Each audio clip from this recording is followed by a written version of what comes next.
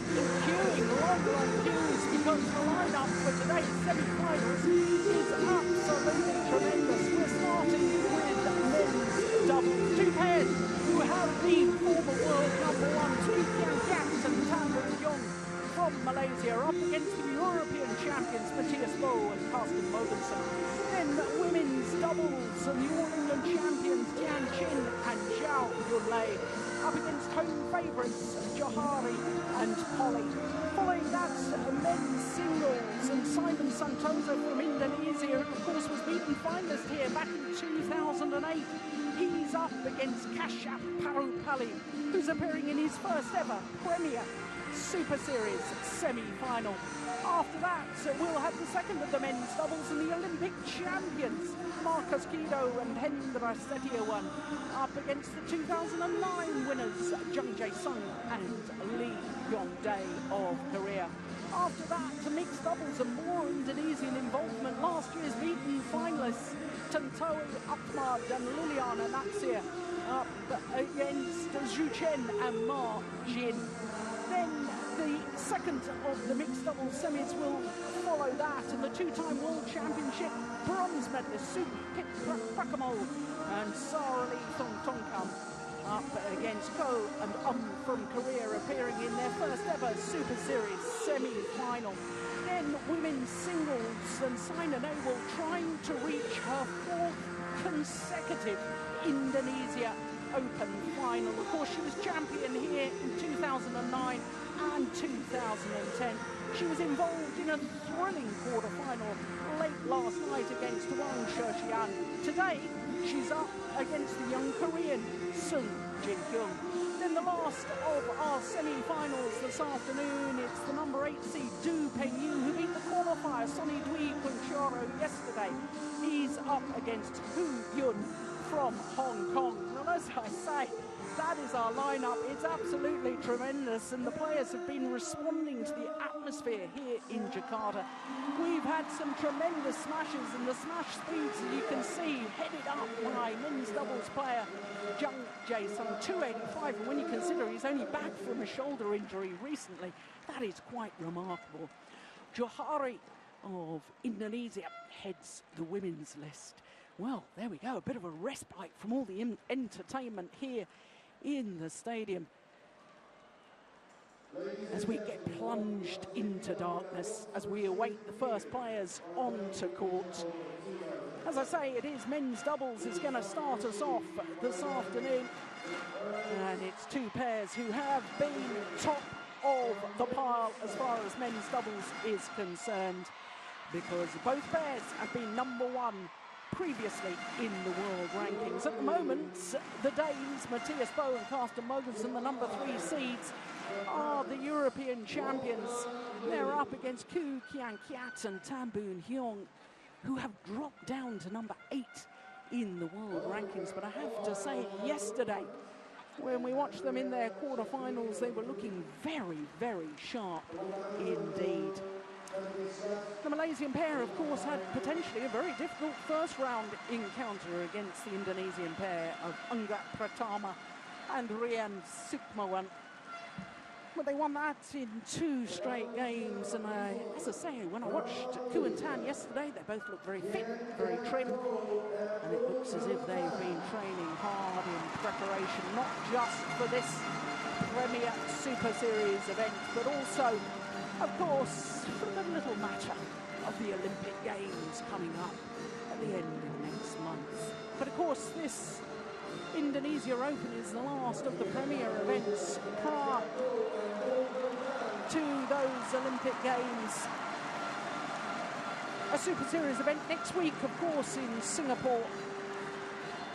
But here are the number 8 seeds, Koo Kian-kiat and Tan Boon Hyung, today appearing in their 3rd semi-final here at the Indonesia Open, having been twice semi-finalists previously in 2007 and 2009. Yesterday, when they played their quarter-final, making their 5th appearance here in Indonesia, it was their 5th quarter-final just shows how consistent they've been at this particular event. Well, here are the European champions. The number 3 seeds, Matthias Bo, the left-hander, leads them out, and Carsten Morgensson. Matthias Bo, 31 years of age, although he'll turn 32 next month. His partner, 28, and he too will be celebrating a birthday next month. So for the Danes, their second Indonesia semi-final, and you have to go back 7 years to the first time they reached this stage of this particular event, 2005, when they lost out to Chandra and Skip Budiato. So Wolfgang Lund is umpire, the toss of the coin, and it looks to me as if Kukian Kat has said that he wishes to serve, having won the toss. Of course, 3 choices. If you win the toss, you can choose which end you start, you can choose to receive, or you can choose to serve. Now, we've been talking all week about the difference in ends and the drift in this very, very famous Istora Stadium here in Jakarta. One of the favourite venues for the players to play.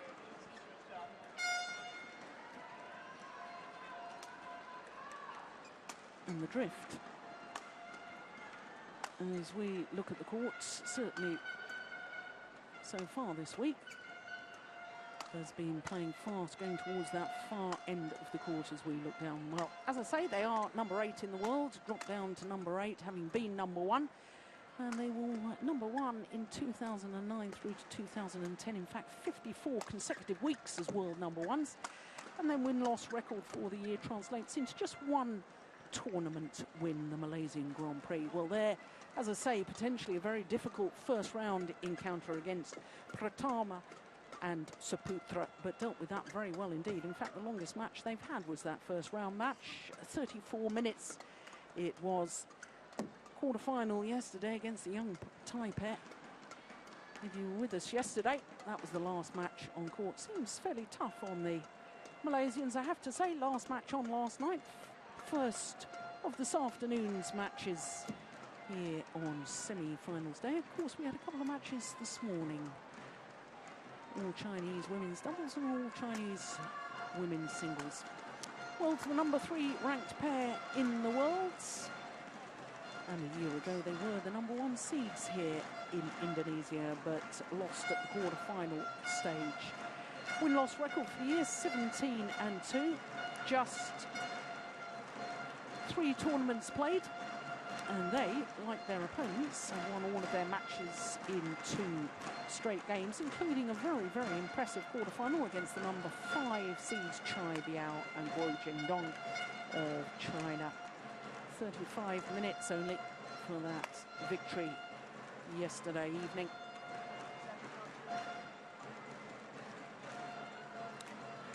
So this, the 11th meeting between these 2 pairs, and you can see that despite the Danes winning not only that last encounter, but the last 2 encounters.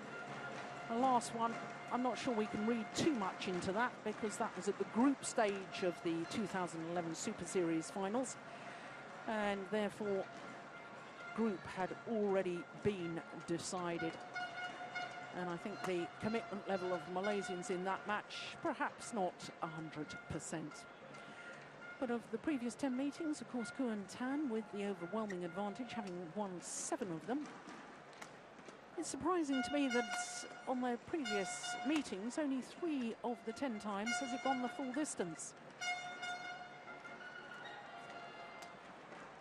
So Wolfgang Lund from France, our umpire, and Andre Chiappini from Italy, our service judge. Please be ready to play. That's all.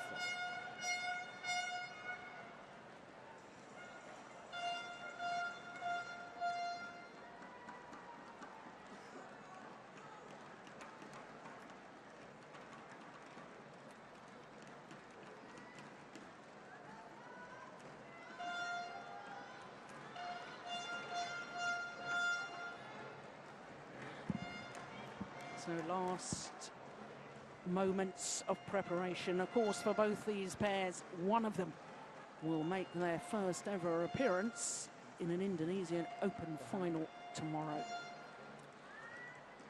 Previous best for both of them, semi-final stage. Well, as I say, the Malaysians were last on courts late yesterday evening, and it was interesting that despite the fact the Danes had played earlier in the evening programme, came back down to the stadium to watch their opponents. Good professionalism.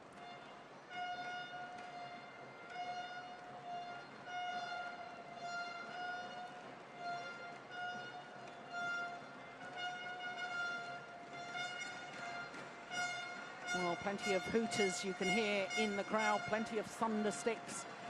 Some of the crowd still haven't made their way in. When I arrived at the stadium, they were queuing outside, long queues for people waiting to buy tickets.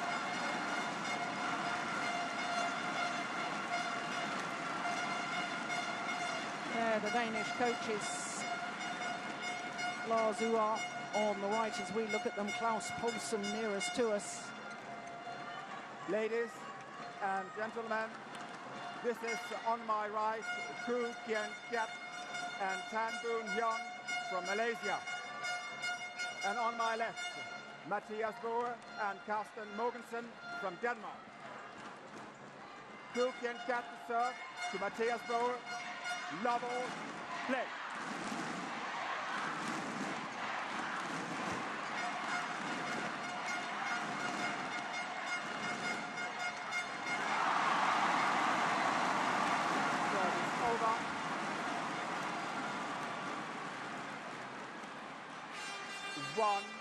Well, I think we're going to have this sort of volume greet us with every single rally.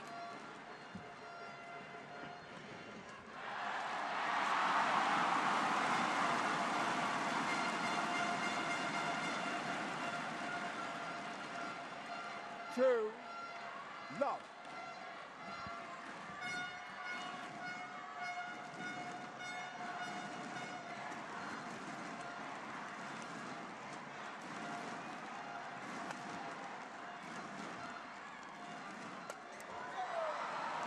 Service over.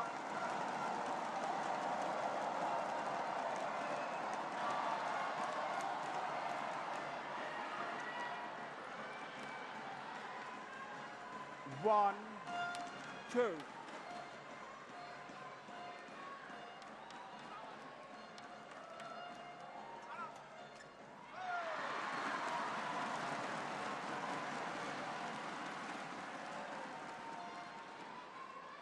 Two, all.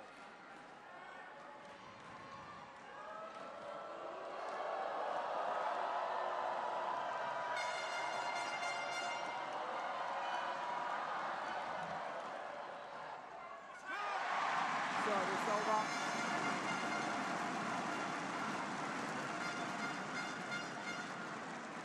Three, two.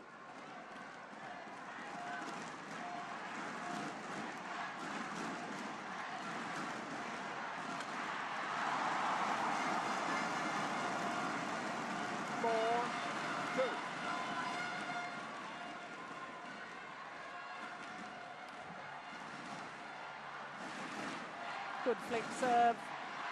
So deep in his defensive stance. No wonder he was beaten by the smash.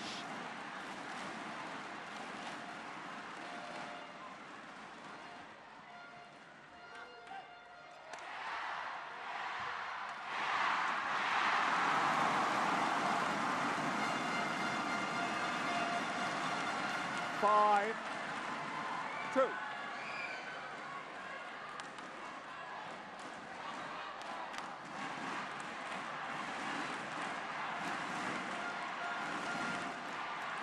Oh, service fault call. Service fault called. I was about to say, what a terrific Service over. flick serve.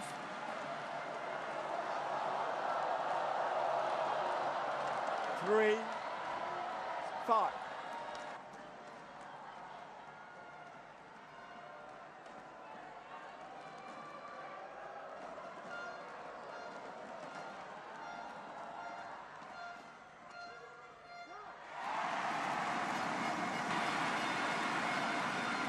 Service over.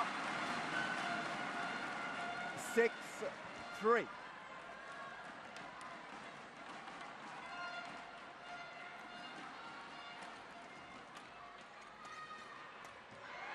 Yeah, that's the weakness. Service over. The Matthias Bow 4-6. defensive play.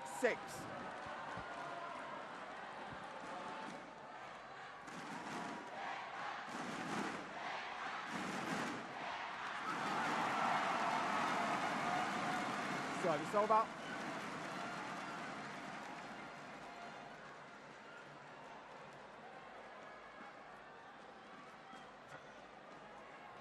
7-4.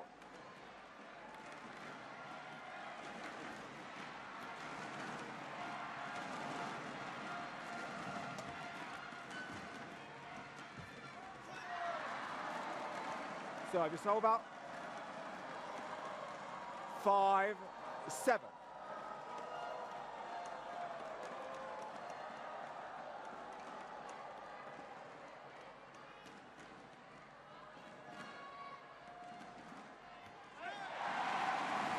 Service over.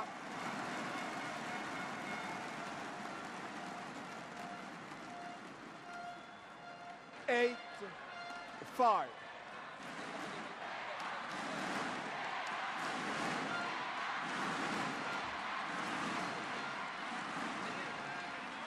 Oh, that's wonderful play. Great anticipation. That's where he's so good. 9-5.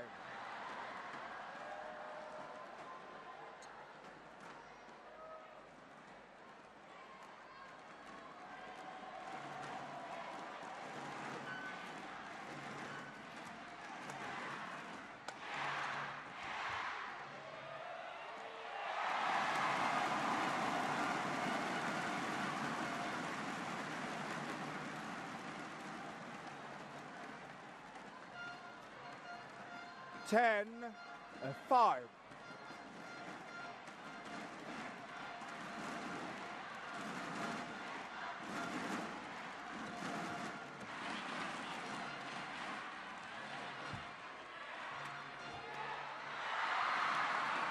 Yeah, it's really going to be a battle, isn't it, between Koo and Bow as to who really dominates the net.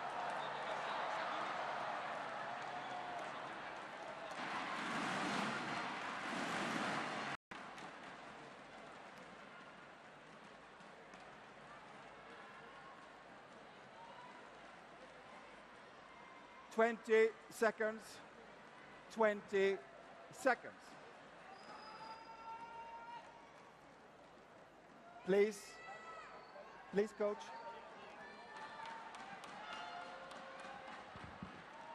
Well, the umpire, Wolfgang Lund, being very sharp on time allocation for coaches.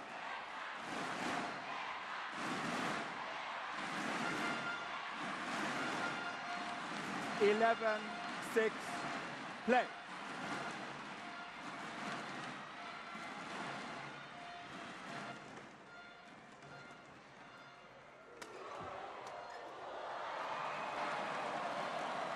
Service over.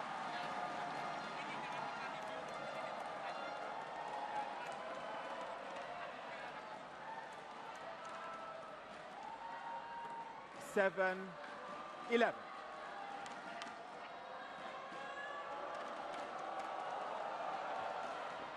Oh, what a good return of Service serve. over. 12-7.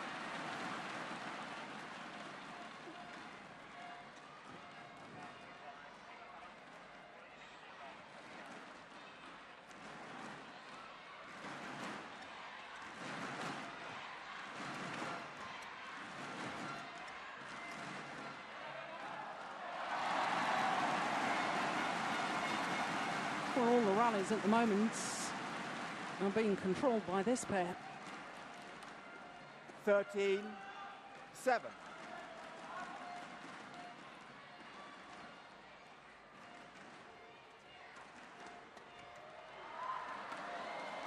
Service over.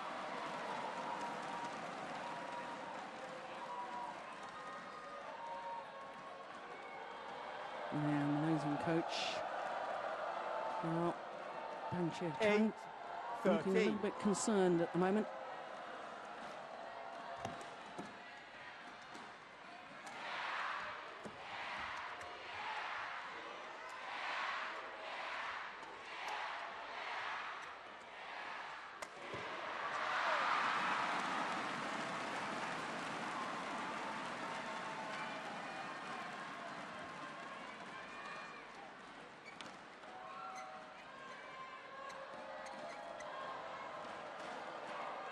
Nine, 13.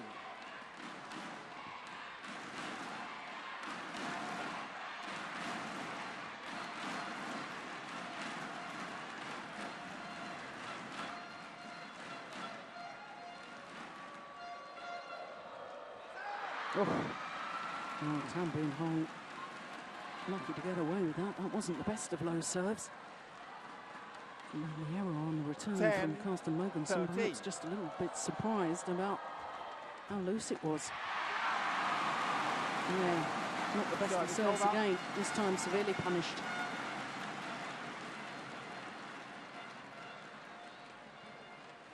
Fourteen, 10.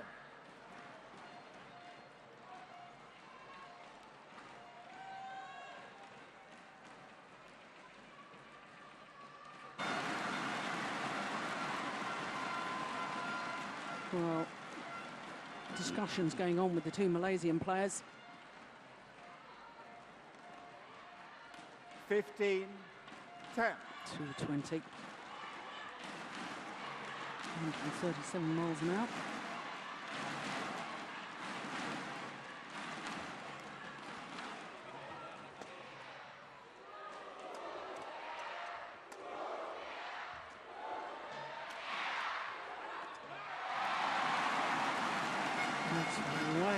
Along the back line, and that's the drift coming into play that I was talking about a little earlier on. As we look down on the court, Malaysians will have to be very careful with their 16, lifts. 10. The drift will take the shuttle along of that back line, as indeed it did in that last rally.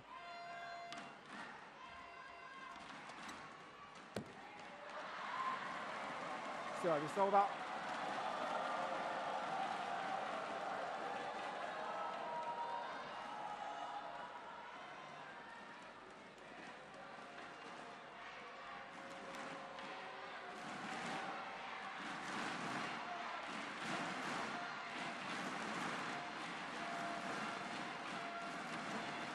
Eleven, 16.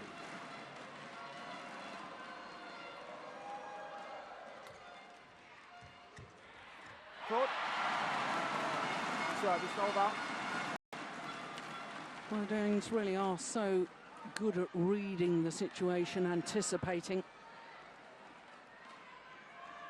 And a good change of pace. They don't always 11. hit things hard. They're just giving the shuttle enough pace to make it very difficult for the net player.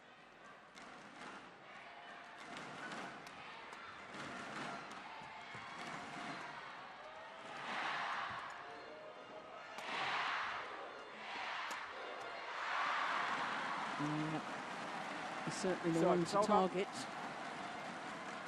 defensively. Natsia 12, 17. definitely has frailties.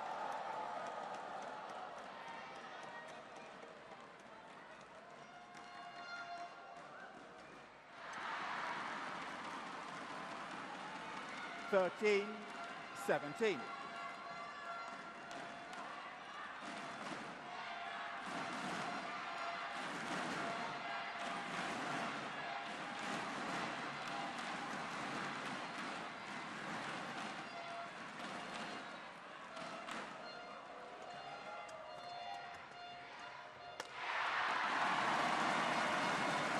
Service over.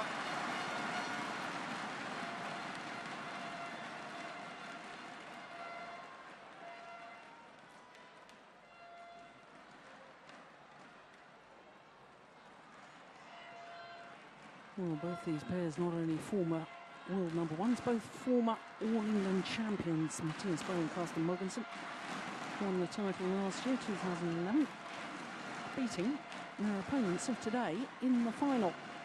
And of course, Tian had won the All England Championship back in 2007.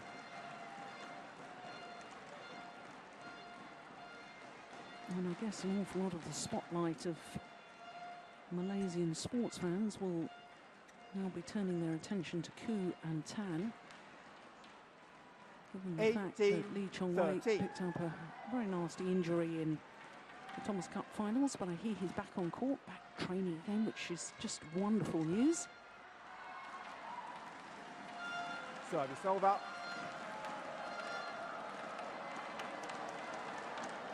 (14-18).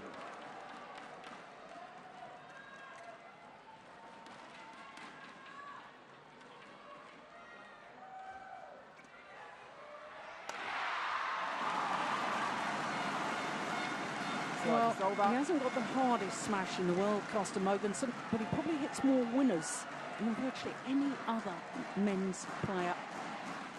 It's the angle he gets and the placement. Oh, you can see an outright winner that was just 234. 9-14.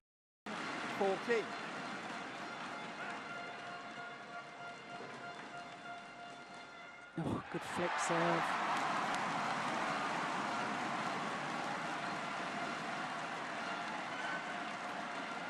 And the ace of the flick serve brings up 6 game points to Bo and Morgensson. 20, game point 14.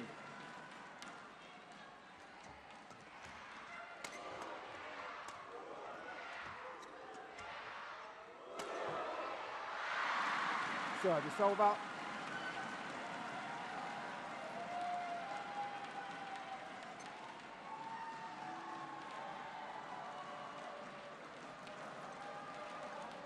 (15-20).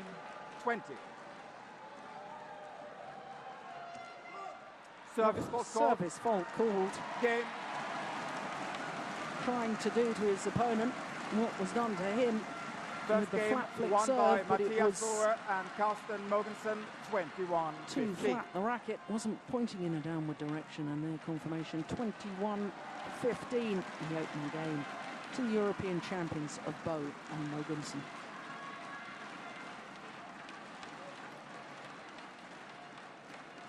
Just 16 minutes for our opening game. I have to say the Danes were looking very, very sharp.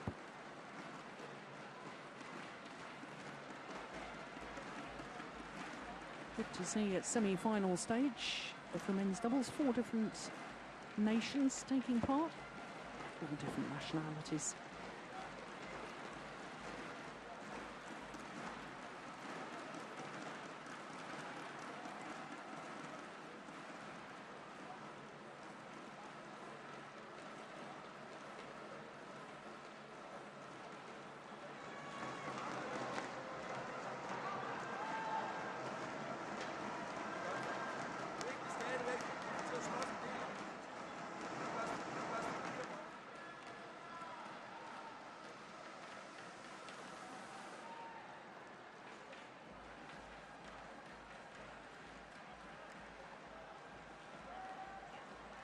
Well, it was a fault called on the flick serve there, so despite the fact that the shuttle landed in and completely deceived Natsia Bo, it was the Danish point. 20 seconds, 20 seconds.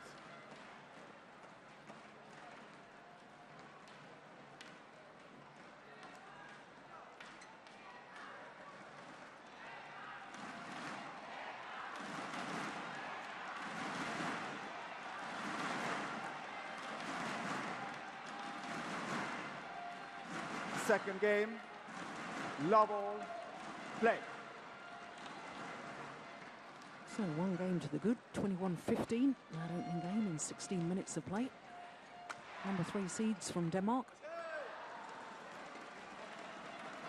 Service over, 1 love.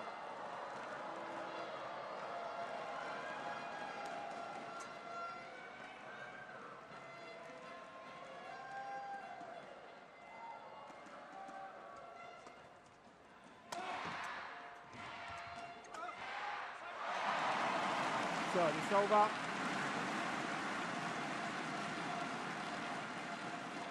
Well, I think the Malaysians, if they want to get through to the final tomorrow, are going to have to work very, very hard on getting the Danes out of their favoured formation, which is Matthias Bo at the front of the court, Carsten Morgensson controlling the rally from the back.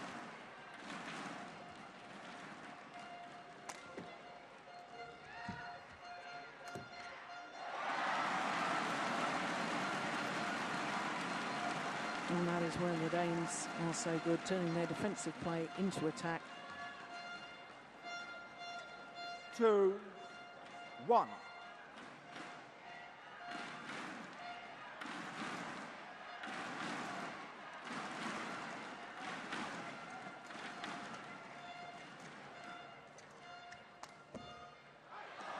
it's just long.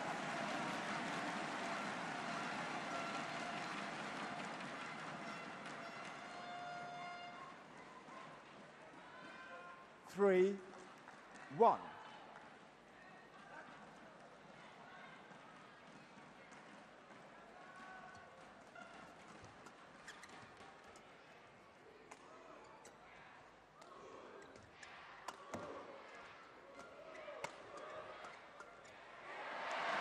Yes. That's the difference when you stand your ground in defensive play. And they comment in the opening game about how deep the Malaysians were in their defence. 4-1. Standing their ground, driving the shuttle back.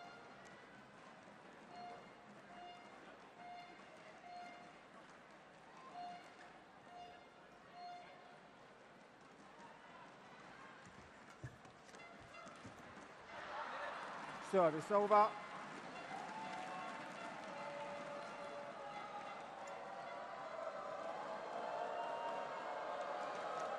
2-4.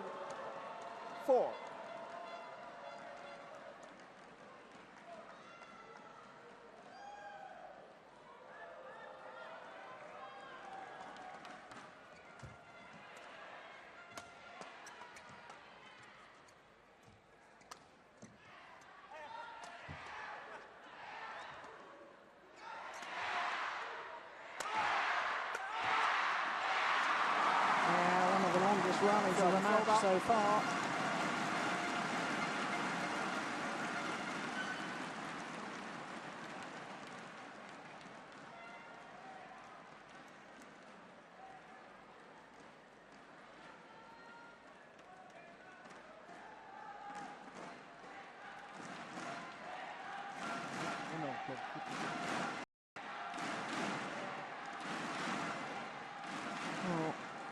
Jung was just asking the umpire if he could go and towel down, and the umpire said no, let's play on.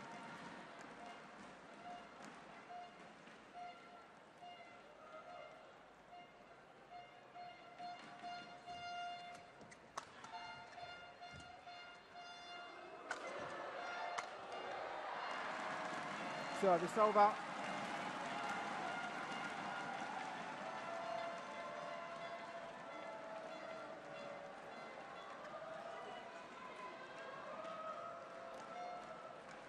3-5.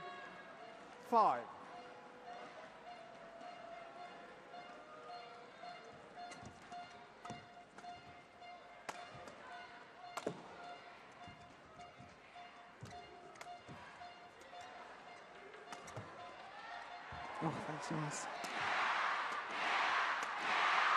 Yeah, as soon as Matthias Bo gets forward to the net, tends to have a huge influence on the rally.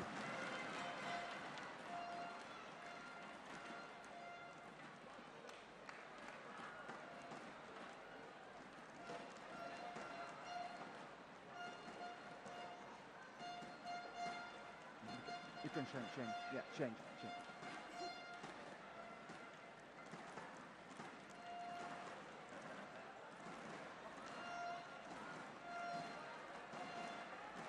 6-3.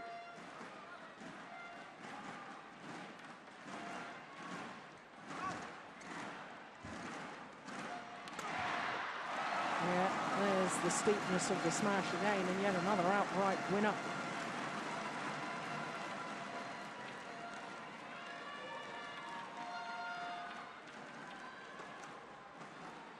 Yeah, just too far back in court, the Malaysians. 7-3. You know your opponent can hit so steeply, you've got to bring your base further up in the court.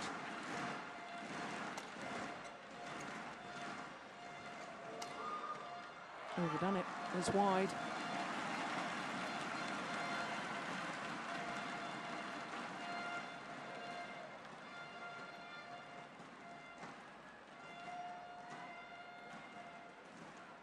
Eight, 3.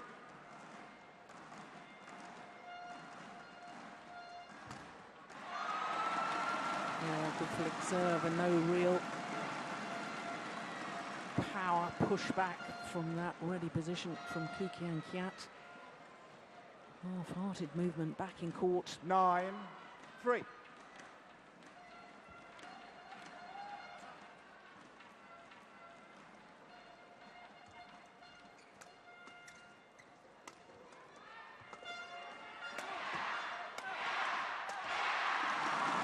Dane's making this look so simple tactically. They're absolutely spot on at the moment.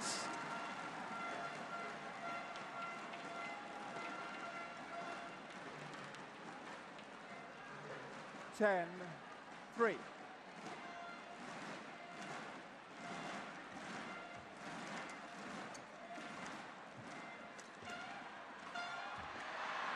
Well, that's nicely done. So Service when he over. gets the opportunity, when he's reading it, Kian Kiat is equal to anyone at the front of the court.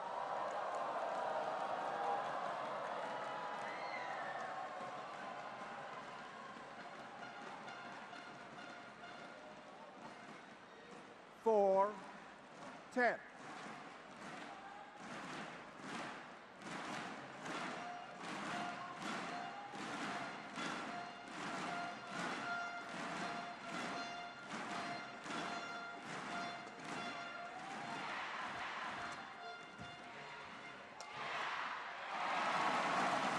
Service over, 11-4 interval. Well, the Malaysians look a little bit bewildered at the moment. Doesn't look to me as if they really know what they should be trying to do.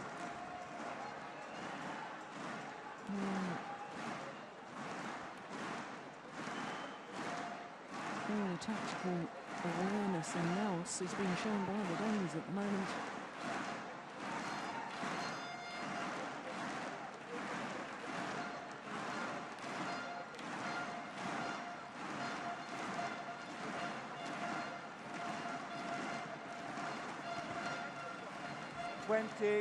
Seconds, 20 seconds. Living a Malaysian fan, I think the body language Please be back on in court. town will be of great concern at the moment.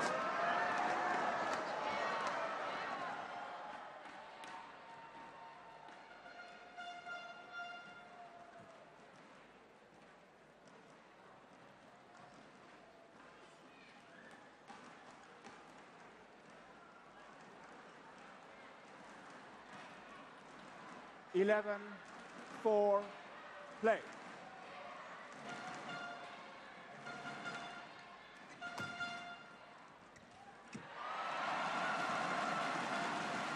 Well, 4.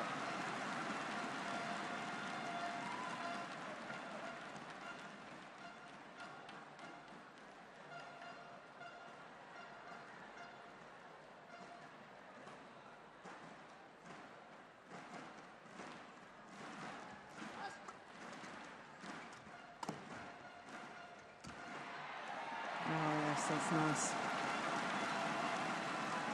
Oh, we're so used to singing the praises of Matthias Bo at the net that tend to forget that Carsten Morgensson 13 is very, very good 4. net player as well.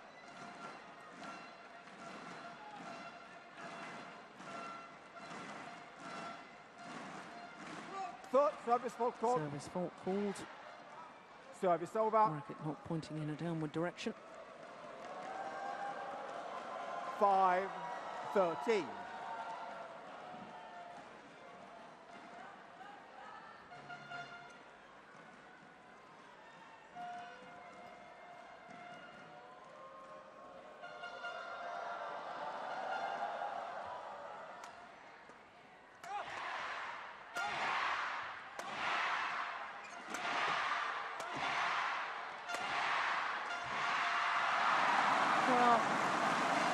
Whilst it might be a crowd pleaser to just keep lifting the shuttle,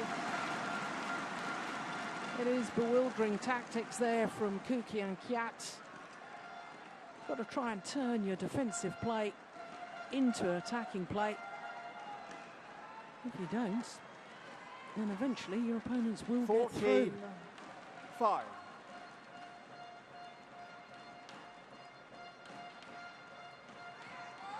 Service over. Service long.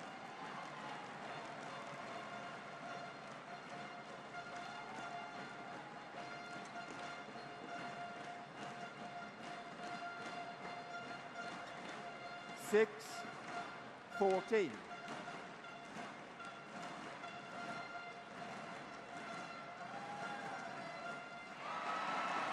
Service over. Well, an error on the flip serve. And paid with an error on the low serve. 15-6.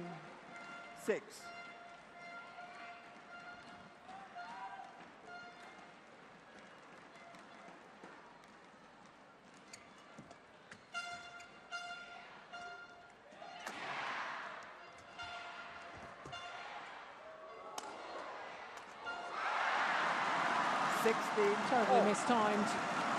Went under the net. And just nothing is happening for the Malaysians at the moment.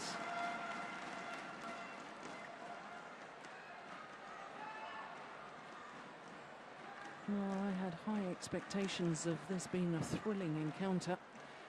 And quite frankly now, the Danes with a 10-point advantage.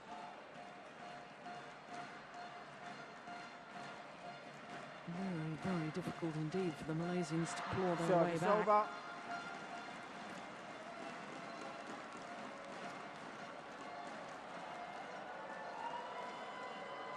Seven, 16.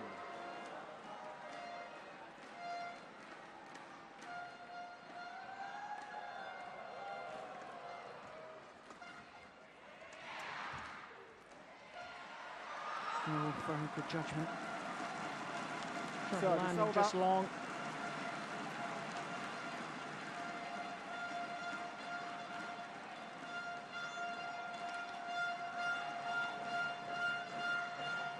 Seventeen, 7.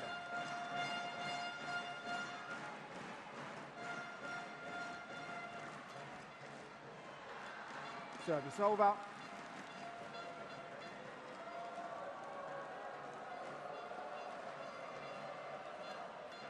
Eight, 17.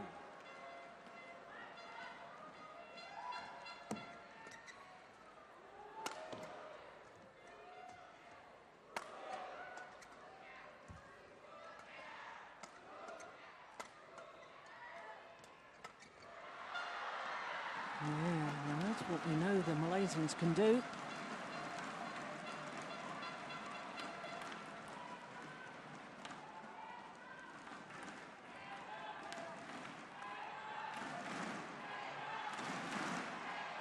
Nine, There's a 17. little hand signal, just letting his partner know where he's going to serve to.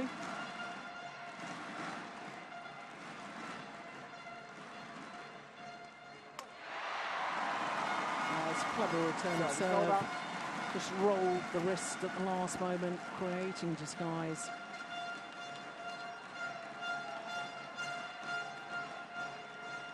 Eighteen, 9.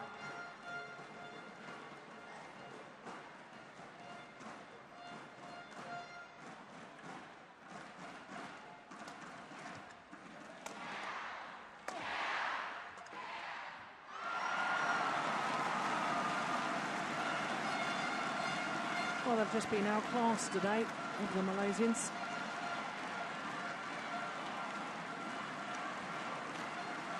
That's very disappointing from our 19, perspective because we were all hoping for a very close encounter. It will also be of great concern to Malaysian fans. Service over. 10, The 19. prospects of an Olympic medal.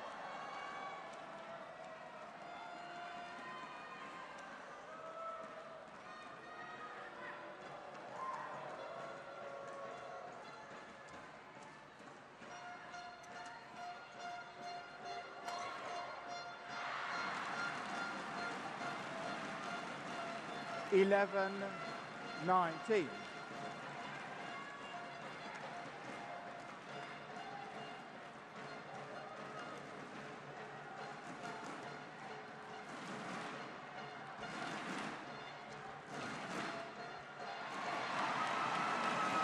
Service over. Well, Klaus Paulsen applauds, and so he should. Tactically, Bo and Morgensson have done all the right things today. 20, match point, 11. 9 match point opportunities.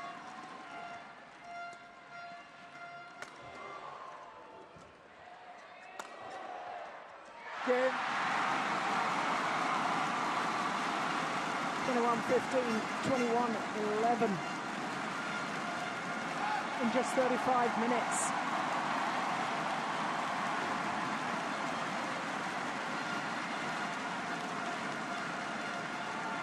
And Bo and Morgensson through to their first ever Indonesia Open final. Match won by Natsia and Morgensson, 21-15, 21-11.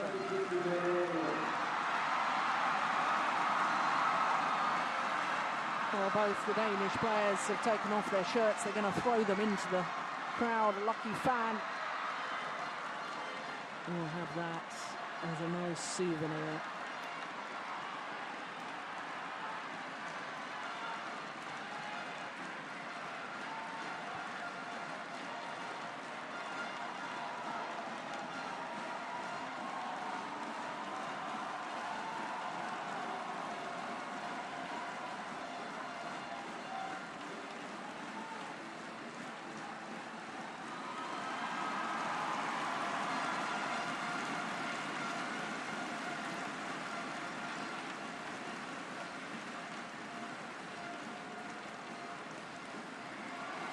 Well, it was a very ambitious shot to try from Tian.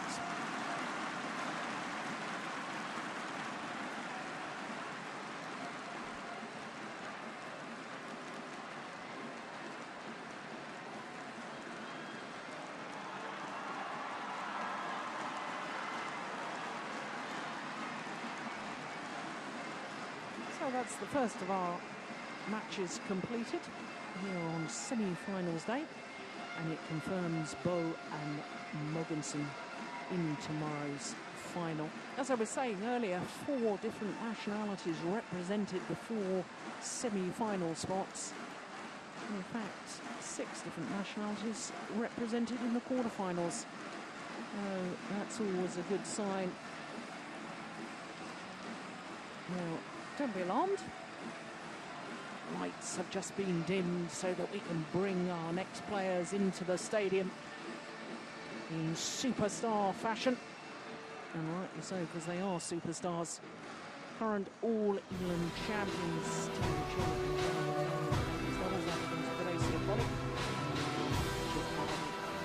As the women's doubles get ready, you can just see highlights from that men's doubles.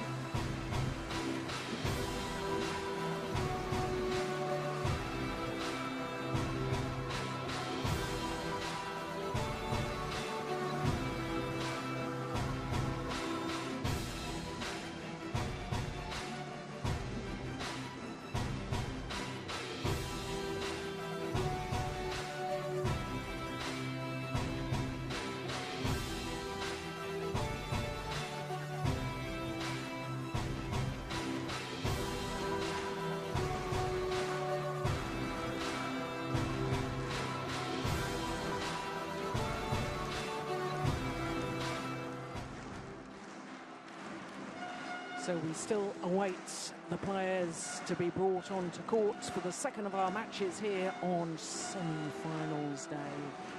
It's women's doubles, and it features Indonesian players, so you can be assured that the crowd is going to roar every single point that Miliana Johari and Gracia Poli win against the All England champions Tian and Xiao Yunlei.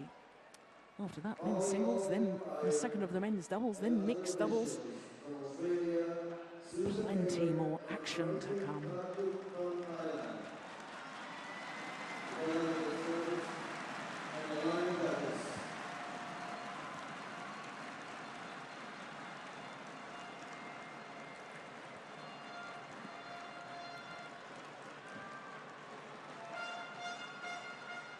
Indonesia involved in 4 of these semi-finals, as you can see, not only the women's doubles but also the men's singles. Simon Santoso will be taking on Kashyap Parupali, and then the Olympic champions Marcus Kido and Hendra Setiawan in the men's doubles.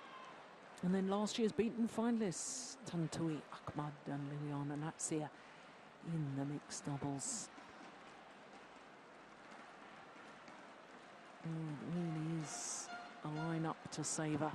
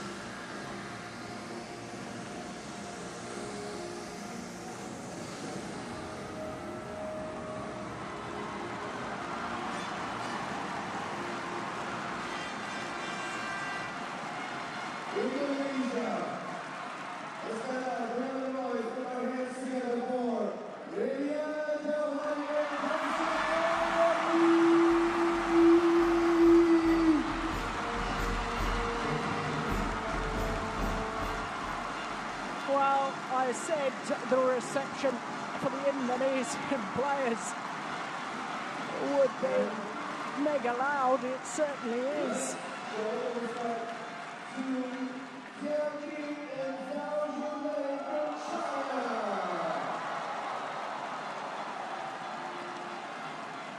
And a muted greeting in comparison for the number 2 seeds, the current All England champions Tian and Xiao Yunlei.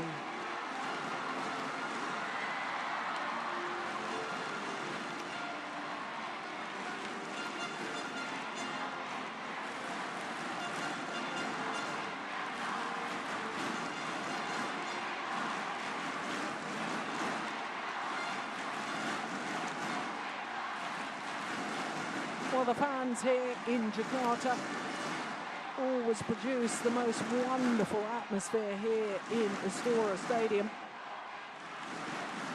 They're a very knowledgeable crowd too. They appreciate good badminton, but my goodness, their support of their home players really is just of the ultimate experience.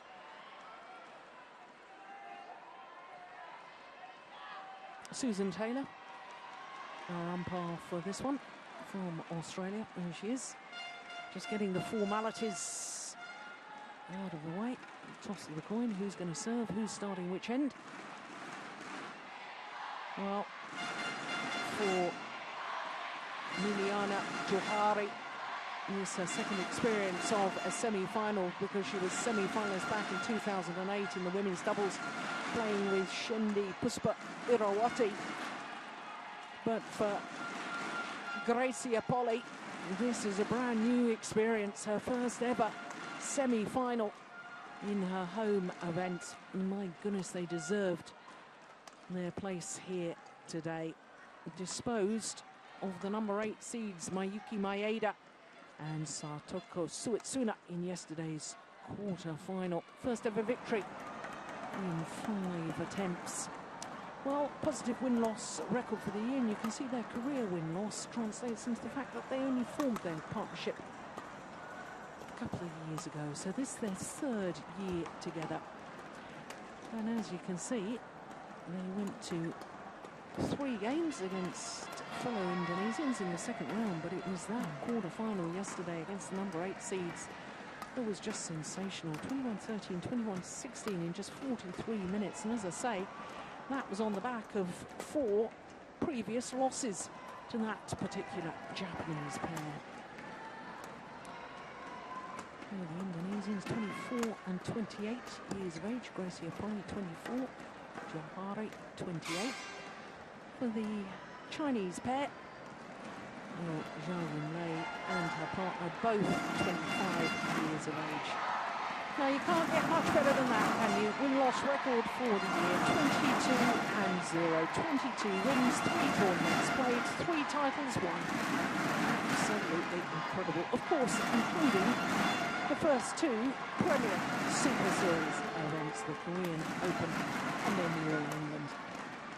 And for good measure, it's not a bad lineup of opponents either, is it? The Commonwealth Games gold medalists, Juala Kutta and Ashwini Ponnappa in the first round.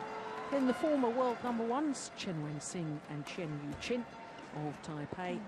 And yesterday against their teammates, Huan and Jinhua. Longest match was their first round, 36 minutes, yesterday's quarter-final against their teammates. Just 23 minutes, really weren't extended at all. Well, they've only met once previously, and that was in the Yuba Cup qualifying Asia zone. And as you can see, it was really rather comfortable for Tian Qing and Xiao Yunlei.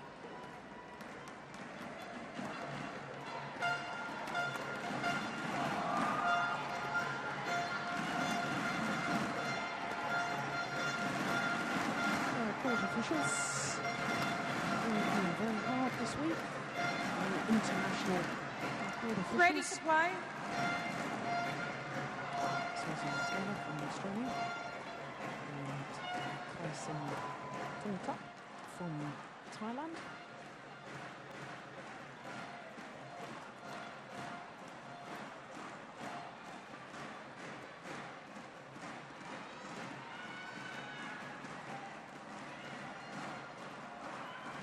Jung with that elbow heavily strapped.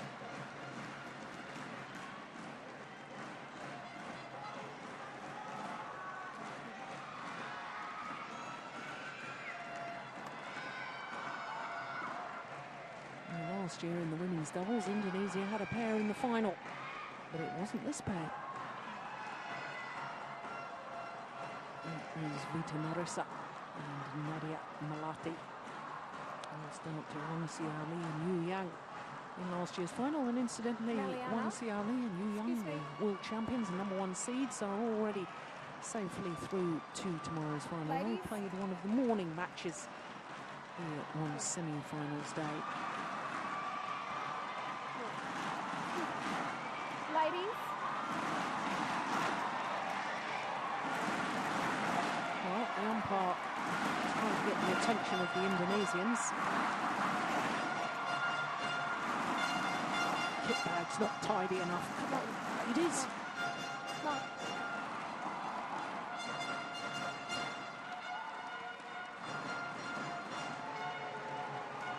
Umpires have been very sharp on that this week. Ladies and gentlemen, on my right, Zhao Yunlei, Tianqing, China. On my left, Meliana Johari, Gracia Poli, Indonesia.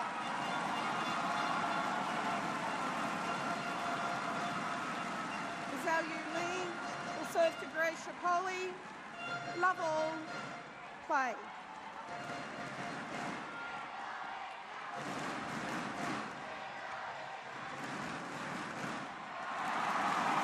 Vieira from Xiao who last year won the mixed doubles title here with Jung. And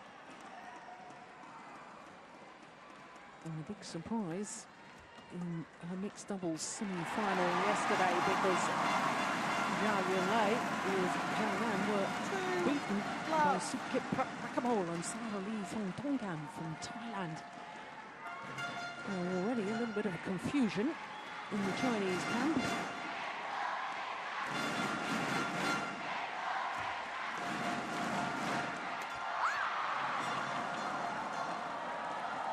Service over. 1-2.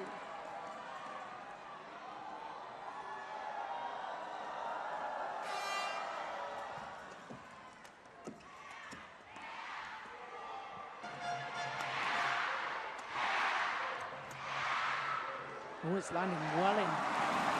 Well, it wasn't well in, it was certainly in. Service over. And Xiao Yunlei, a little bit naughty in that she tried to influence the line judge. Look, she spreads her arms as if to say, out. And umpire Susan Taylor should actually probably have a little word with her about that, perhaps letting it go because it's such early stages.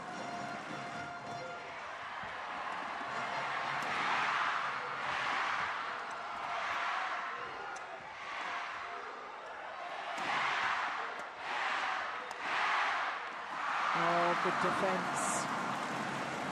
Service over. 2-3.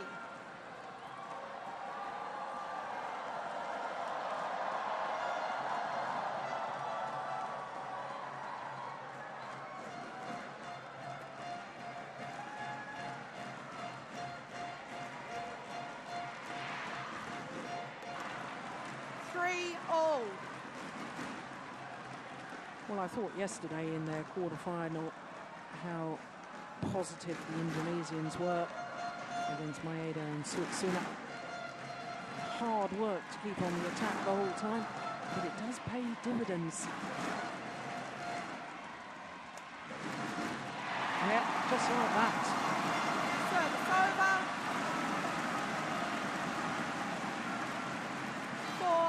4-3.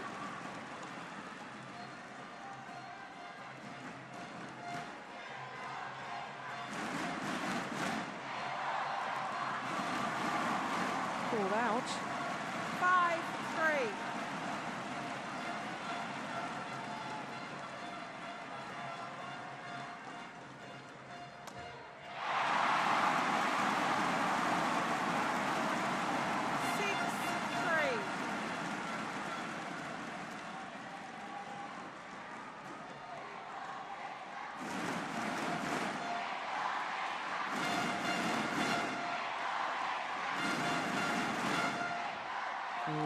Service long.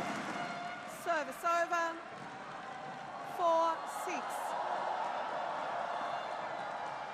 Yeah, she looks a little bit nervous, doesn't she, Johari?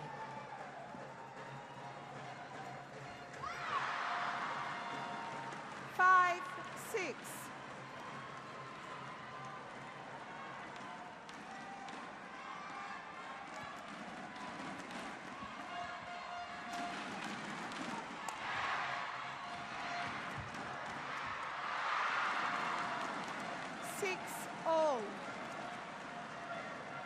Head coach Lee Yong-bo is a big fan of this lady.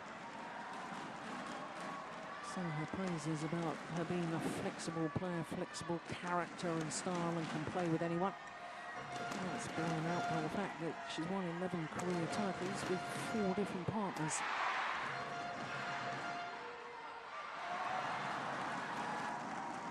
Seven, 6.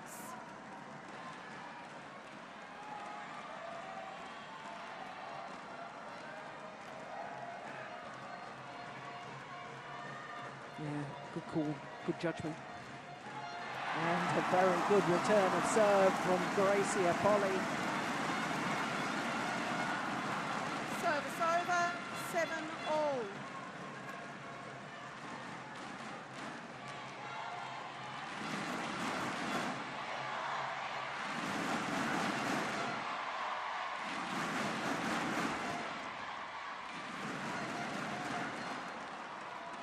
Service over. 8-7.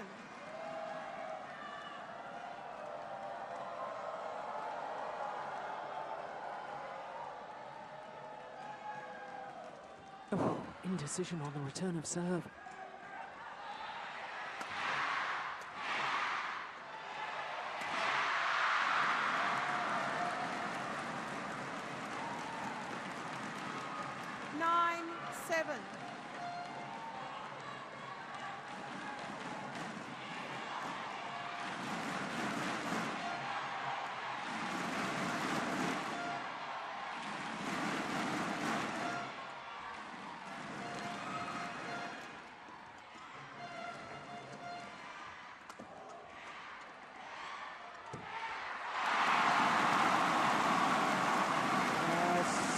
Good awareness from Gracie Apolli. Wasn't content just to drive back the shuttle. 8-9. Step forward to the nets. Oh, she's pleased with that, and rightly so.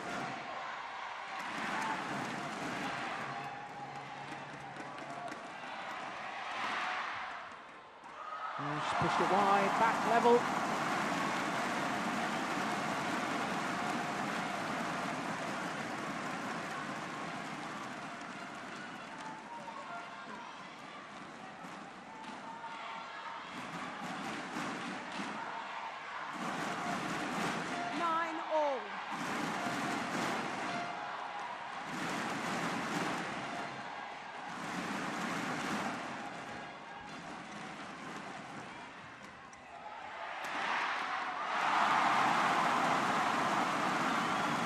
It's a good little run of points, 3 points in a row for the Indonesians.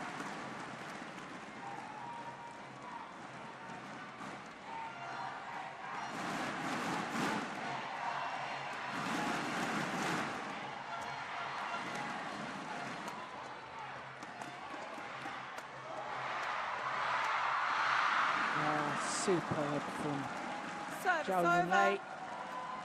10-all.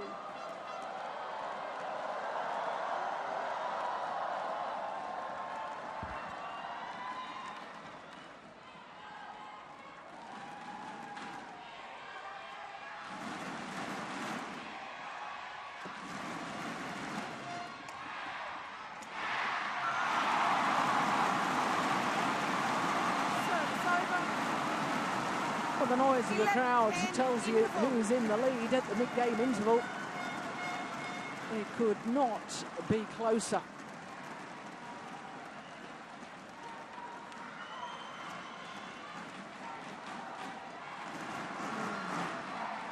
Yes, clever placement.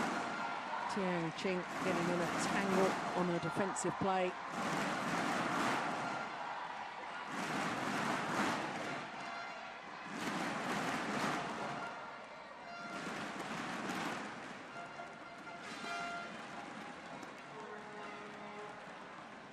Seconds.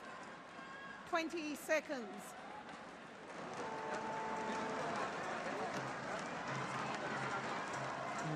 Thank you, coaches. Yeah, well, 20 seconds is always a clear indication to the coaches that they should depart the court.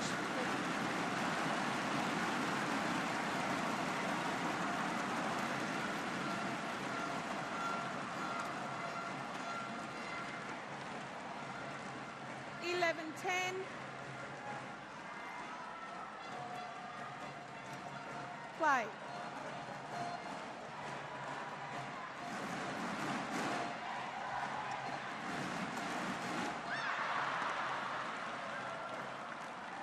Service over. Perhaps just momentarily took her eye off the shuttle, perhaps trying to see where her opponents were on court.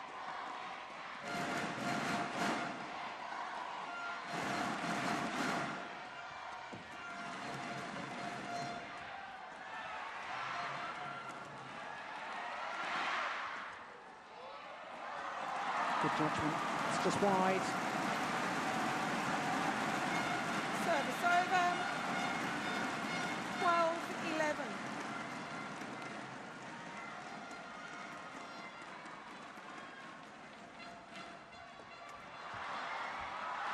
Oh, it's lovely from Tian. Service over, 12-all.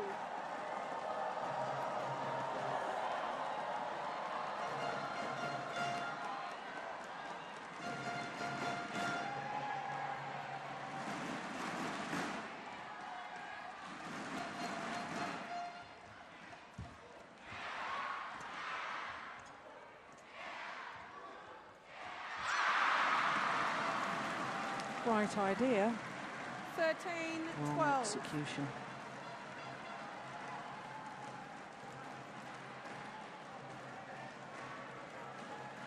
A little block to the net. Try and take the net position away from your opponents. It's always a good idea.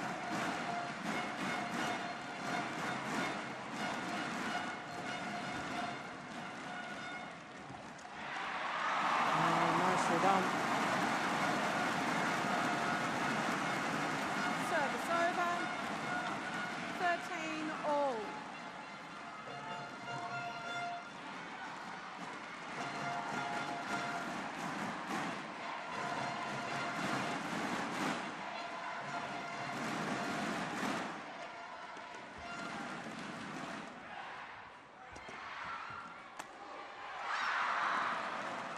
Yeah, perfect Service placement of the over. smash. 14-13.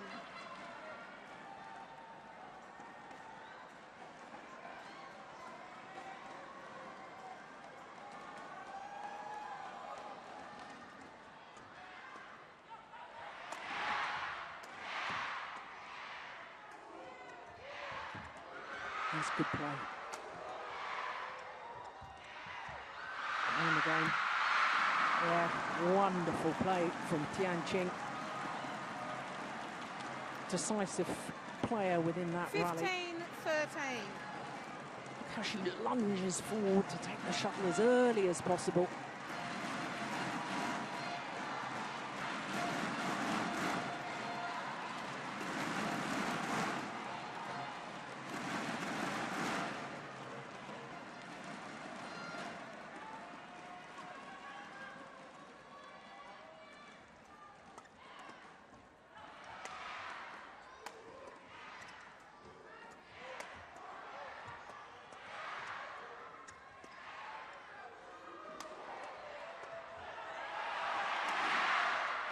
Oh, opportunity missed.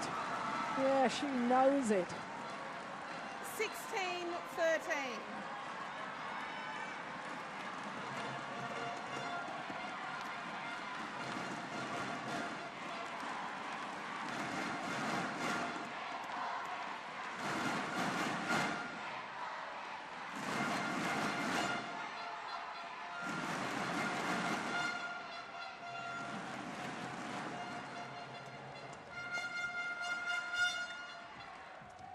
Oh, nice. Once again, the decisive move, the decisive shot 13. from Tian.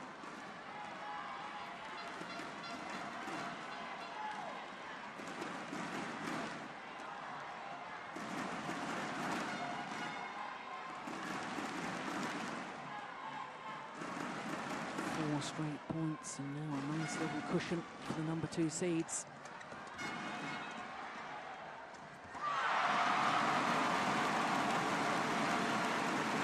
Service over. 14-17.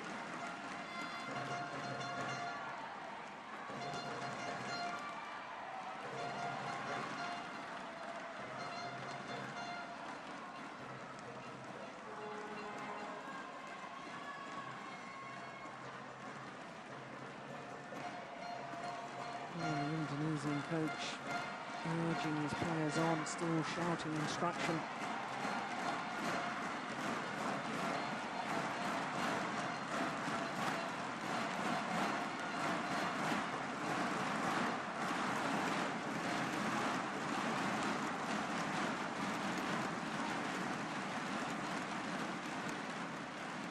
This is probably the Indonesians' biggest matches of their careers as a partnership.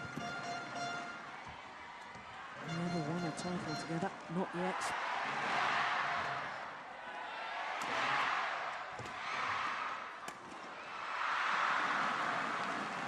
Service over. 18-14.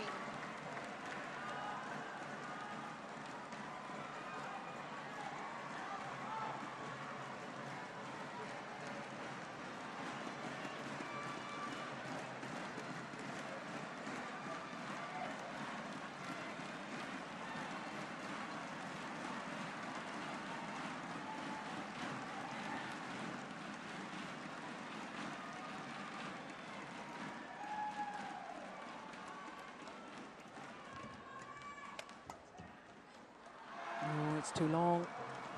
19-14.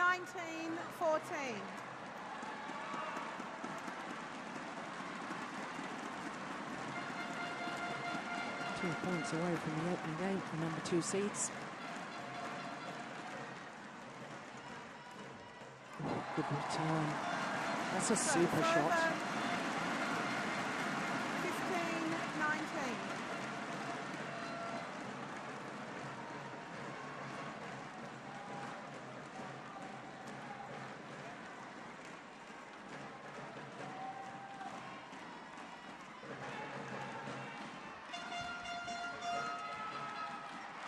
Oh, that's perfect. That's why it's worth hunting the shuttle at the net. 16-19.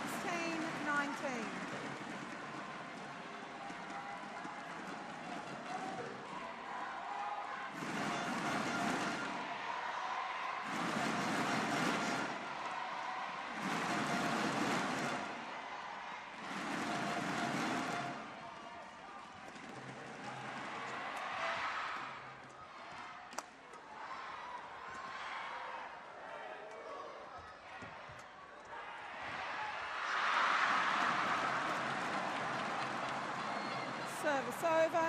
Well, I can tell you that Xiao 20 game straight point. after the rally, went 16. across and spoke to the service judge as if to say, surely that last serve was a fault, but it wasn't called. Well, the Chinese won the rally nonetheless, and therefore have 4 game points.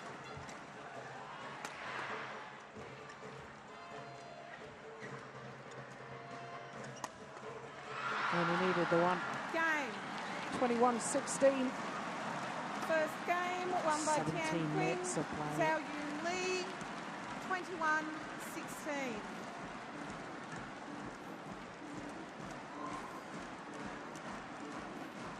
Well, the Indonesians started well, but just got pinned back by Tian and Xiao Yunlei.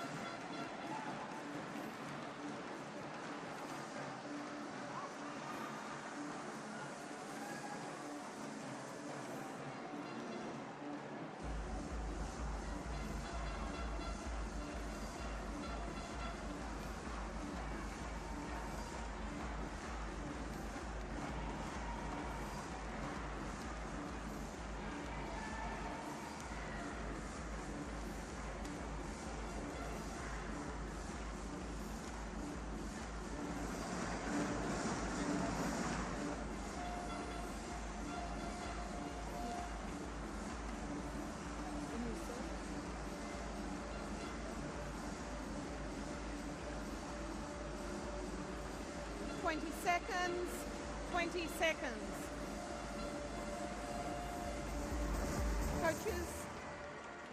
Coaches, please leave.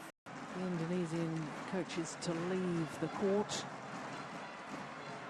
2-minute timeout complete. Second They game. still wanted to impart Love all. some instruction Play. to their players. Well, I have to say, I thought they played pretty well in the opening game. Just that the Chinese played even better.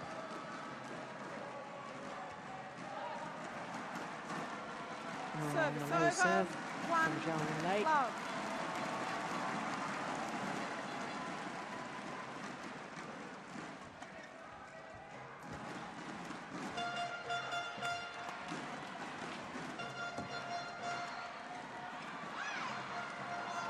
for good.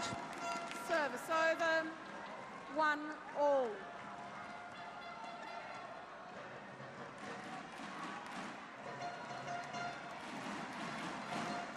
Yeah, indeed it was.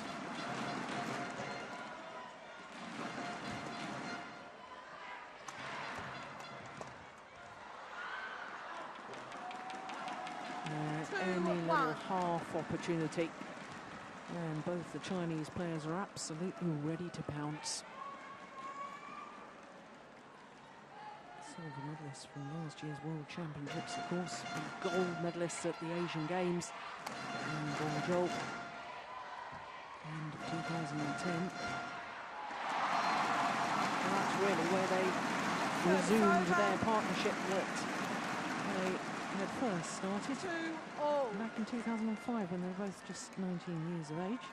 Played 3 tournaments, international tournaments together, and went their different ways. And thrown back together again at the Asian Games because of illness or injury problems to Cheng Shu, who was supposed to be playing with Xiao Lei. 3-2. And having promptly won the gold medal, head coach Li Yongbo decided it was a jolly good thing to keep them together as a regular partnership. A wise decision. And they've gone from strength to strength.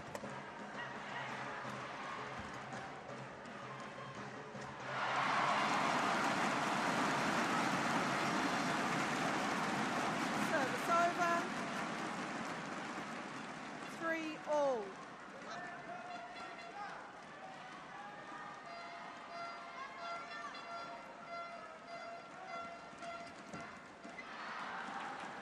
Service over. 4-3.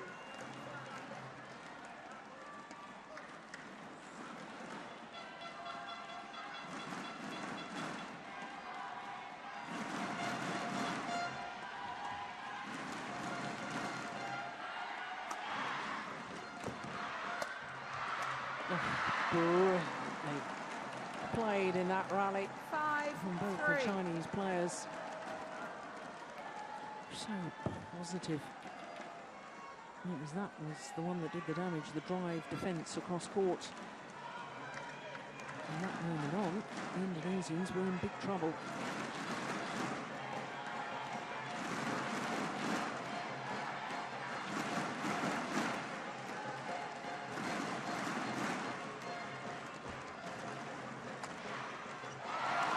Good placement.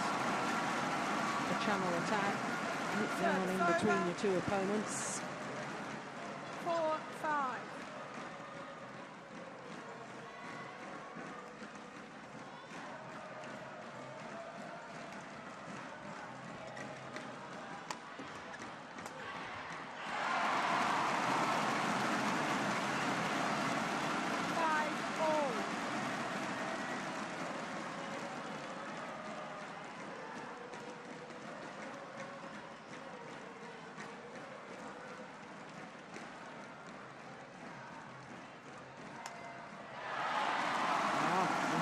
Into the lead. 6-5. Chinese coach is looking a little bit concerned, isn't he?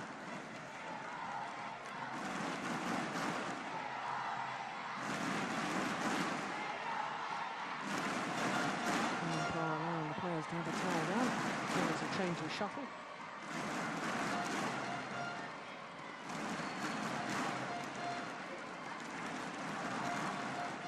For this Indonesian pair, this the first ever semi-final at a Premier Super Series event. The first semi-final of the year.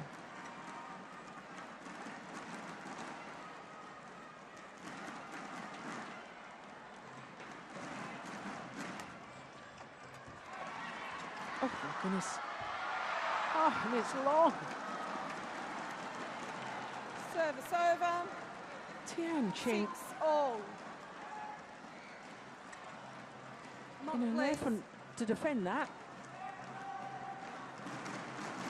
Lost her balance, fell down.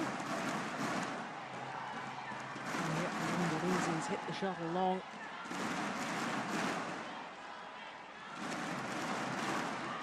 Thank you.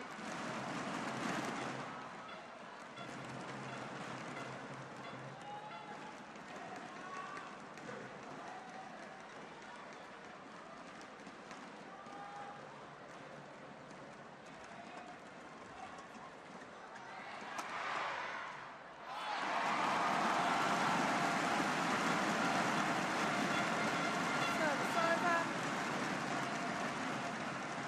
7-6.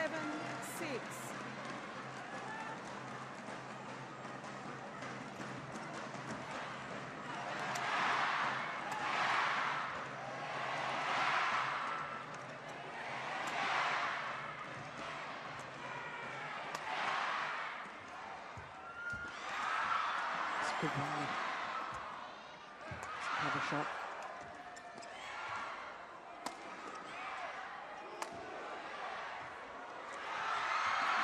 Unbelievable.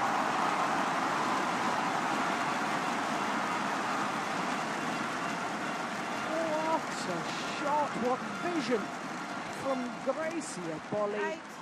8-6. That is a real moment of magic. Super play.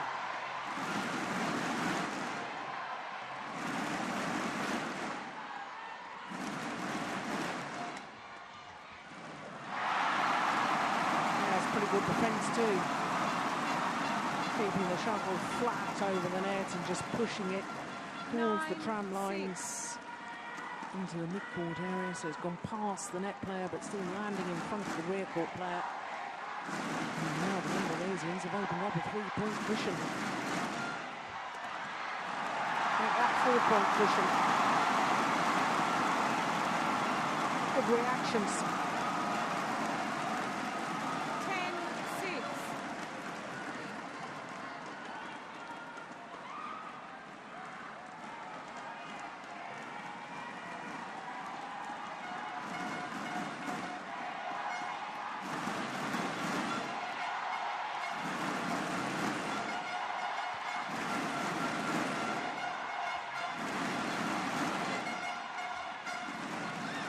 Pushed it wide.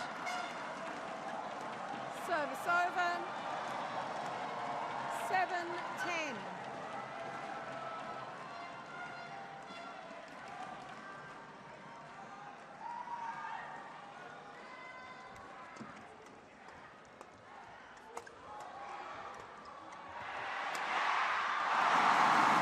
Yeah, that's a wonderful smash. Service over. Aiming towards the right 11-7. hip Interval. of Tian. And a 4-point advantage at the mid-game interval for the unseeded Indonesian pair.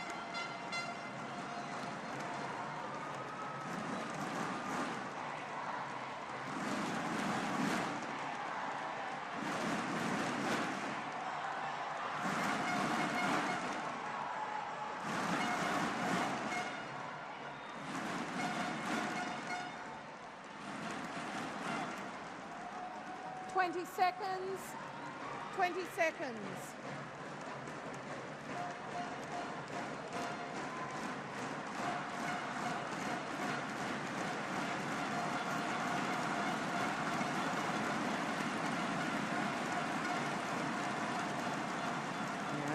Absolutely towards that right hip, wasn't it? 11-7. And the crowd delight in that success, but not there yet.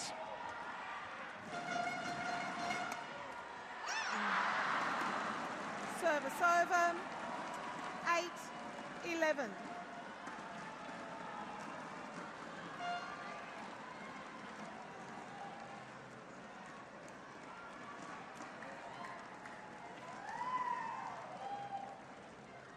Good return.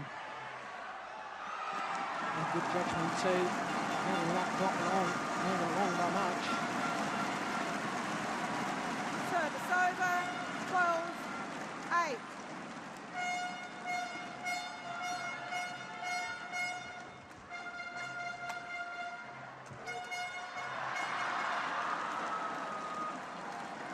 Service over. 9-12.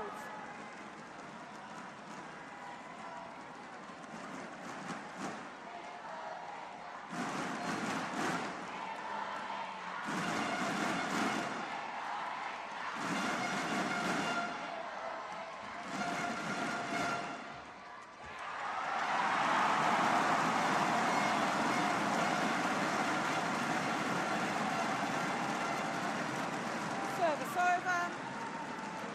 13-9.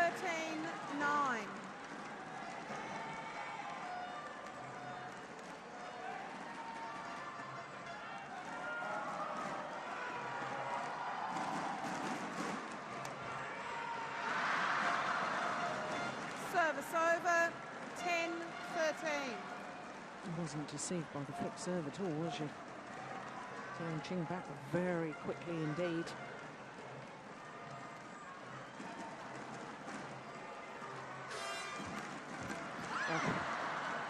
Well, that wasn't exactly slow, was it? 11-13. Marvellous play from Djarum. Serve and hunting the third shot, anticipating well.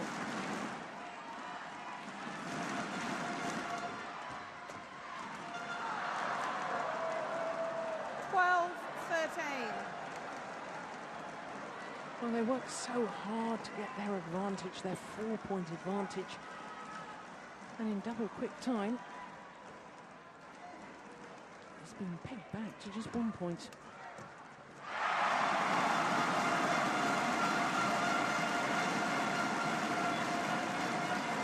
Service over. 14-12.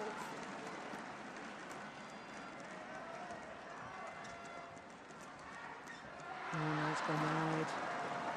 Service over. 13-14. And the thing that's concerning about the Indonesian pair is that they're allowing their opponents to win points and gain points without having to work too hard. That was a brilliant return of serve from Gracie and Polly. 15-13.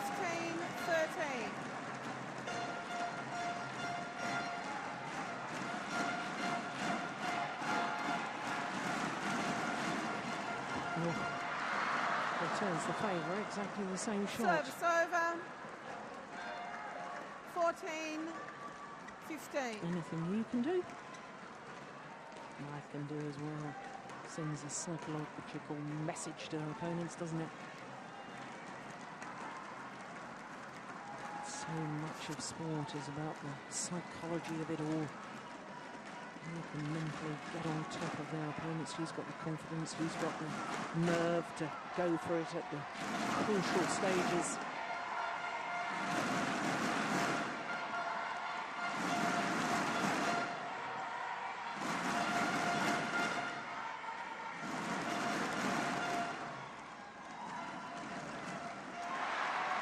Short. Oh, very nearly got it back. Nearly. It's not good enough, though. 16-14.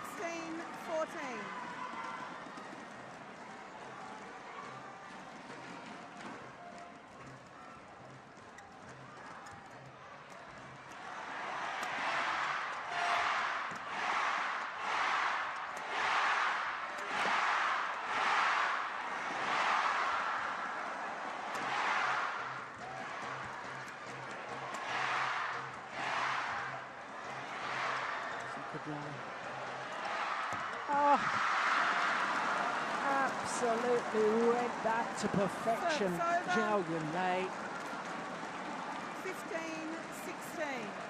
She moved, I think, before Gracie or Polly. Yes, she does.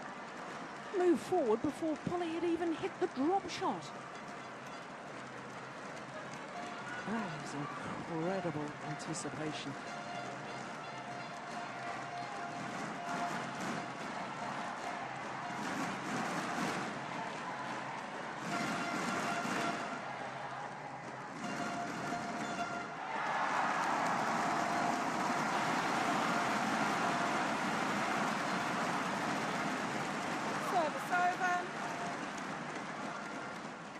17-15.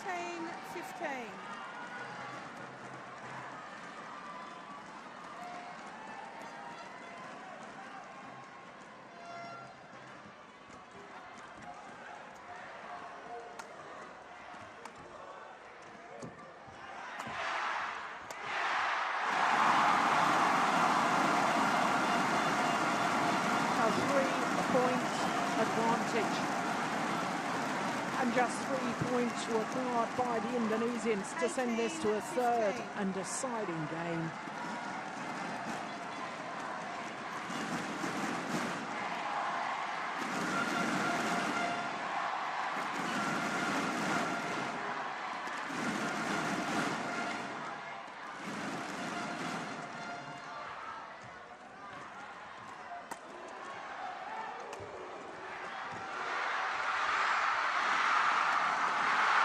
Unbelievable.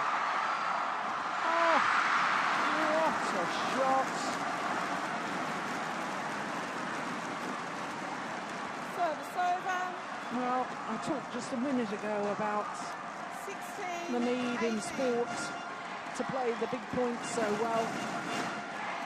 And Xiao Yunlei doing precisely that there, the vision and the skill.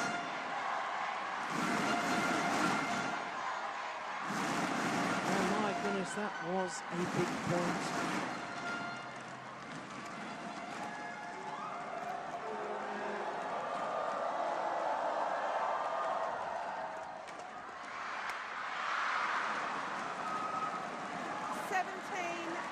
It was good serve and good anticipation from Xiao Yunlei, but it's greeted with almost silence from the crowd. Because now there's just 1 point in it.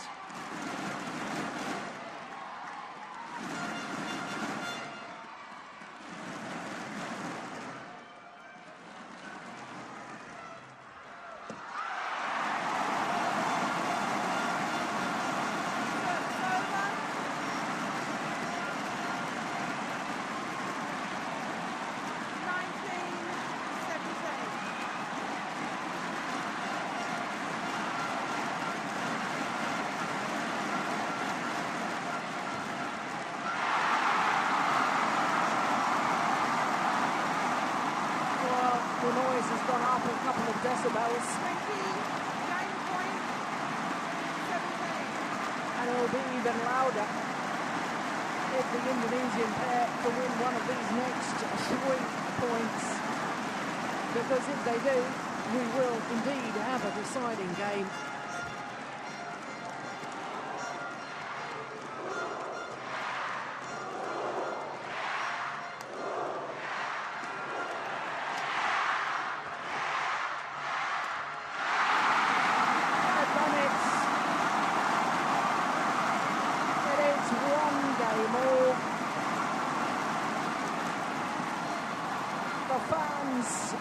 Celebrate 21-17, and they thoroughly deserved that second game. Liliana Johari, Croatia Poli, 21-17. The error in One the end game from all. Tian, the smash into the net. And whilst it ended on an error, Indonesians took their opportunities to command the net in that second game. Well, I said after the first, I didn't think they'd played the wrong game. I thought they were playing well. It was just that their opponents had played better. But now, in the second, it was the Indonesians that played better.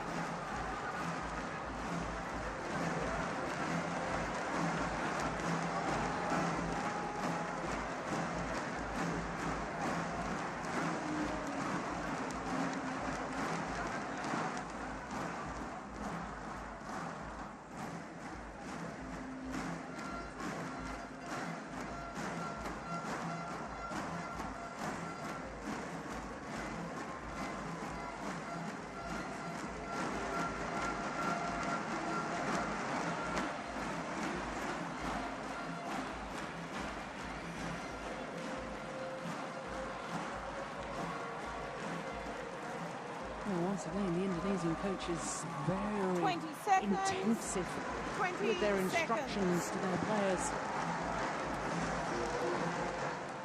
Coach, please leave.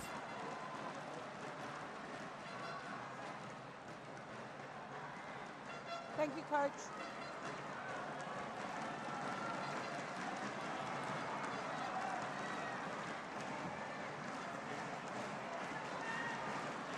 Well, the number 2 seeds, Tian and Xiao, so far in 2012 have not been beaten. 3 individual tournaments played, 3 titles won. Love all. I think Liga Cup finals, they did struggle against another Indonesian pair, Suci Rizky Adini and Destiara Harris. 3 games in that kept their unbeaten record for the year. Service over. 1 love. Well, I think the Indonesians, certainly the way they played that second game, they played well enough to cause another major upset. They caused one yesterday, beating the number 8 seeds Maeda and Suetsuna from Japan. First ever victory over that Japanese pair.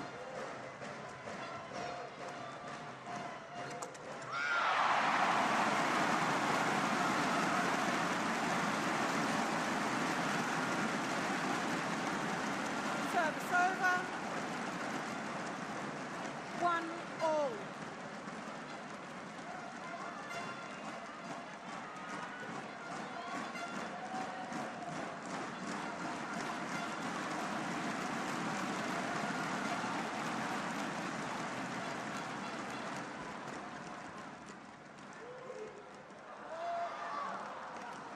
Service over. 2-1.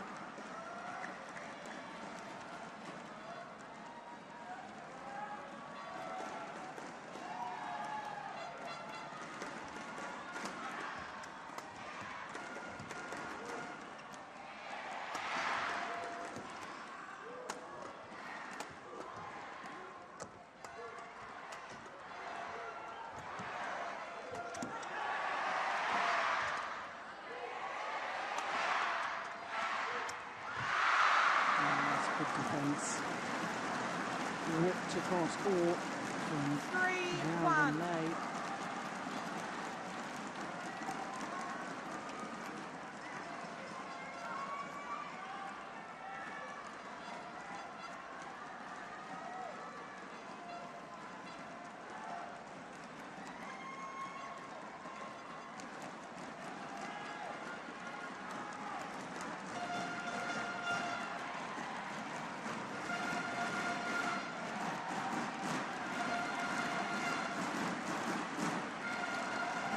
Looking at the statistics about these 2 pairs, and as far as the Chinese pair is concerned, they won the first game 99% of the time. They go on to win the match. Service over.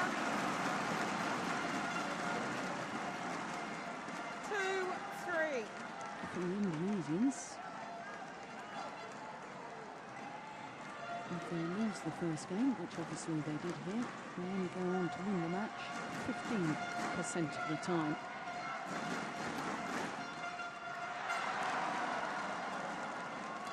Service over. 4-2.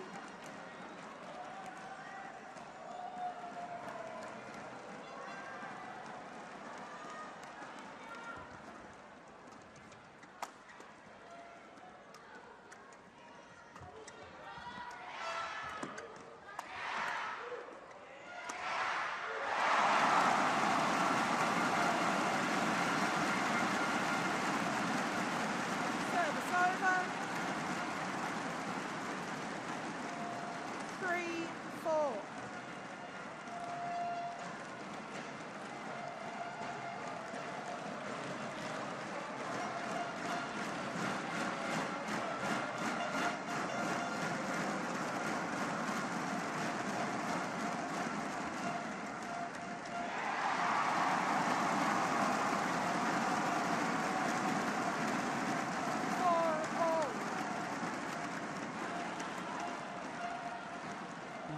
level once again.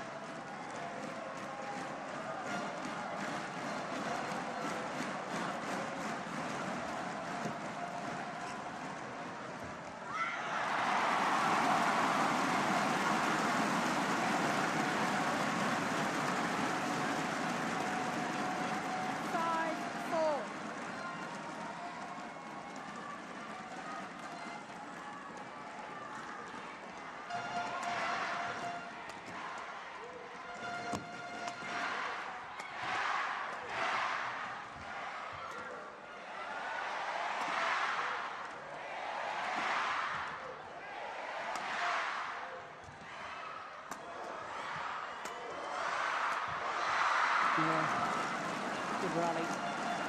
They really are so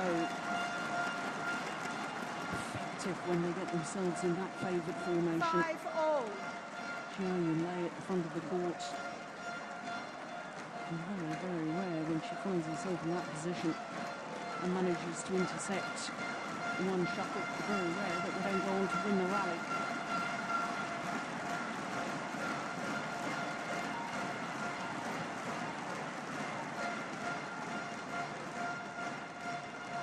Good flick serve.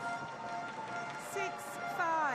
And Gracia Polly waving her racket at the service judge as if to say, come on, wake up.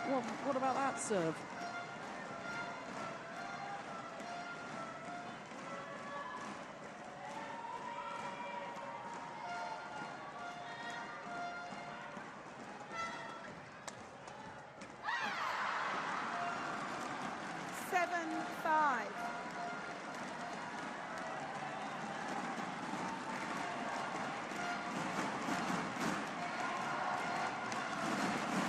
Talking tactics before the encouragement.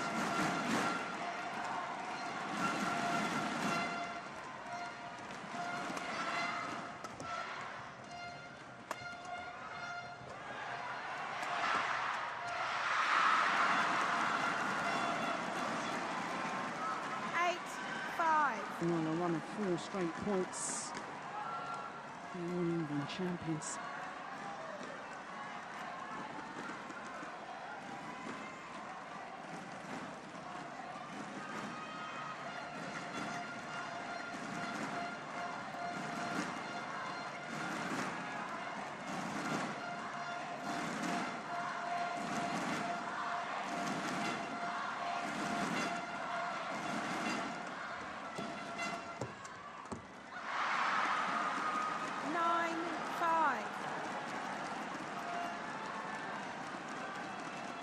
Not 5 straight points.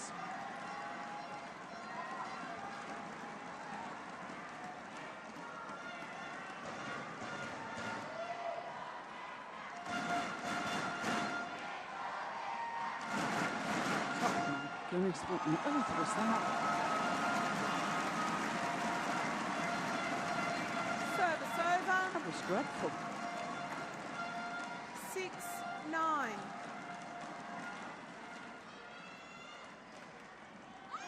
Oh my goodness. Service over.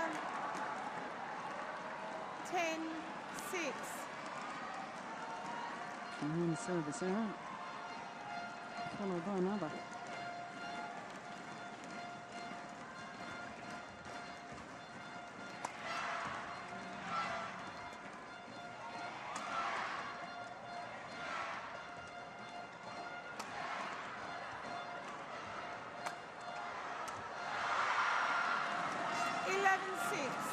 Interval. Change ends. Well, I wonder if the Indonesians, their bubble has been burst because this 5-point advantage for the Chinese combination would seem to be decisive. But there again, I said that on more than one occasion this week and I've been proved totally wrong. Sport. Expect the unexpected. 20 seconds. 20 seconds. And now ball, this near side of the court. Xiao. Well, the Indonesians will Xiao. finish the match. Is where they won their second game from. Thank you. Thank you, coaches.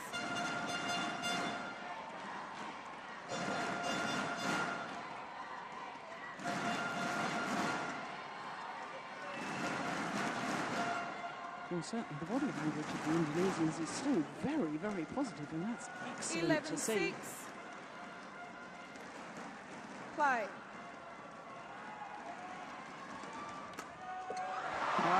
What a good return of the flip serve. Great smash. Service over. 7-11.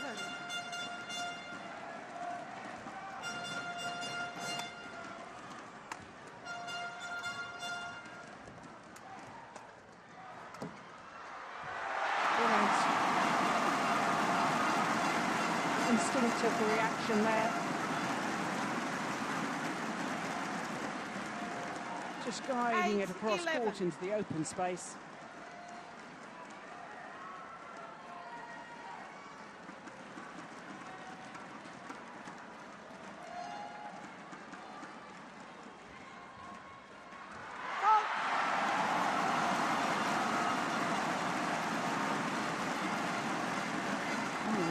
Is lucky to get away with that. 9-11.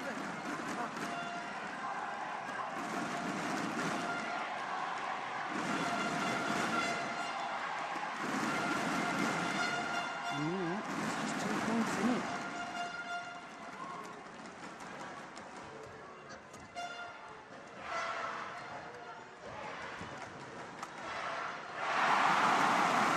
I've got 1 point in it.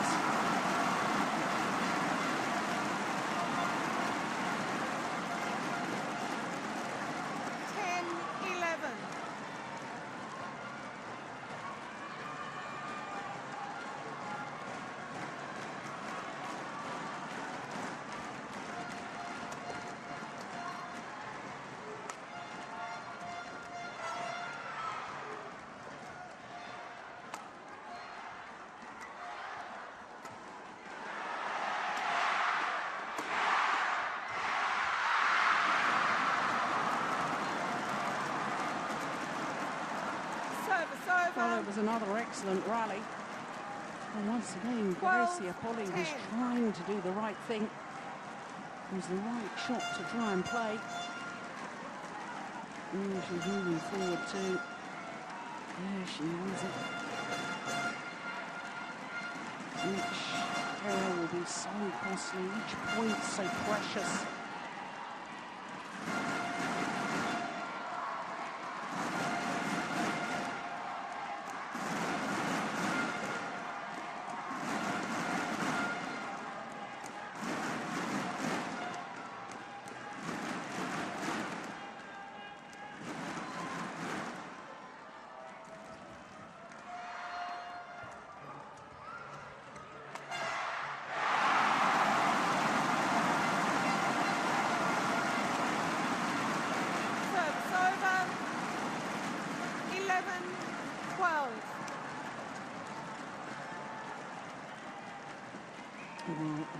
How quickly it can change.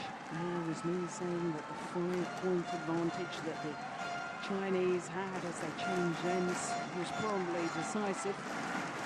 Here we are. And the Indonesians are on 5 of the last 6 points.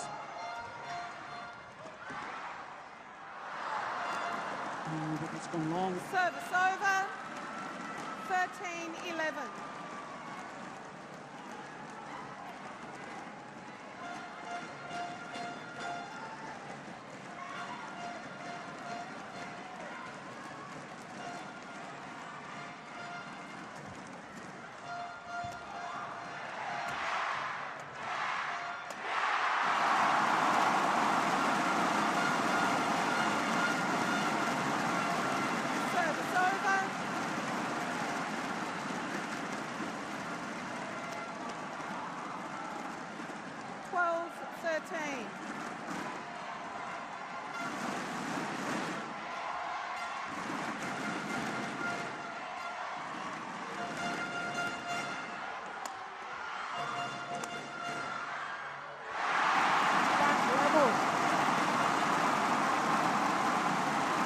the crowd erupts into applause and celebration. 13 all.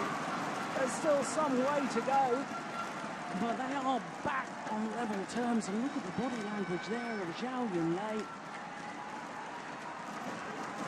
Concerning Chinese fans, but heartening to all the Indonesian fans who are really playing their part in encouraging this Indonesian combination.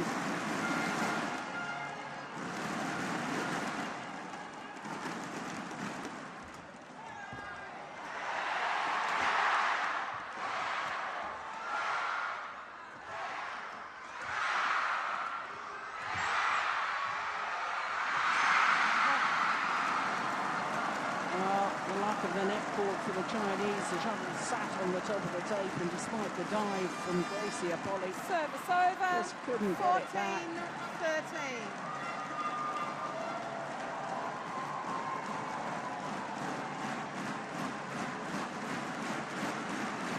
Yeah, just trickled over. And she may have kicked the net with her left foot there anyway. Yep, she did. Had the shuttle gone over, it would have been called a fault anyway for infringement on touching the net.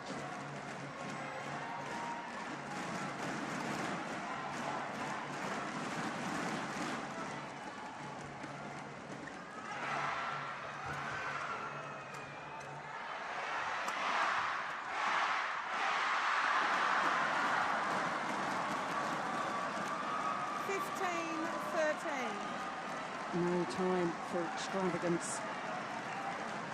Keep it positive, but keep it relatively simple. Put pressure on opponents.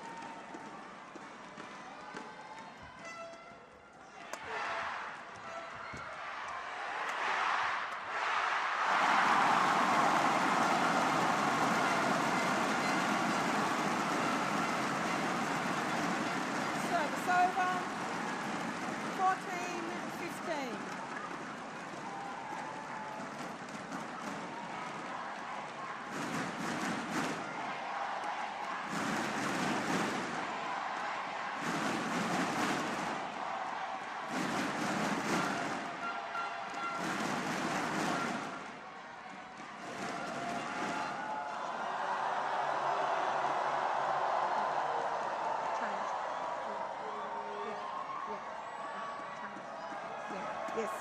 The umpire saying change the shuttle, agreeing with the Chinese players. Gracia Polly not happy about that. Got to put you out of her mind though.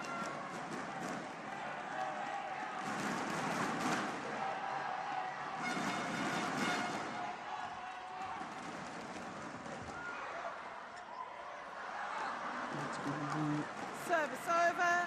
16-14.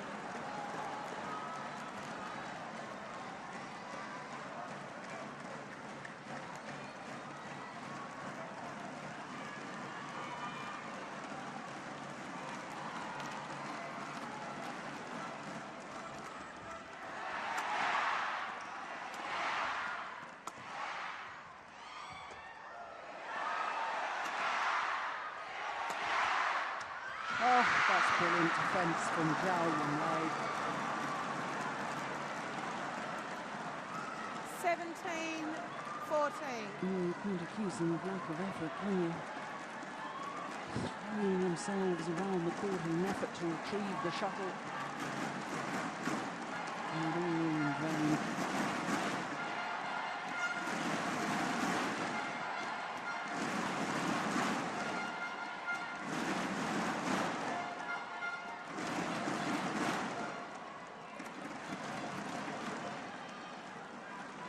I was talking about the Chinese pair and the statistics on when they've won the opening game.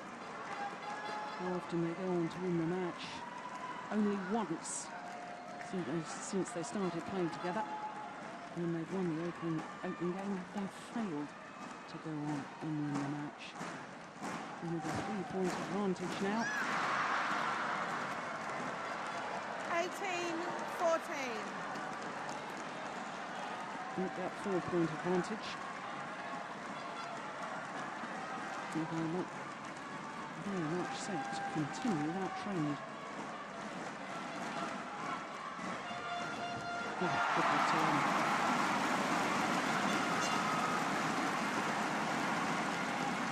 Service over. 15-18.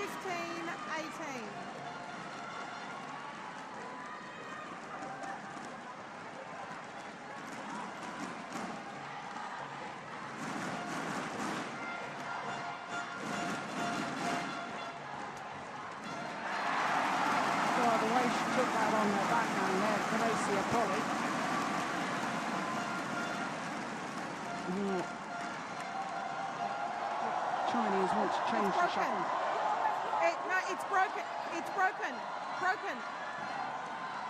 Well, once again, the umpire saying the shuttle is broken. Indeed, the Indonesians must change it. Oh my goodness, whether there was a crucial serve, this is it, crucial point. And Djarum making Johari just wait, and the crowd didn't like it, and the delaying tactics.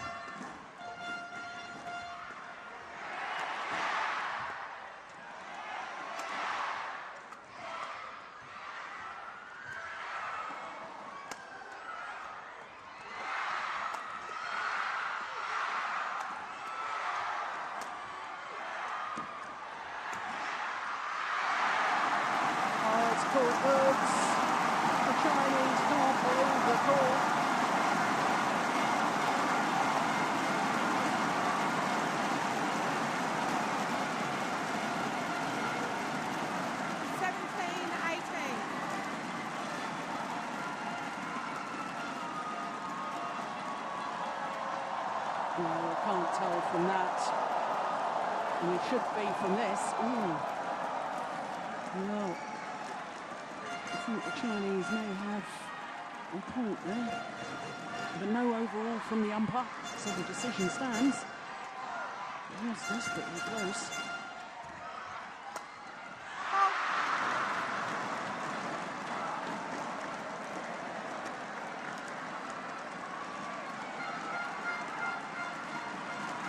Indonesian coach still urging on his players. Over 19-17.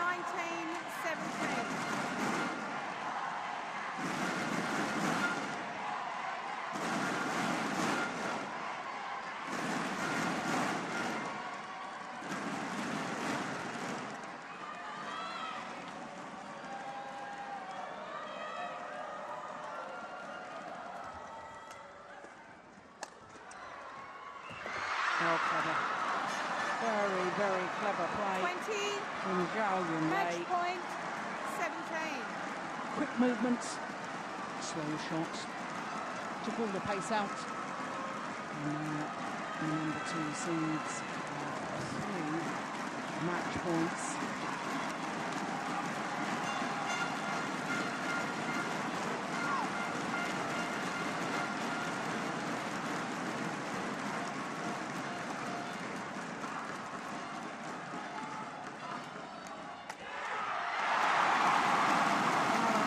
Return of a flip serve, this time from Praamole. Service over. 18-20.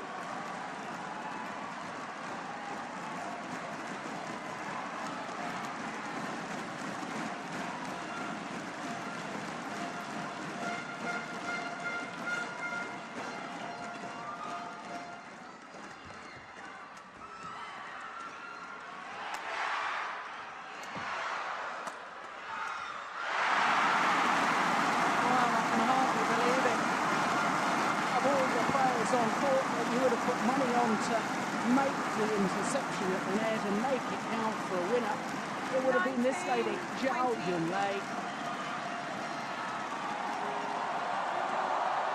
the crowd really don't like it. No. No. Change the shuttle. Change. Actually, no.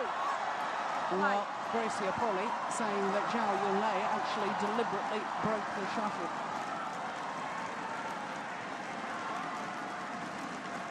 Emotions running high.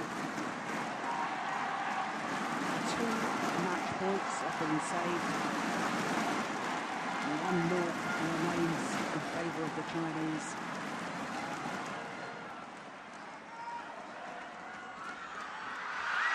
And this time they convert.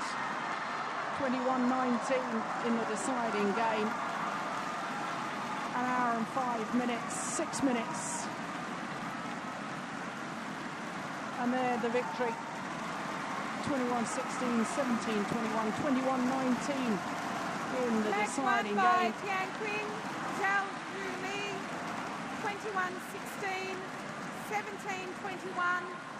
21-19. Well, a little bit of controversy at the end about whether shuttles were deliberately damaged, whether shuttles should be changed. But all in all, despite that, it was a wonderful badminton match, full of tension, full of good skills. And the number 2 seeds keep their unbeaten record for 2012, yet to suffer a defeat in international competition, and that is in itself is quite remarkable. And their victory over the unseeded Johari and Polly means that we will have an all-Chinese women's doubles final tomorrow. The number 1 and 2 seeds successfully take their place, as predicted, in tomorrow's final. But what a thrilling match it was. As you can see, 4 Chinese pairs at the quarter-final stage and 3 in semi-finals. And tomorrow, all Chinese affair.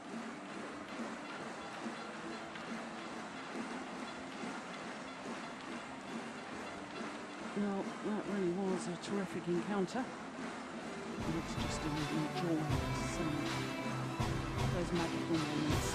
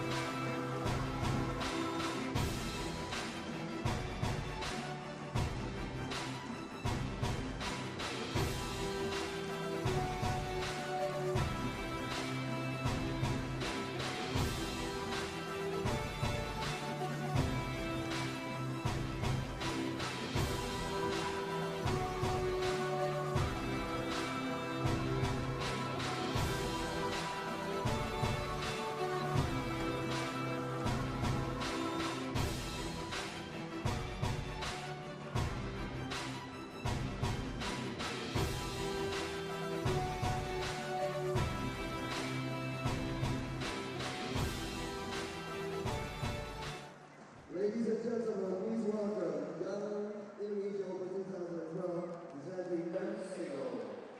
Please welcome. So that's the first 2 of our matches completed today on semi-finals day. What a thrilling women's doubles it was. Next on court is men's singles. Following that, we'll have men's doubles, and the Olympic champions Kido and Seti, the home favourites, up against the world number 2 ranked pair, Jung and Lee.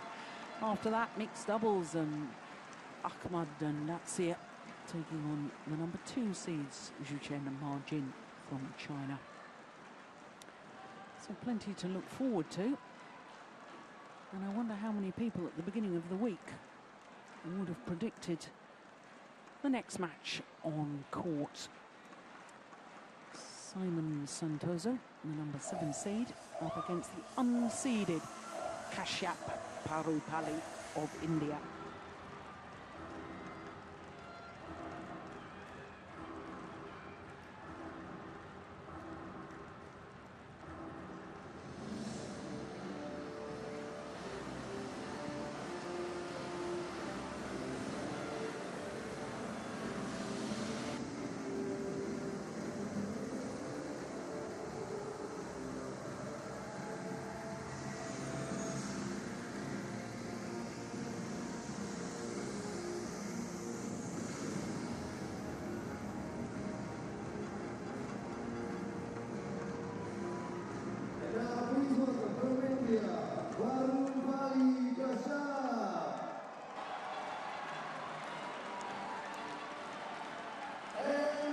So the 25-year-old from Bombay, Kashyap Praamole, unseeded in this tournament. My goodness, doesn't he deserve his place in today's semi-final, having disposed of the number 1 seed, Chen Long, in the second round. His opponent today, the number 7 seed, the former finalist here, Simon Santoso, beaten finalist 4 years ago, 2008, lost out to Sonny Dwi in that final. But now, Santoso, the only remaining Indonesian in the men's singles. And these two men both qualified for the Olympic Games.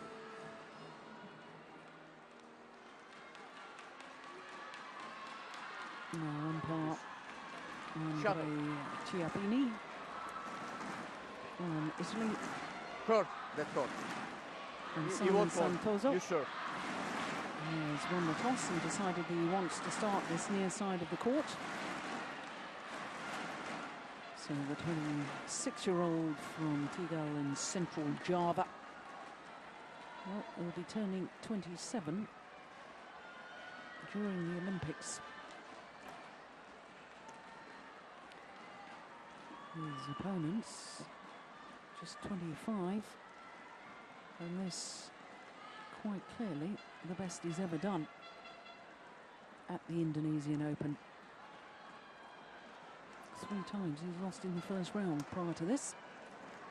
World ranking gone down to 9, Simon Santoso, because he has been as high as 3. And now at number 9. 22-9, his win-loss record for the year. 7 individual tournaments, reached the final of the German Grand Prix. And apart from that, semi-final in Australia as well. First round, he had to play against the qualifier from India. Second round, beat Wong Wing Ki from Hong Kong. And what a dramatic match that was. He was 13-18 down in the third game and then won 8 of the next 9 points to secure his victory. Played against teammates Rumbaka yesterday. Close opening game, but ran away with the second, 21-7. So to his opponent, well, Kashyap Praamole, down to number 26, down 3 places since last week's world ranking, but he'll shoot up again after his performance this week, because this is his first ever Premier Super Series semi-final. He's never won an international title, and what a close opening game he had against the left-handed Kevin Corden from Guatemala. 15-16 down in that deciding game before winning 6 straight points to close it out, 21-16 in an hour and 6 minutes. Chen Long, the number 1 seed, was his victim in the second round in 2 straight games, and he really was quite superb in that match. And then in the quarterfinal against the Dane Hans Christian Vittinghus, again very, very impressive, and his confidence is growing all the time. Never won an international title, as I say, although he reached 3 finals in the past in 3 consecutive tournaments played back in 2009. And this is the 4th meeting between the 2 men. All 3 previous encounters have been won by Santoso, and all of them in 2 straight games, including that last one, which was in the Thomas Cup Asia qualifying competition.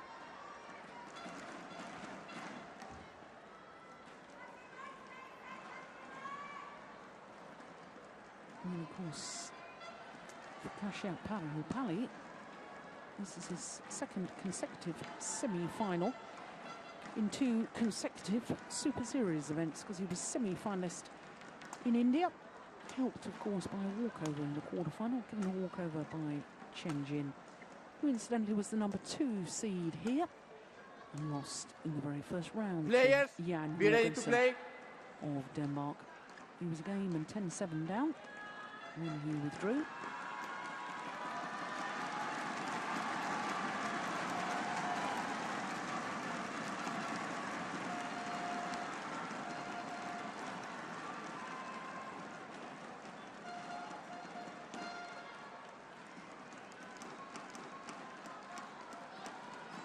Well, it was nice to see. A little smile from Xiao and a smile from his coach. Obviously telling him, just enjoy the match. Ladies and gentlemen, tactics, you know what you need on to my do. right, Santoso, Indonesia.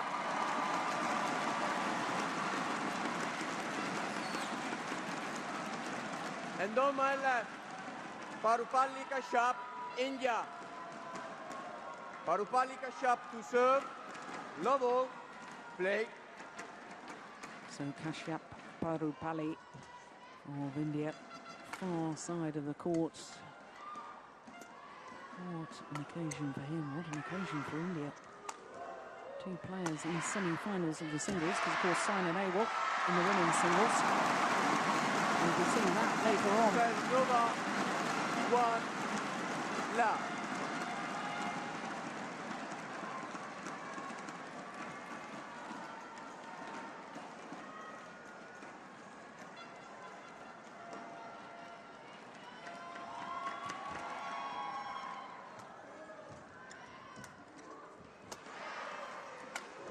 Oh, good ride. Service over, Good 1, smash from Kashyap. all. And his teammates just as Kashi.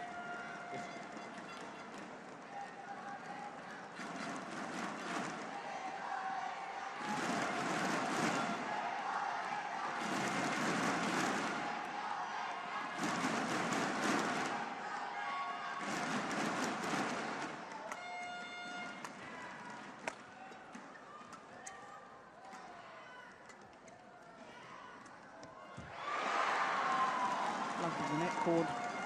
2, 1. And he created his own luck there. Kashyap.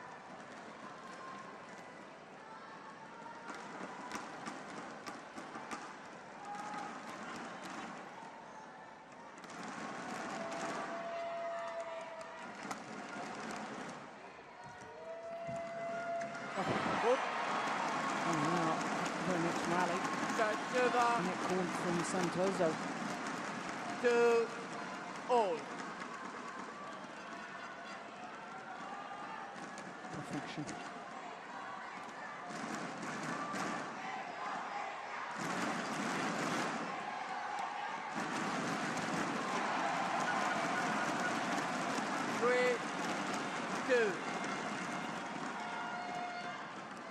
Terrible back problem a couple of years ago did Santoso. In fact, in 2010, only competed in 5 individual tournaments.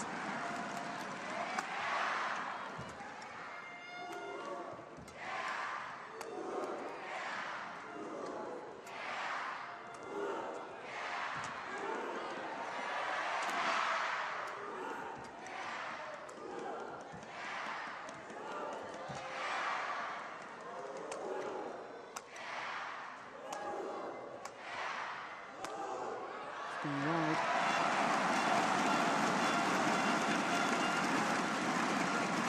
4, 2.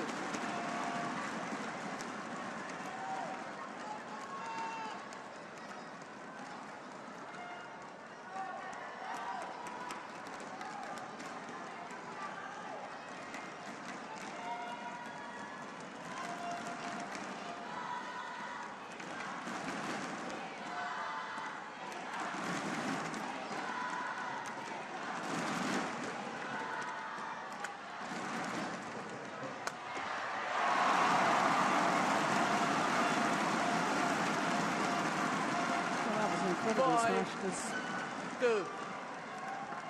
didn't really seem to put that much effort into it.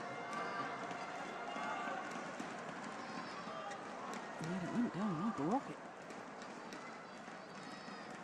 Good angle, good placement.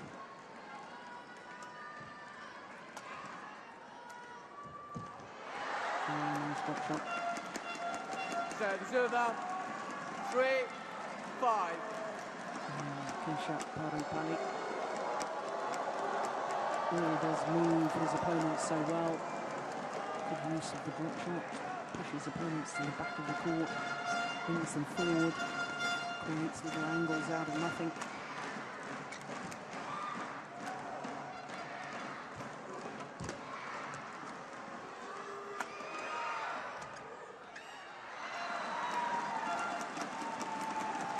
He's pretty quick and nimble on his feet too.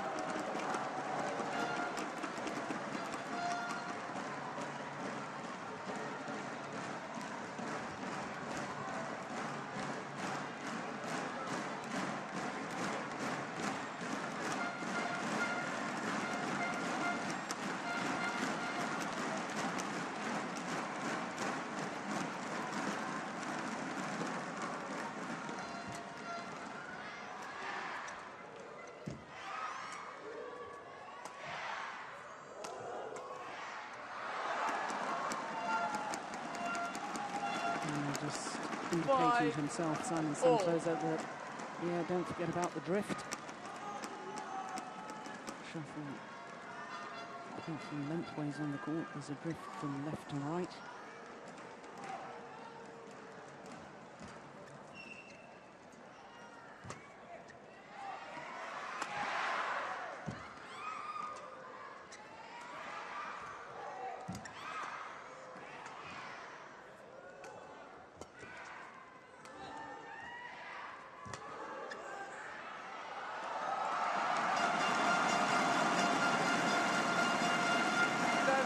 Well, I think we'll see both players really vying for the opportunity to get to the net first. 5.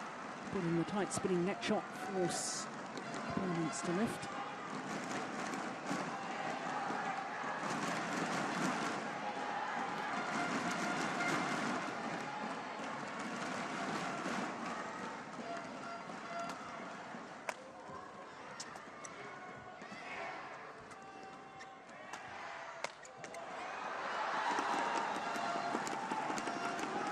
Over. 6 all.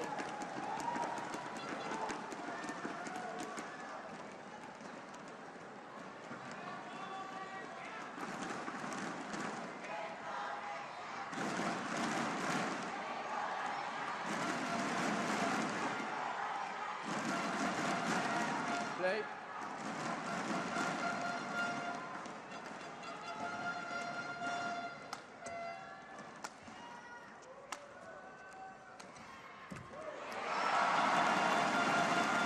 Over. 7, 6.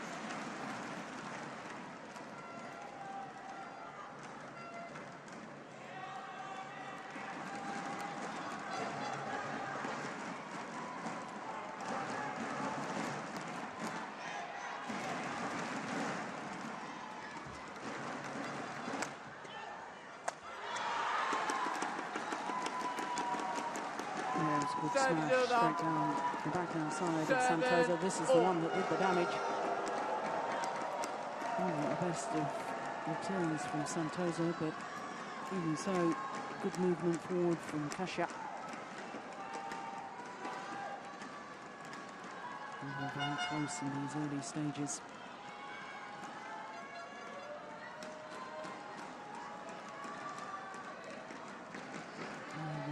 Not emerged yet.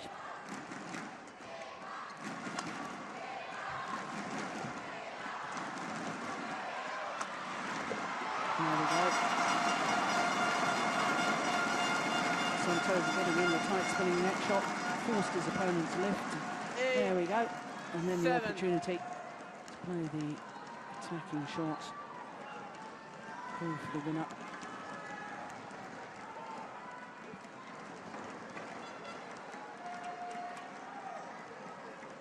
15.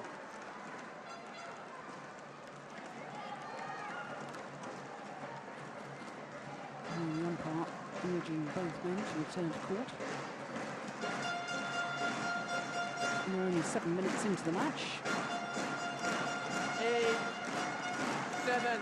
Very, very fit athletes. They won't be feeling the pace yet, but sometimes when you're a little bit nervous, the nervous energy makes it difficult to breathe. Your muscles feel really heavy.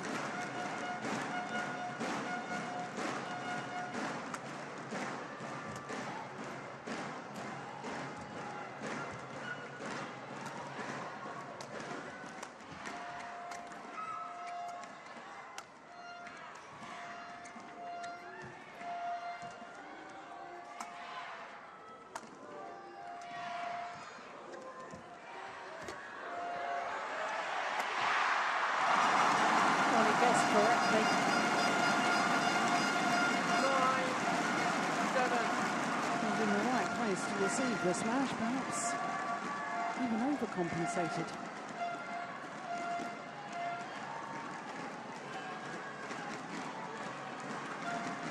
That's about 159 miles per hour.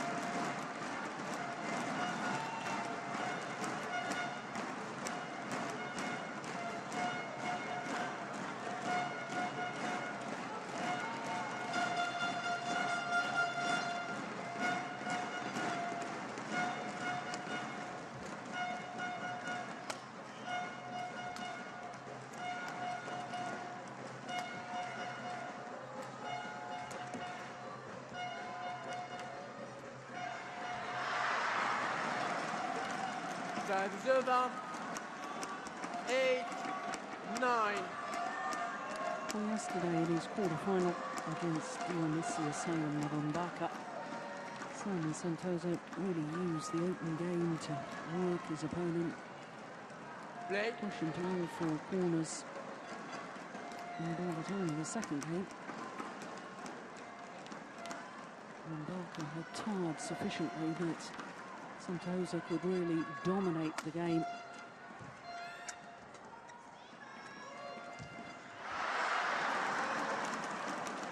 Nine all.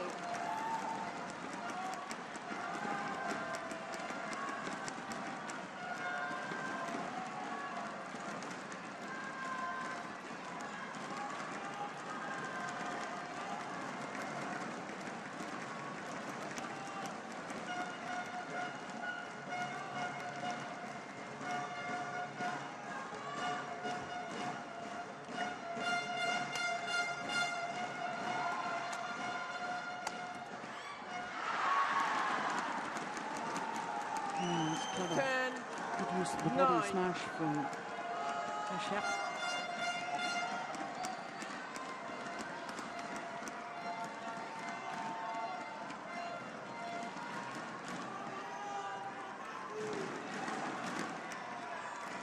The first time he's been in the lead since he was 2-1 up.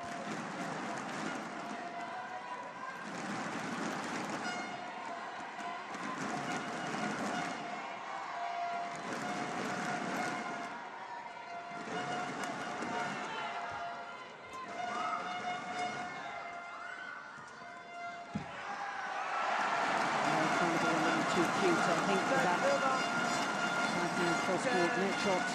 4.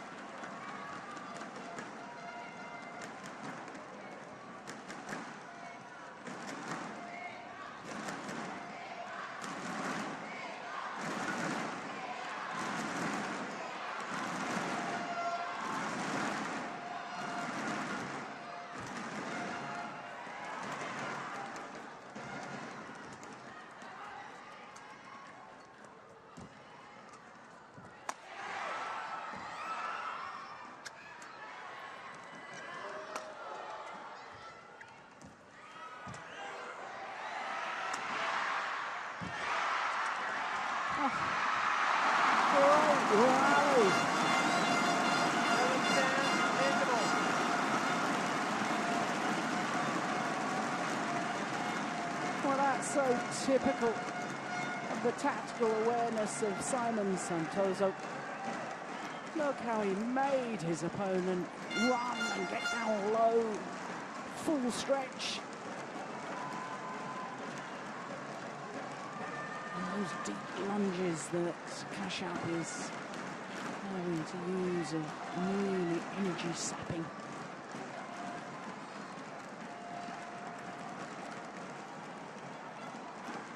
Twenty seconds. Please, coach. Please, coach.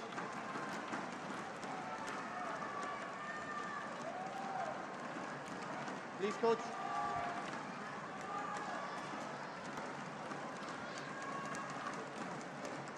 Push up. The tower. Push up.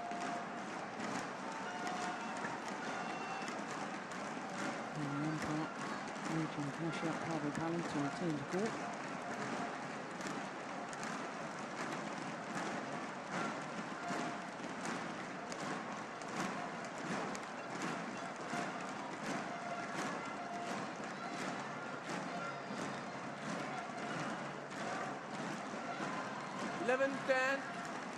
Play.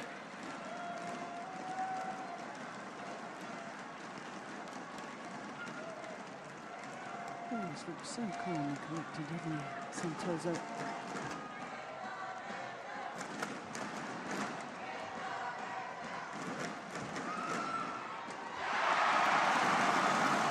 Another attempt at a backhand cross-court net job, and another occasion where Simon Santoso has read it quite brilliantly. Hovers round the net, simple tap to put it away. Youngest of 4 children, Santoso.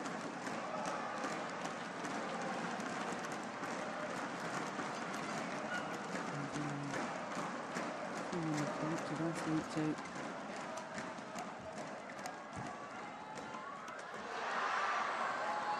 So, observer. Yeah. And Cassette right at the start of the match, it was a big question of both men vying for control of the net. Both looking to get to the net first, and the last 2 rallies have demonstrated that quite clearly.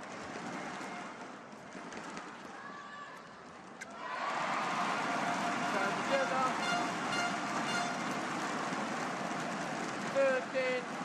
13-11.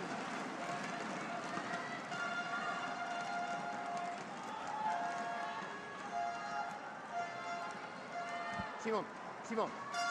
Oh, dear me. I'm getting very agitated. You must speed up. You must speed up. You must speed up, he says.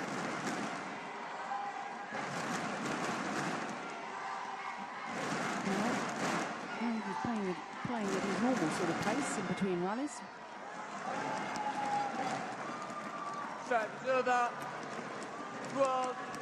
13. We don't have a specific time limit in between rallies, whereas they do in tennis. Very much at the umpire's discretion. Officially, of course, play will be continuous, apart from the designated intervals mid-game and in between games.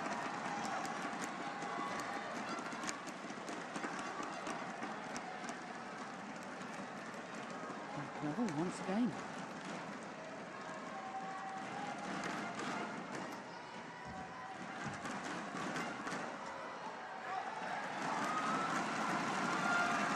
Over 14, 13.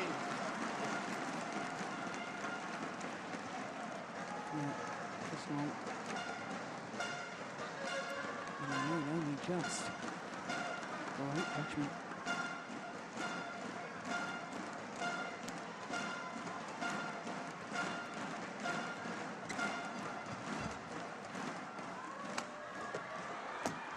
That's quick. All created with the angled cross-court smash. 14-4.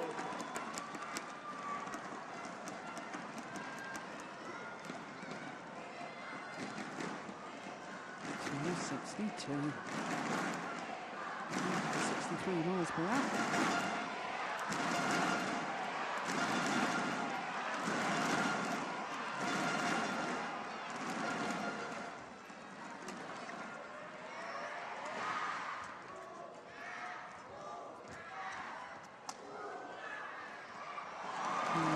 judgment. Serve over. 15-14.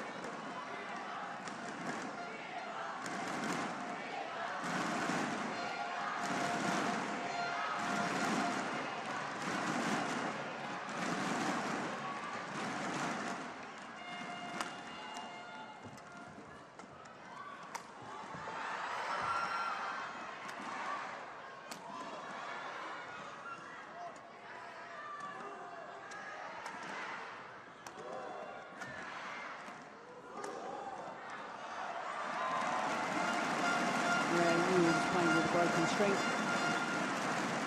17-14. Anything other than clear the shuttle. His mate must be watching those costumes, the mascots there. Push up. Push up.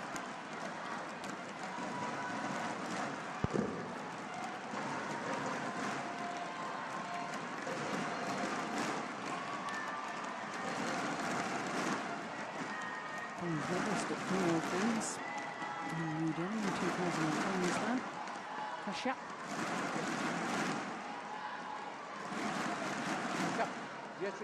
This man, Santoso, gold medalist at the Southeast Asian Games twice. 2009 and again last year. And the event was staged in this very arena. 17-14.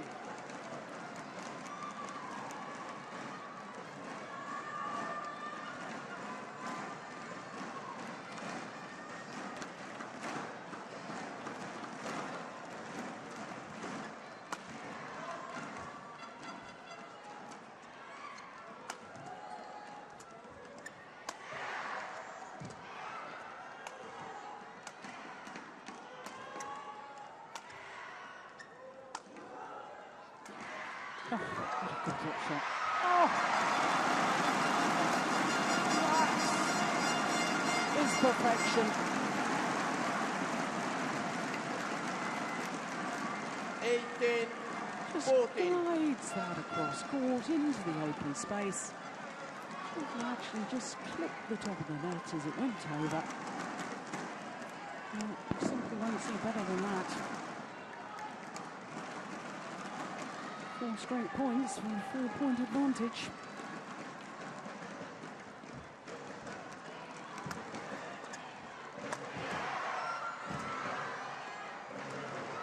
Oh, that's nice too, though. Serve over. 15-18.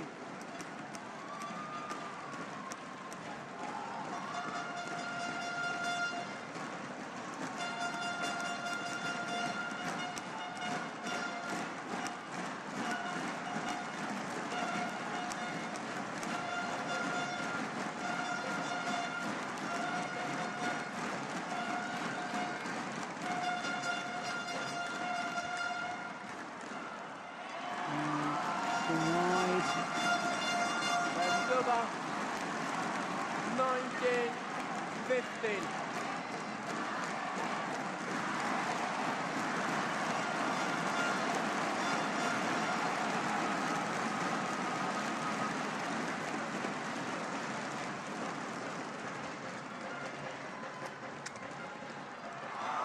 And that's gone long. 20, game point, 15. So from 14 all. 6 of 7 points with one to Simon Santoso. Oof. Yes, Tian lines up. 9 points, 5 of them.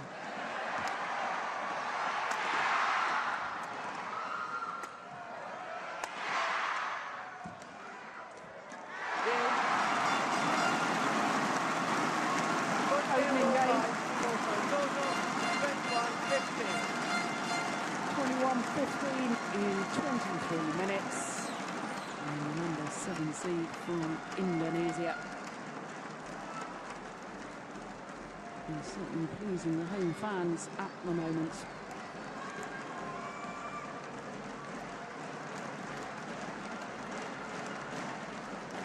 There's 3 times that Kashyap Praamole has tried this cross-court net shot 3 times.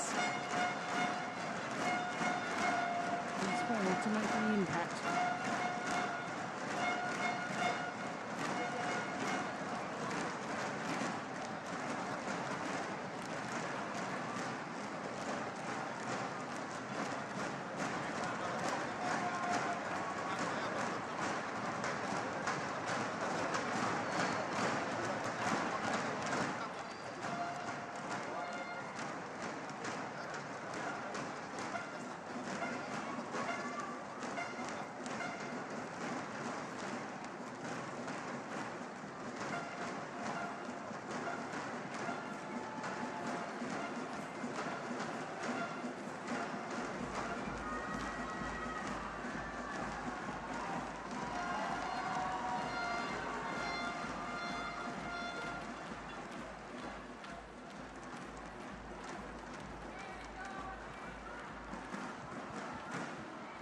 Twenty seconds.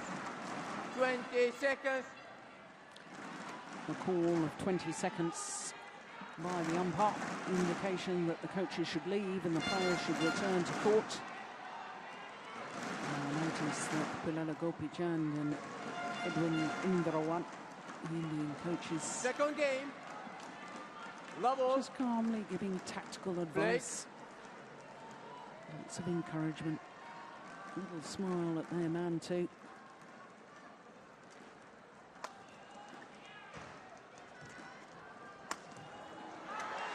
And whatever they said, it's worked. Serve each other.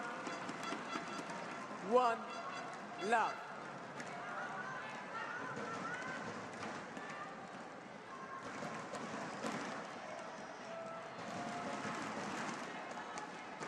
His consecutive appearance here at the Indonesia Open for Santoso, which when he started playing here when he was 16.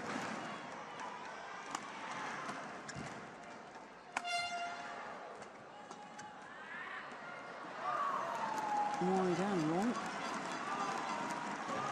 2 love. Just won Super Series title for the Indonesian. That was back in 2009 when he won the Denmark Open. Never been in a Premier Super Series final, though.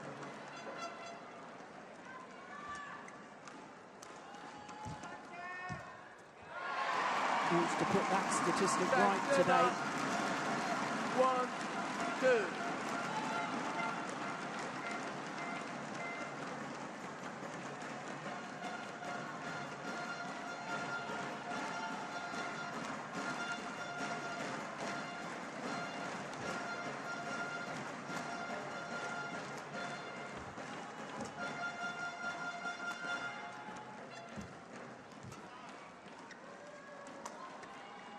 Oh, I thought that was going wide.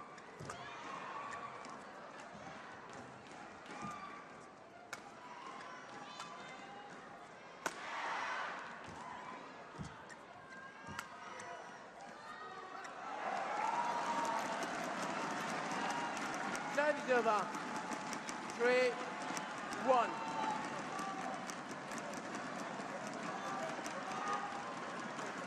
Push up.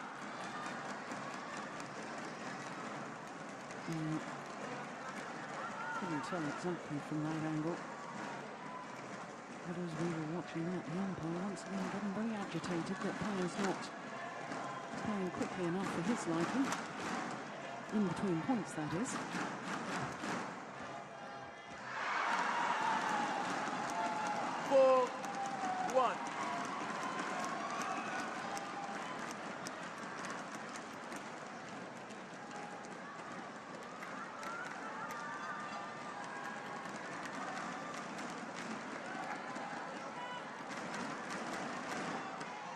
4-1.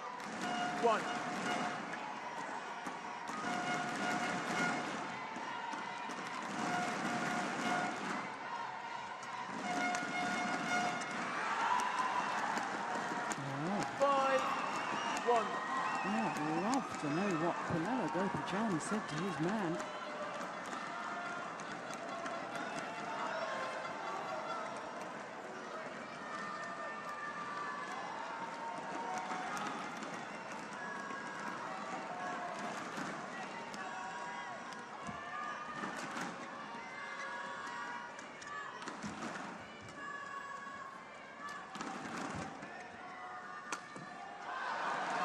If that rally is anything to go by, I suspect he said don't put too many clears in because it's likely to go long of that back line. Just keep everything going down. It doesn't have to be a hard smash. Just clip the shuttle in a downward direction.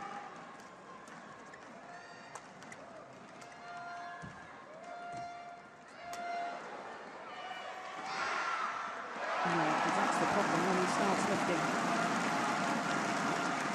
3-5. Santoso so deceptive overhead.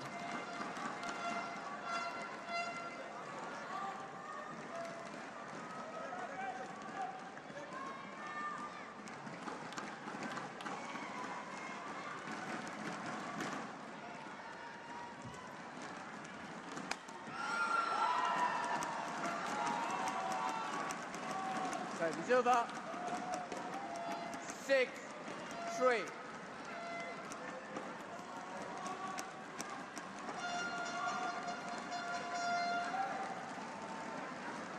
You can see that was hit the angle.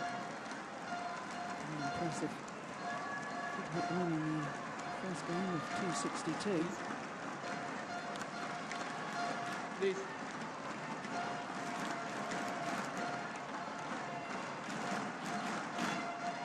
Well, both players, I think, are taking equally as long in between rallies, so I don't think the slow play is unduly affecting either of them. They're both willing participants in such a tempo. It's certainly not pleasing the umpire. Time over. 4-6.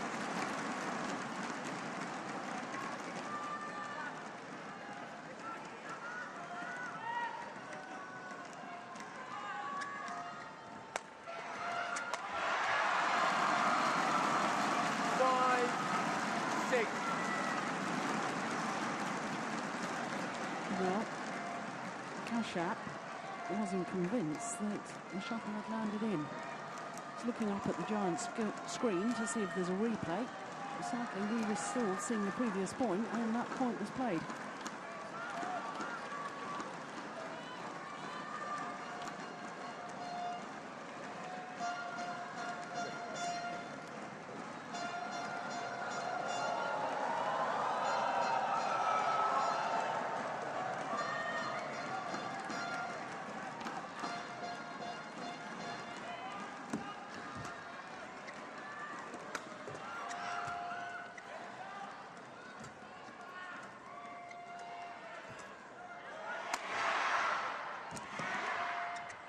Just wide. And Santoso back level. 6-all.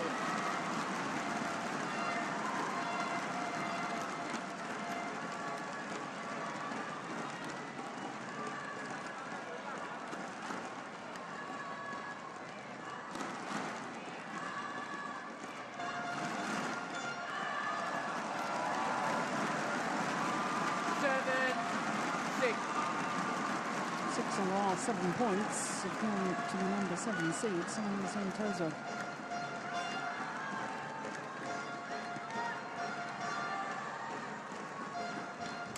Oh, good net shot. Short. Yeah, got what it deserved. Time's over. 7-all. Excellent net play from Paddy Pally.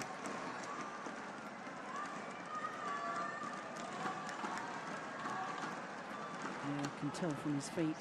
He's only in the mid-court area when he plays that smash.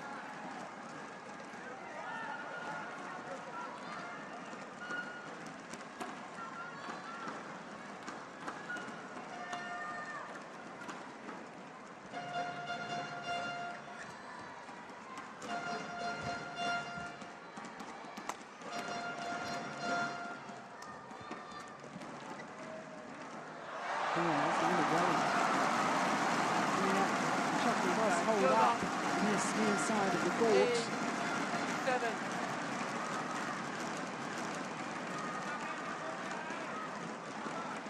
In badminton terms, that wasn't even close.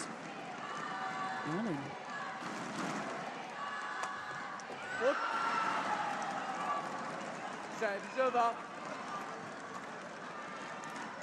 8-all.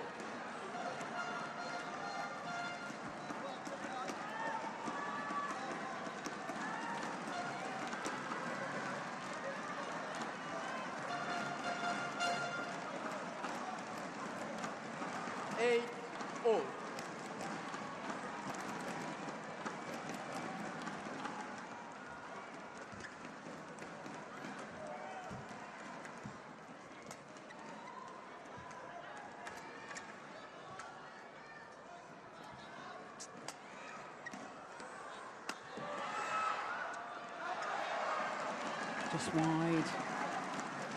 That's a brave leave. 8.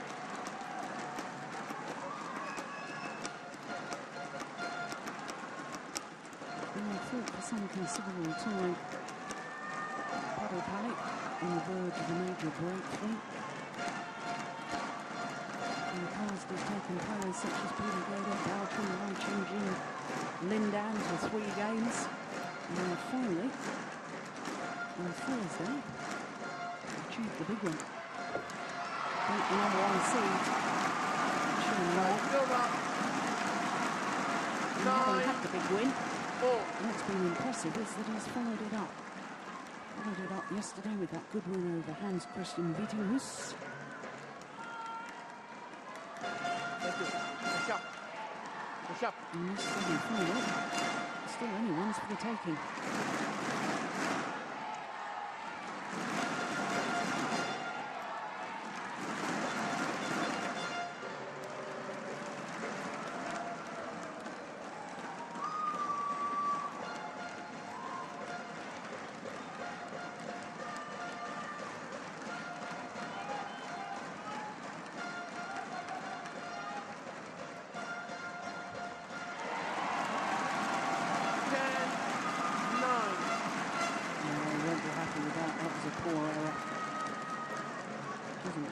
Pressure. Going to get the shot into play, make your opponent play it. Shot. 7-9, interval. And it means that on a run of 3 straight points, Santoso has the advantage at the mid-game interval. I've thought a couple of times actually that Praamole doesn't just give enough forward momentum with his net shots, especially when he's taking it a little bit lower than tape height. He's taking it early. His net play is superb, but when he's pushed off just slightly late, that's an area he needs to work. And he's Tian. 20 seconds. 20 seconds. Please. Change your shot for Please. Praamole.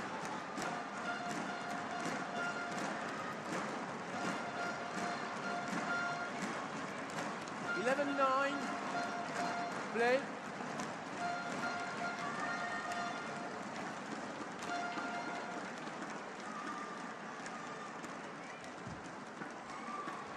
Yep.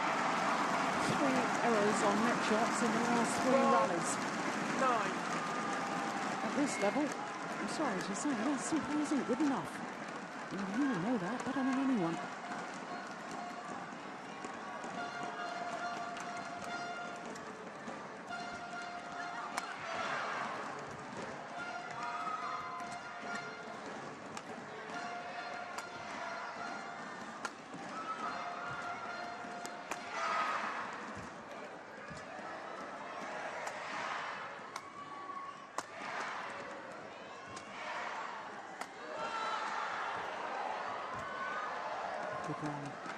Oh my goodness.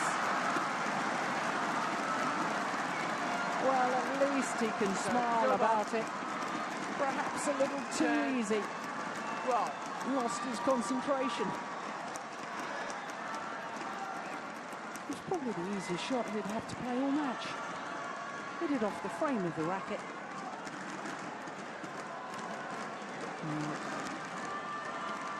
Yeah, it's happened to us all.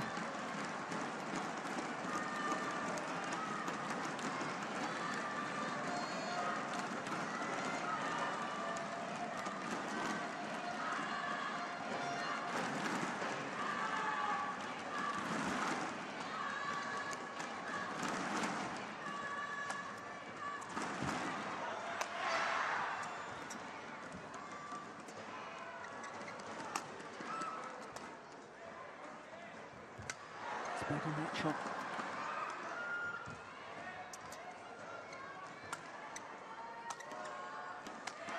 Oh, that's nice. What a great volley.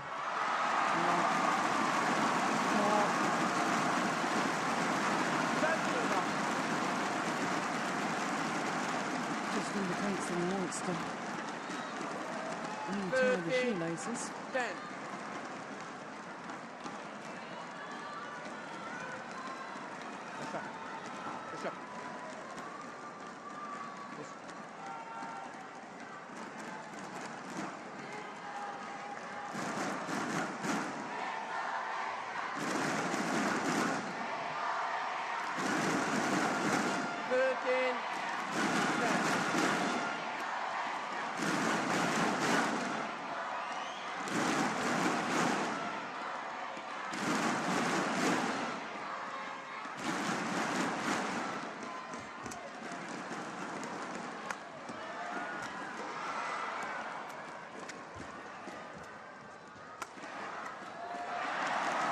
Just long. Serve is over. 11-13.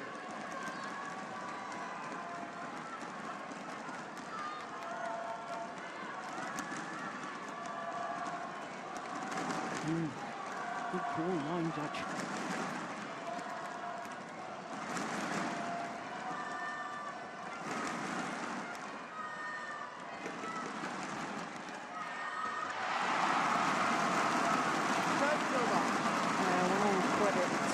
Santoso, because from 8-9 down, and I think he's just upped his intensity, playing with more purpose, more initiative.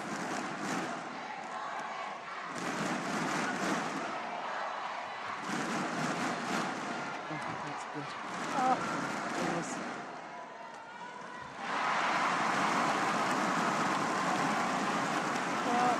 I can assure you, those little net exchanges, incredibly difficult shots to play, especially when your opponent is standing right there. It has to be accurate, otherwise they'll pounce on it. That really is incredible net exchange.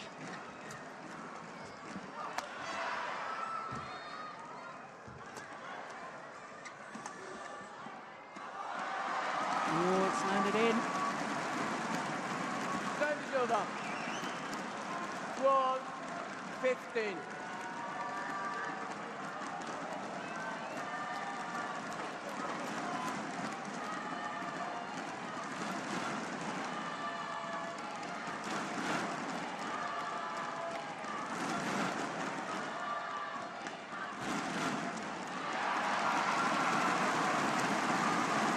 The problem with fatigue is that your reaction time just drops a fraction. And I think that's missed hit shot there from Praamole, an indication that he is very slightly fatigued. Yes, he'll keep running, but his reaction time has just dropped slightly, and it's having quite an effect on his game. Yep, and again. He was getting those back in the opening game. Now just can't react in time.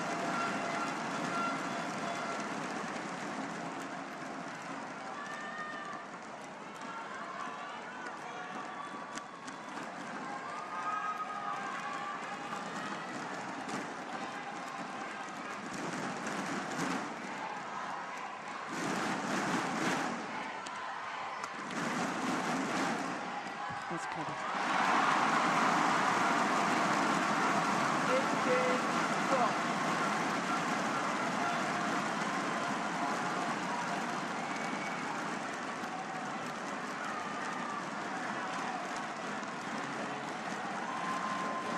the last 13 points.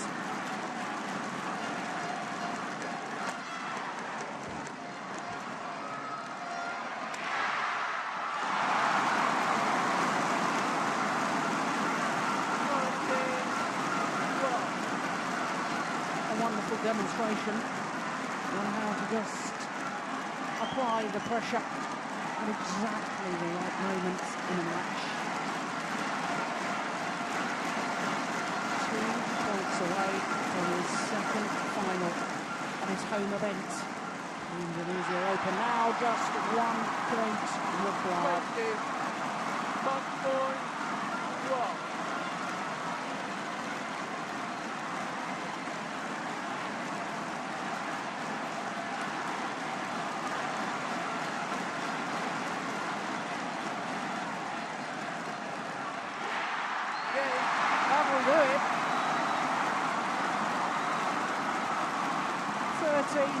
of 16 points from 8-9 down.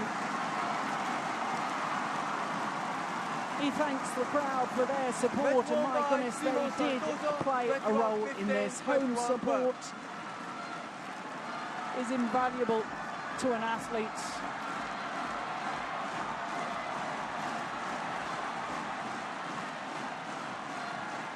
Terrific play, calm and collected, and most of all, calculated play from Simon Santoso. Through to the final once again, 4 years after he first achieved that status, and how dearly tomorrow he would love to go one better than his achievements 4 years ago.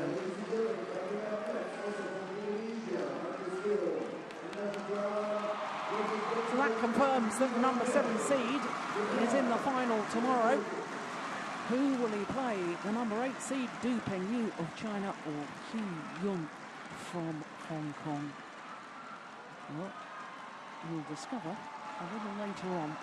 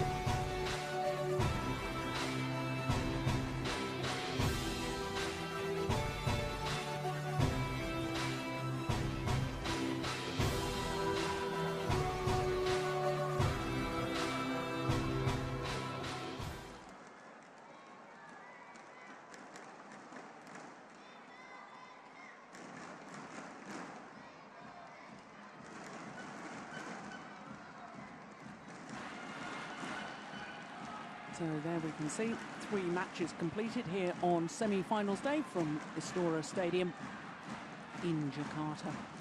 Next on court, well, if you think it was noisy during that men's singles, just wait until this next match, because the Olympic champions Marcus Guido and Hendra Setiawan up against the world number 2 ranked pair Jung Jae-sung and Lee Yong-dae. And following that, we'll have mixed doubles as well, and more Indonesian involvement.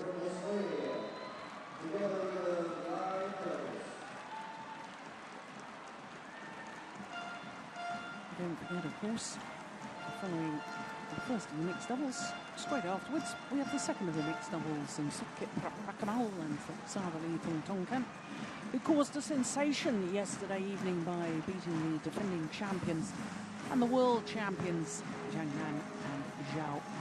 They're up against Go and from Korea. And then women's singles and Simon Awell. Well, any of you that were with us last night, it really was one of the best matches I have ever witnessed. An hour and 36 minutes for Simon Awell to defeat the number 3 seed, Wang Xiaoxian. Today, she's up against the young Korean, Sung Jae-hyun.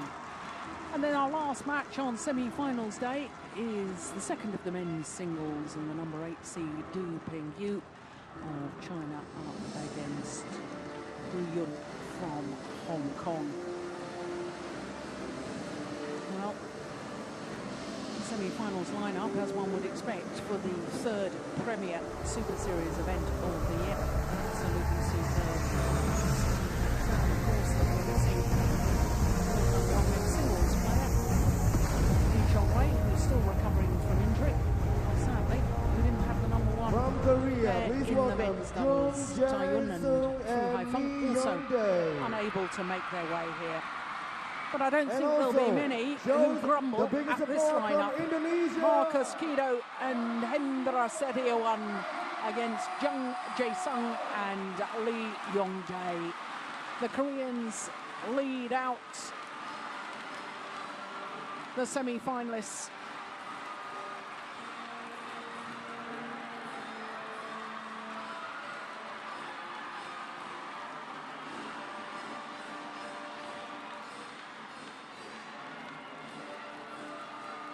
They're the Olympic champions. Won't be defending their title in London. Sadly, didn't.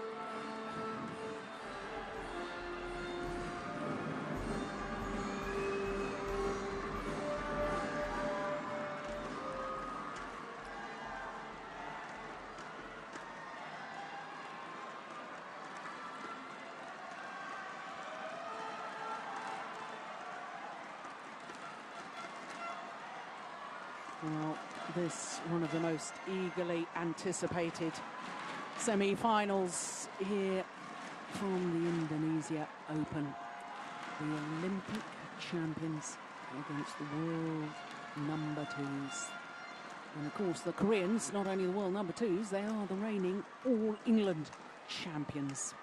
And former champions here in Indonesia, won the title 3 years ago, beating Tae-yun and Fu Haifeng in 2 games in the final. Well, number 7 they've got up to in the world ranking, have the Olympic champions, but sadly at the end of the Olympic qualifying period they were number 9. And to get 2 pairs into the Olympics, both pairs must be in the top 8 in the world. And seeing as Mohamed Hassan and Bono Septano were up at number 6, it meant that they didn't qualify under the qualifying rules. Winners of the Australian Grand Prix earlier this year, and a wonderful first round victory over the number 7 seeds Fang Qianlin and Li Shenmu of Taipei, having dropped the opening game. And then they've played teammates in the next 2 rounds, including the quarterfinal against Rendra Wijaya and Rian Sukmawan. Really playing exhibition badminton in that second game of their quarterfinal, which they won 21-9. So confident of their victory, they felt free to express themselves and go for every shot. So it's the number 2 pair in the world. 15 and 2 translates into 3 finals from 3 individual tournaments played. Of course, I've already mentioned they won the All England Championships, beaten finalists in Korea, the first of the Premier Super Series events this year, and also beaten finalists in the German Grand Prix. Well, they had a tough second round encounter against Praamole and Putra. Got the opening game and had to work terribly hard to come through that in 55 minutes. And then in the quarterfinal against Tian and Tan Kiong of Malaysia, much more straightforward. In fact, that quarterfinal, the easiest match they've had so far. Easiest match as far as the score is concerned, I hasten to add. So this is the 10th meeting between these 2 pairs in ranking tournament play. Last time they met It was the semi-final of that Denmark Open. 3 games, as you can see. But I think what's perhaps of more significance is the fact that the Koreans have won 5 of the last 6 encounters.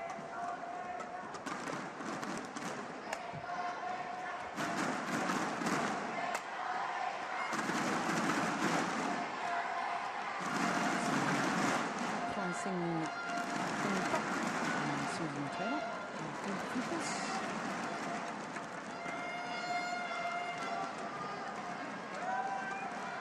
And there's the Korean coach from Jung.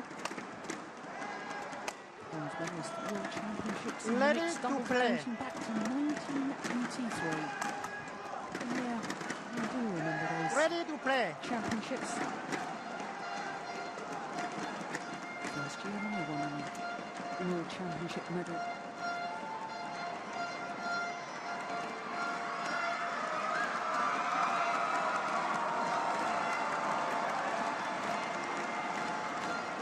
Well, we know there's going to be Indonesian involvement on finals day, as we've just seen in the men's singles. Santoso safely through to pick his place on finals day. There we go. He does have a very large following of young female admirers. But I can fully understand why.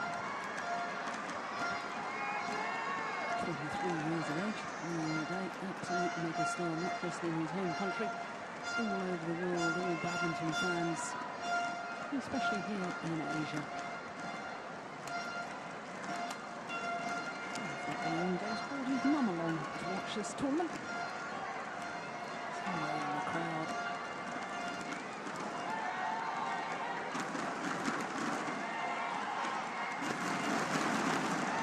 Ladies and gentlemen, on my left, Jung and Ryongdae, Korea. And on my right, Makit Kido, Henda C301, Indonesia. Ryongdae to serve to Makit Kido. Level play.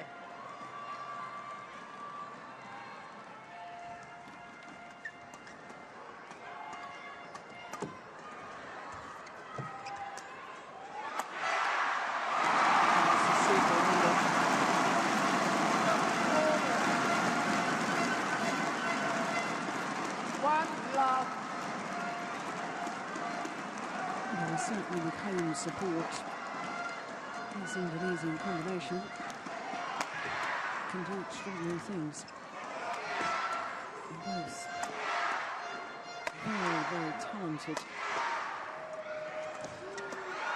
Racket skills, deception. Good deception too, wasn't it, from one day. And I think perhaps also with home support, certainly the way they played their quarter-final against Madrid and Super yesterday, the Olympic champions were going for every last shot, they were all working. A little bit of trickery thrown in as well. It was an absolute delight to watch.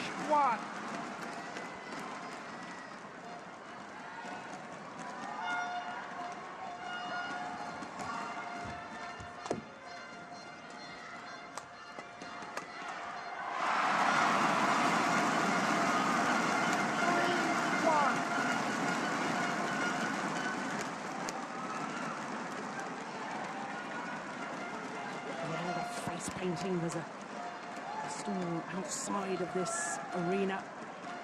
They've got giant screens, they've got face painting, they've got entertainment, eating places.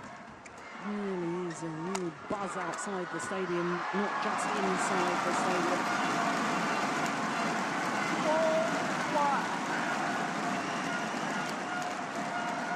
Well, we've got some Korean fans in as well.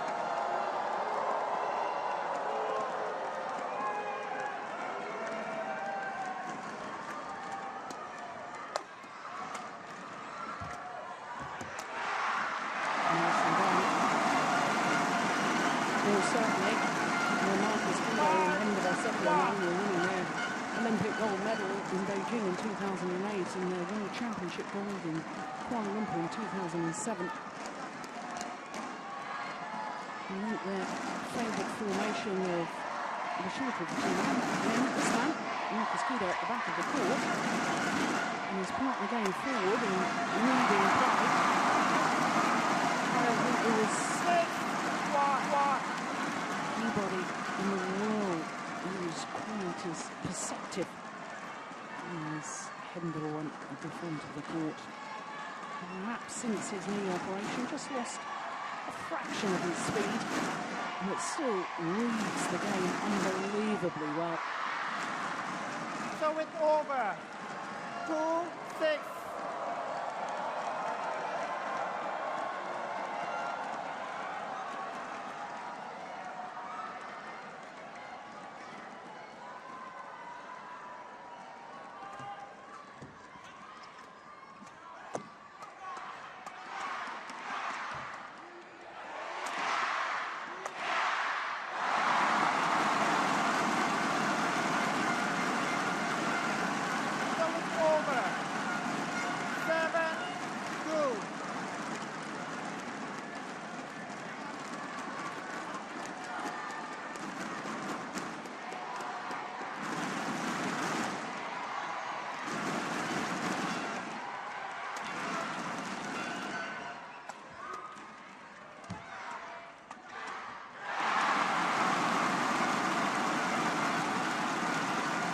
Well, it's pretty much the ideal start as far as the home players are concerned.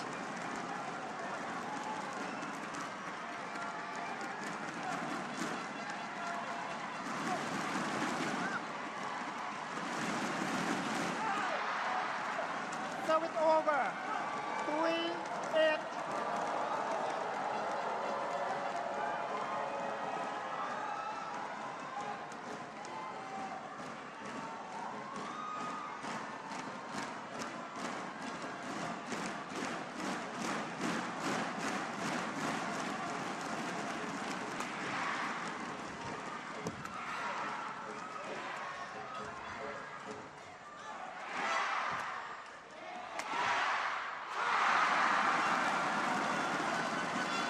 The luck of the net cord for Jung.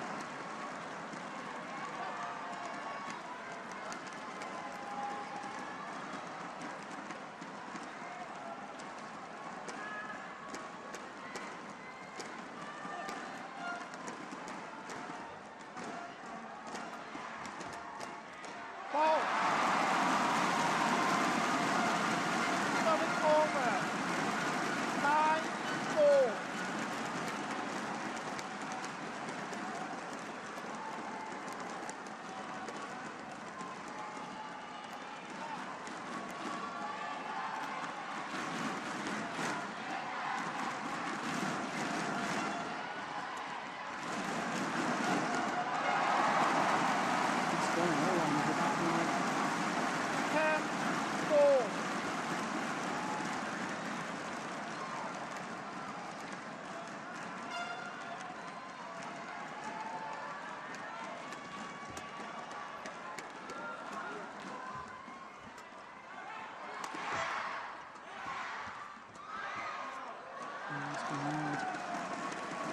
So it's over. 5-10. Only 23 years of age, and already an Olympic champion, of course, Lee Young-Dae, winning the Olympic gold in the mixed doubles with Lee Ho-Jung.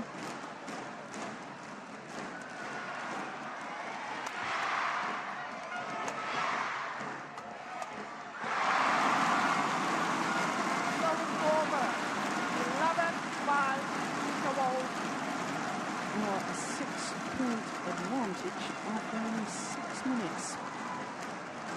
And the Olympic champions at the moment looking very, very good.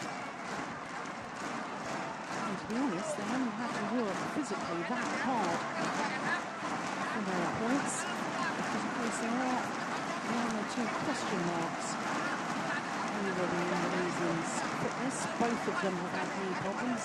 Second one has had an operation on his knee.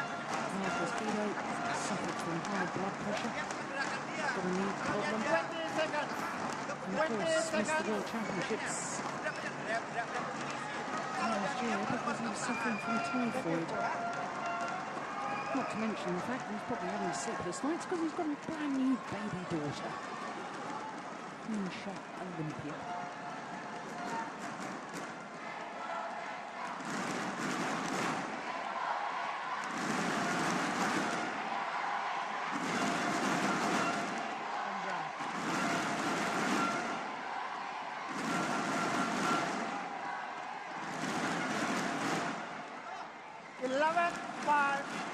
Play.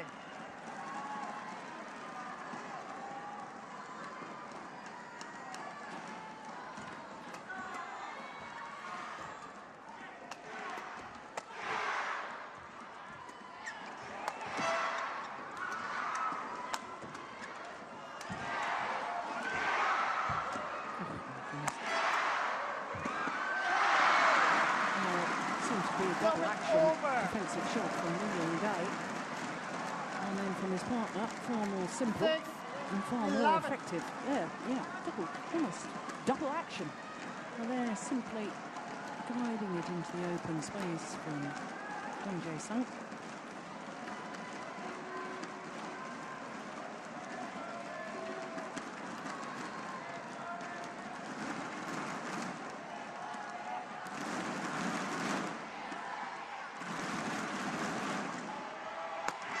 Missed it.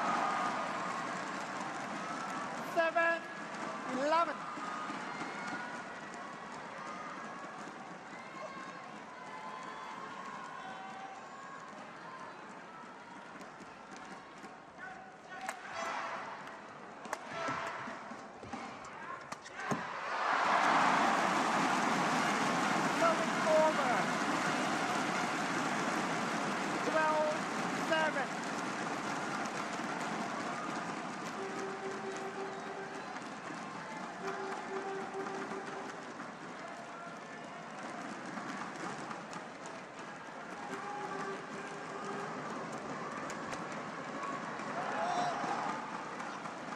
So it's over.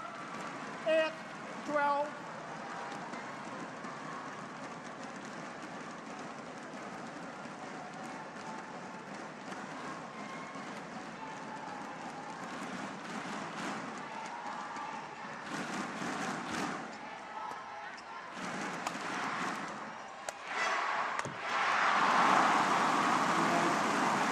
Sergio Wang at his best.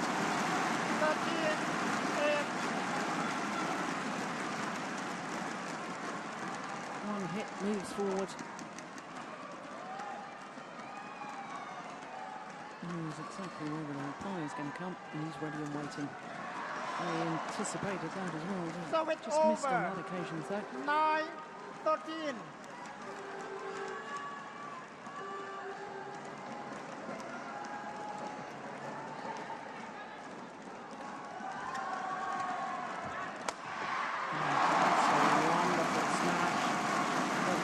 Keto.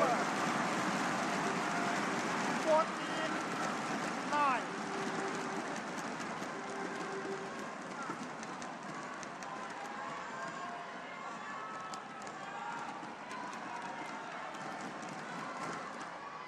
Out. So it's short. over.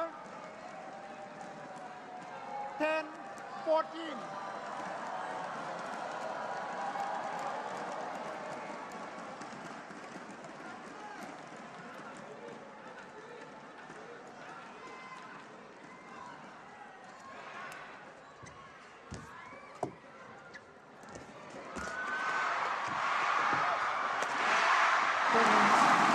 What a super rally.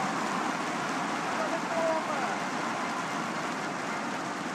15-10.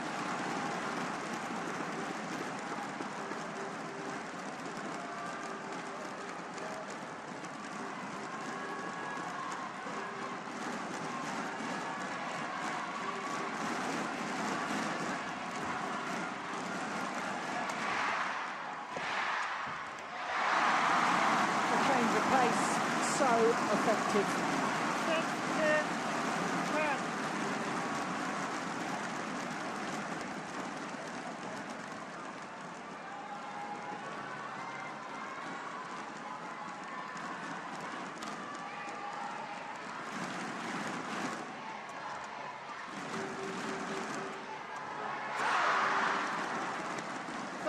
over. 11-16.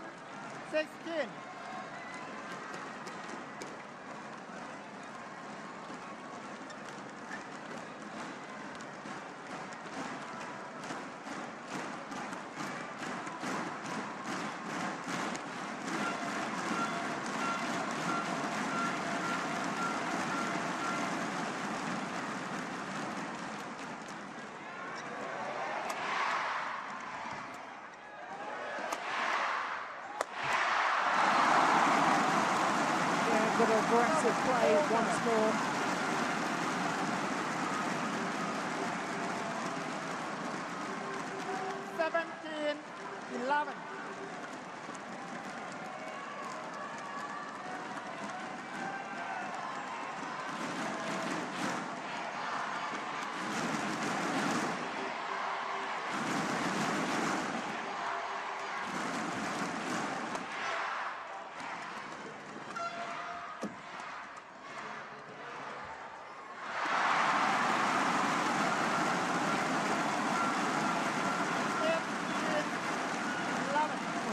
Put a foot wrong the Indonesians so far in this semi-final.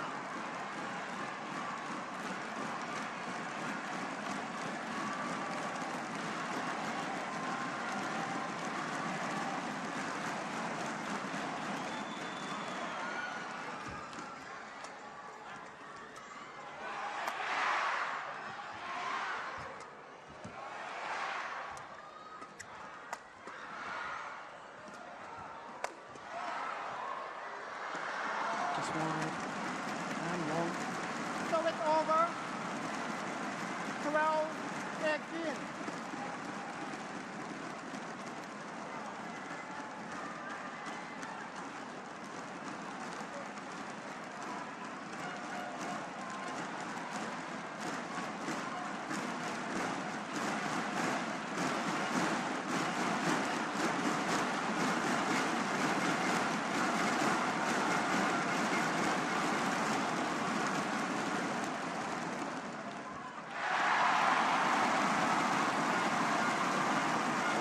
Just 2 points needed for the opening game. 19-12. Number 2 seeds, Jung and Lee, are in trouble.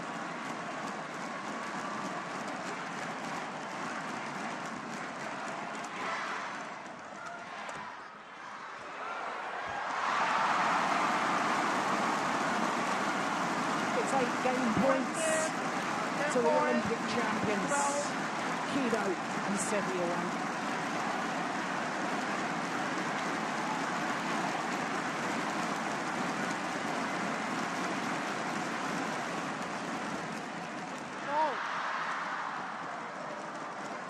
Over. 13-20.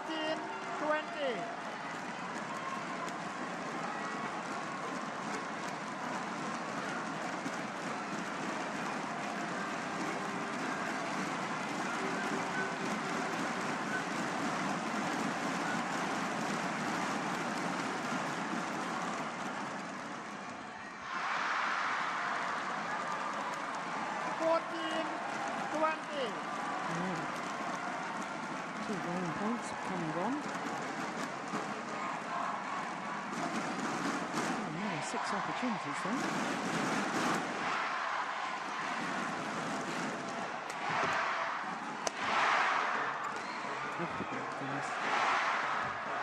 Brilliant. 21-14.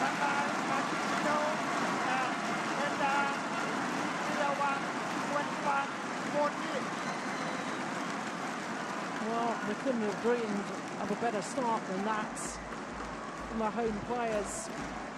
And current Olympic and Asian Games world lovers. Too far back in their defensive stance to react to the drop shot. Clever play from Natsia.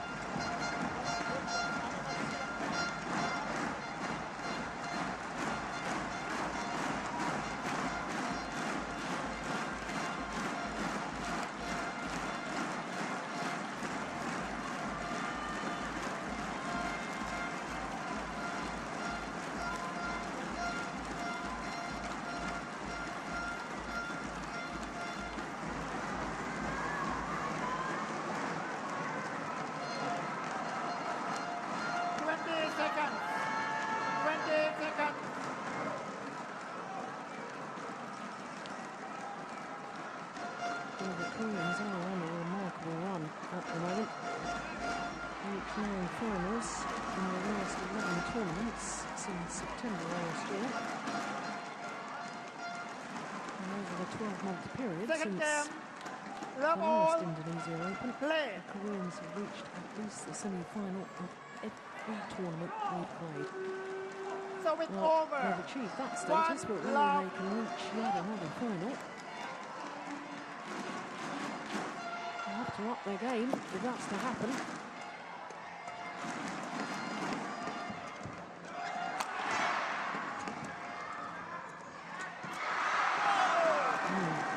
Well, that one is anything to go by. They have indeed upped their game.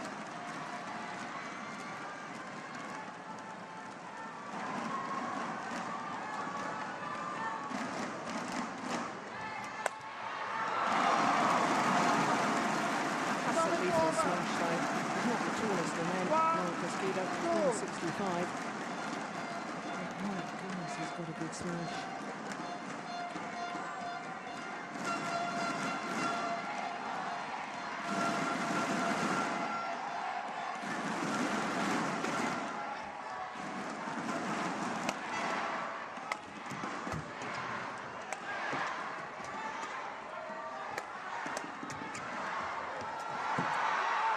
Just right. So it's over. 3-1.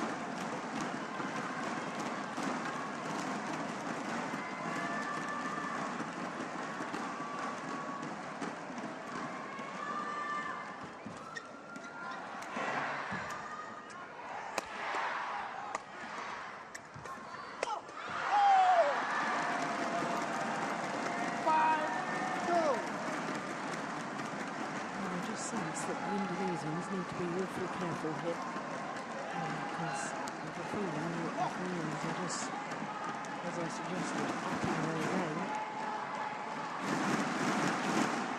And if they get too much of the lead, they're very good front runners.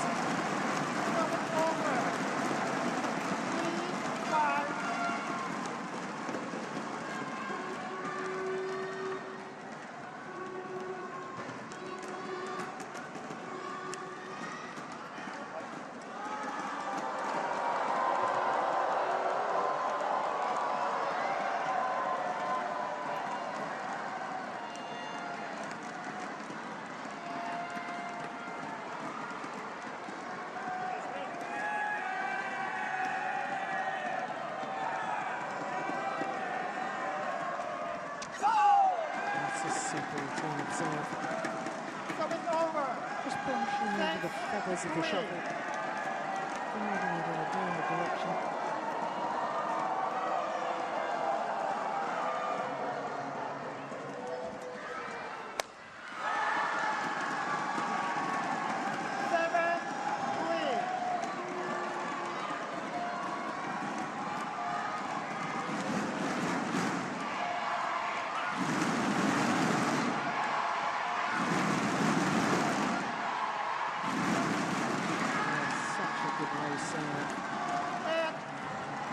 Serving to the tee.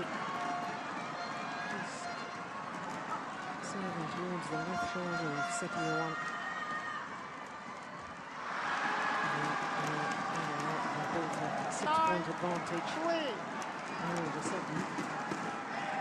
And the momentum has most definitely shifted.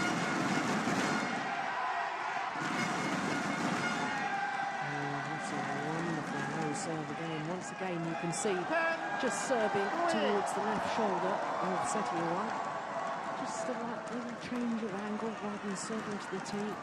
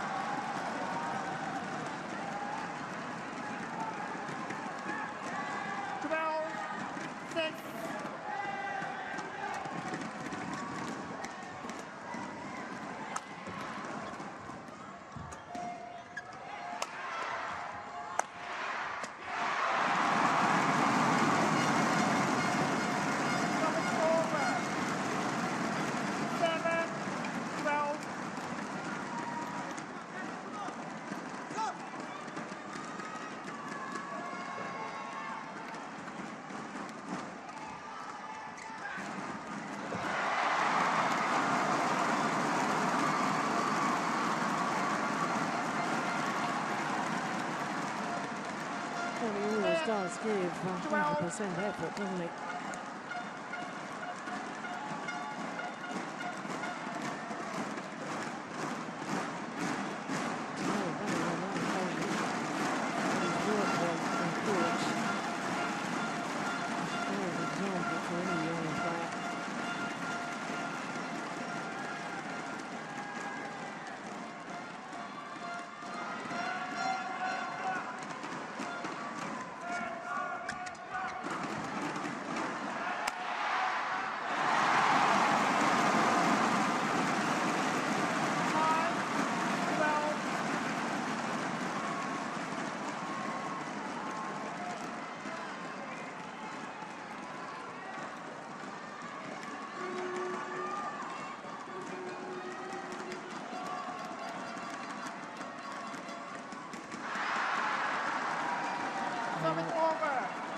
Errors on the low serve by the Indonesians, so yes, they know that unless it's the perfect low serve, it's going to be pounced upon.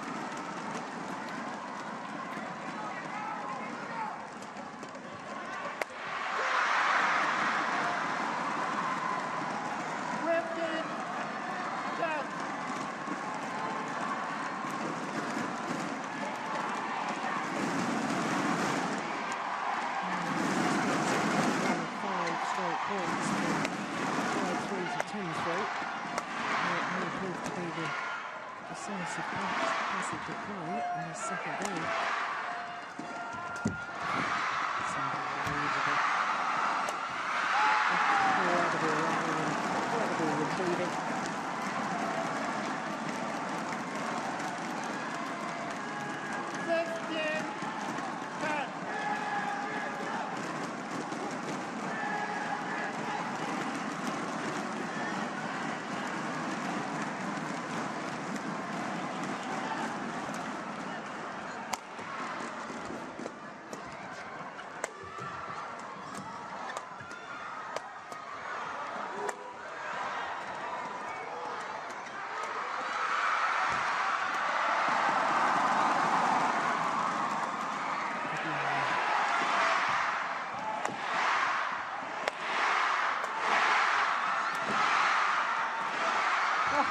Goodness.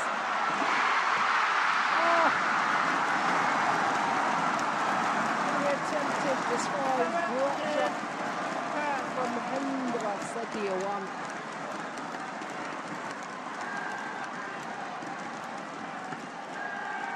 He wasn't even close to even reach the net.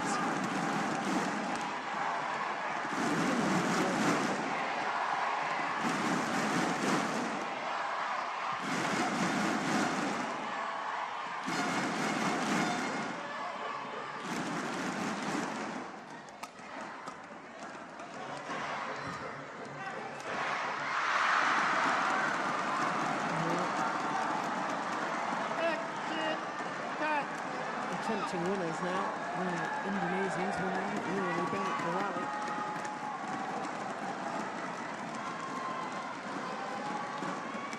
Three points away the Koreans from forcing a third and deciding game. I think Marcus Kido has had enough of this second.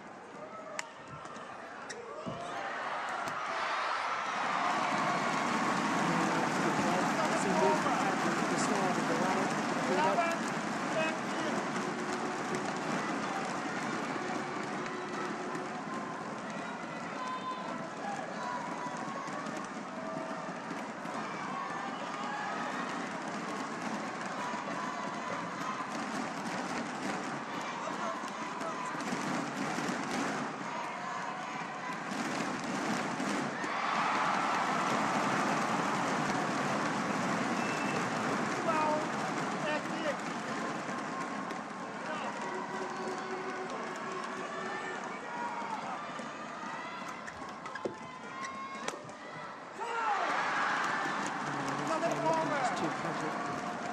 Defensive play. Well.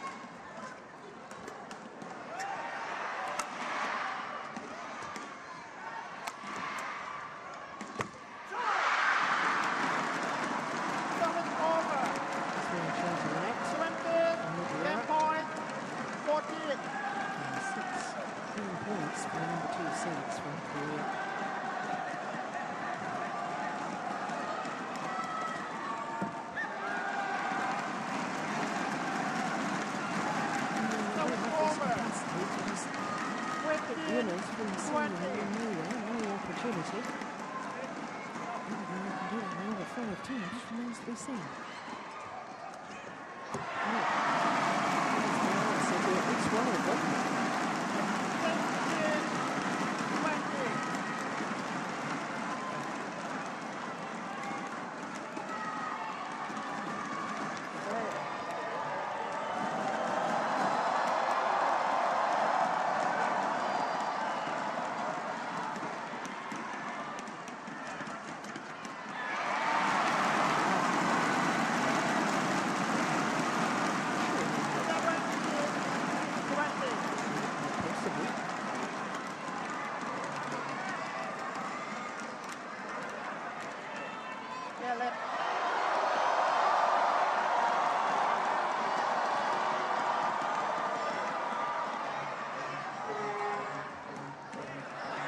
Serve is just long.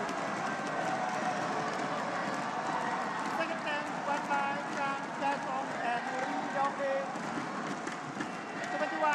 71-17, 1 game all. Umpire confirms that it is 1 game all after 34 minutes.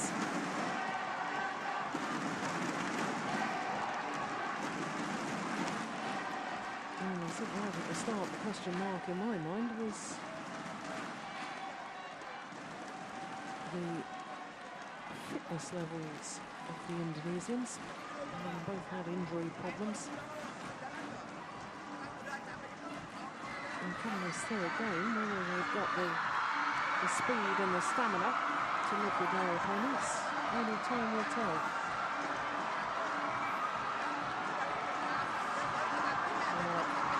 Streaks from of joy as Leon Day removes his shirt. Quick glimpse of that muscle-toned body.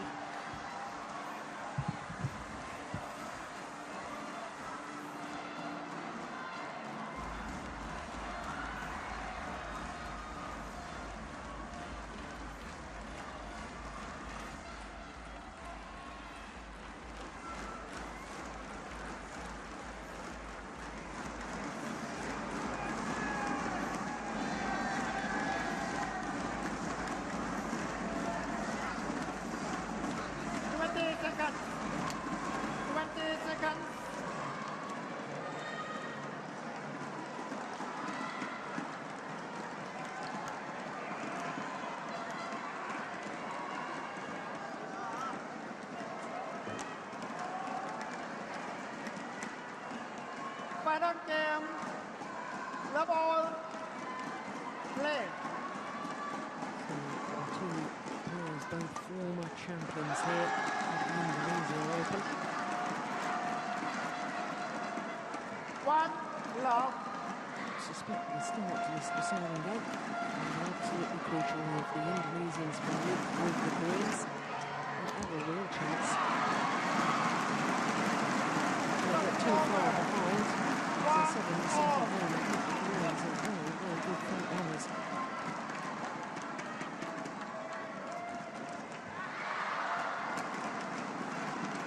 So it's over. 2-1.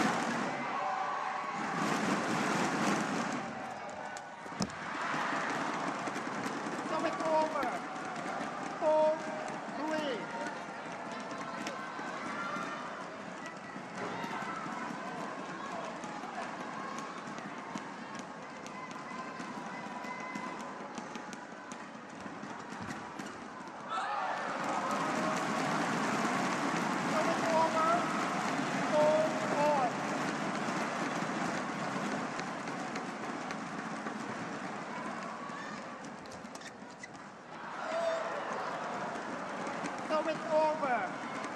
5-4.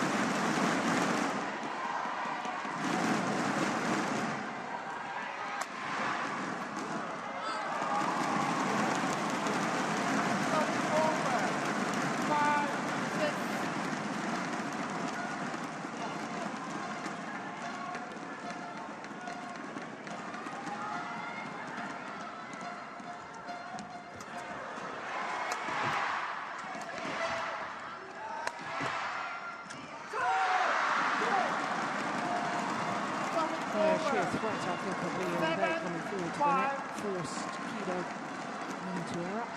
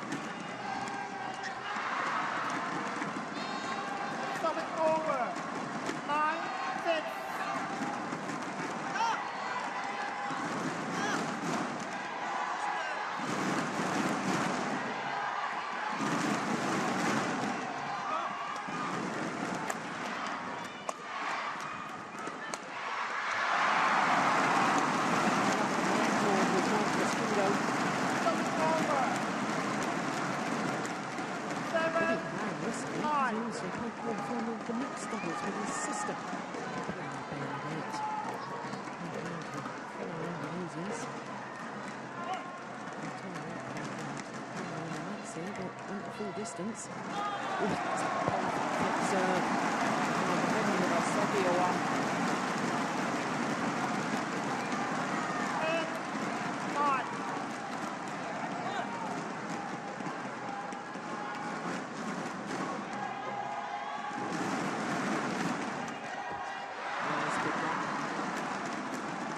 Stop it over. 10-8.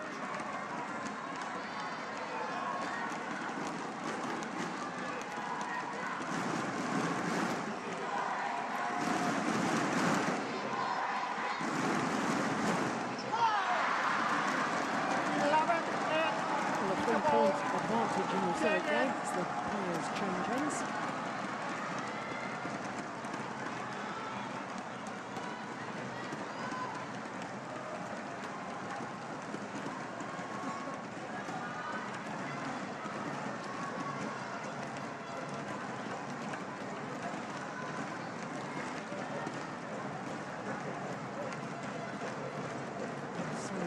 consistent for so long.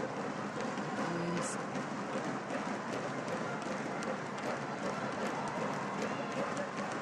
just final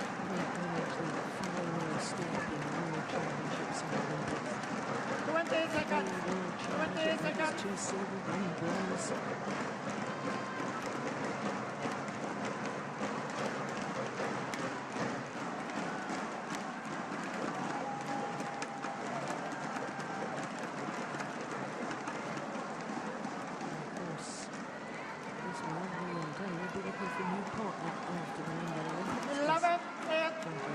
Play.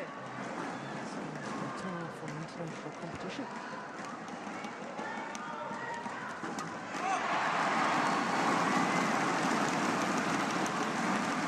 Over. 9, 11.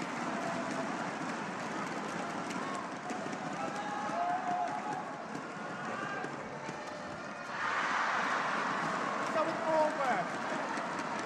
12, 9. Pretty short last round. That's really it, the Indonesians.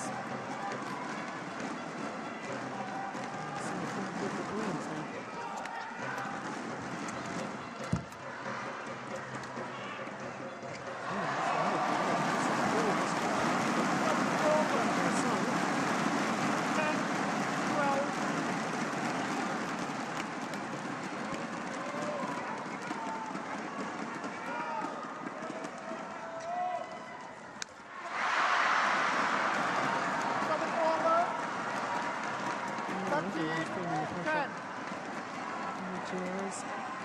Short, sharp rallies.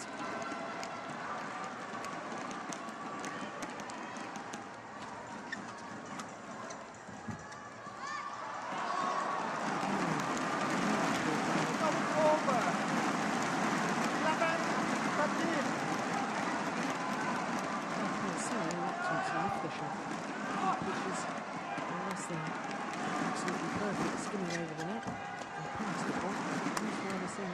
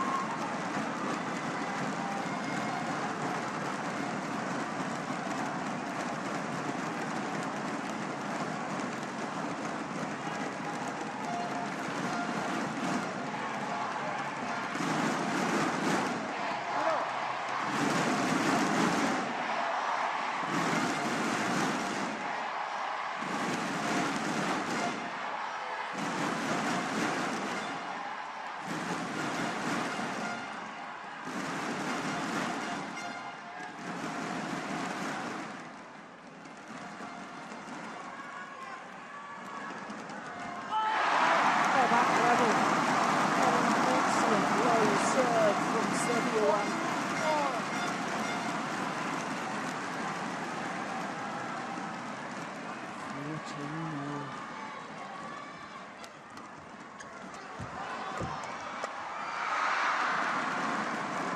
Serving over 15-14.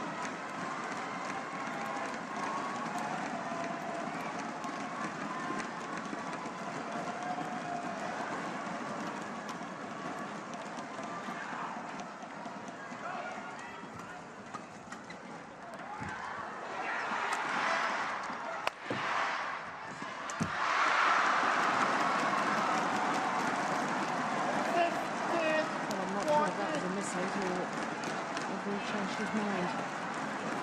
It popped up nicely. Went into the hitting zone. Easy opportunity for the kill.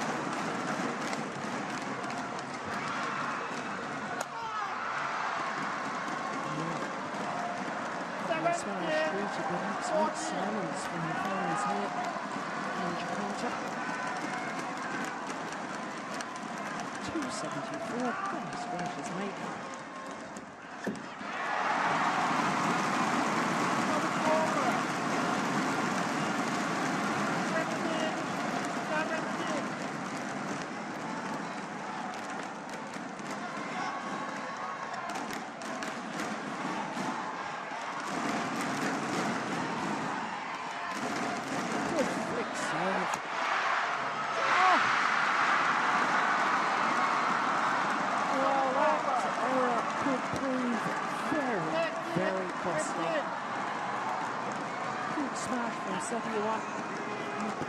Sometimes with judo, as on that occasion, doesn't have his racket up ready, and therefore when he's going to intercept, it takes time to get the racket up, and by then the timing's off, you're slightly late.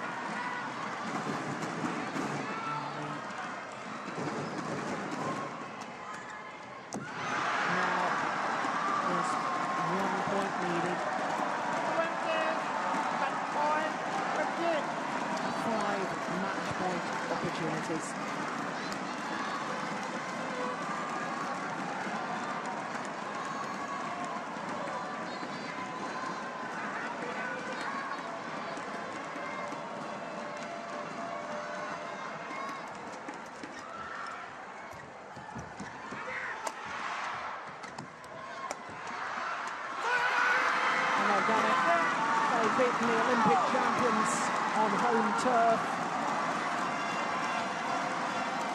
14-21, 21-17, 21-15 in the decider in 52 minutes.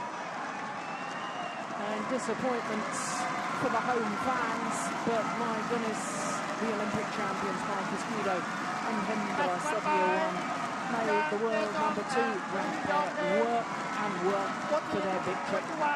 21-17 and 21-15.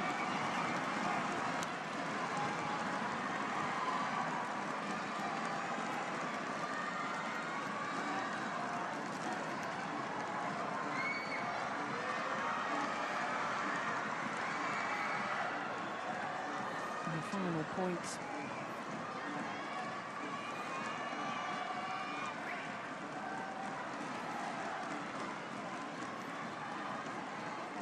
Just couldn't sustain the form that they showed in the opening game throughout the entirety of the match, the Indonesians. And the work rate and the work ethic and the fighting spirit of the Koreans shining through yet again.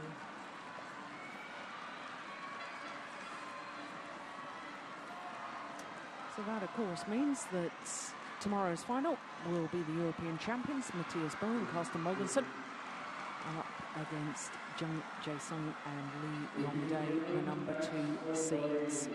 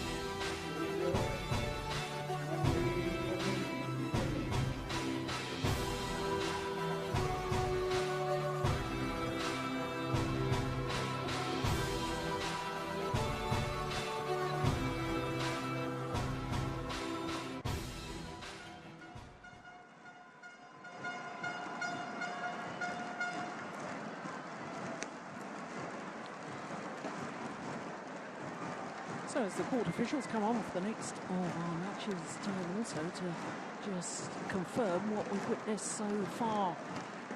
We now know both men's doubles finalists for tomorrow will be the European champions, Natsia and Morgensson, the number 3 seeds, up against the number 2 seeds, Jung and Jung.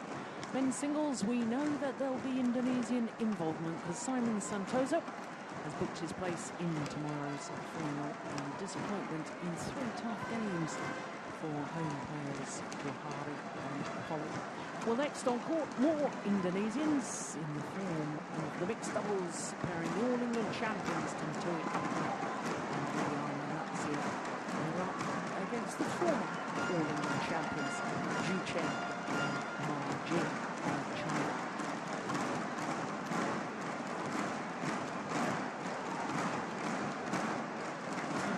Special to have current All England champions against last year's All England champions. Should make exciting contest.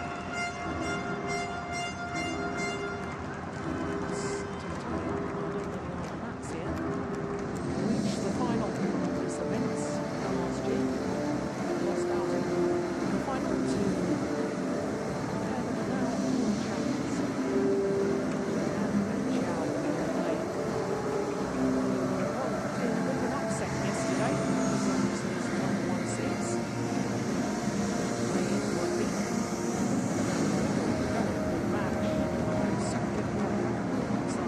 Ladies and gentlemen, court time. Tian Martin. A week ago in Thailand, that mixed doubles pair not only reached the final of the mixed doubles, but also won the women's doubles. The 2011 All England champions, the world number 2s, Xiao are in. Closely followed there by their opponents, the world number 3s, Akmad.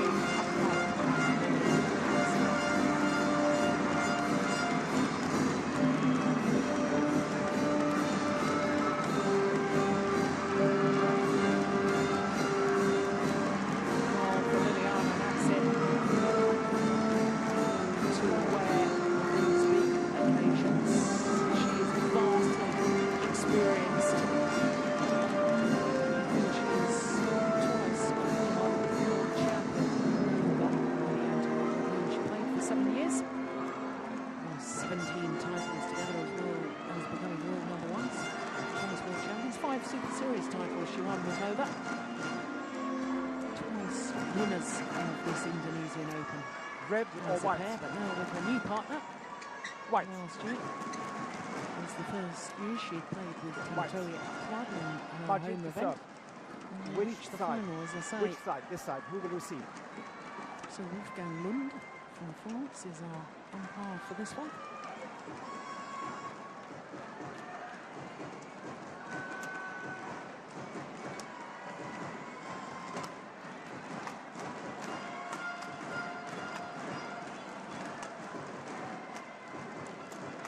So the number 2 pair in the world, Xiao, 27 years of age, Margin 24 from Qingdao. And as you can see, 19-3, a very healthy win-loss record for the year, which translates into 3 finals, winners of the Korea Superseries event, first of the premier events this year, and 2 beaten finalist places as well, Malaysia Superseries and Asian Badminton Championships. Toughest match so far was in the first round against the Danes. Actually saved a match point in that 3rd game when they were 19-20 down. An hour and 1 minute for that first round encounter against Mads Golding and Julie Hellman.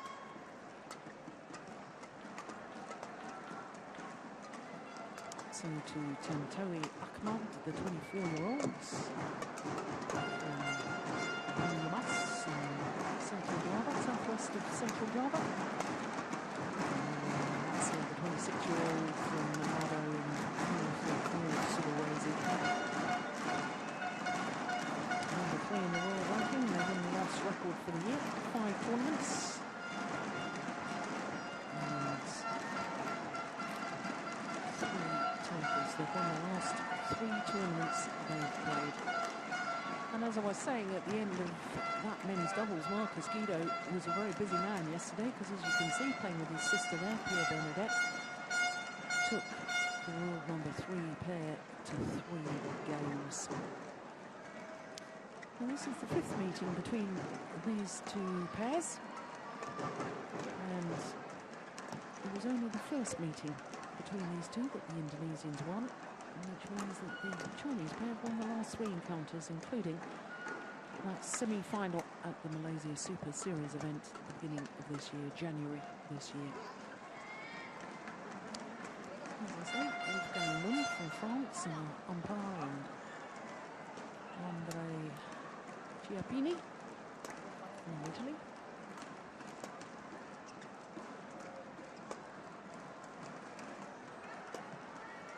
Players, please be ready.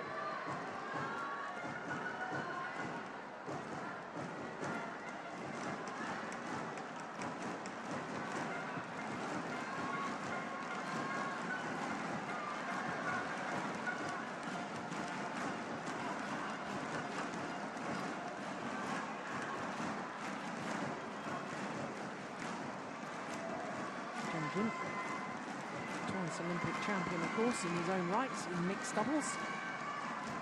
Sydney 2000, retained the title in Athens in 2004.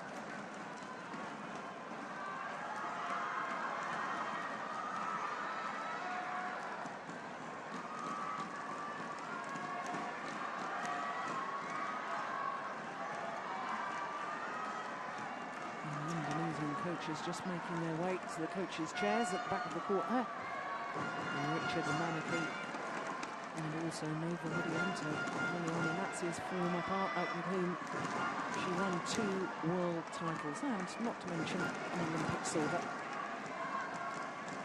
Interesting that already he's taken up Ladies as coach and and gentlemen, mentor. this is on my right, Xu Shen and Ma Jin, China. And on my left, Tontowi Akmad, Liliana Natsia, Indonesia. Margin, the serve to Liliana Natsia. Level, play. So the world number 2s against the world number 3s. Number 2s from China. Service over. To us. 1, last year's beaten finalists in Indonesia. Akmad and Liliana Natsia. And I remember that 3-game match in the quarter-final yesterday evening. And we just woken them up, and I was astonished, actually. I don't mean that disrespectfully. And I was very surprised that we needed 3 games to beat them. Sister combination. And Bernadette. Service over. That needs to be a wake-up call.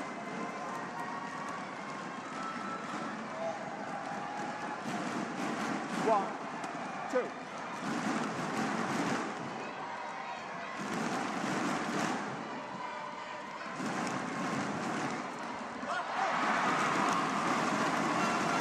Service over. 3, 1.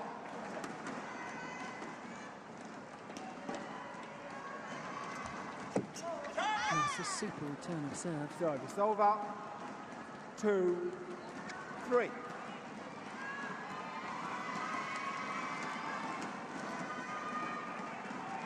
And he almost gives a little hand signal. And then the back does Margin. She's letting her partner know where she's going to serve to.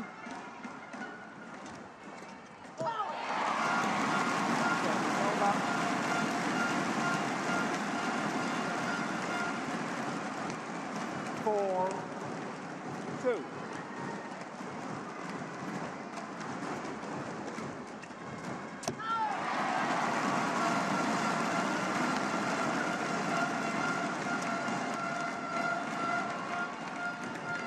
5, 2.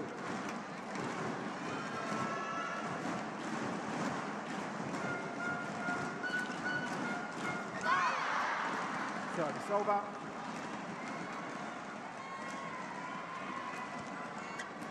Three, 5.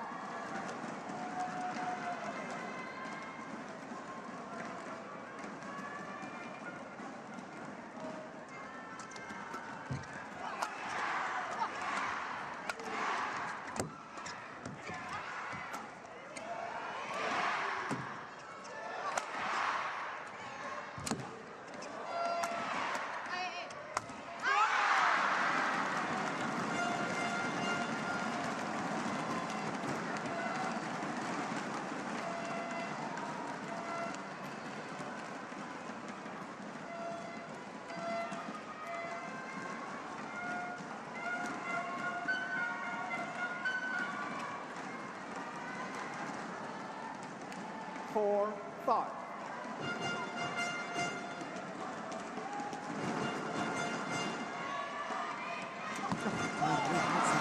Very loose serve from Jung.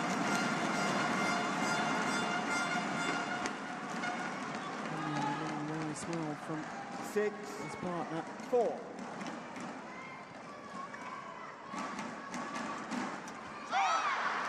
Service over.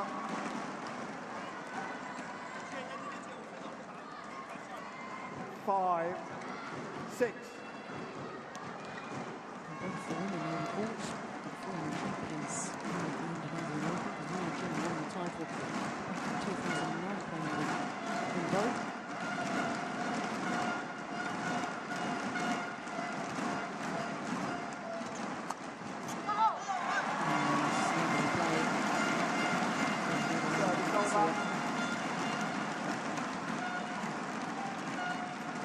Seven, 5.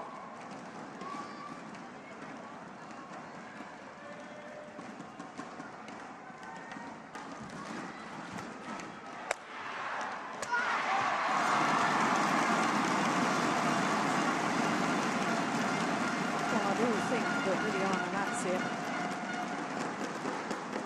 and this new partnership with Akmad actually has more freedom to stay at the net a little bit more and be more adventurous with the net play. Akmad is more aggressive from the back of the court. Oh, goodness. Is that one of Bangladesh? Yeah. Indonesian sent the umpire. Can you see that? 9, 5. Oh, they won the rally anyway.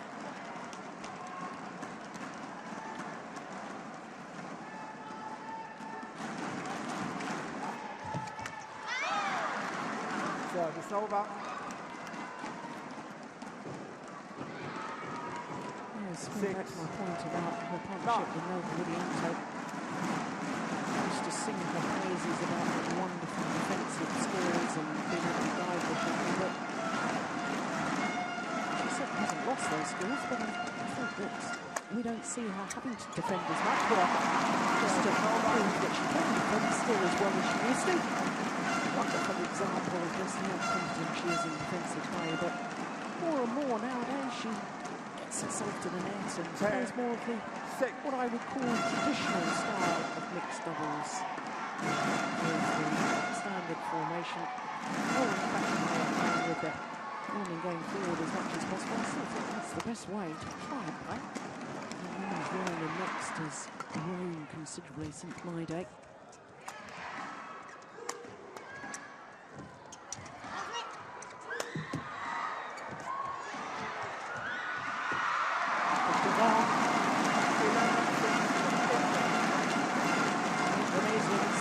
With the advantage at the mid-game interval.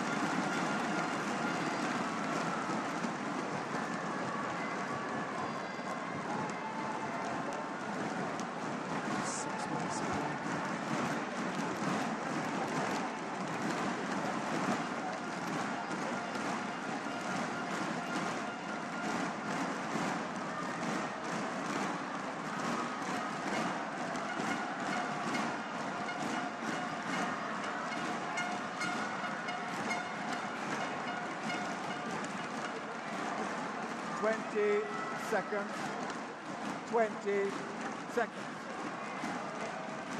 Please.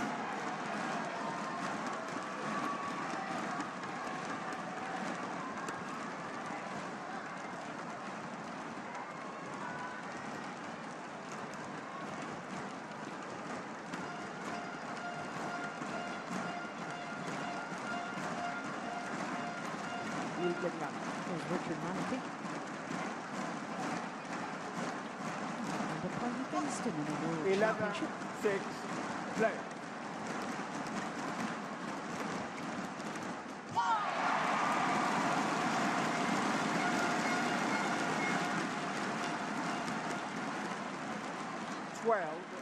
Six.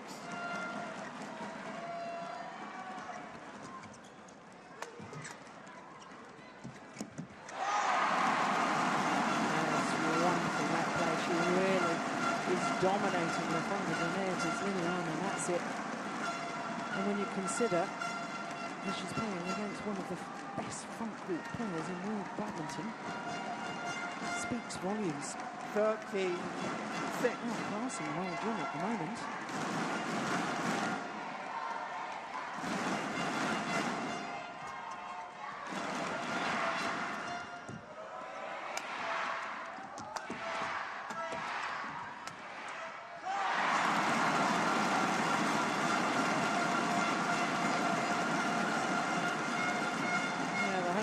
Absolutely loving this, and why not? 14, 6.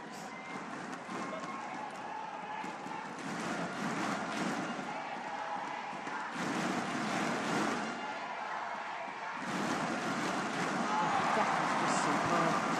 Really are. Natsia is on fire. Absolutely got the widest touch at the moment. Everything turning to gold.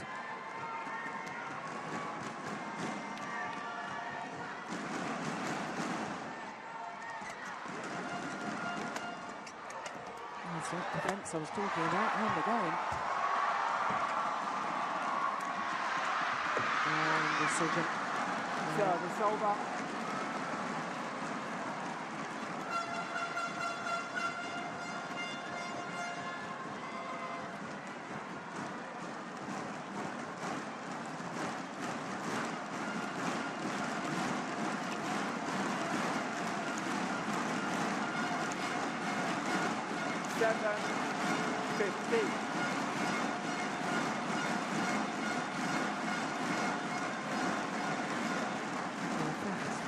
Breathing every shot with our players.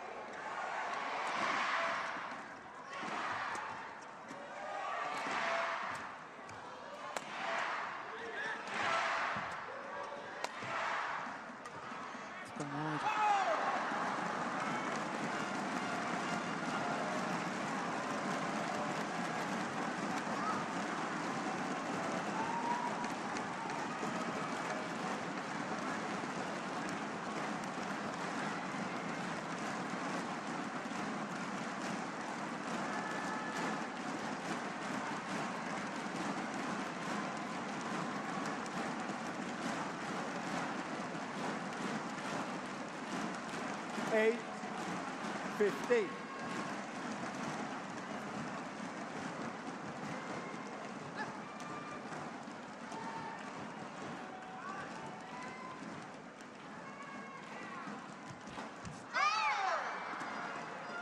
Nine, 15. I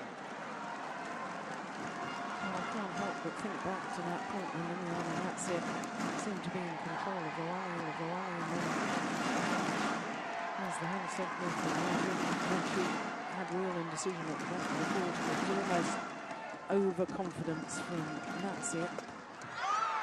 And I just sense that that rally may have just let the Chinese pair back into this semi-final. 15.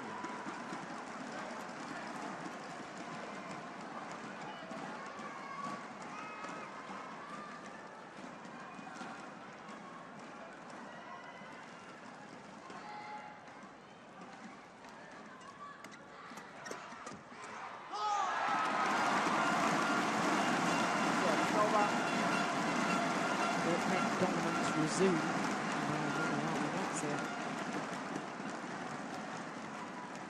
16. And she always gives 10. 2 hand signals. one and where she's going to serve to. The other one, probably where she's going to cover. Reply.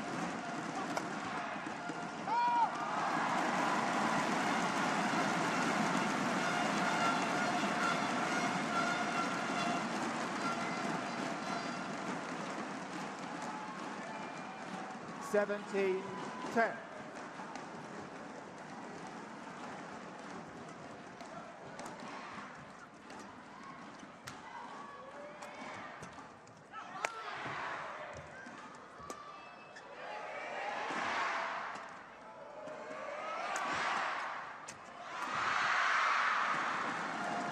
Service over.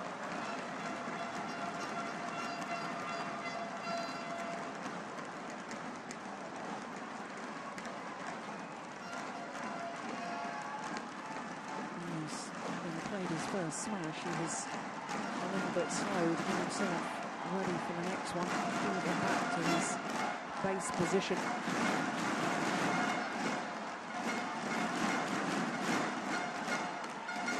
Yeah, that's exactly what Richard Nunkley is saying. Come on, when you hit, you've got to move. Hit and move. You can't stand at the mar of your last shot.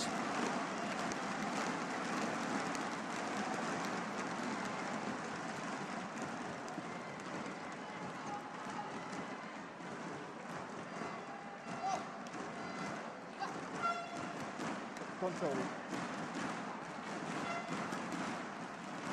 11, 17.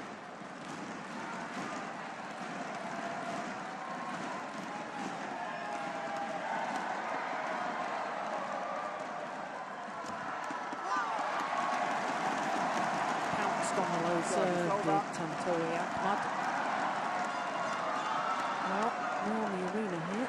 They're trying to get the Mexican 18. wave going. 11.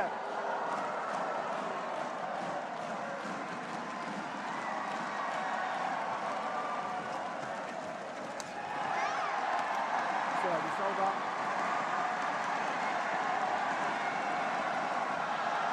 Indeed, the Mexican wave is working well.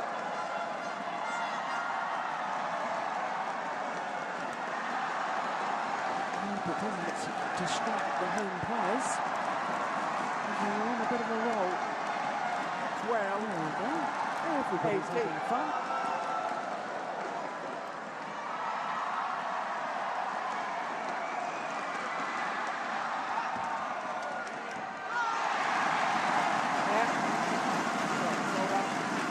That breaks the Mexican wave because everybody leapt to their feet at exactly the same moment.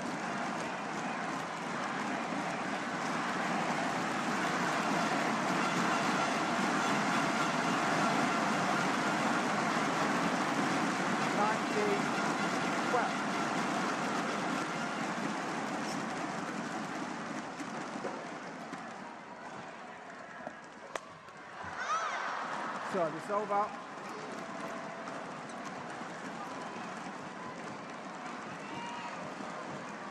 13, 19.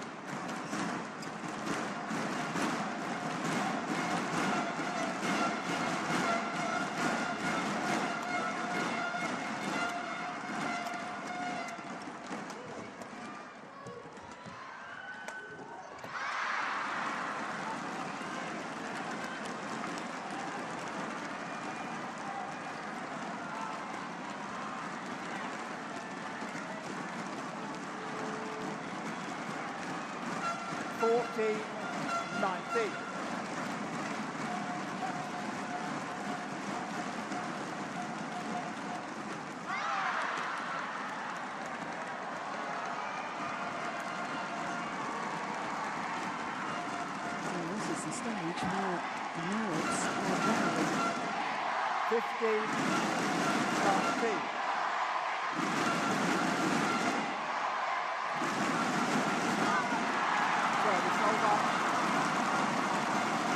That is a real gift for the Indonesians.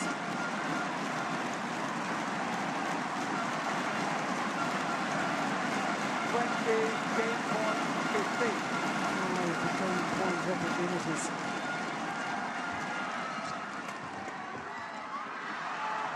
Service over.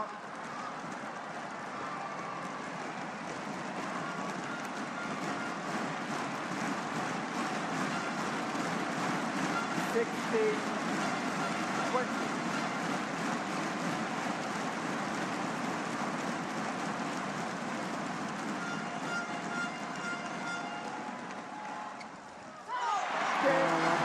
Return of serve. It means that last year's beaten finalist Santoso Akmad and Liliana Natsia have secured the open game against number 2 seeds 21-16 in 17 minutes.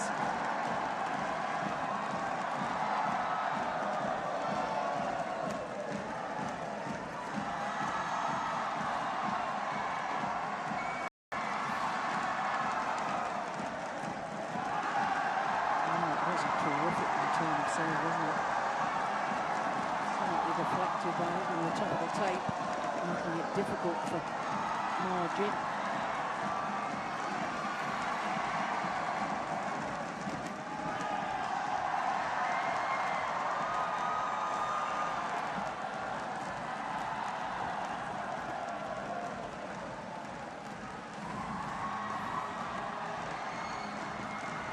Interesting that Jung very quick word with his players, and they're back on court. Here's the Indonesian coaches taking a little longer, and they make their way back to the coaches' seats now, folk. Well, having won the opening game in their quarter-final yesterday, Liliana Natsia and Akmad lost their way a little bit. 20 seconds. One of the first things that their coaches would have said was keep the intensity. Keep hunting the net as far as Liliana Natsia is concerned. She's serving well. Serve and look for the third shot. Keep Morgensson away from that net area. Relatively easy to identify the tactics that need to be implemented. Entirely different thing, managing to carry them out. Second game, love all, play.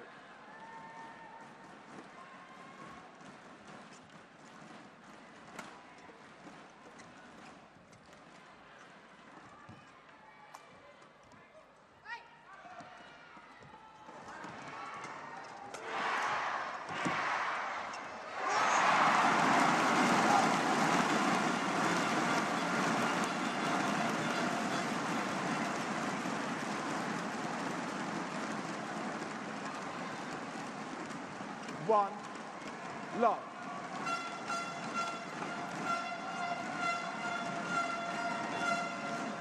Ten career titles. This new Indonesian player have already amassed 4 of them Super Series. Service over. Xiao and Morgensson. Only 3 One, career titles, but all 3 Super Series, including 2 of them at Premier events. Korean Open this year, the first Super Series, the first Premier event of the year, and of course last year's All England.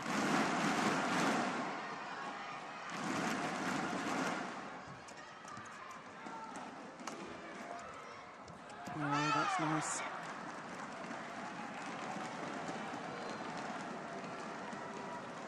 Two, one.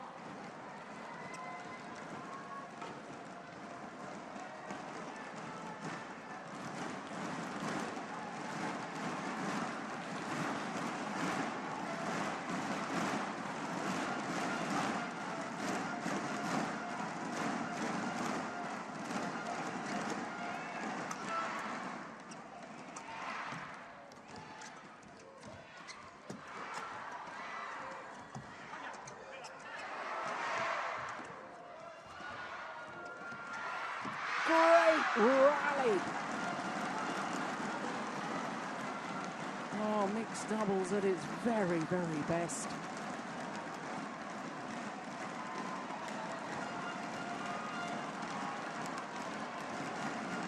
Three, one.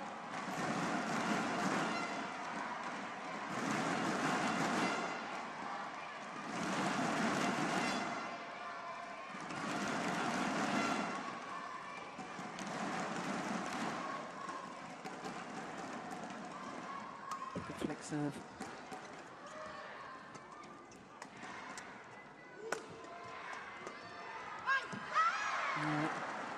Acknowledging the Indonesians what Natsia did to the Chinese in the opening game.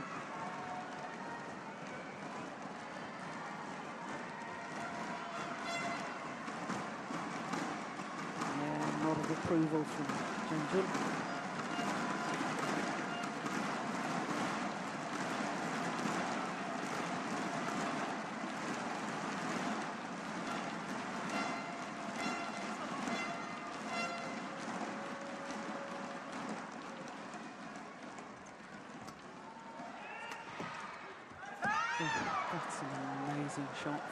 5-1.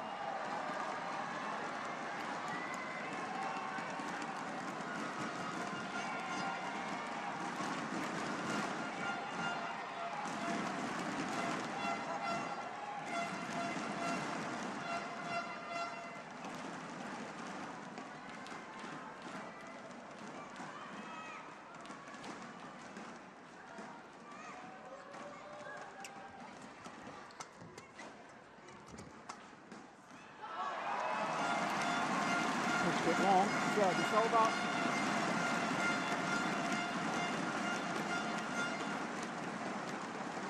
2-5.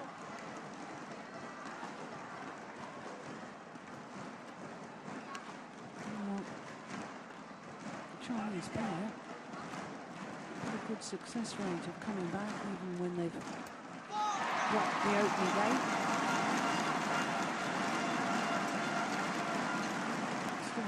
To win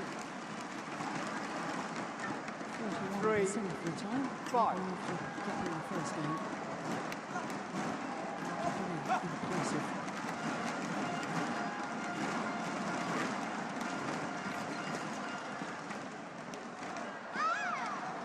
Service over.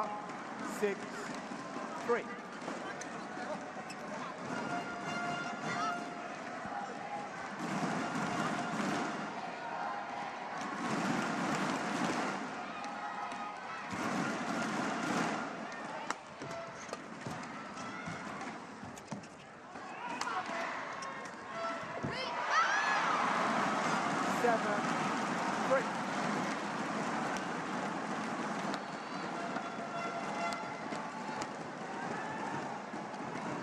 Just gone off the boil on the reasons.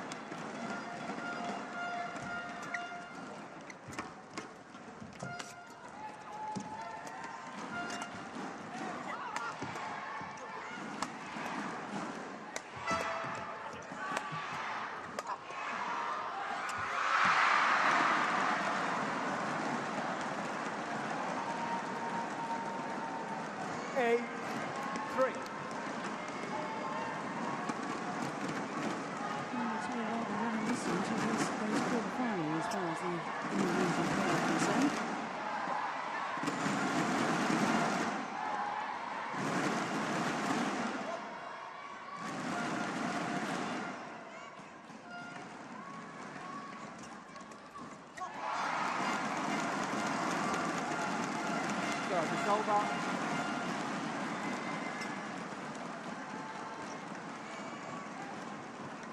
4-8.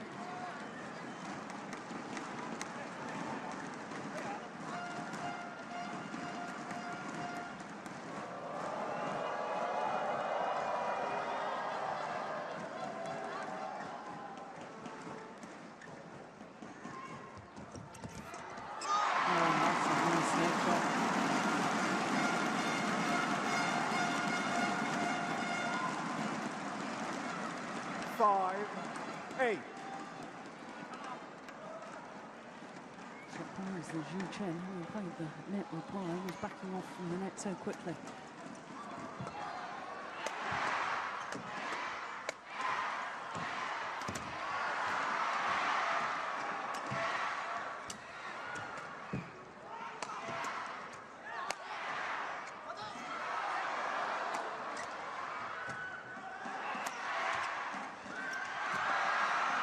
go wide. Good rally.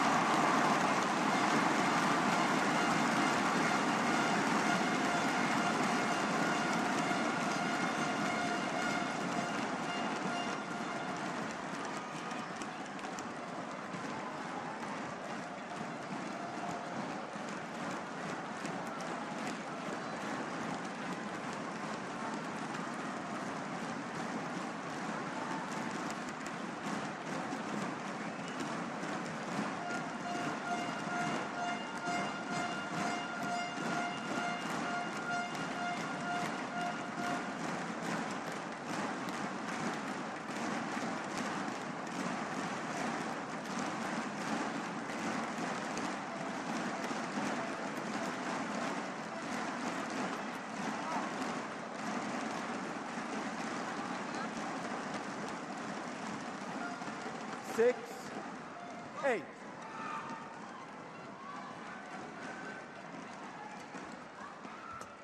it was a nice block from Akmad.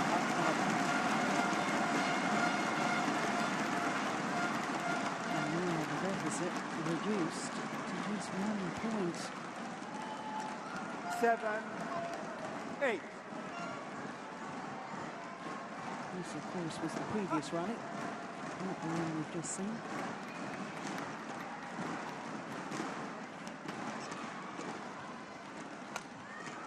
Oh, that's nice too.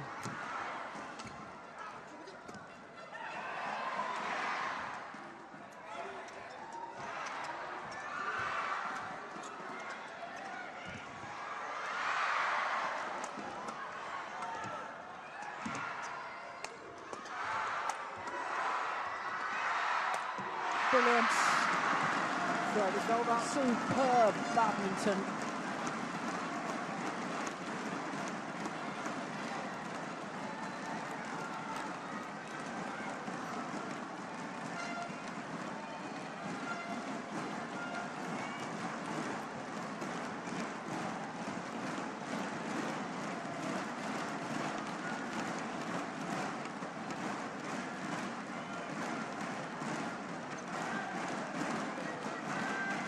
Nine, 7.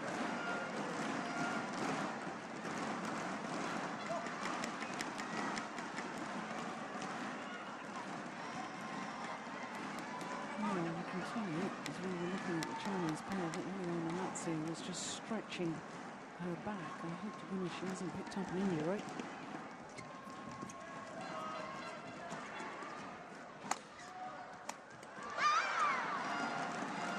Ten, 7.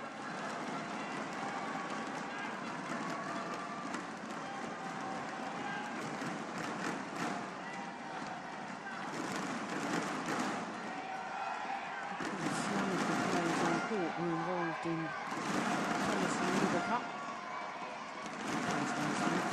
In China.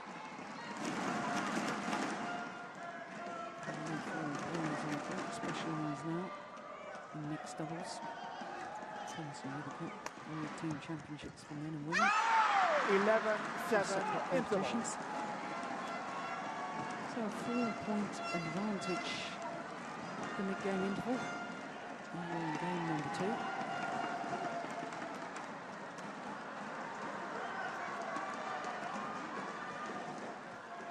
And somehow the Indonesians, if they want to win this in 2 straight games, have got to regain the initiative within the rallies.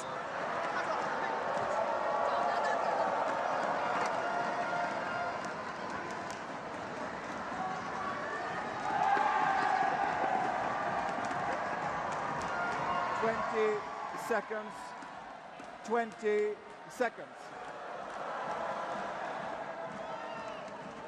Please, get back on.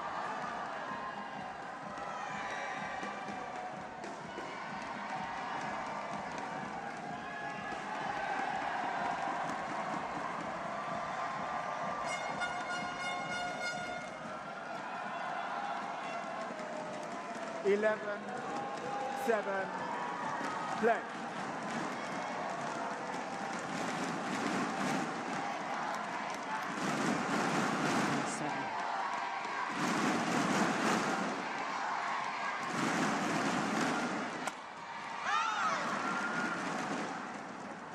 12-7.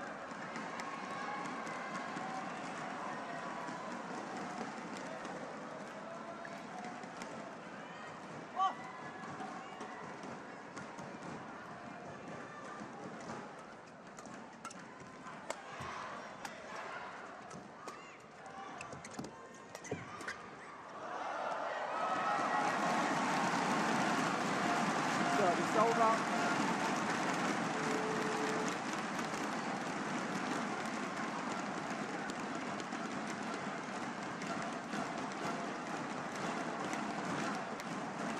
Eight, 12.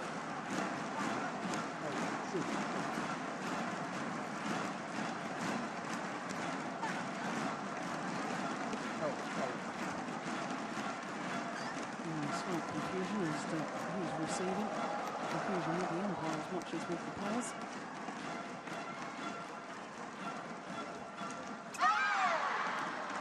Service over.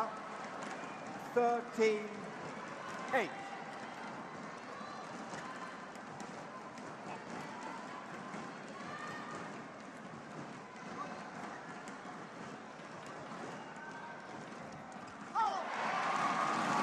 Service over.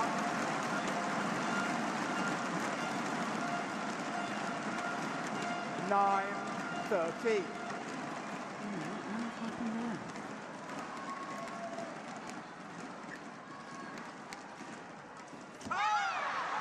Service over. Which is just momentarily lost its intensity. 14-9.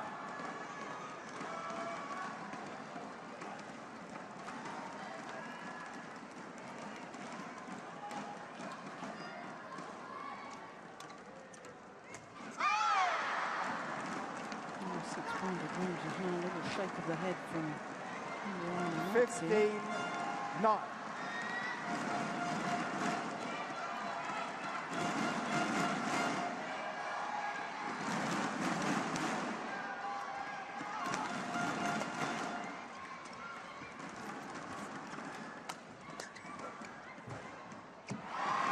Service over.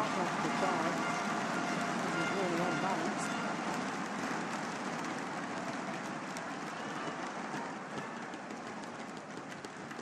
10-15.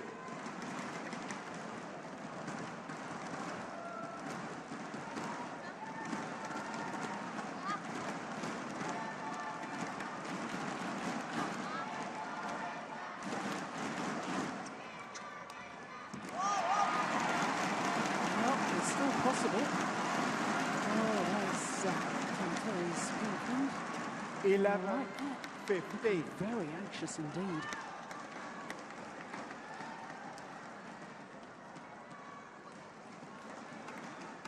Agonising for partners and players off court, husbands, wives, girlfriends, boyfriends watching loved ones play. Far more nerve-wracking than being on court, I think.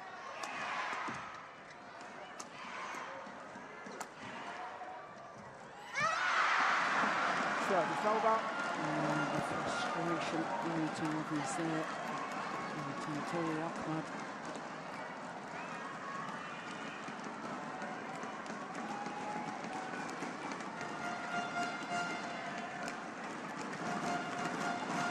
16, frustration all around. 11.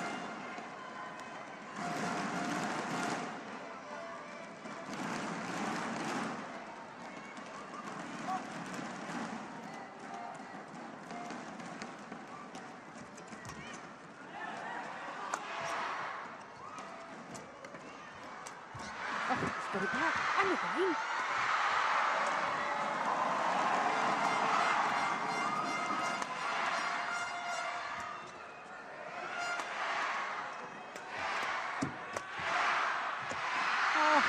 What a pity.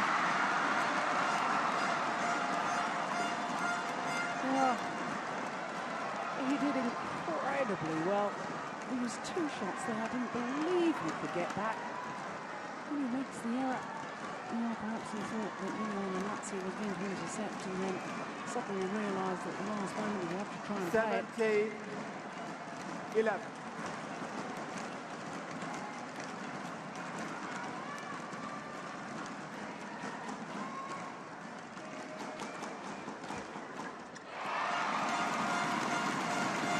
over.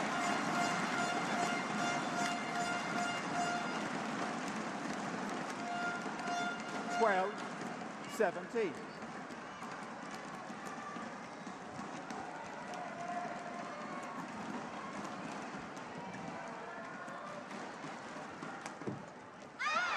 Service over.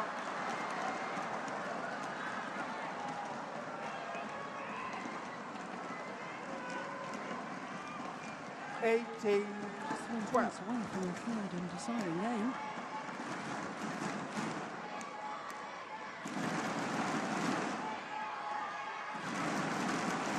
Oh my goodness.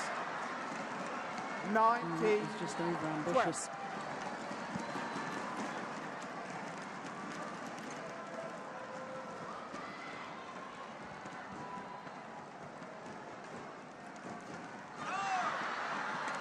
20 game points game now point to level this semi-final at 1 game apiece.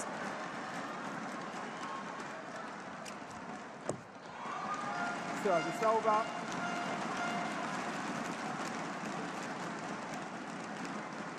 Thirteen, 20.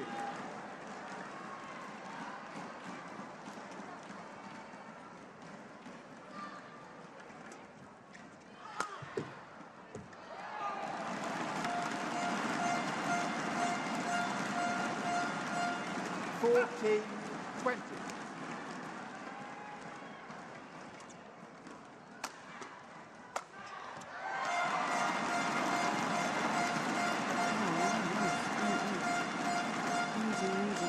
Tactics earlier on in this second game, because that's how they won the first.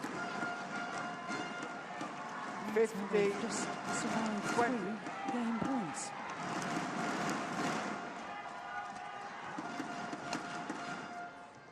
And it's wide though. Game. So on the 4th game point Second opportunity. game won by Sushen.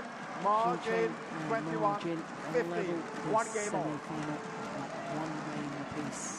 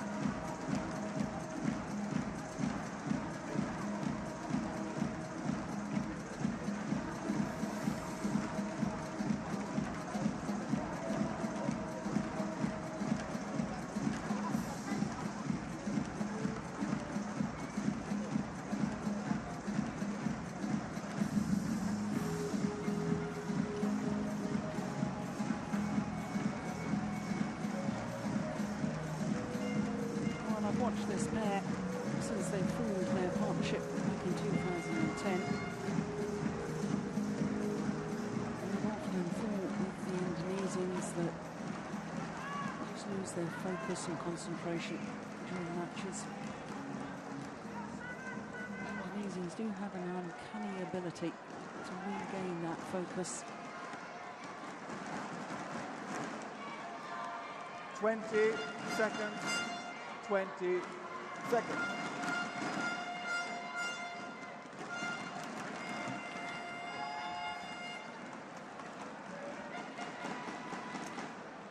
Just wants to test out a new racket.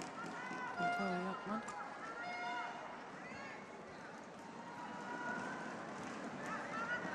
Final game. Level play.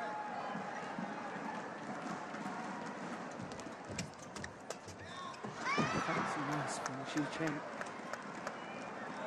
1 love.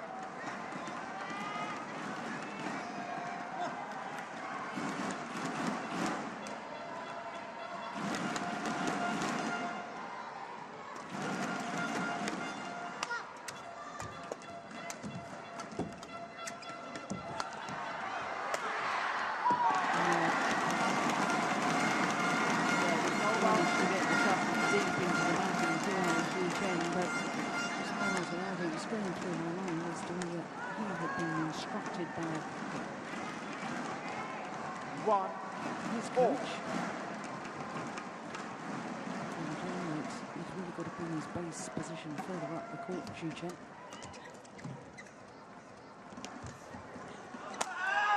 Because it seems to me as if he's stepping into those half-court pushes much earlier now. 2 1.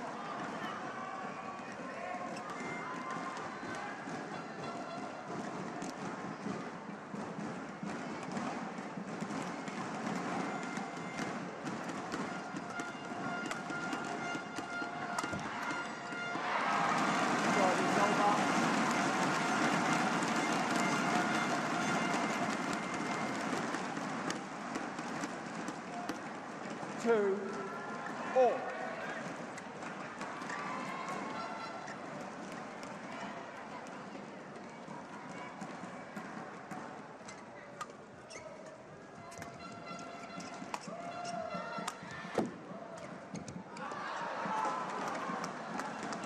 Service over. 3, 2.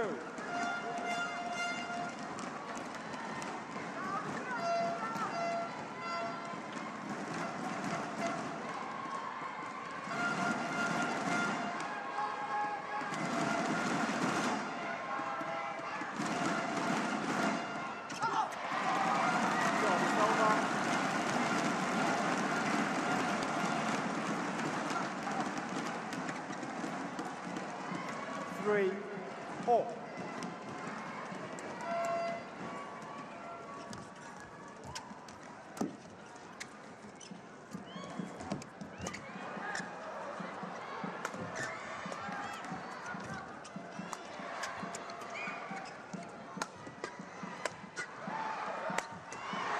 Oh, that's brilliant. That's a shot for the Tonkan, Akmad. Depended on the backhand, and he sees it on the forehand side, whips it across court. It's a fabulous shot.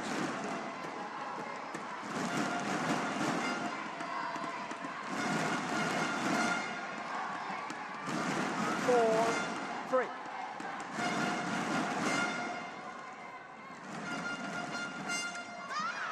Service over.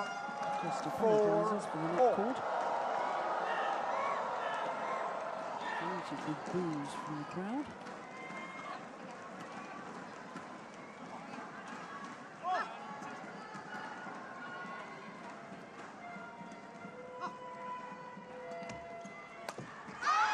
Good flick serve.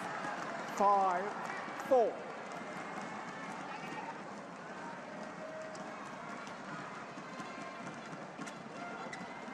Way off balance. See playing that.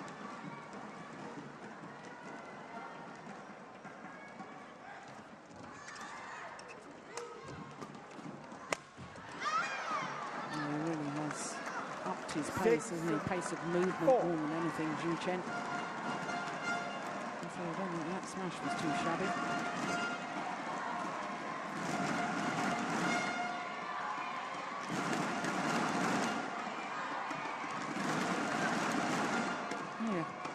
As much, 282.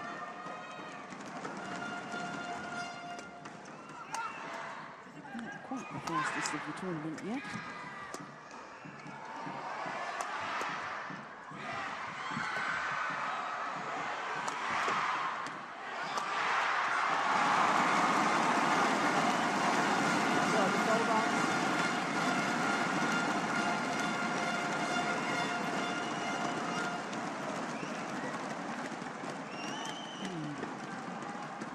Five, 6.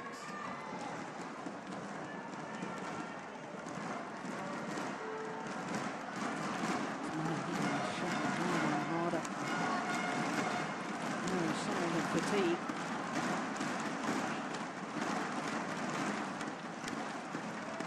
It's just wide. Yeah, I'm looking straight down that line. Wide by a whisker. 7, 5. Good call by the line judge. Crowd don't approve, but it was the correct call.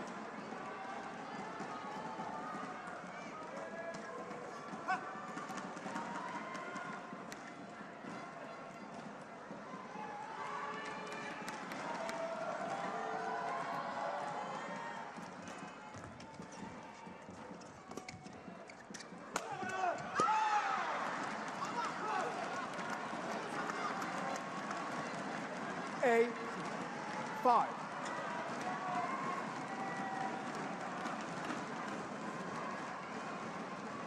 There we go. 2-5.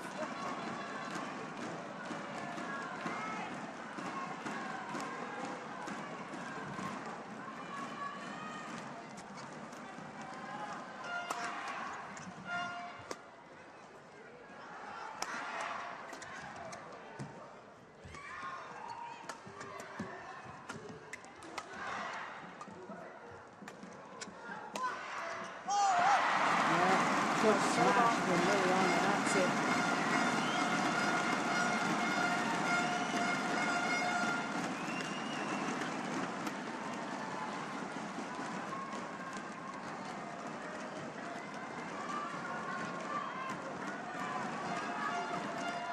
Six, 8.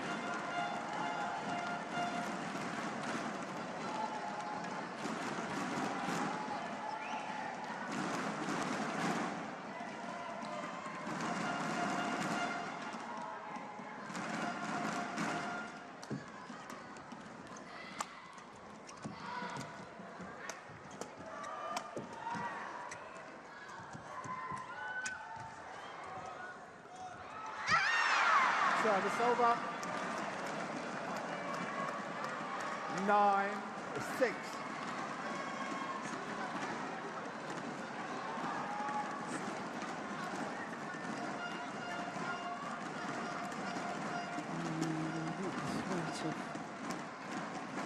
Jung coming forward. It's just caught side of her, the corner of her eye. Natsia, she made the error. Nice though. Service over. The players are acutely aware of just how important it is to have the lead when they change ends in this deciding game. 7-9.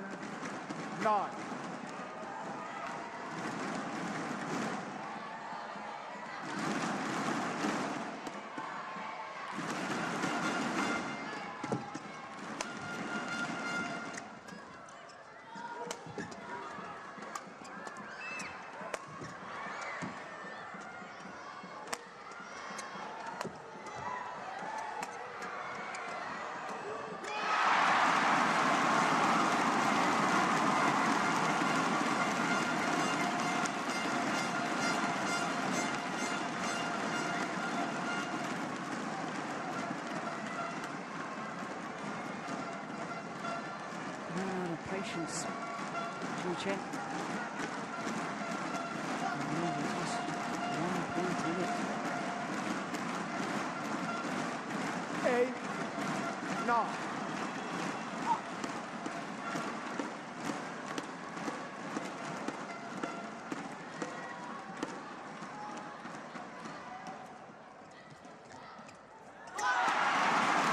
Level.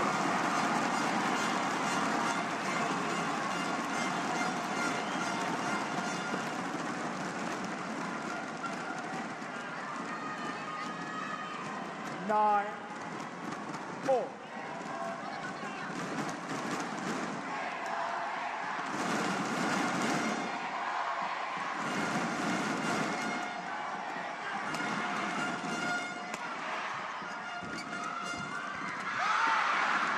Service over.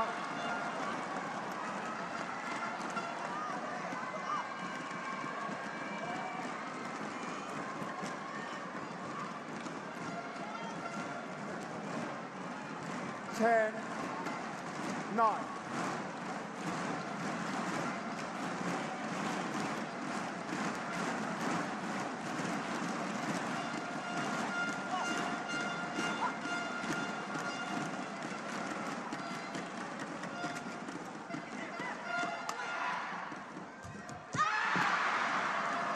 Eleven, 9. Interval. He's limited himself is Tantowi Akmad. 2 points in it. He'll go down as a simple error. He almost lost his composure. 2 points can easily be closed.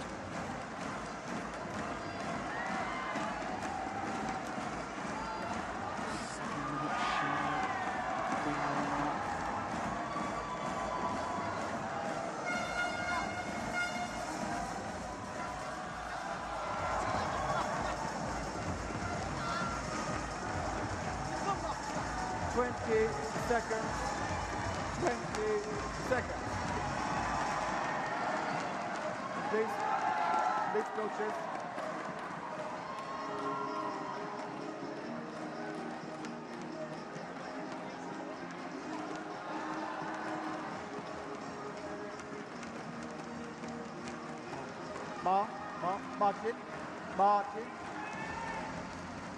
Margin.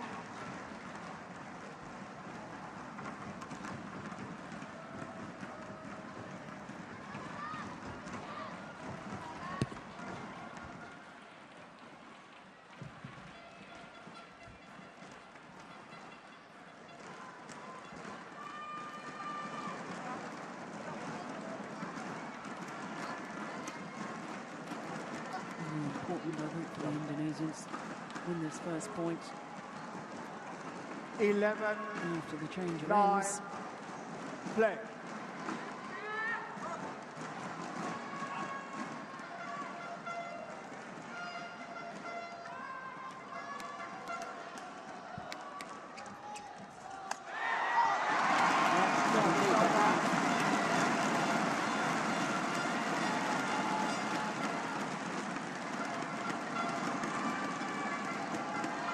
Ten, 11.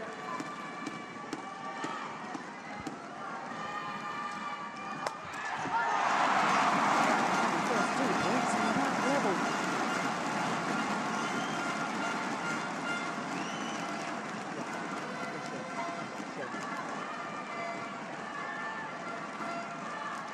The umpire agreeing with the Chinese players.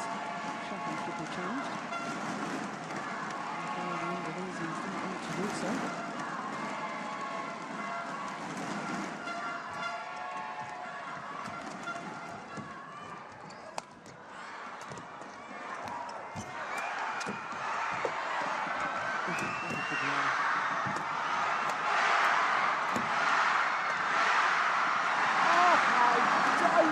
Believe it.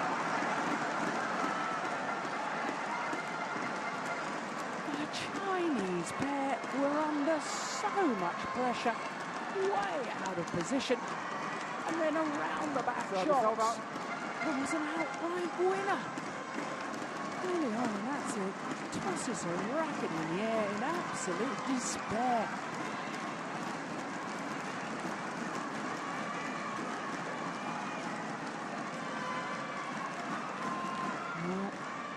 Sometimes rally like that can just give the pair the lift they want and have the opposite effect on the pair on the receiving end of that sort of luck.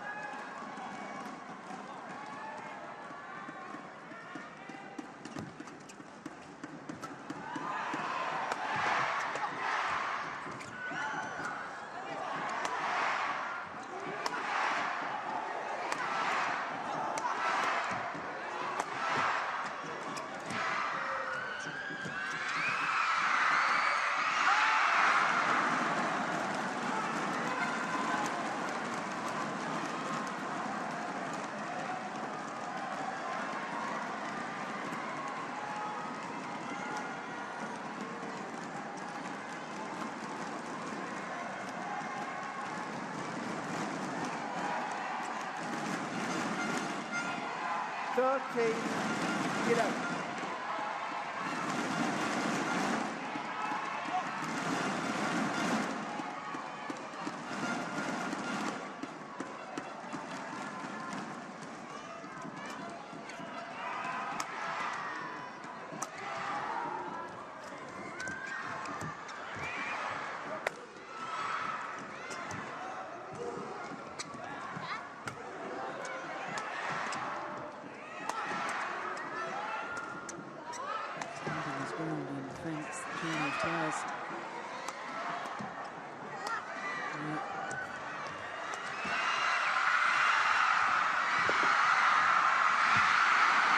This is incredible. Absolutely unbelievable.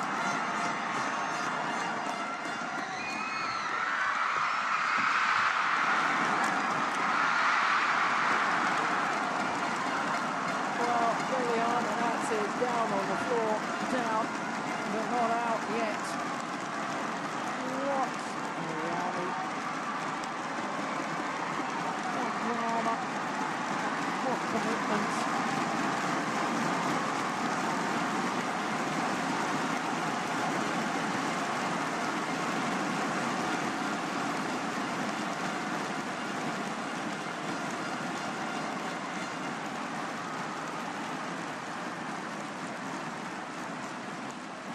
smash in that rally.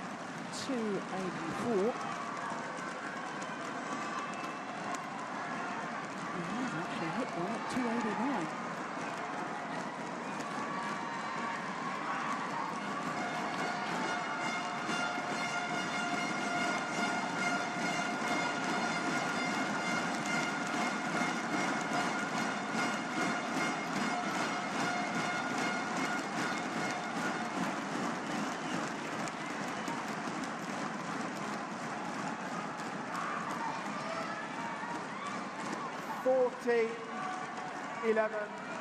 Play.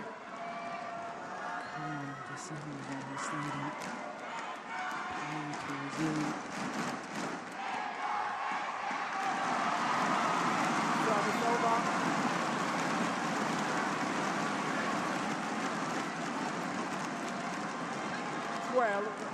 12-14.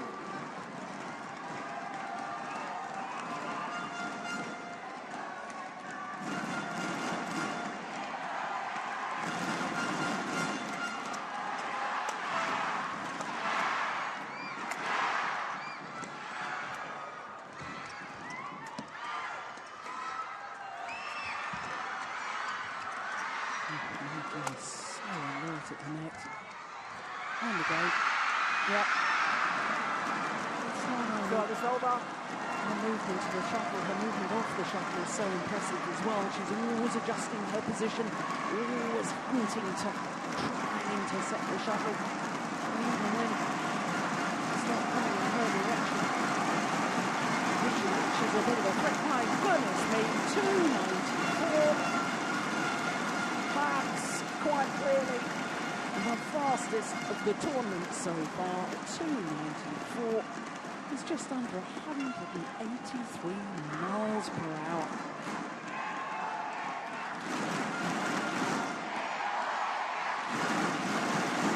Well, I remember during the final of the Korean Open, he hit one at 295. Record yet.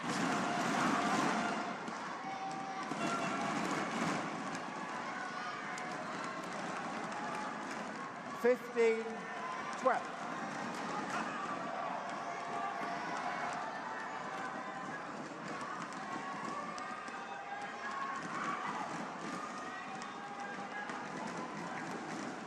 Seems to take an age to serve. Service over.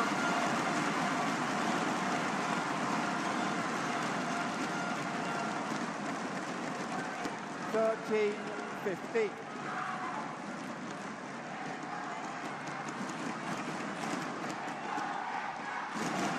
This is a big point. Needs a good serve. Oh, got it.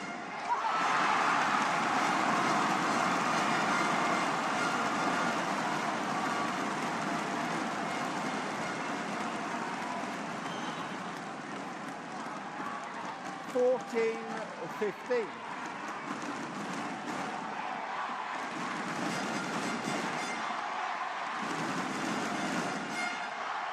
It's gone wide, it's back level in this deciding game.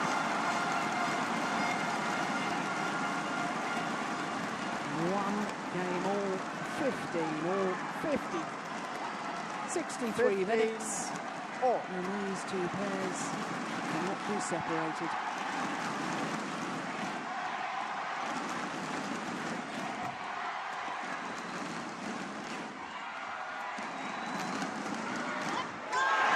Unbelievable. What incredible awareness and vision from Liliana Natsia to see that's where the gap was. Calmly just played it into the open space. 16. That's a very good reason why she's been world champion twice in mixed doubles.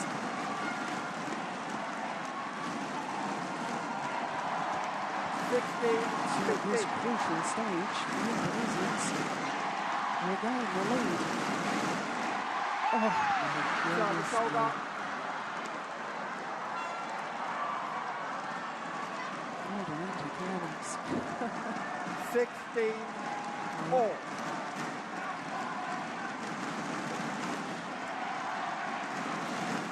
The Chinese take advantage of that service error. Oh my goodness. Would you believe it? Two men struggling with nerves, each serving into the net and gifting a point to their opponents. 16. Oh, what going on in that surgery? Does she hold her nerve? Yes, she does. Very much so.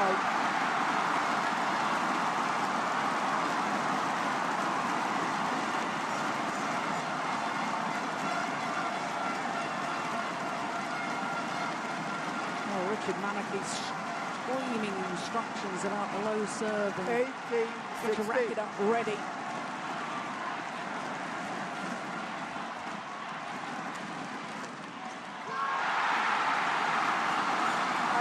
From Margin. And now the Indonesians just two tantalising points away from their second consecutive final here at the Indonesia Open. 19-16.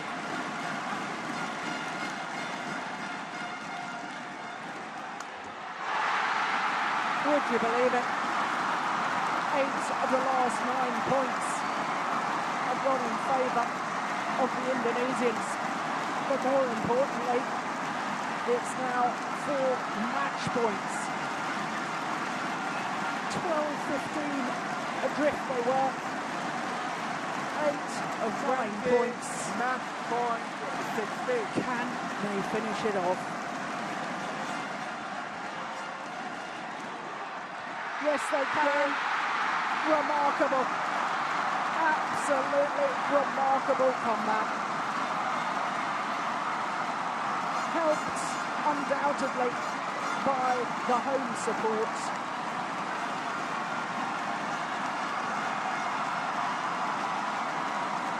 Second consecutive final for Tantowi, Akmad, Lilian and Natsia, following on from last year, but how desperately they'd like to go one better than a year ago. Well, they're through to their 4th consecutive final in 4 tournaments played. Having won the All England, the Swiss, and the India Super Series. That is a remarkable run of form and a remarkable comeback from 12-15 adrift. Absolutely extraordinary. An hour and 6 minutes of pulsating badminton, fluctuating fortunes.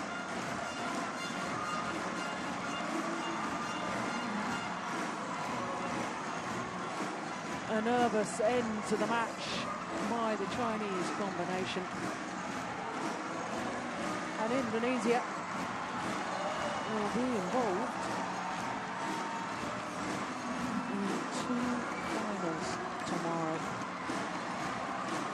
Men's singles and now mixed doubles as well. Their confirmation, they're through to the final after that thrilling match. We will learn very, very shortly who they will play in tomorrow's final, because the next match on court is the next of the mixed doubles. Sukhit Praamole and Sarah Lee from Tonkan from Thailand up against Go Sang-hyun and a 1 of Korea.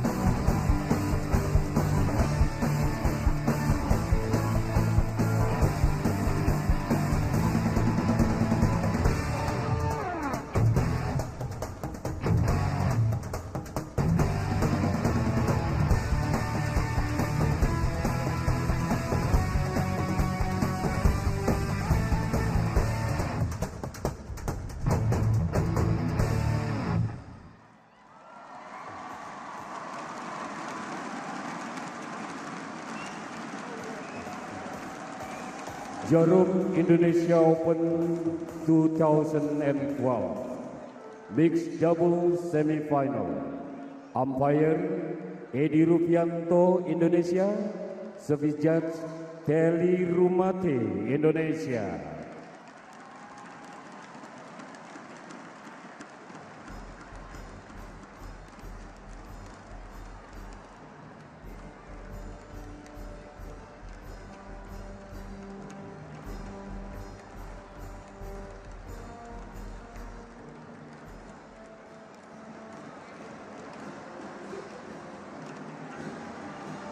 Ladies and gentlemen, Suket Praamole and Sarali Tonkan, Thailand.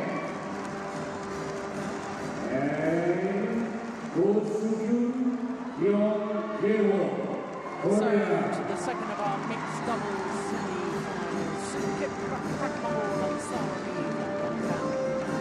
Two unseeded pairs because their opponents from Korea go in Xiao.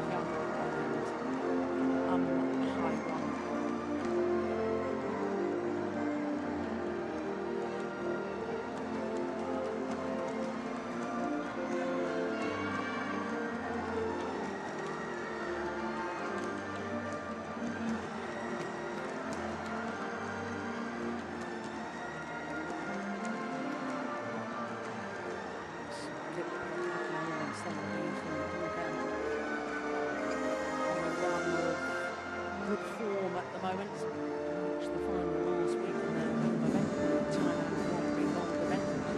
Was out in the final. It's going to turn out to be Xiao.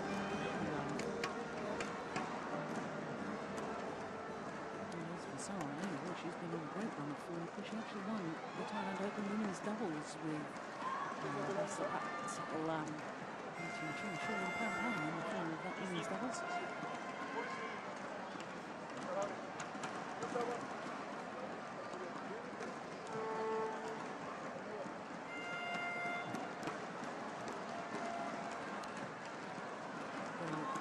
Jung, K1.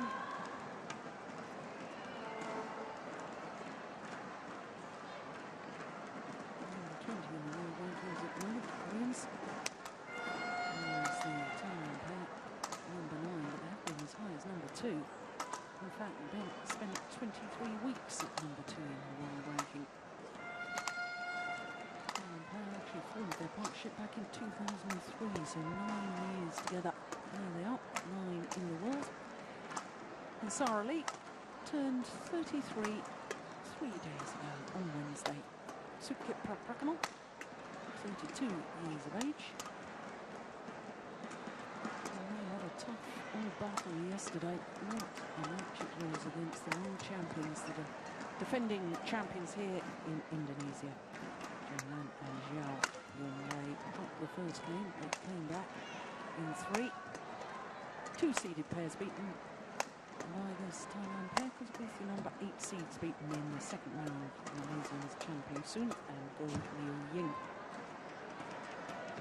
Two of the Koreans, 24-year-old Morgensson and 20-year-old K1.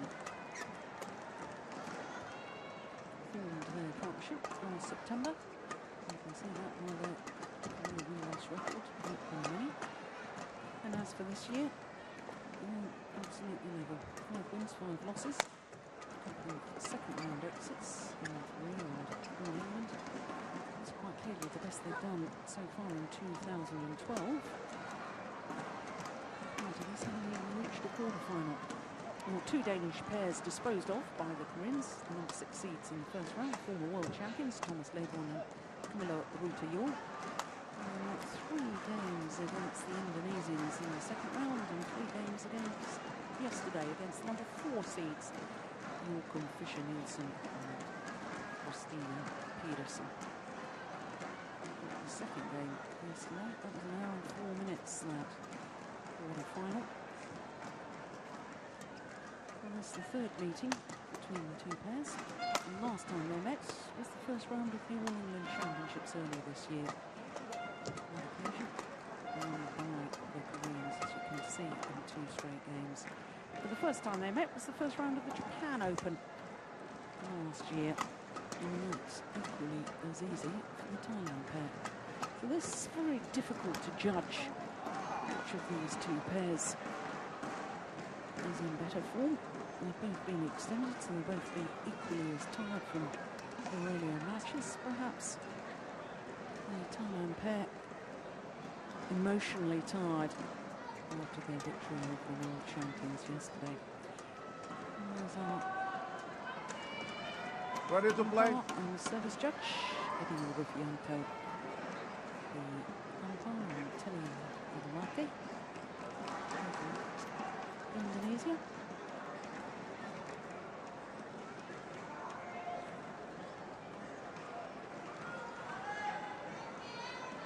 Sadly, some of the fans have departed now that there's no longer any firm interest in the remaining 3 matches.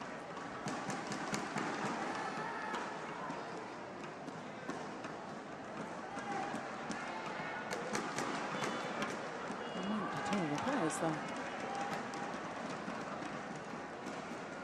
Yes, a great opportunity for both players.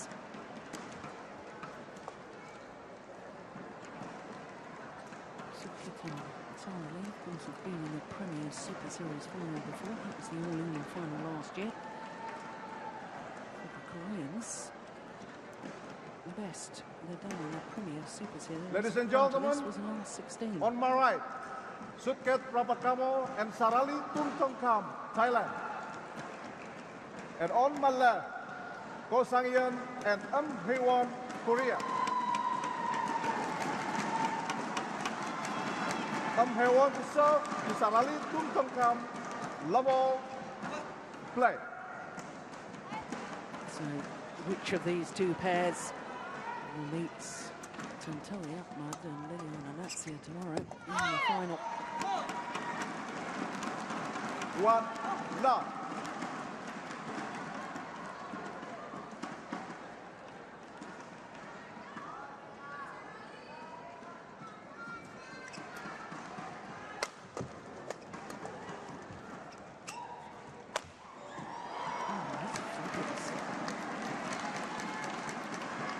Resurgence in form. 1 all. Perhaps a final last hurrah from Suket and Sarali.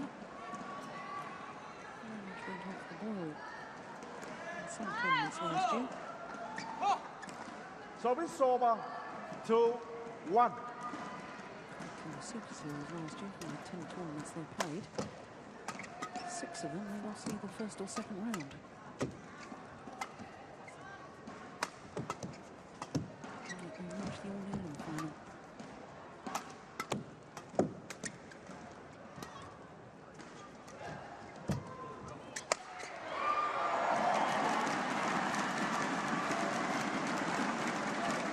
Service over 2-all.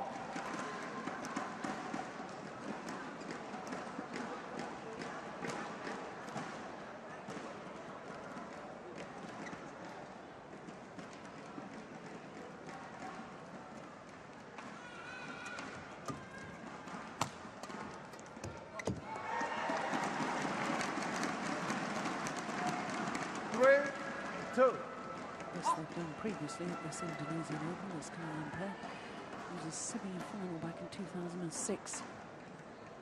Quarter-finalists last year, and they were the number 2 seeds.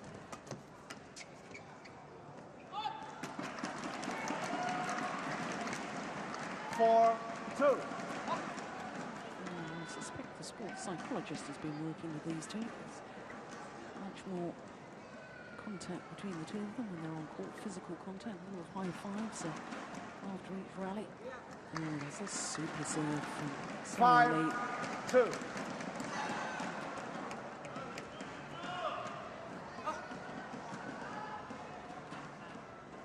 Yeah, there's a little chat as well. Good communication. Sometimes when pairs have been playing together for so long, it's their 9th year together, sometimes you get a little bit stale and perhaps work with a sports psychologist to make wonders. 6-2.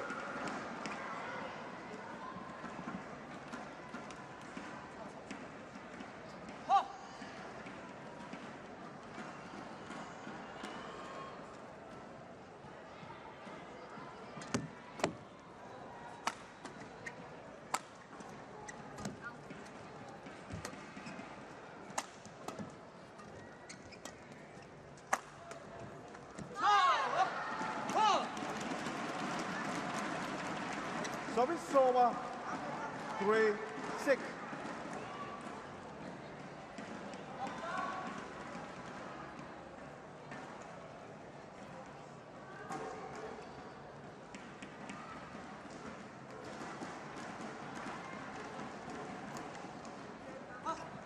Play.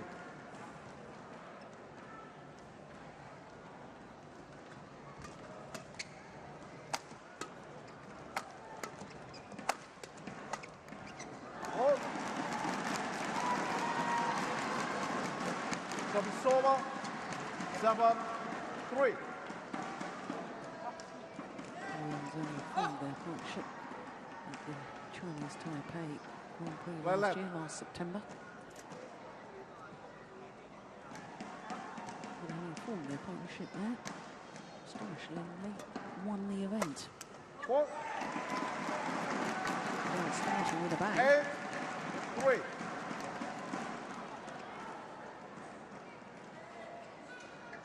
Of course, goes some Xiao. Enjoyed a great deal of success with his former partner. 9-3. Bronze medalist at the World Championships in 2010. And runners up at the All England as qualifiers back in 2009. But of course, Jung now playing mixed doubles with the Olympic champion Lee Yong-bae. 10-3.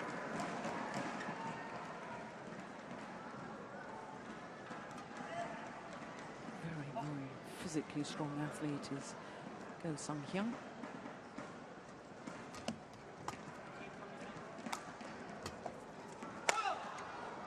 Yeah, it's demonstrated by that smash. Service over. Very 4-10. powerful legs, very strong mover around the court.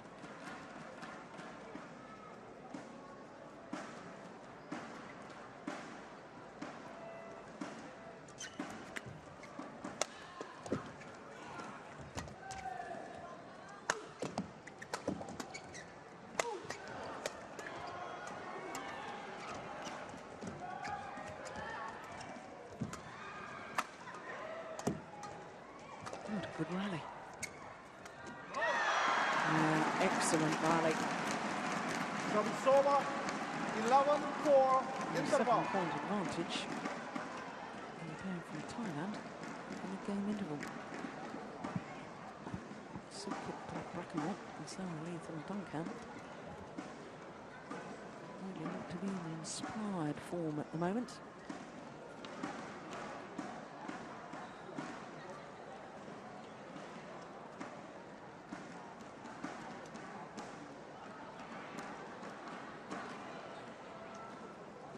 Just 5 minutes and play.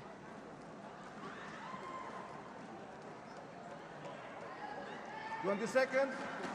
20 seconds.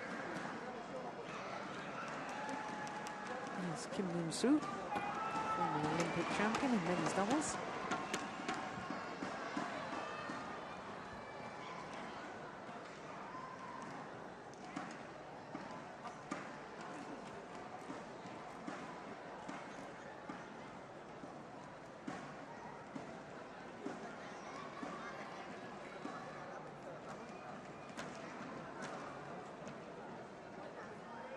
Oh.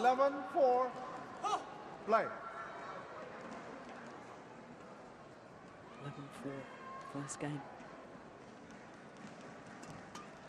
Oh, a super play. 12-4. Obviously playing a lot of tournaments suits the Thailand pair. 22 tournaments last year, 9 tournaments already this year. It's their 10th tournament of the year.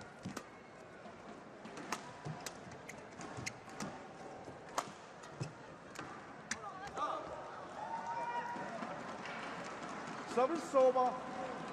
5-12.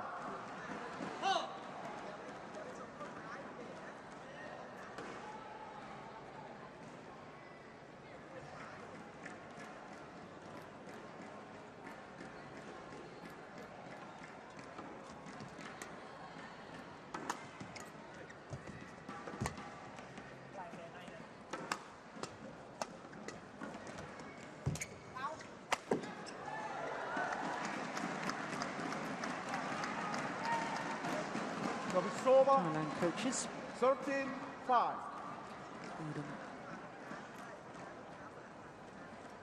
Great character he is too. He always gets very, very animated when he's watching his players.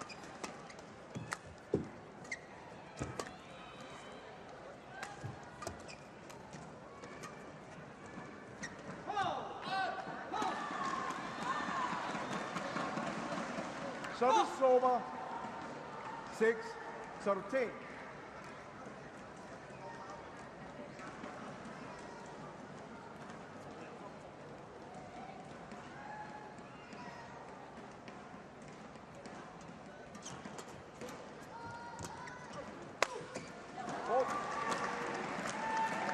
Service over.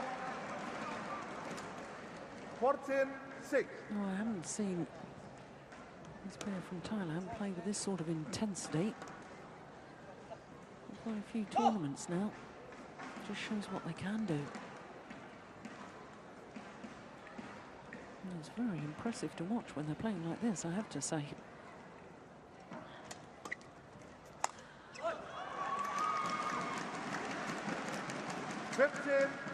Six.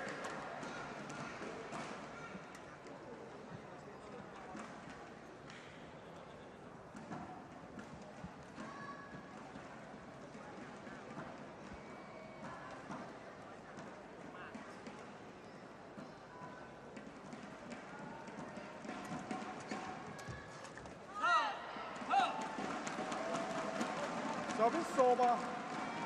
7-15.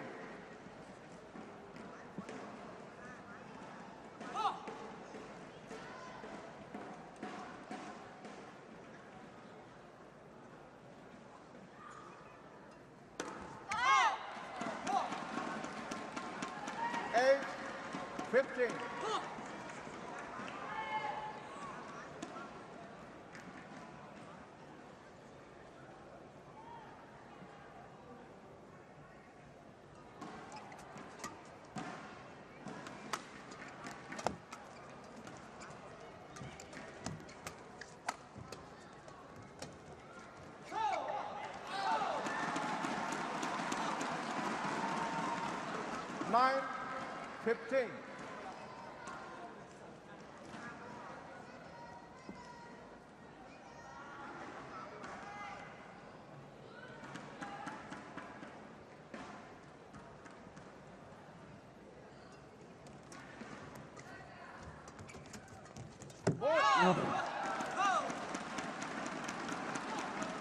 The Koreans have done well because they've played themselves back into this opening game.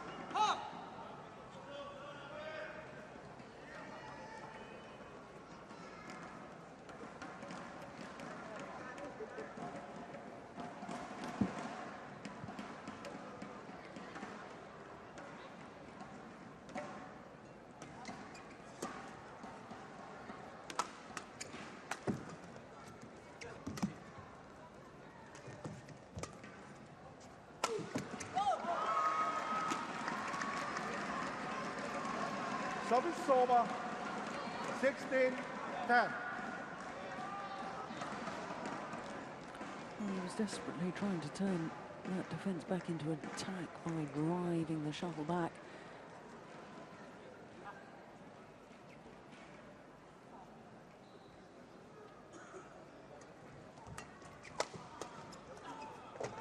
Oh, it's lovely play.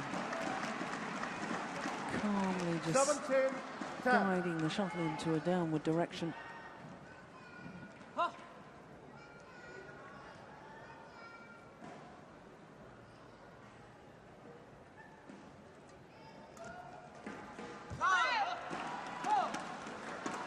Service over.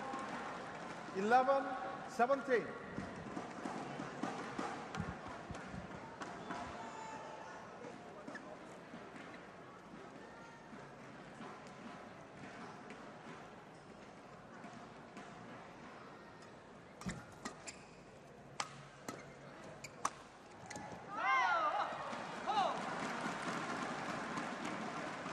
Well, 17.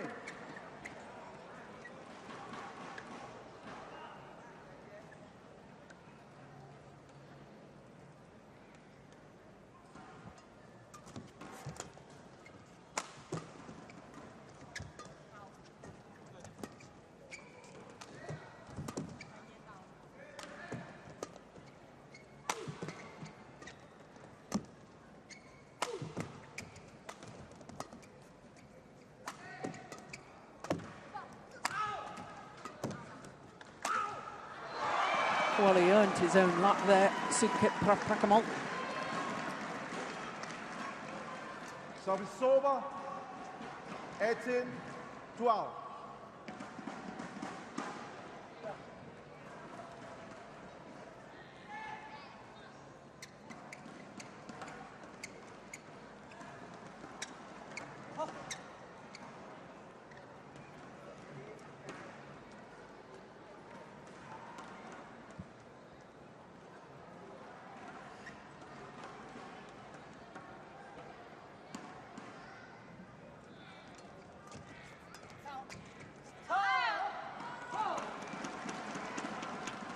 Service over, 13-18.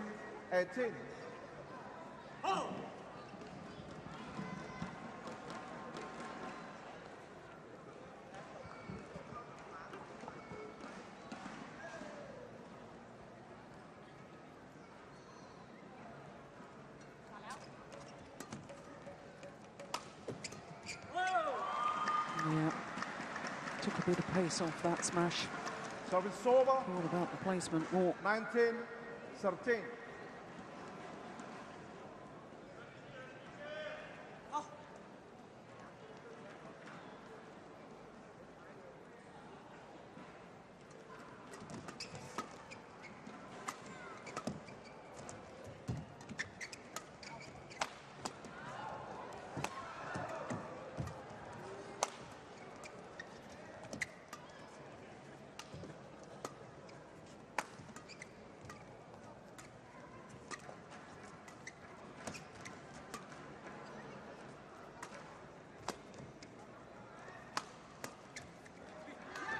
Oh, great disguise. Wonderful shot from Suket Praamole. 20, game point, 13.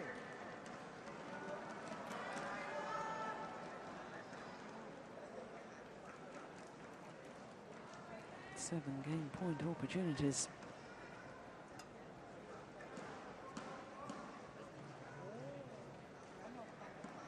Suket.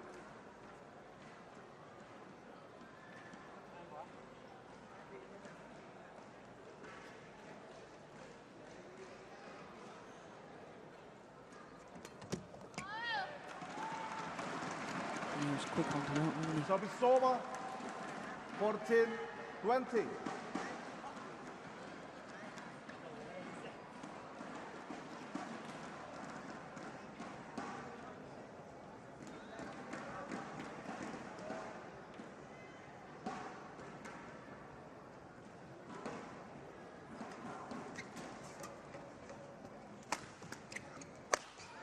Game. Second opportunity. Was game won by And what an Suket absolute Praamole and delight to see Tonkan, the commitment and the 21-14. intensity of Suket Praamole and Tonkan. Not always apparent in all of their matches, but certainly was in that opening game. 21-14, the margin of the victory.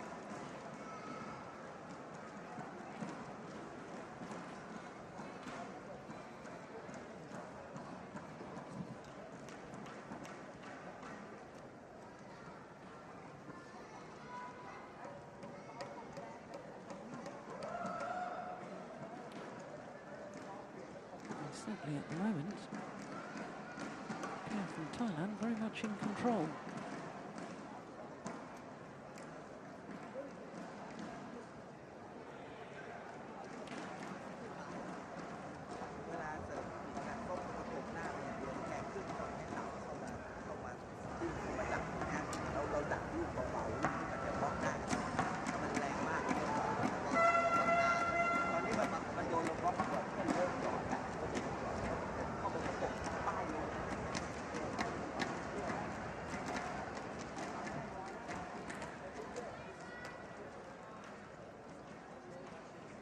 Sarali.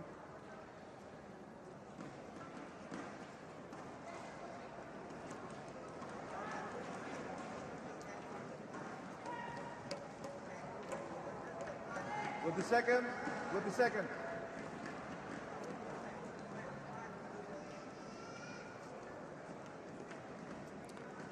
more experienced Xiao, just offering encouragement and advice to his younger partner.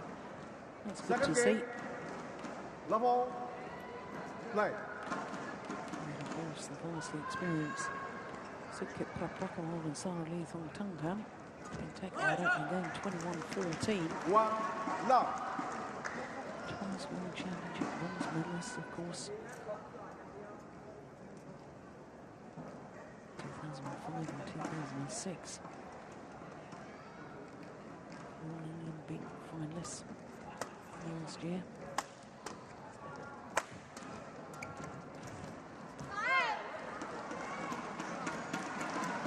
Service over, 1 all.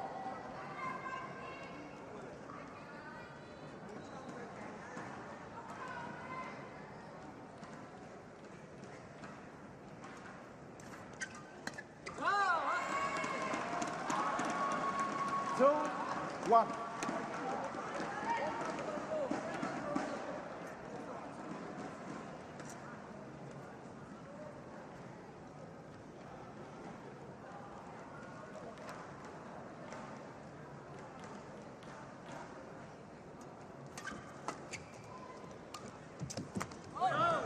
Once again, just a delightful drop shot. Service over, 2 all. He's a real character, is Sukhit Praamole. I've talked about him on many occasions. Now he wanders around the court as if he has no care in the world, and then once the rally starts, comes up with the most extraordinary shots. 3-2. Adventurous player, dynamic and exciting.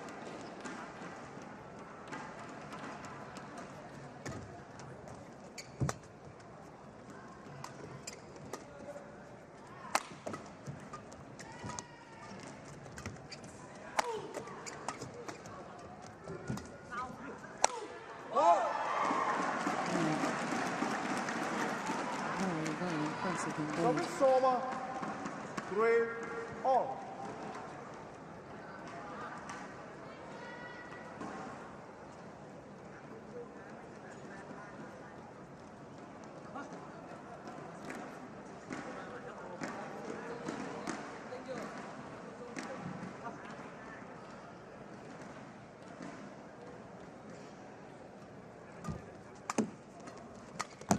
Good defence.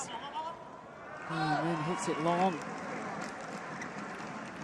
Great reactions initially. 3.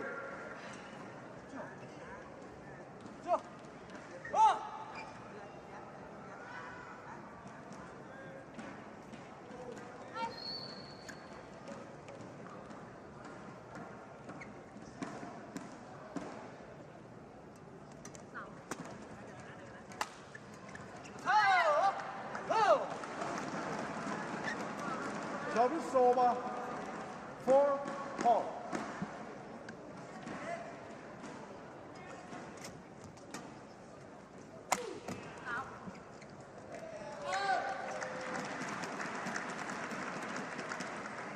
Service over, 5-4.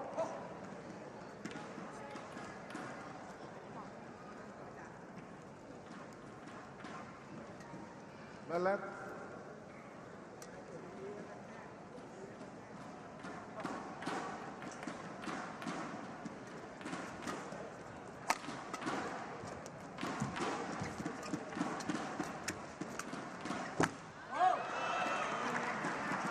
Well, a little look down towards the line after he made the error there.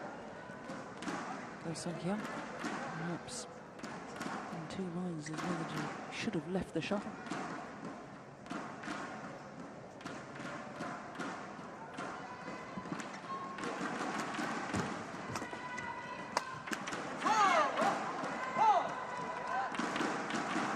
Service over, 5-6.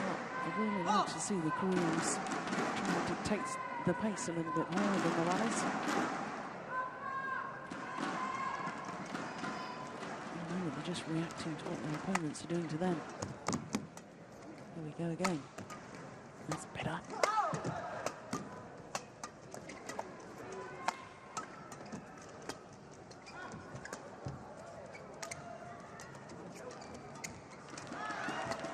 rally. Gone wide. Yeah, better points. Santoso, 7-5. No, the Coins didn't win that point in the end, but much better play from him.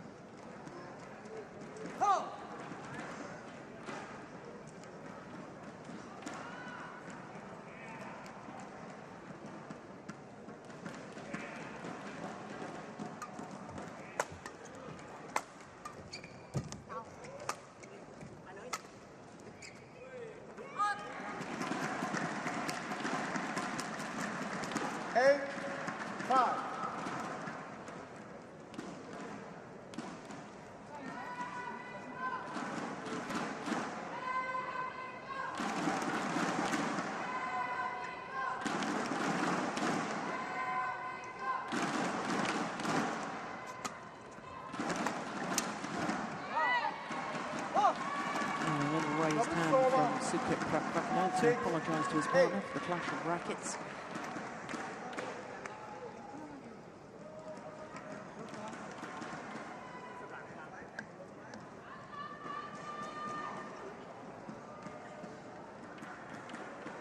Play.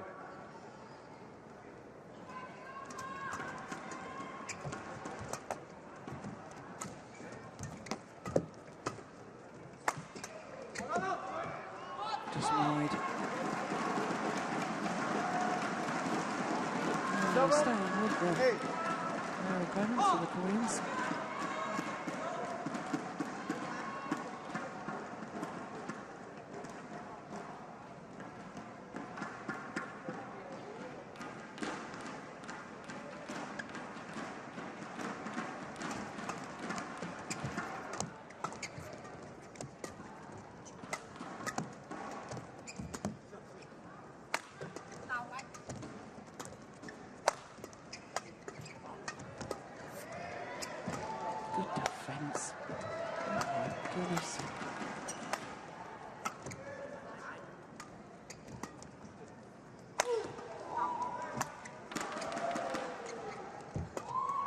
Rally.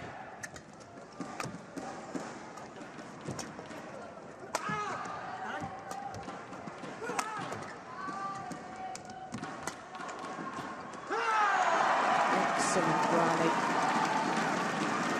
And the Koreans are back level. 8-all.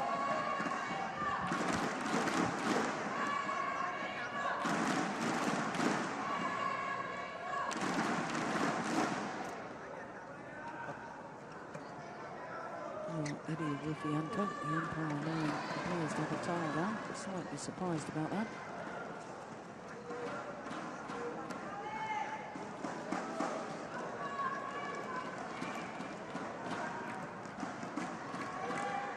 Ready to play?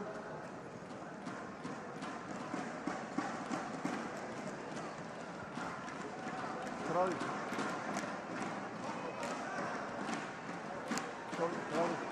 Charlie.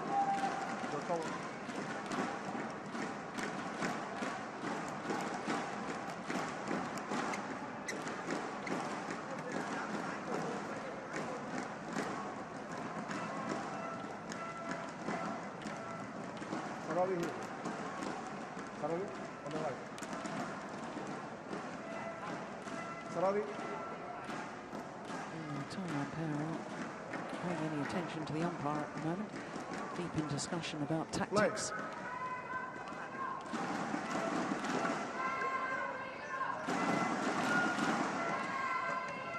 Good flick serve. Oh, dear me. Yeah, he knows it. 9-8. Frustrating.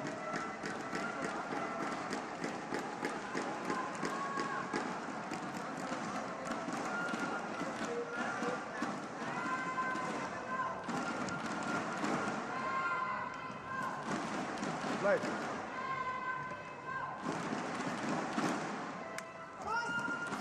Oh, service fault called. I was about to say, what a great flick serve. Judged to have been struck above the waist.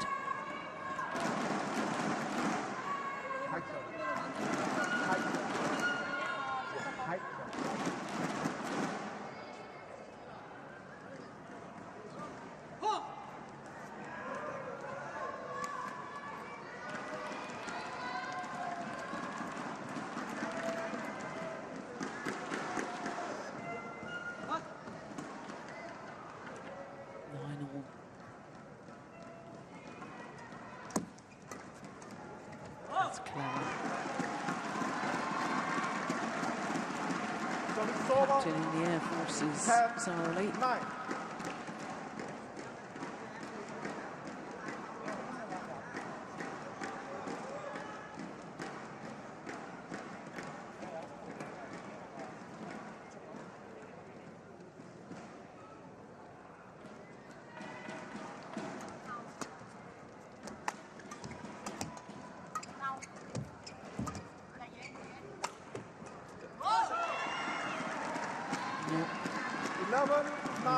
Interval.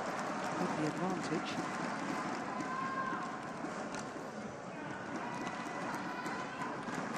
And a 7-point advantage at the mid-game in the opening game. Now just 2-point advantage. Boys, I think, have played themselves back into the match in the early stages. They've been outclassed and a little unsure at times of what sort of tactics they were trying to implement. 20 seconds. 20 seconds. Everyone now much more courage to go forward and take on Sarah Lee at the net.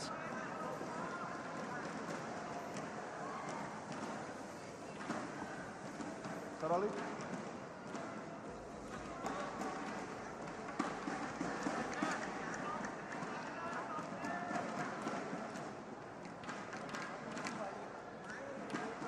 Eleven, 9, play.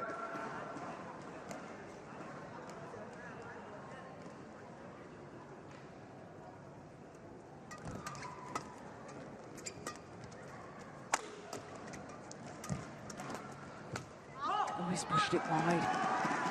That was a real opportunity.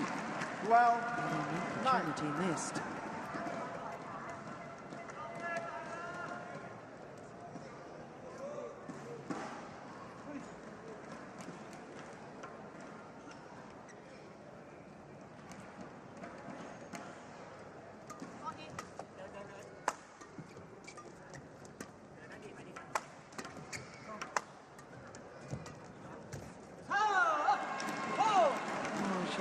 Anticipated correctly. He was there.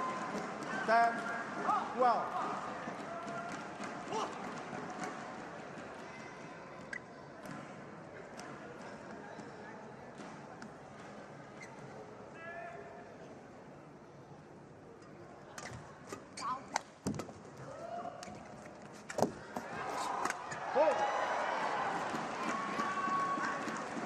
Here's a clear example of his athletic ability.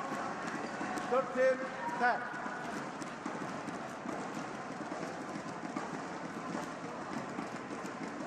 Actually managed to get his racket on that kill. I think it hit the frame of the racket there, yeah.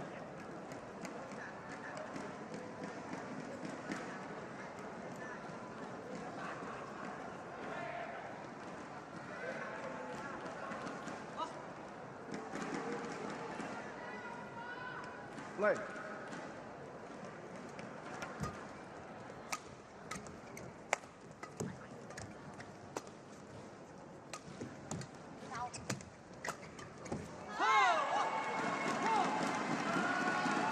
Over 11, 13.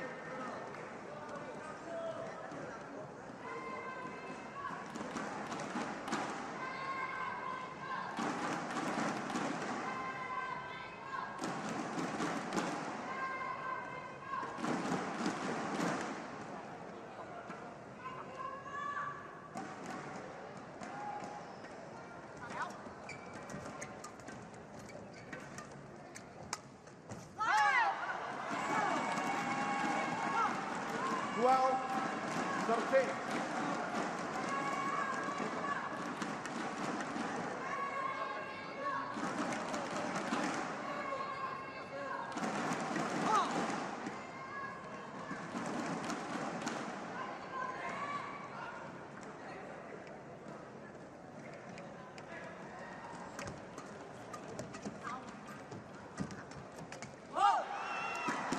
She's still getting the better.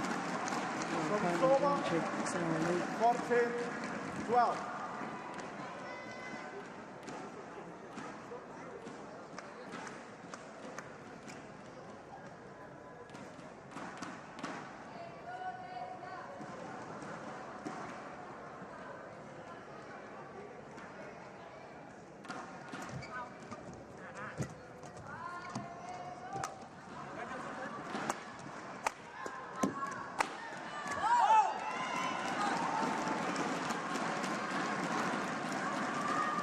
15-12. Out aggression, not really from Suket.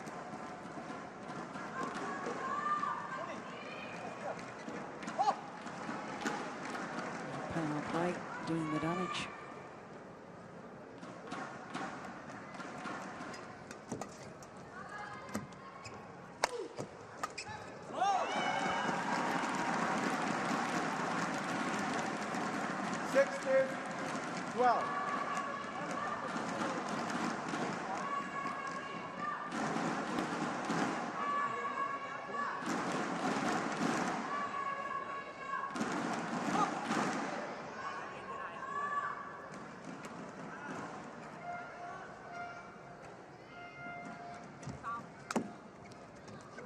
Oh yes, that's lovely. He's attacked well. He stepped into the mid-court area as well. Generally, Suket has played better than I've seen for a long while.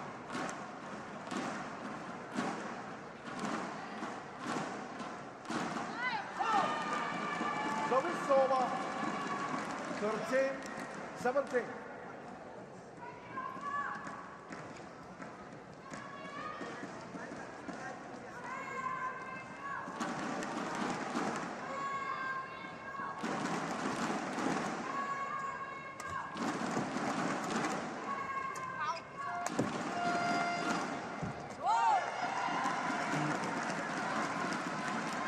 Variation today as well. 18-13. Rally's back there. Out aggression. Yeah. Just mixing up the pace, the thoughtful, tactical awareness. And 3 points away from their third consecutive final in 3 tournaments played. 19-13. That's the final of India Superseries. Final last week in Thailand Grand Prix Gold event. Suket and Xiao with the hat-trick.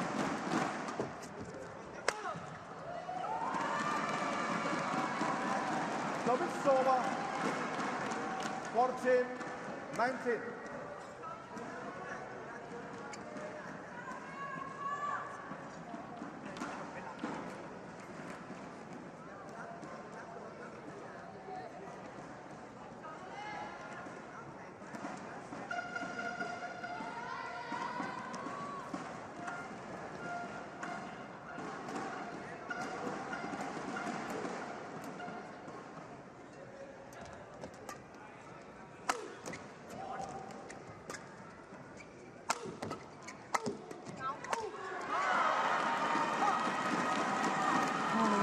Many of those today.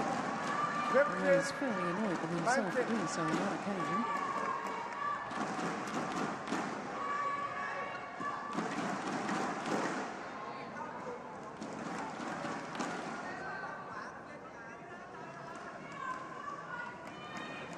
Ready?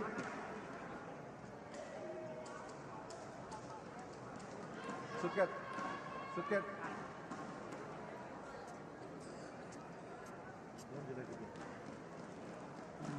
Just talking to Suket Praamole, saying don't delay the game. Play. Whoever he is talking to, delay the game even more.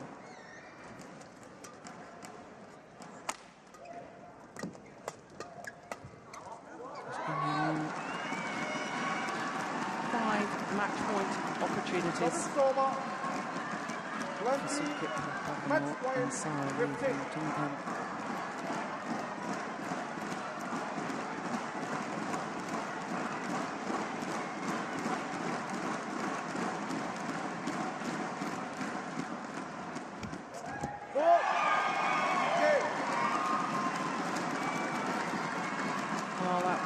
Brilliantly taken off the top of the tape by Xiao. And the run of good form continues. 21-14, 21-15. Suket and Xiao through to another final. 21-15. 39 minutes. Super play throughout, has to be said. Thailand. Into the first ever Indonesia Open final. Praamole have reached the final last week in Thailand. Yeah, coach is very happy indeed. So that means that we know that the final of the mixed doubles tomorrow will be the unseeded Suket Praamole from Tonkan up against last year's beaten finalists Akmad and Natsia.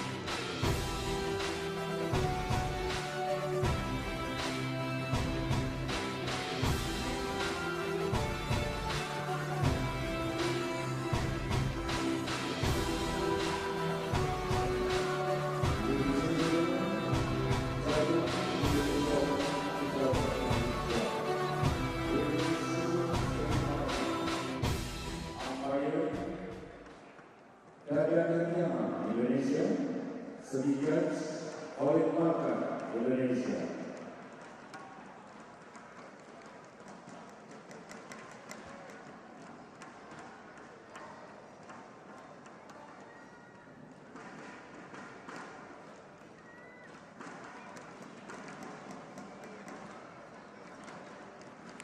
So as the match officials come onto the court for the next of our semi-finals, it's women's singles.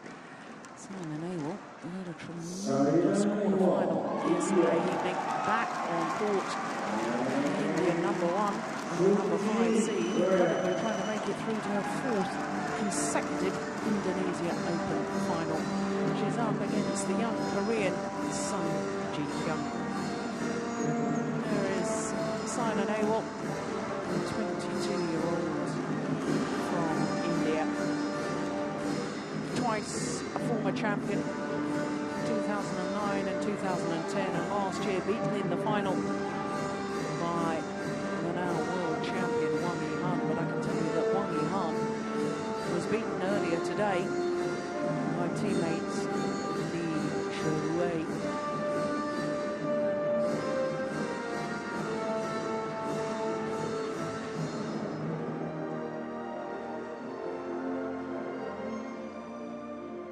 Just 20 years of age, Sung Ji-hyun.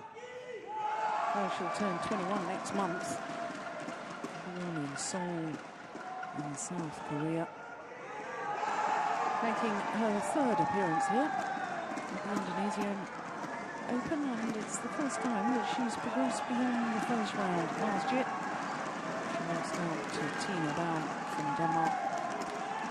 And 2 years ago, she lost in the first round to her opponent of today, Simon Awell. So Ji-hyun, number 10 in the world rankings at the moment, down 1 place from last week. And her win-loss record for the year, 8 individual tournaments played. And this is her 2nd semi-final of the year. Well, that's a pretty impressive list of scalps she's taken already.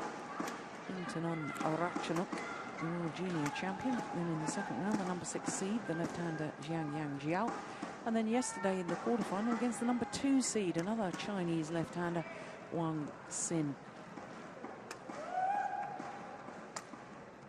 So despite that second round match lasting an hour and 2 minutes, pales into insignificance in comparison to Simon Awell, the world number 5, whose win-loss record this year translates into 2 titles, including last week the Thailand Grand Prix.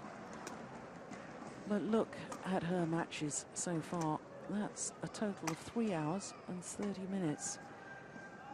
The match yesterday against Wang Shoshian, the number 3 seed, I have to say was one of the best matches they've ever witnessed. Well, they've got an hour and 37 minutes. I had it down as an hour and 36, but let's not quibble about the extra minute. What was important was that it was an absolutely outstanding match. The intensity the whole way through was just about as good as I've ever witnessed. But I suppose the question mark is, having been on court for an hour and 15 minutes longer than Sung Ji-hyun, whether that's taken its toll for today's semi-final. Well, certainly from their previous meetings, played 3 times, won 3 times by Simon Awell. And only once has it gone to 3 games. That last meeting last year in the semi-final of the Malaysian Grand Prix.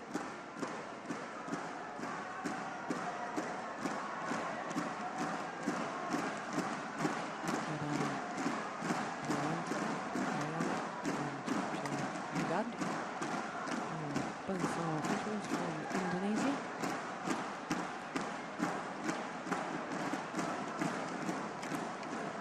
There's the Korean coach, Kim Ji-hyun. 4th in the Atlanta Olympic Games she was. Speaks very good English now as well. Okay, stop. Chatting to her the other day.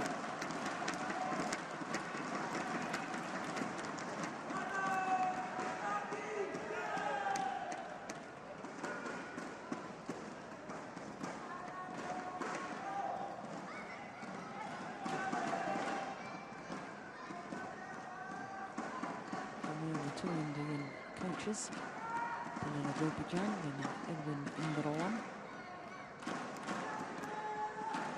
Clean-shaven Gopichand today.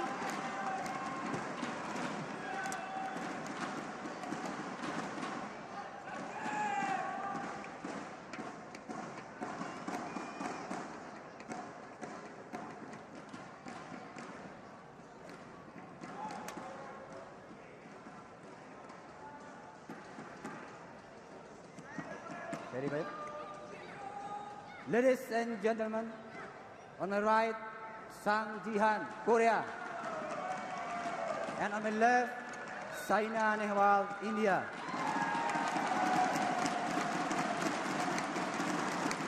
Saina out to stop. Level, play. So the number 5 seed, Simon Awell, against the unseeded Sung Ji-hyun.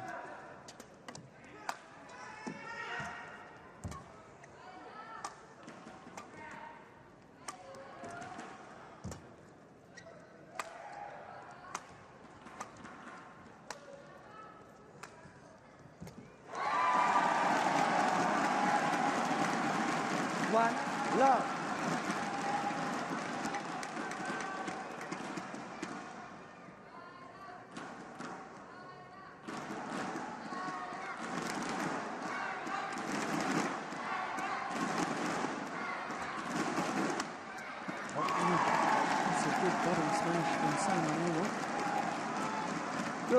Love. Oh, there was plenty of Indian fans yesterday evening.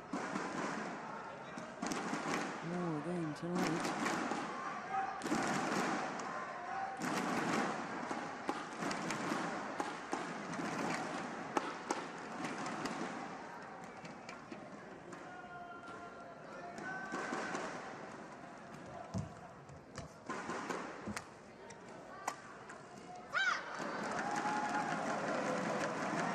Set is over.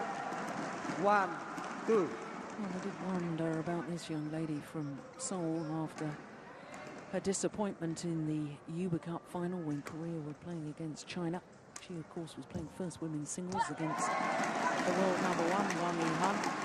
She was again in 2016 up and missed out on 4 match points in the first of best of 5 matches in that Uber Cup final. I wondered if that disappointment would leave its psychological scar. And the way she's played here, there's certainly been no sign of it. The 2 Chinese opponents in the last 2 rounds, including the number 2 seed, that's just wide. 4-1.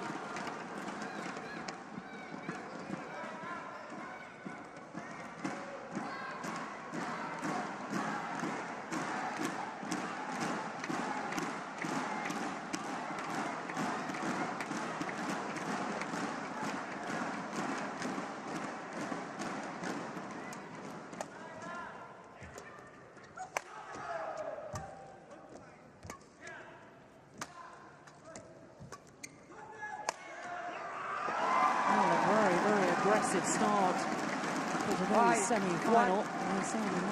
And indeed she was aggressive yesterday in her quarter-final.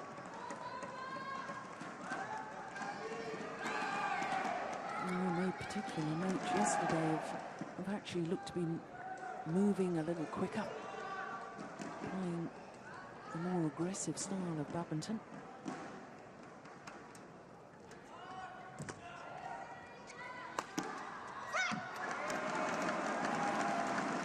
Service over.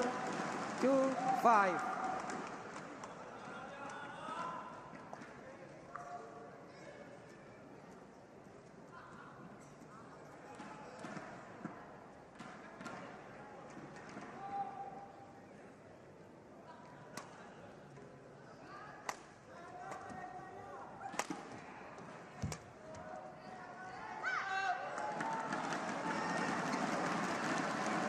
Three, 5.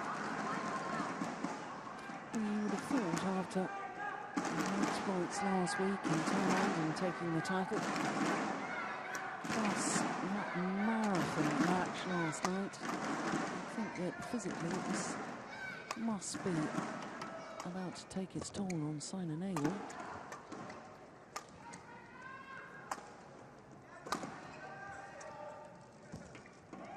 No signs as yet. Those hard hours of training and practice paying dividends. It's not only about the ability to last the pace within the match, it's about the ability to recover for the next match the next day.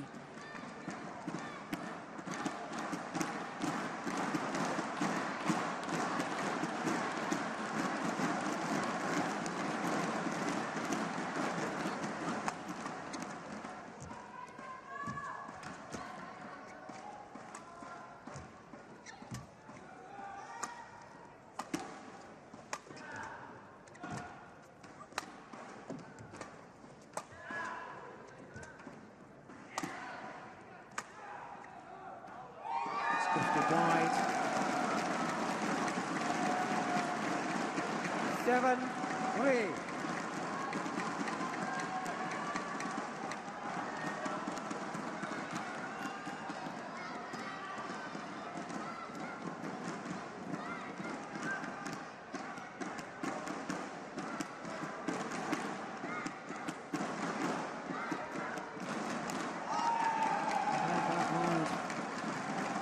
Both these players come from badminton families. Son Ji-hyun, and another Kim Young-ya. He's the last player to win both the singles and the doubles at the All England. Different years. And their father, Son Ho-kok, of course, bronze medalist at the Asian Games back in 1986.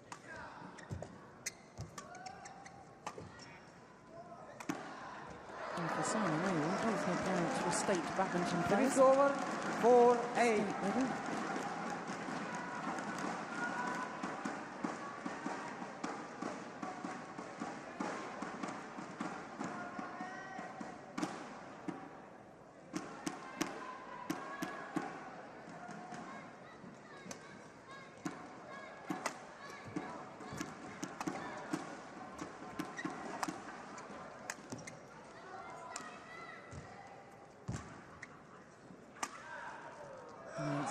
done.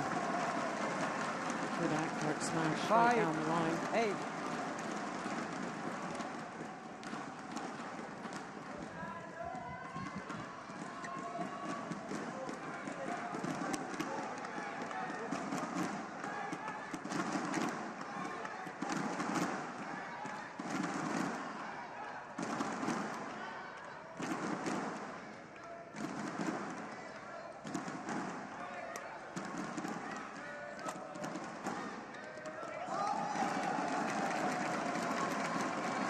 Service over, 9-5.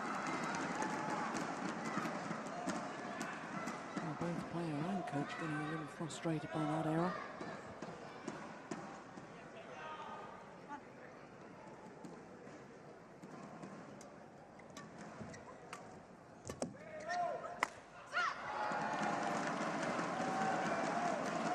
Service over, 6-9.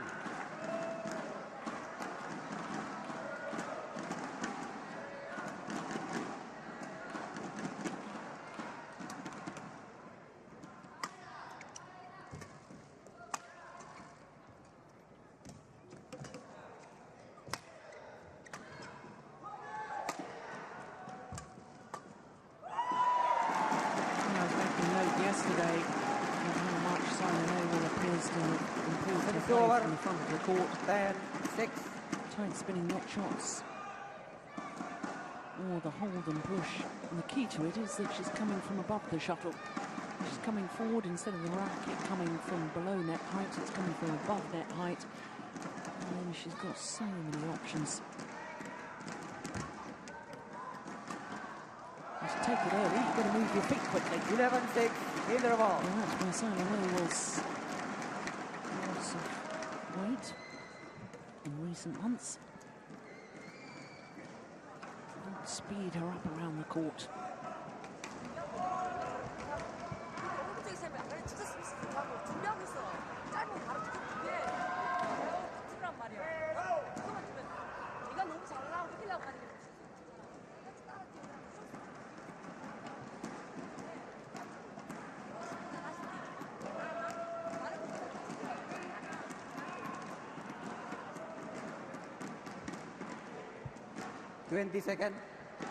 Second.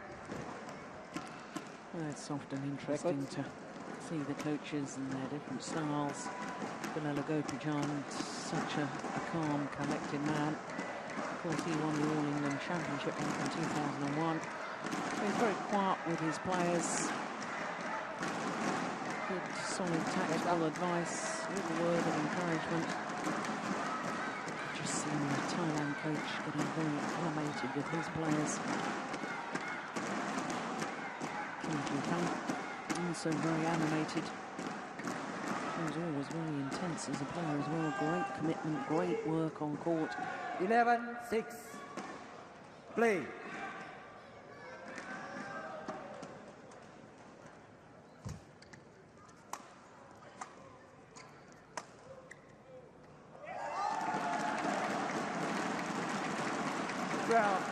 Six.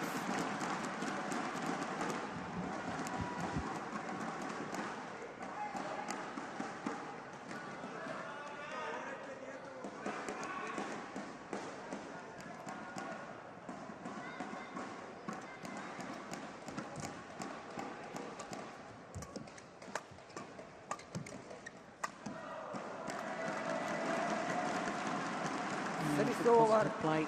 7-12.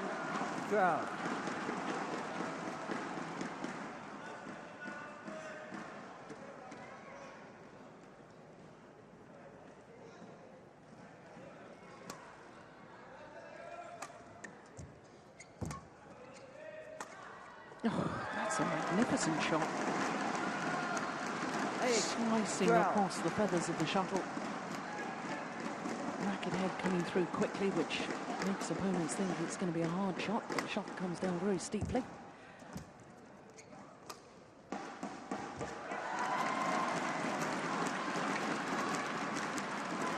It's over. 13-8.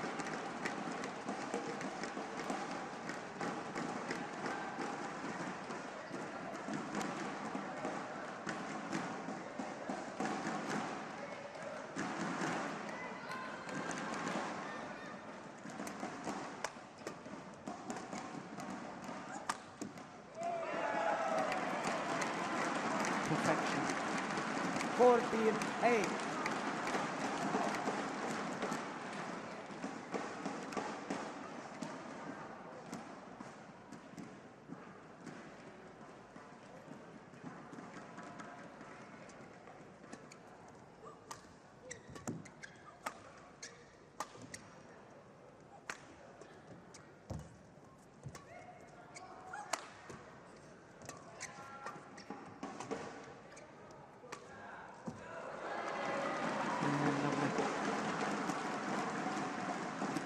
Showing us what a repertoire of shots she has from that round the head corner. Previous one I talked about the straight slice that she played to perfection. That one is the reverse slice cross court.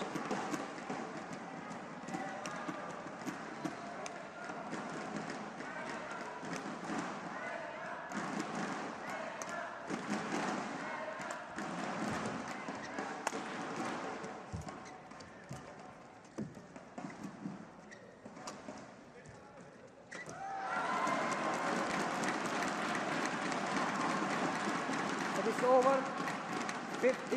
Yeah, I think Kim Ji-hyun just urging her player to take her base half a step further forward.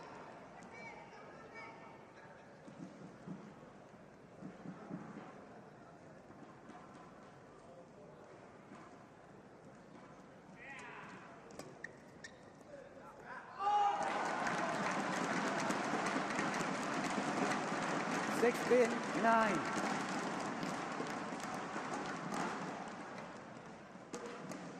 Very good judgment.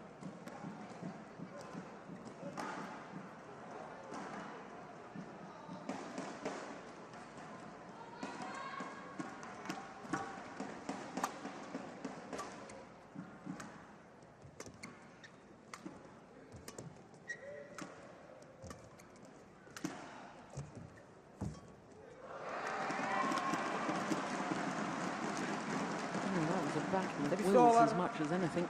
10-16. Both playing several shots back and forth to the same place.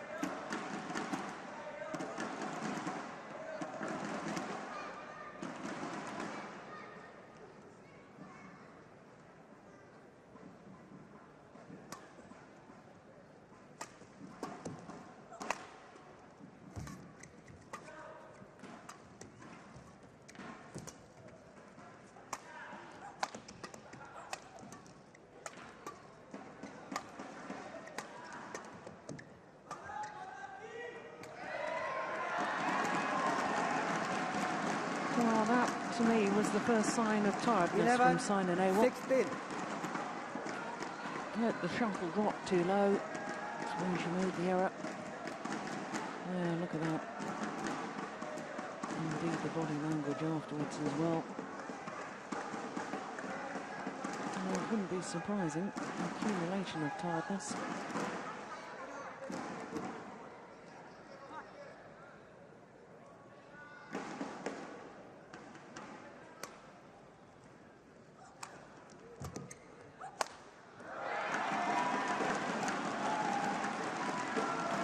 Well, 16.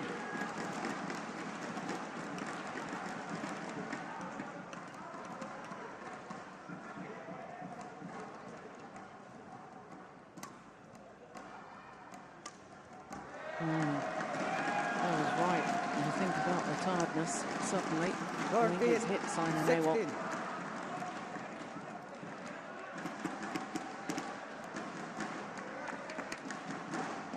3 errors, 3 points. No, that's better. It's over. 17-13.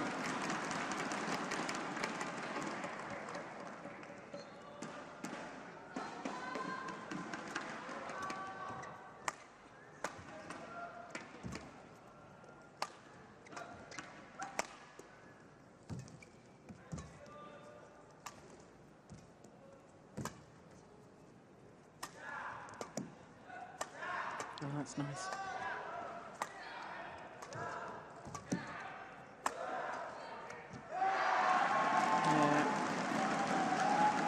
It is over. Good rally.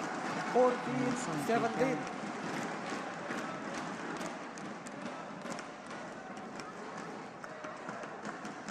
Never over extravagant on court.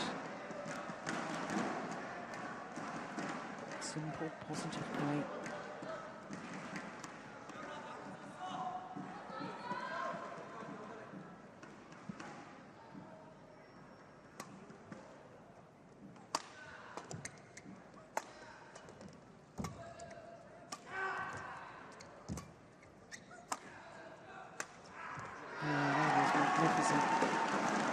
Really fabulous rally. 15, 17. Korean. Yeah, very much finding her form.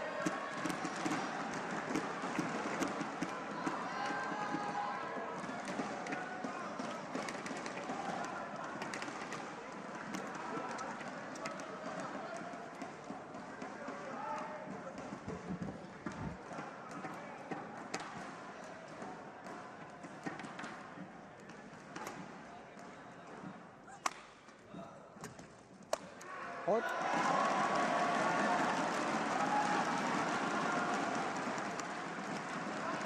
16, 17.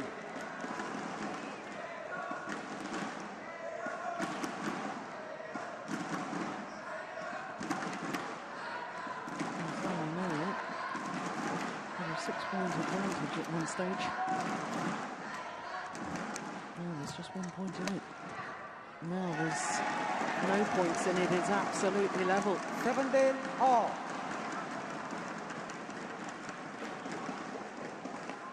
5 straight points.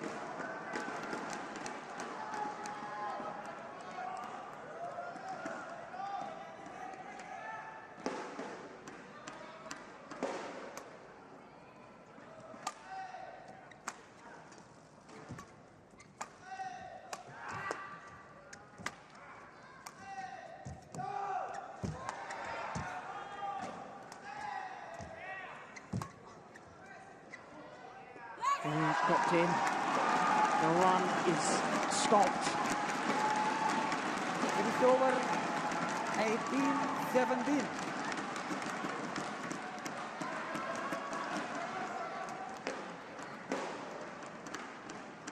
I think it came back in with the drift. Looked initially that it was going out. It was nowhere near the back line, as you can see, and if you're in any doubt at all, usual advice when it's as short as that is to play it, because you'll probably get an advantage anyway. The ability to, in a downward direction, use your attacking shot. Oh, that's nice. Very nice. It is over. 18 all.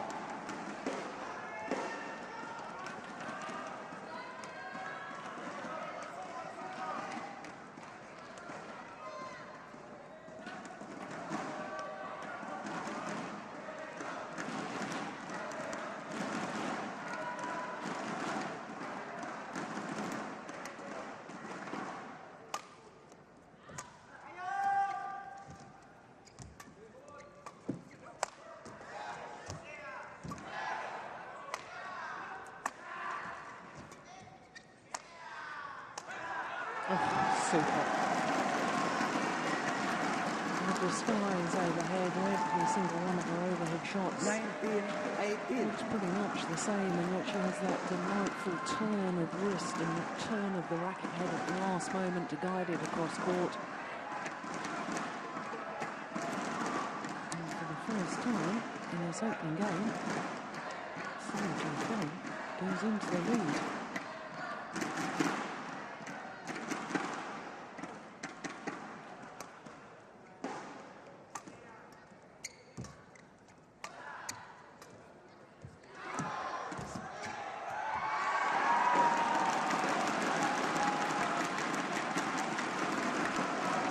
Over. 19 all.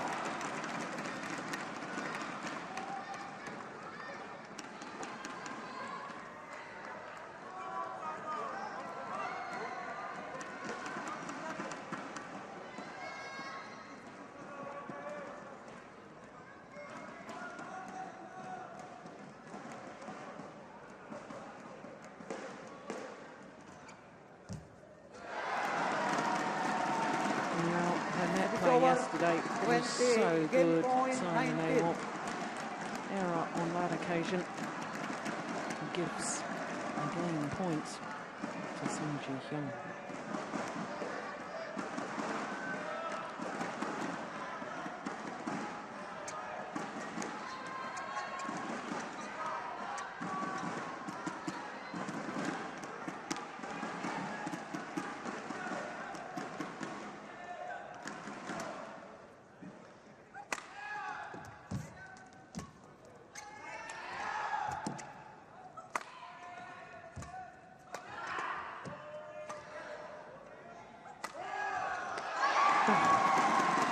What a great slice across court from Simon Abel. When you're game point down, the courage to do that. Quite remarkable.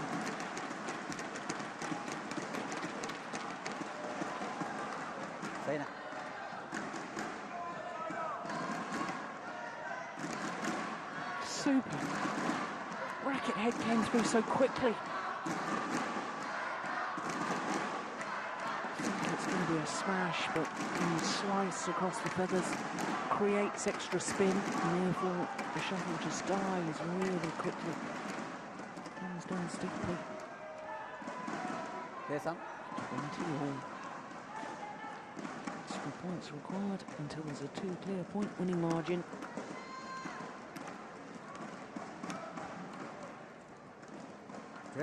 All.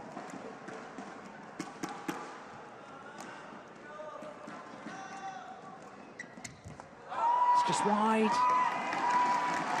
Missed by a whisker. 21, 20. Coach urging her to push her opponent to the back. Certainly don't go for the lines.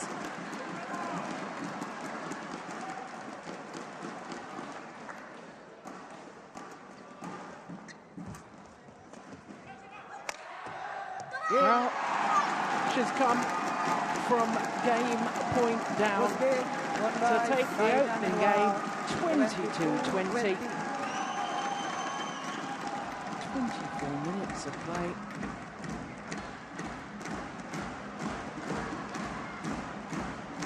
Well, we saw yesterday in the quarterfinal how well Simon Abel held her nerve.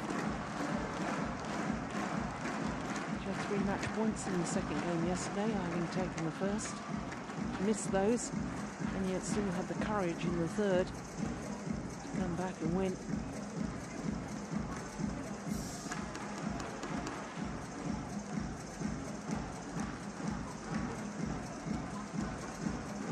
It's just as much energy as coaching style as playing.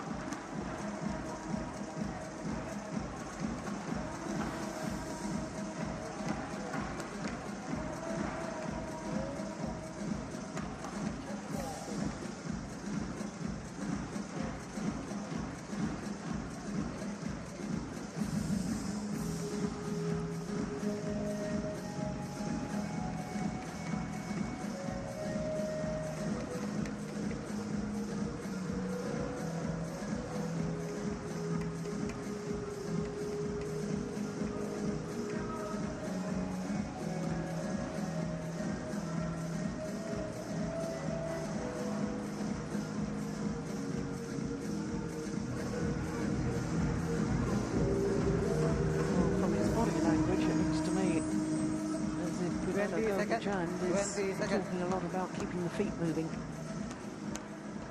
So he must be aware of how physically drained Simon Abel must be. Okay. Yeah, there we go. Look, can't keep moving.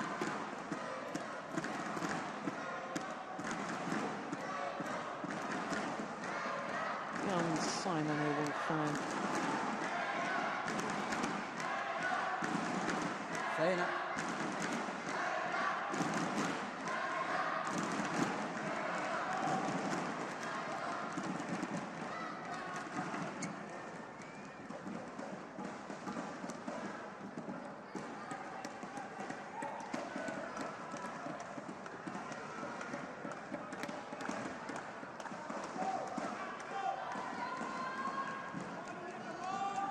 Second game, level, play.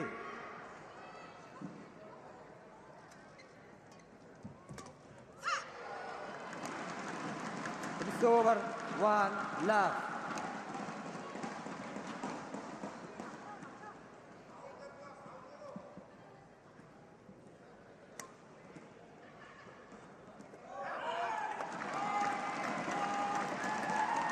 Service over, 1 all.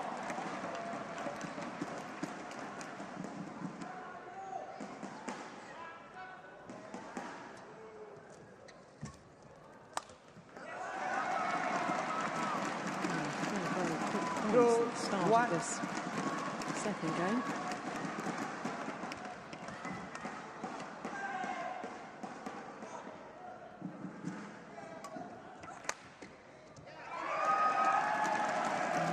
Four very quick points. 3-1.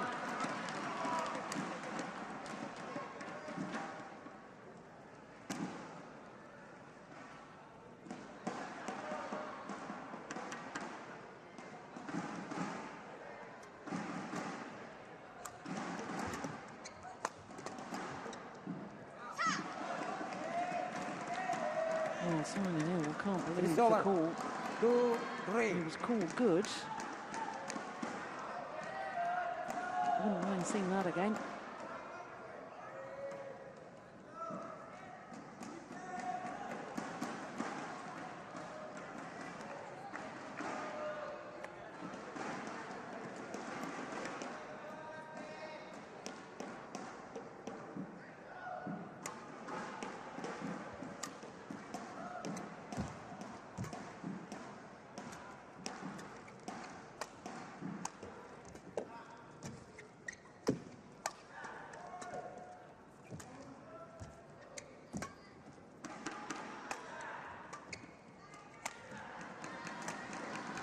Good rally.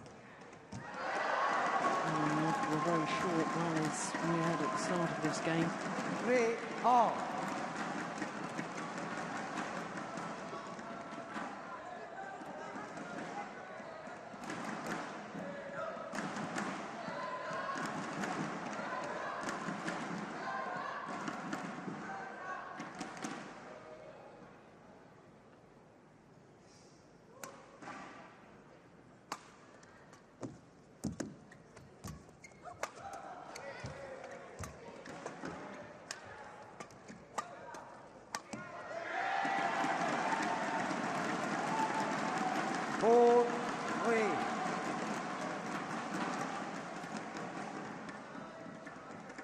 Well, Coach Kim Ji-Hung was urging her player to step forward more, move her base position further up the court so that she could really rush forward to the net and command the front of the court area.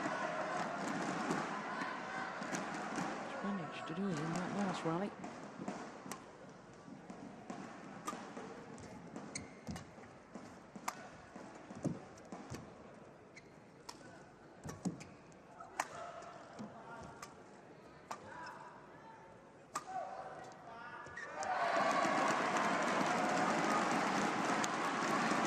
Over, 4-all.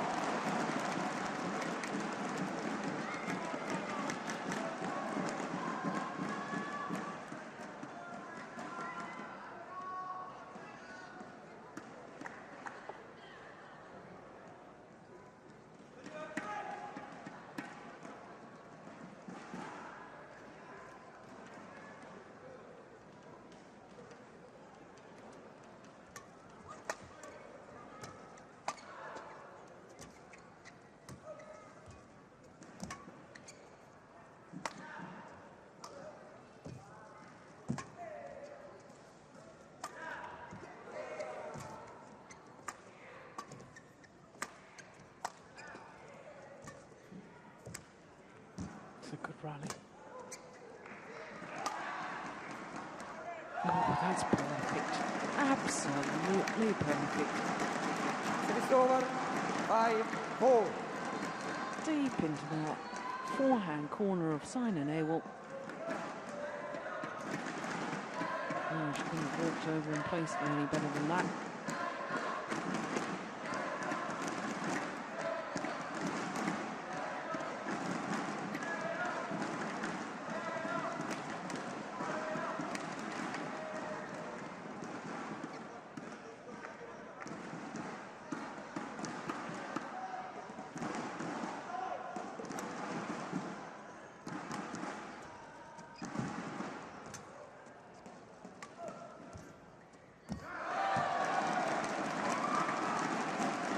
over 5-all.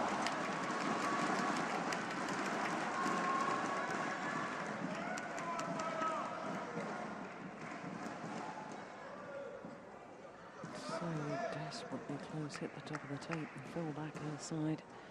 And the despair written all over the face of Jung.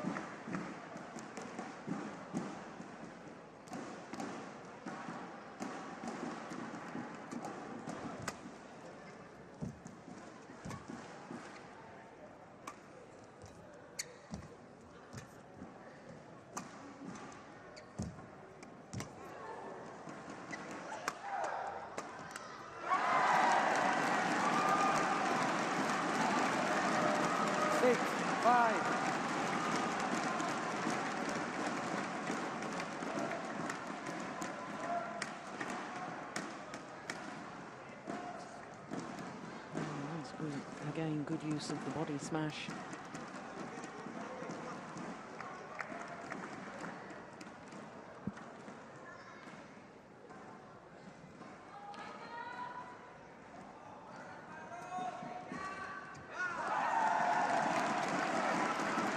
Seven, 5.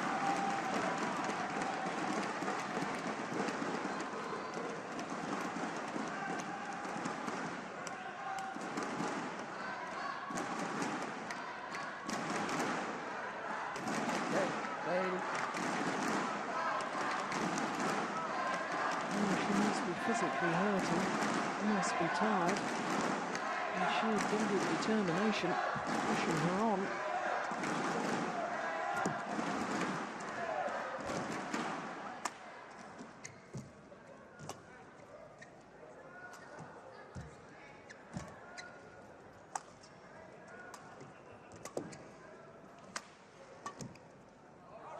It's wide. Oh, the one with 4 straight points now. 8-5.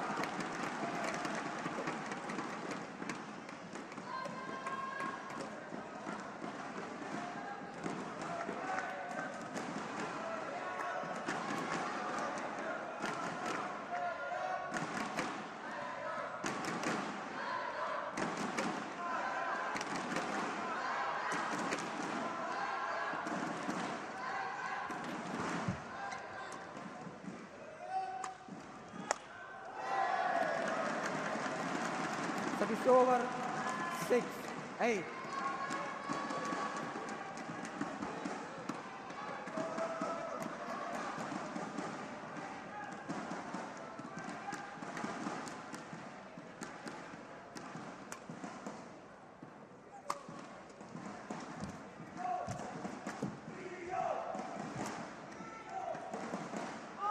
Just long. 7-8.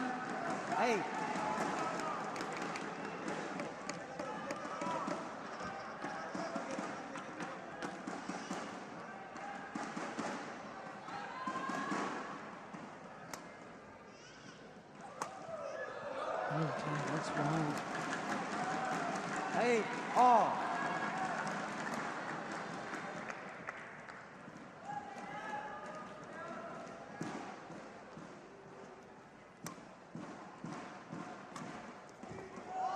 Here's another unforced error.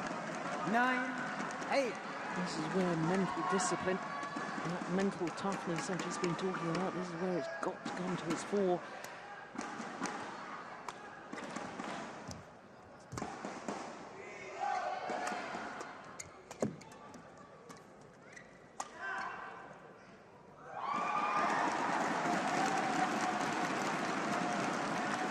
Service over 9-all.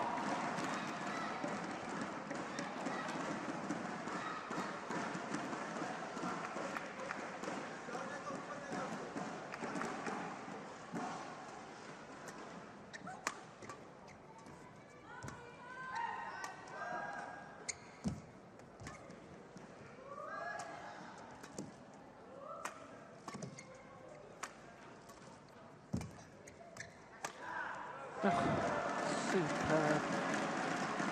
Service over 10-9. Such a lovely, easy hitting action, isn't it, from Jung. Clips the shuttle down, finds the angles, creates something out of nothing. It's beautiful to watch.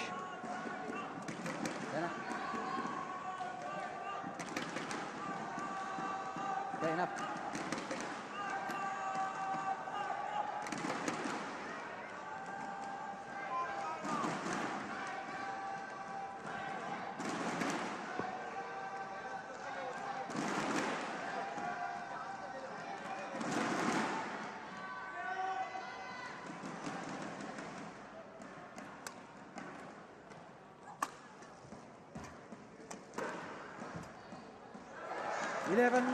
Well, there was a 2-point difference between these two players in the opening game.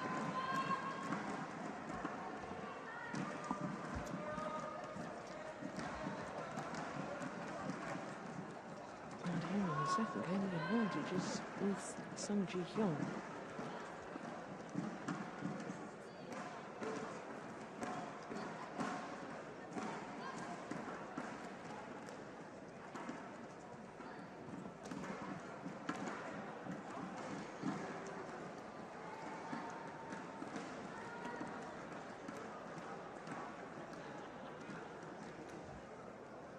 Twenty seconds.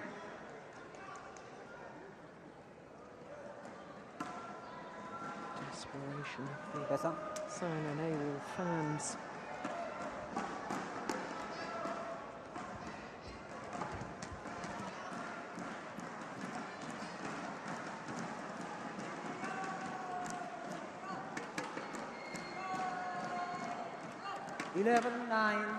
Play.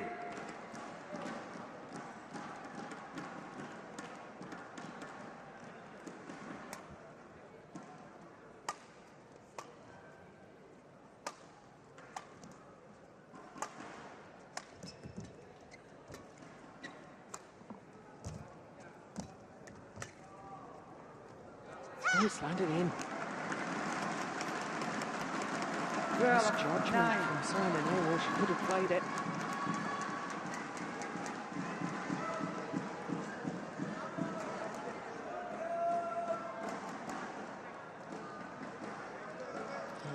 Plum on the line.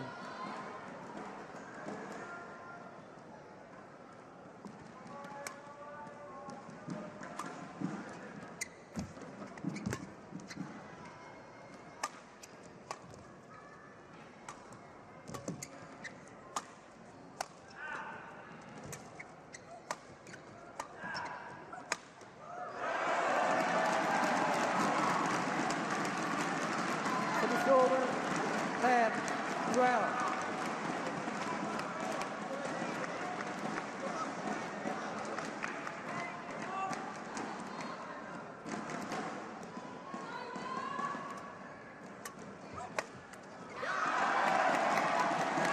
Yes. Almost you can see the will of saying to herself, 12. come on, get behind the shuttle quickly.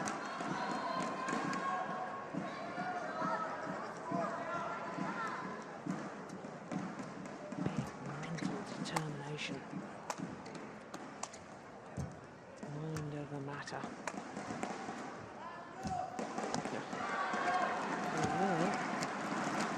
Service over 13-11.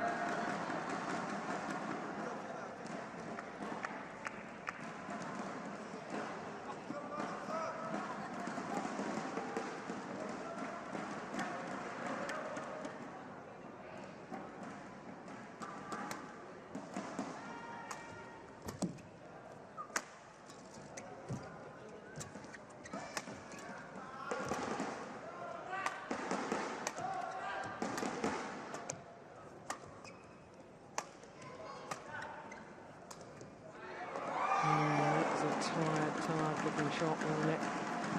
Desperation to try and play the winner. 11.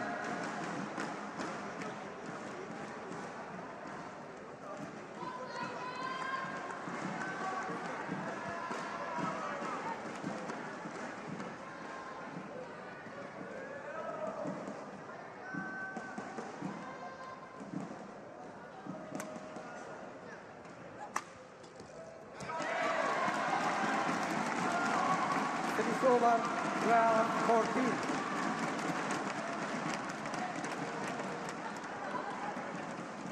Well, I suspect it has to be now or never as far as Simon Ewell is concerned. Perhaps I'm misjudging, but I suspect she really needs to win in 2. I think if it goes to a decider, it would probably favour Santoso Jung. 13-14. Has been on court an hour and 15 minutes less than her opponent. And of course, Simon Ewell had a very exhausting but exhilarating week last week when she won the Thailand Open.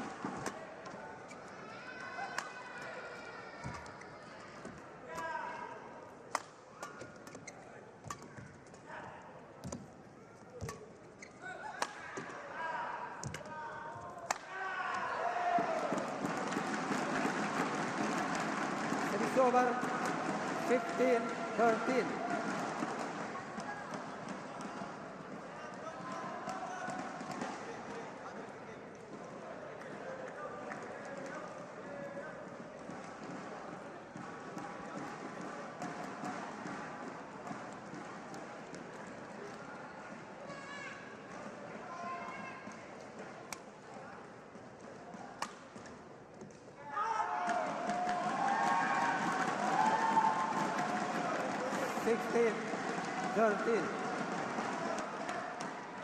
What has Simon Ewell got left?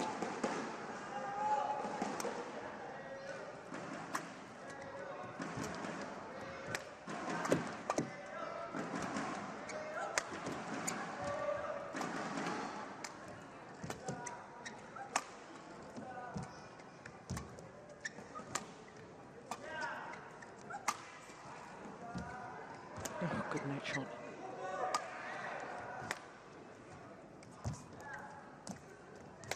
This is a big, big point. And it's landed well in. It's over.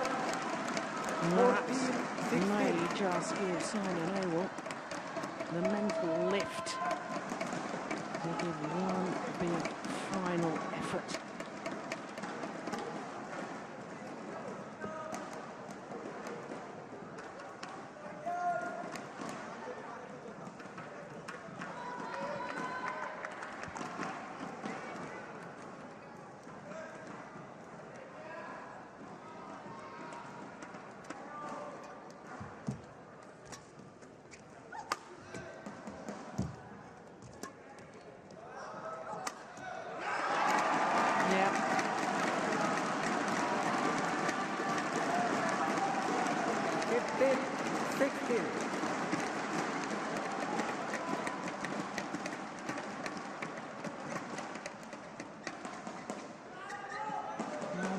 Determination at the moment.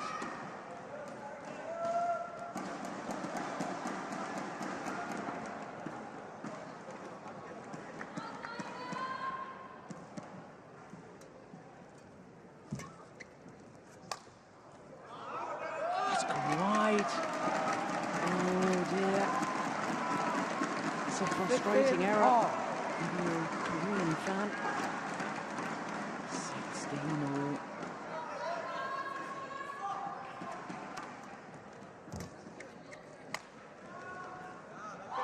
It's gone long as well. Goodness me. 17-16.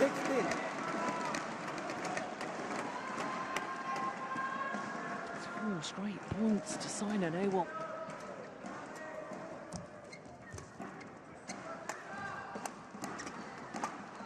Another one goes wide.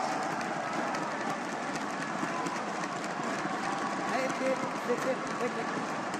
No, I'm very, very surprised the umpire has allowed Sun Jae-hyun to initiate a timeout because, of course, Simon Ewell was on a real roll. And, in fact, Simon Ewell staying on court as if to make the point to the umpire.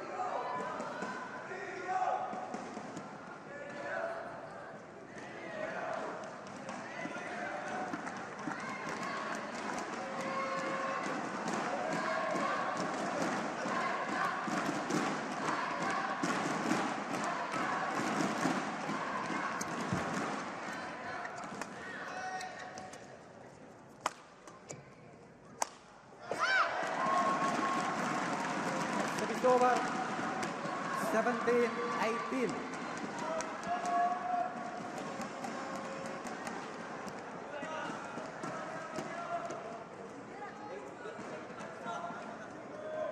Terribly deep in her defensive stance.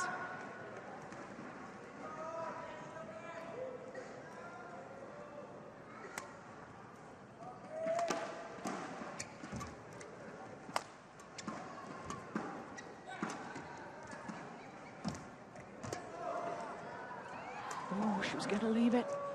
That one's gone out, though. It's over. Hands on hips. Jung.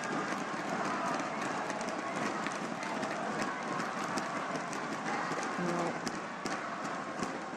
she knows that could prove to be a very costly mistake. It didn't really have to be that tight. Simon Oval had been right at the back of the court.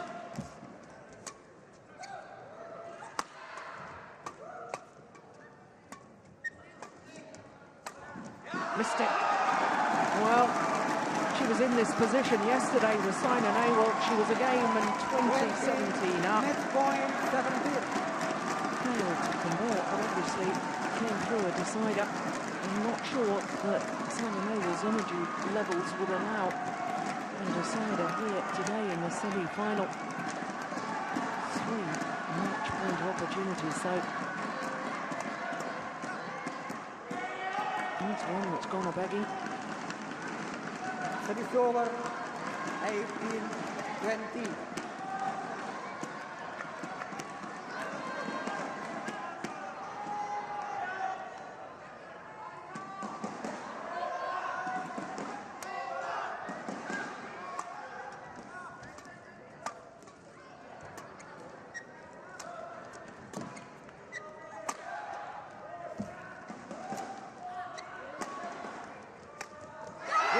Done it, second time of asking, and for Simon Oval, her 4th consecutive final here at the Indonesia Open. Second final in 2 weeks, but of course last week in Thailand she won the Grand Prix Gold event there. And after such a marathon match last night, for her to come through this tough encounter today, really incredible play by the 22-year-old from India. The disappointment for Sung Ji-hyun, the delights for Simon Oval.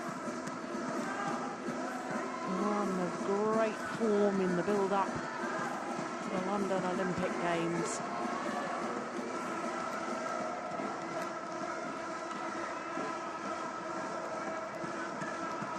And the coach is just as delighted as the player. Simon Oval through to the final for a 4th consecutive time. Tomorrow, she'll play the number 4 seed, Lee Shuai.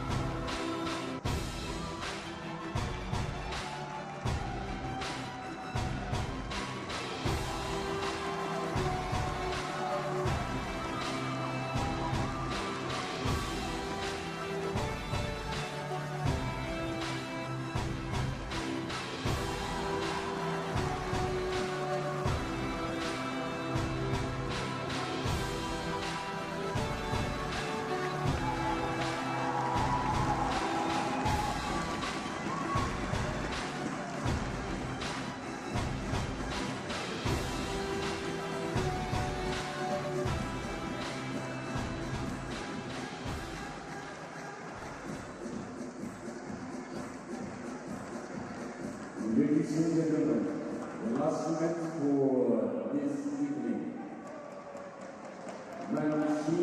So just one more semi-final to come. It's 5 to 10 at night here in Jakarta. And one more semi-final to be completed. Who will play against Simon Santoso tomorrow? We're about to find out, because it's Du Pengyu, the number 8 seed from China, up against Hu Yun from Hong Kong.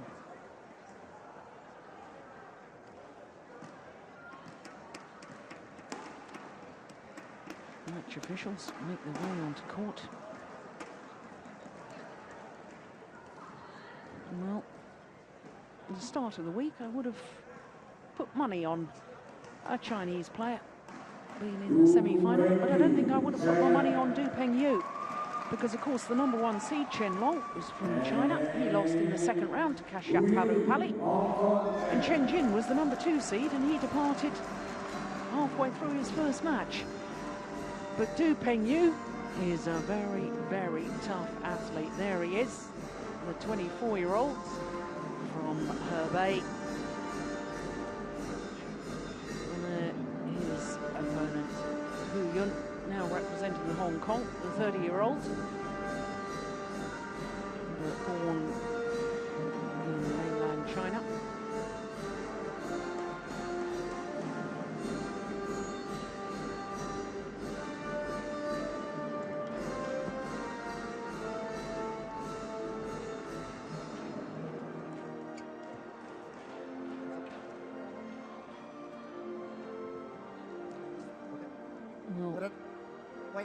For Hu Yun from Hong Kong, this is first premier semi-final.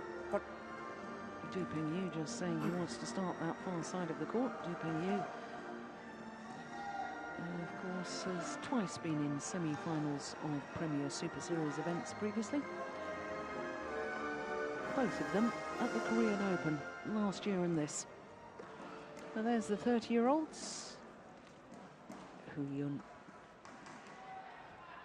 up 2 places in the world ranking this week, from last up to 25. And his win-loss record for the year, 7 individual tournaments. And the best prior to this was a quarter-final.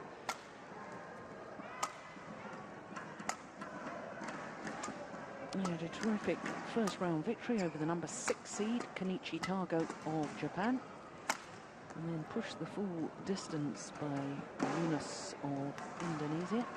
In fact, he was 10-16 down in that second game, having lost the first, before winning 22-20, 21-10 in an hour and 3 minutes. And then in the quarterfinal against Tian Nguyen of Vietnam, dropped the second game quite dramatically, and then won the third in just as dramatic style.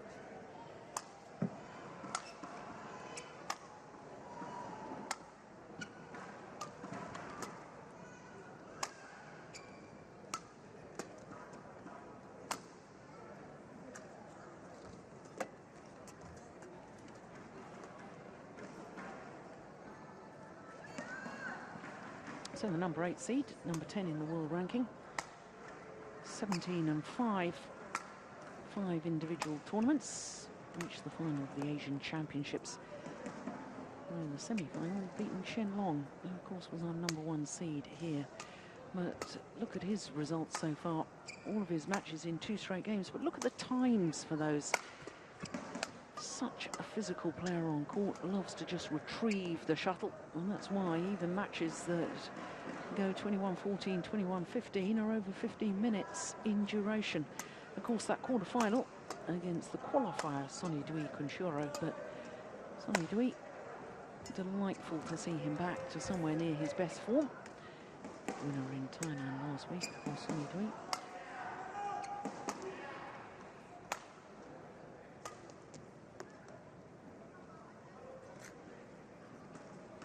Well, this is the 5th meeting between these 2 men.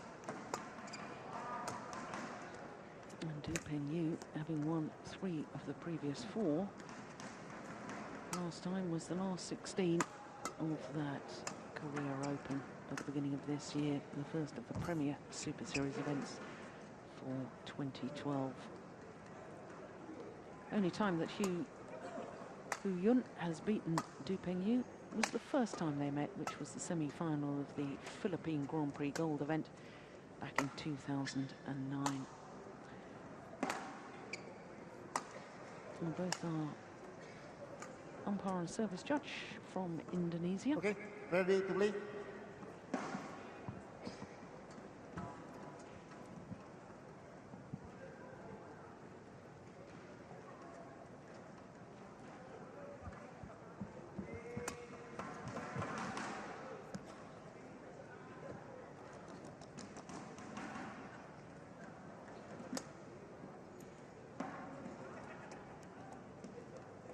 Ladies and gentlemen, on my right, Hu Yun, Hong Kong, China, and on my left, Du Pengyu, China. Hu Yun to serve, love all, play. So the unseeded Hu Yun. Service over. Number 8 seed Du Pengyu. Far side of the court. Neither of these men, of course, have qualified for the Olympic Games. Oh, that low serve's landed in. 2 love.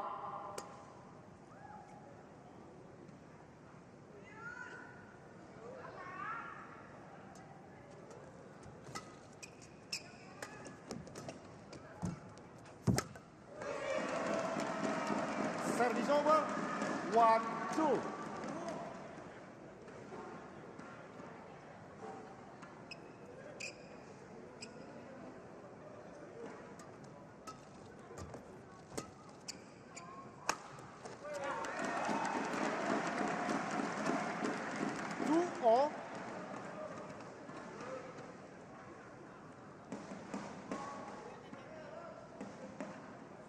He really did look to be in dire trouble in his second round match against Yunus of Indonesia, did Hu Yun. He dropped the opening game 11-21 to then be 10-16 down in the second. 3-2. He really did display some wonderful fighting spirit. And he'll need all of that today against a very physical Du Pengyu.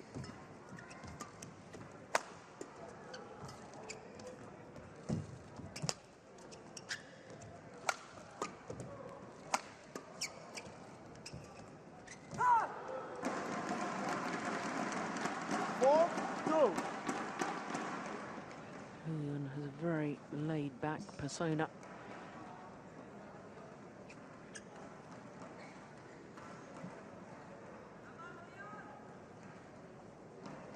Tends to look very relaxed, almost over-relaxed in between points.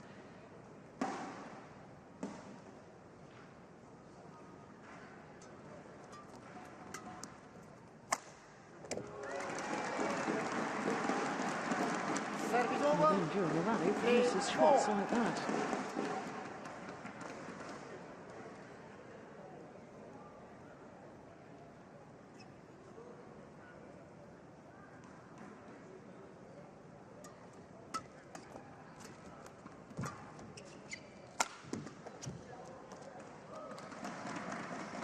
Service over, 5-3.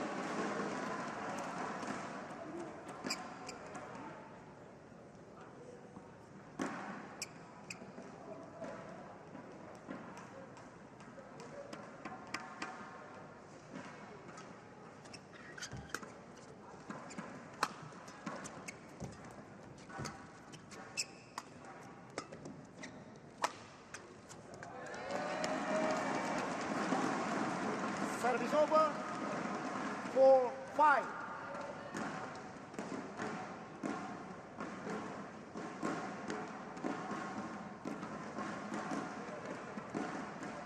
Content a lot of the time, Du Pengyu just to react to whatever his opponent is throwing at him rather than trying to dictate the pace of the rally himself. There we go. Typical. Service over. And he's so good at it. His retrieving capabilities just extraordinary at times. It's not only his capability of getting the shuttle back, it's his recovery is so quick as well.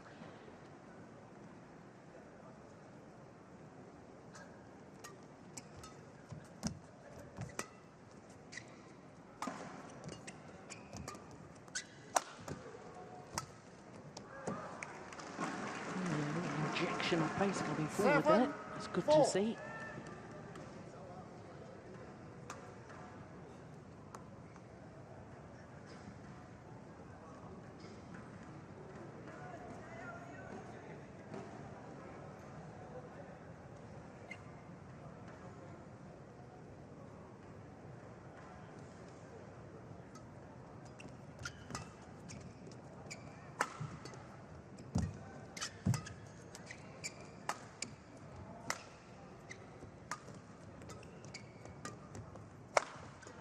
Oh, good defense.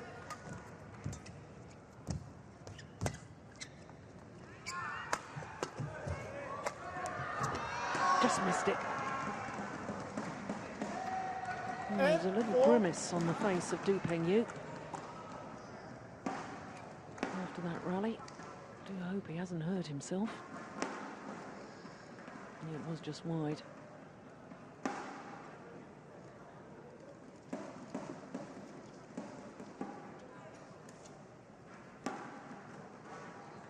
Wisely, Du Pengyu just initiating a timeout.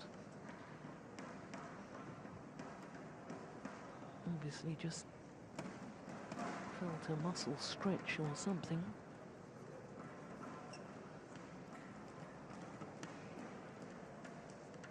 He's a tough man. Certainly won't give up easily. Muscle strain won't stop him. Oh. A winning shot like that, Mike. Service over. 5-8.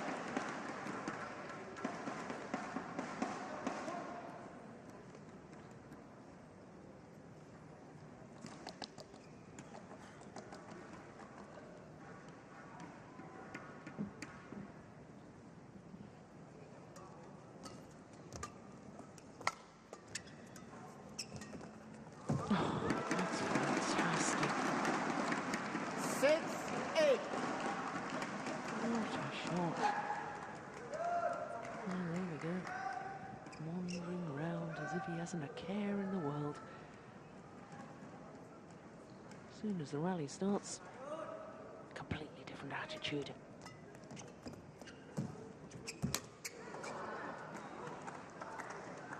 Service over. 9-6.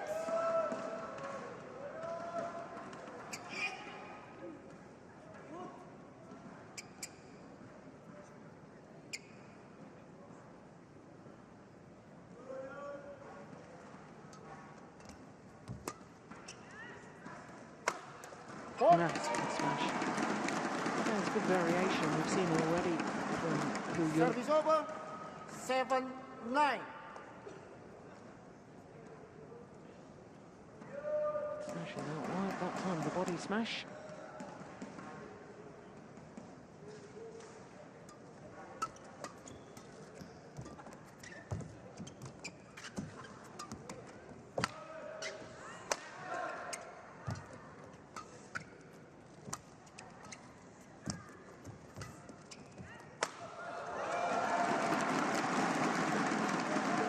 Same again. 8-9. Aiming towards that right hip of Du Pengyu. Very, very effective. Twice.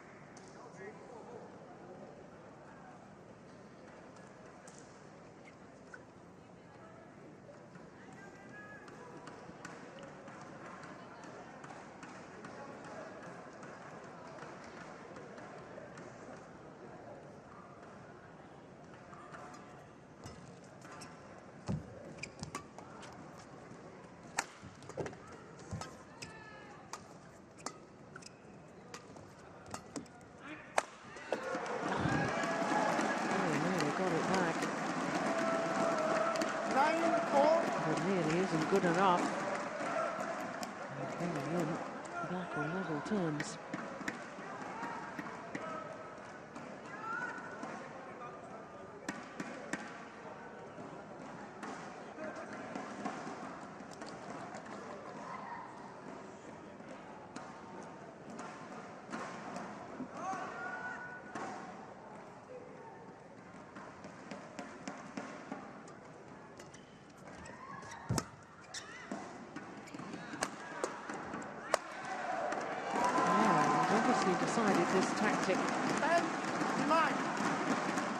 He realises how good Du Peigneux is defending out wide, and therefore smashing straight at him.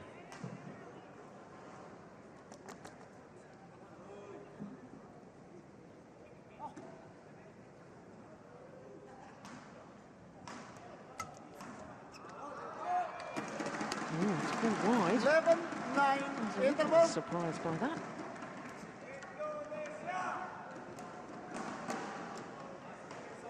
Under the advantage with the unseeded player from Hong Kong.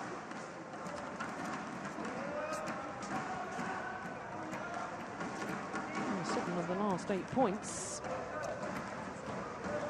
going in favour of Hu Yun.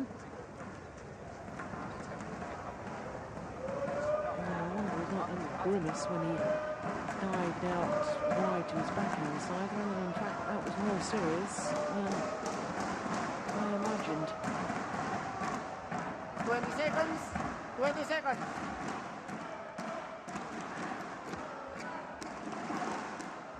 From 4-8 down to 11-9 up.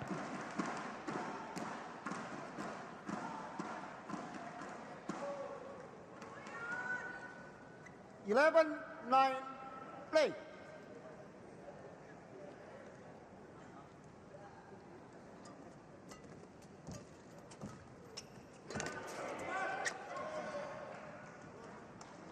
Service over. 10-11.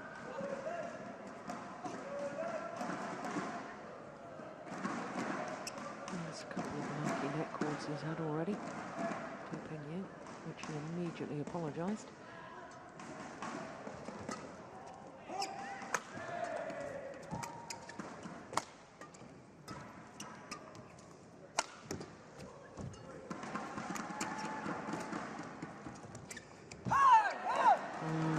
Right idea.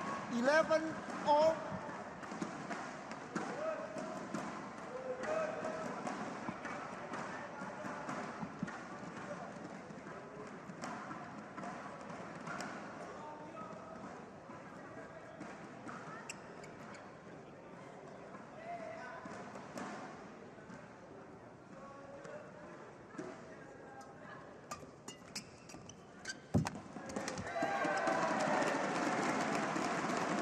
Service over. 12-11.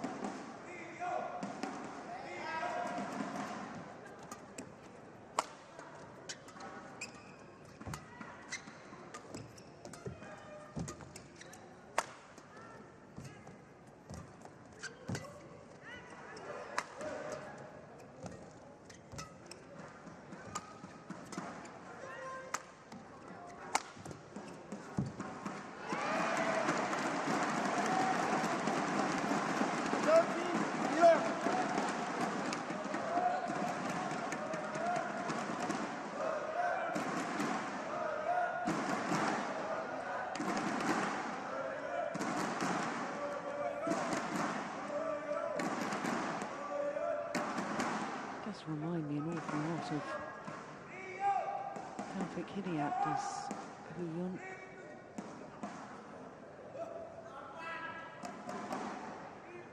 Physically, and I suppose more than anything, the way calmly in between rallies, just Service over. almost little swagger of a 13. walk.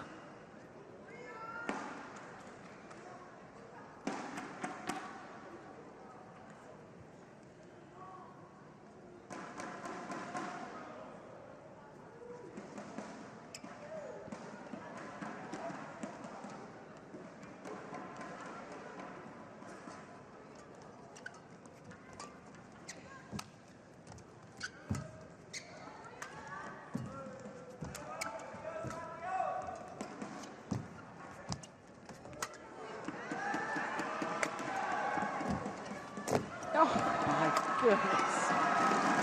Oh, that's just incredible. Over. 14-12. How on earth did he get that back? Well, maybe extended the rally by an extra shot, but psychologically it puts a lot of pressure on opponents. We saw yesterday in his quarter-final, Sonny Dui Conchoro started to feel he'd got to go for the perfect shot. He started going for lines. Thank you. Going for the perfect net shot, and that's when he started to make errors, and it was simply because Du Pengyu had thrown himself around the court in an effort to retrieve the shuttle and got so many back that the psychological pressure got to the Indonesian in the end.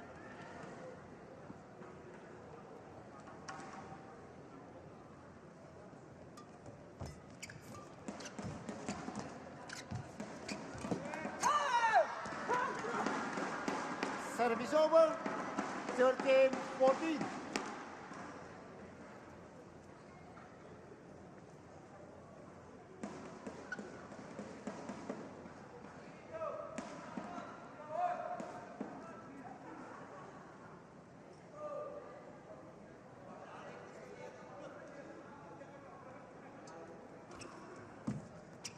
Good net shot. Yeah. Tight spinning net shot, set up the rally, it forced the high left, and then the opportunity for Du Pengyu to play his big attacking shot, his big powerful smash.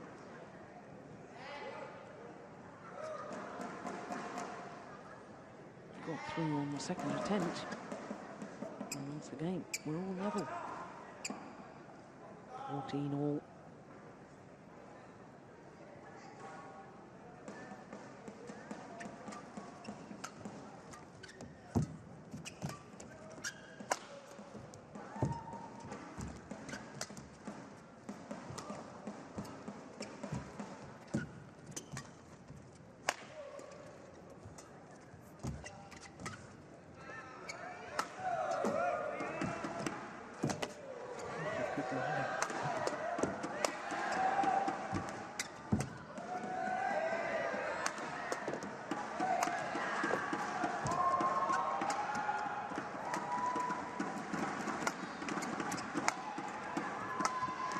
Well, that might well take its toll both physically and mentally.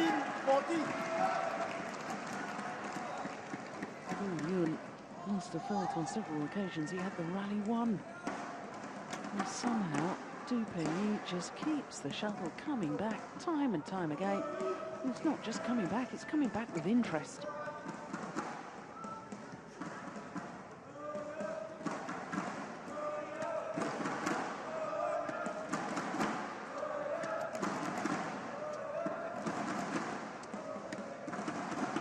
Thank you.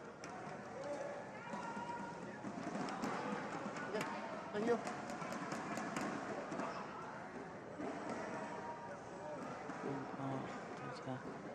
Morgensson just asking Du Pengyu to return to court.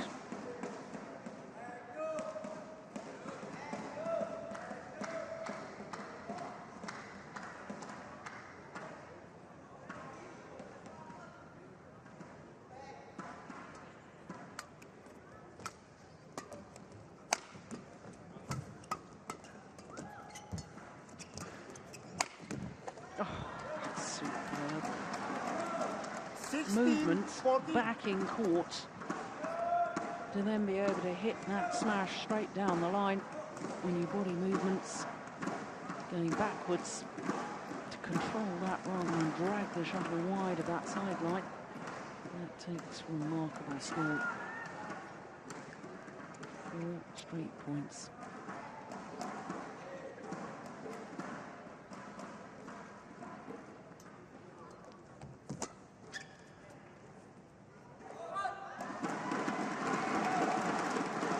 Service over, 15-16.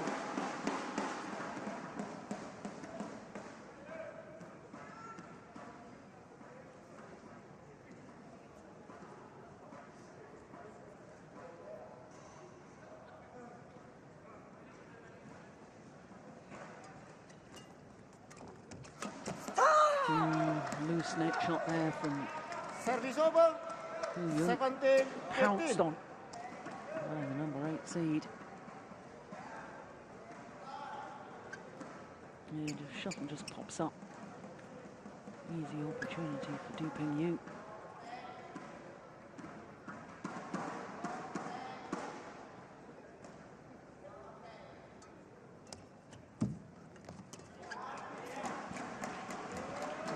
Getting the better of the net play once again. 3-point advantage and just 3 points away from the opening game.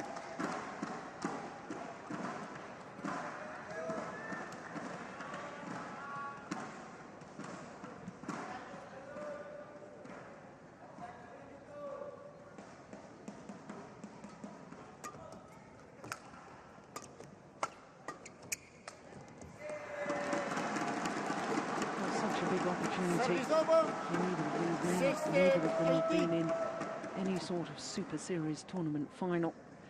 Best they've both done is semi-final stages. And here we are at the third premier event of the year. It really is a great opportunity.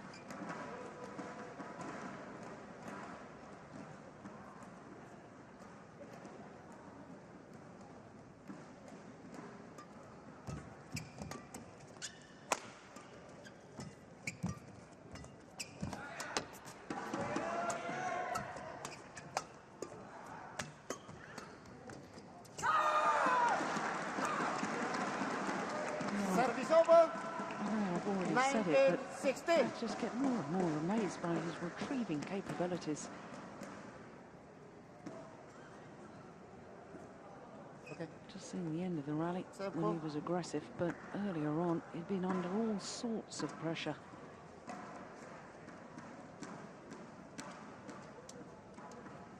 Thank you.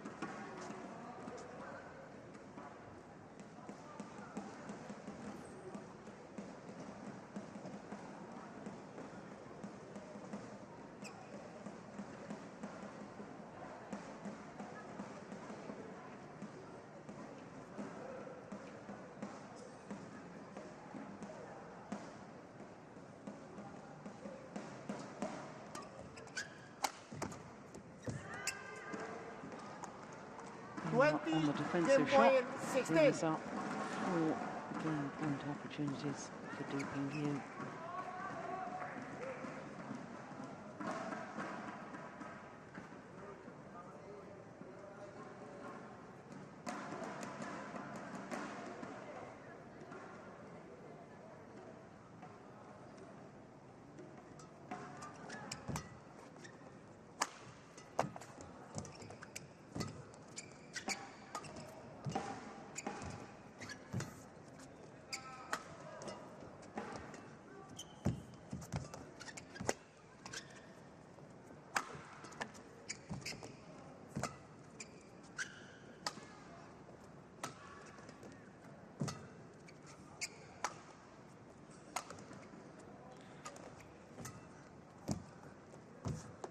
Game. Yeah, only one opportunity needed, and it's grasped by Du Pingyu in 22 minutes. 21-16, the scoreline for the opening game.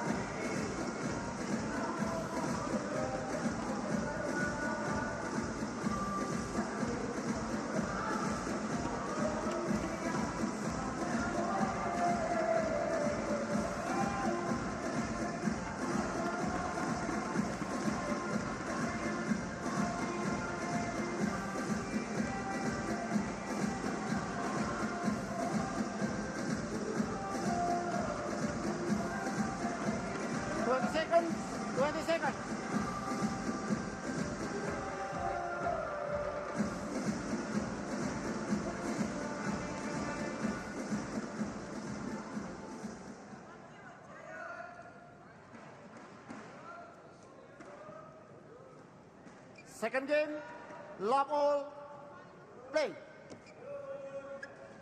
So the number 8 seed, Du Ping-yu, having taken the opening game 21-16, will be looking to build on that.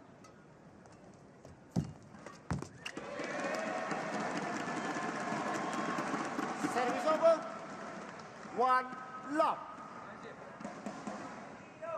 I'm always pleased to see a player who's just lost the opening game in the first rally of the next. Sends a clear message to opponents.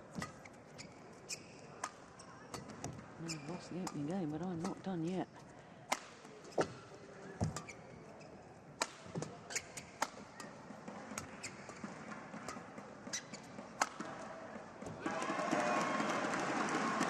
Good love.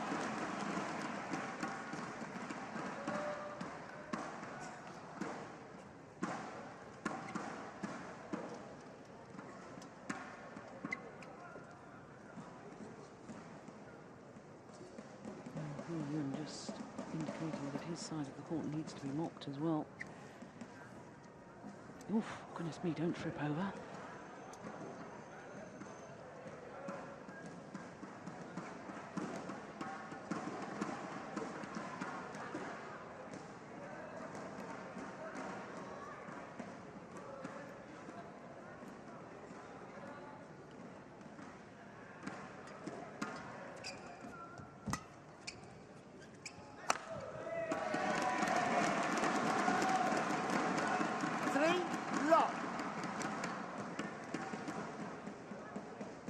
Sending a very clear message.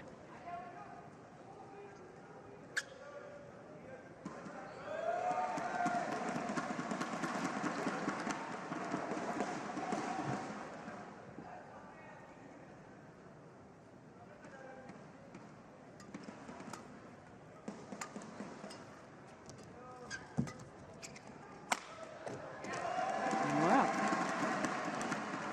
4 love. Excellent start to this second game from the 30-year-old Jung.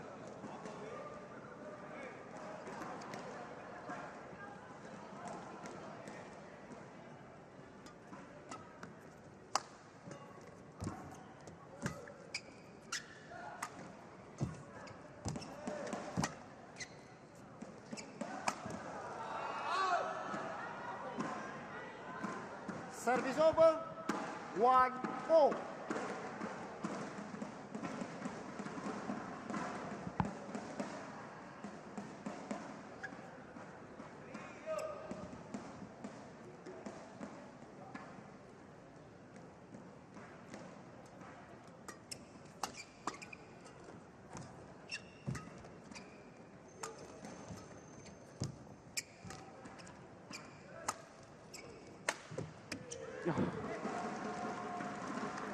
2-4.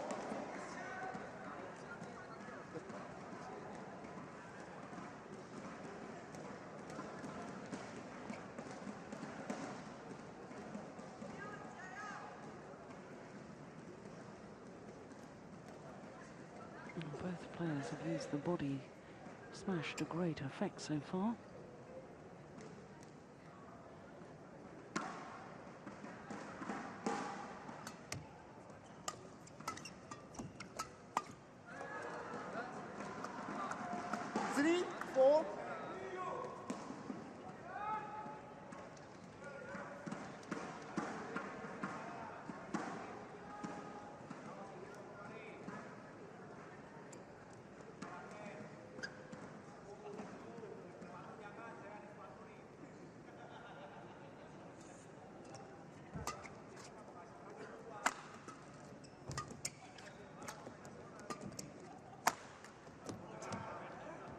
Yeah, there's another body smash.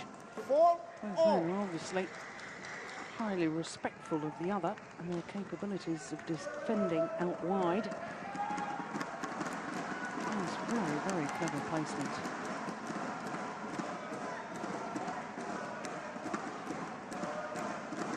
And now 4 straight points to Du Ping-yu.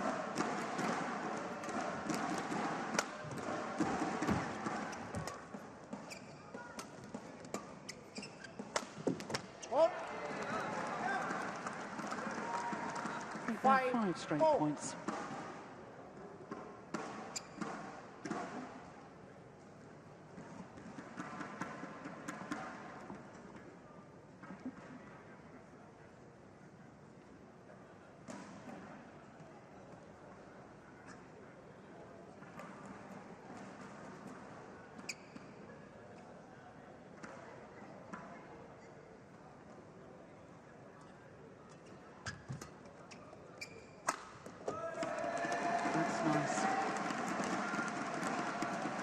Service over. It's the sort of shot that reminds me of Taufik Hidayat.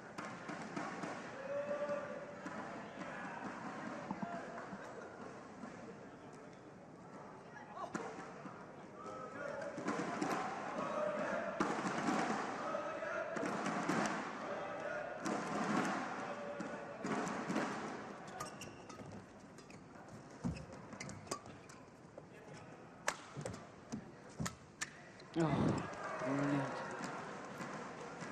Service over. 6-5. Took it early. Virtually no backswing of the racket. Hold and flick when he looked as if he was going to play a net shot.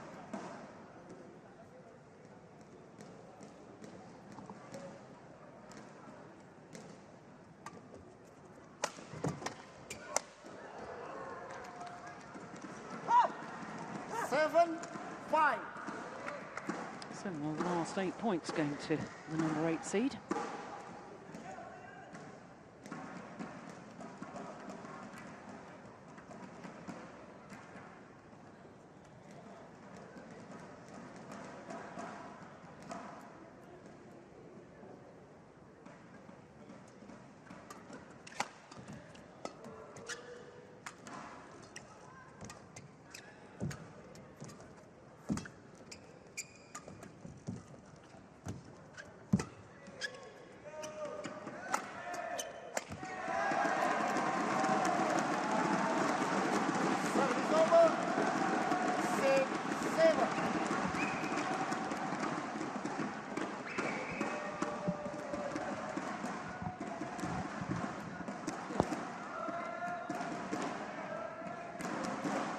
About 149 miles per hour.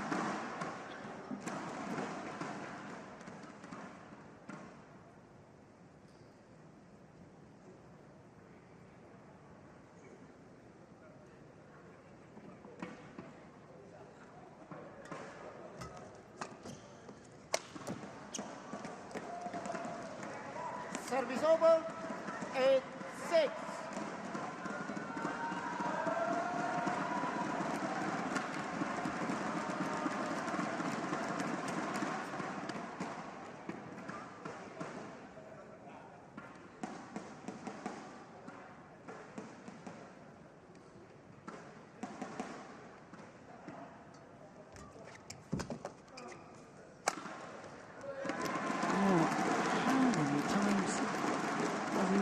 That smash towards the right hip of Du Pingyu.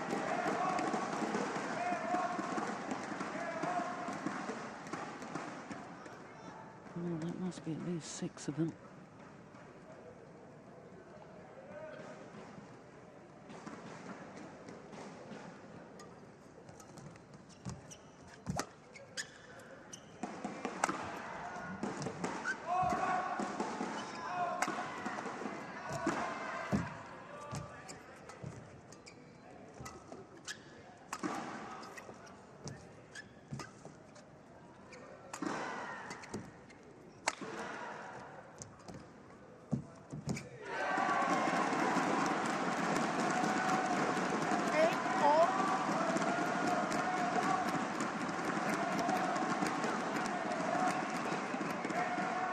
Just when I thought Du Pingyu was perhaps beginning to stamp his authority on this match, certainly this second game, when he won 7 out of 8 points.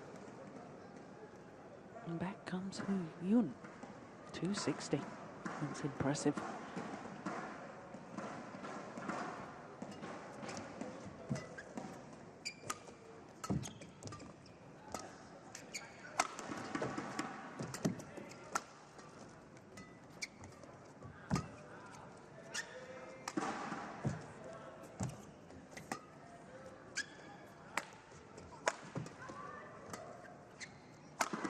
Missed it. Service over. Yeah, perhaps a little over-anxious to finish off the rally. The longer the rallies are extended, the more I favour Du Pengyu.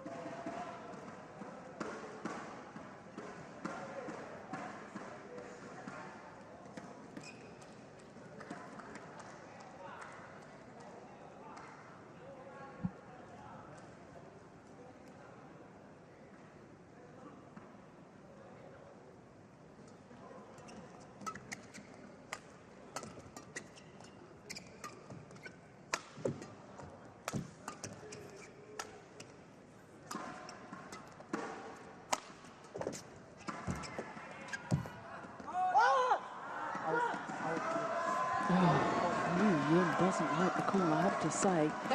10-8. I thought it was a correct call, although it was wide by a whisker. We won't see from this angle. Can't tell where the shuttle has landed.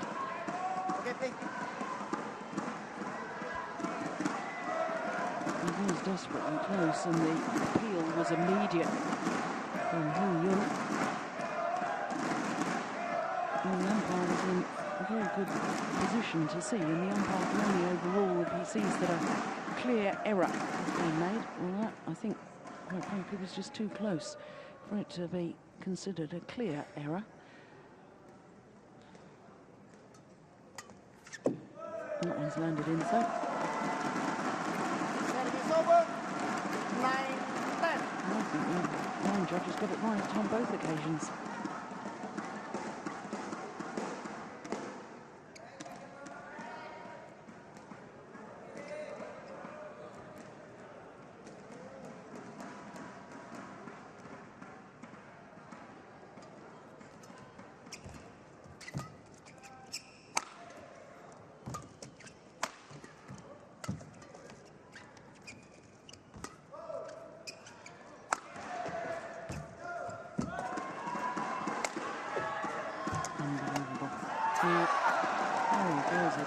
He's all over the court. 11-9 interval. Wonderful retrieving. Gives them the advantage at the mid-game interval.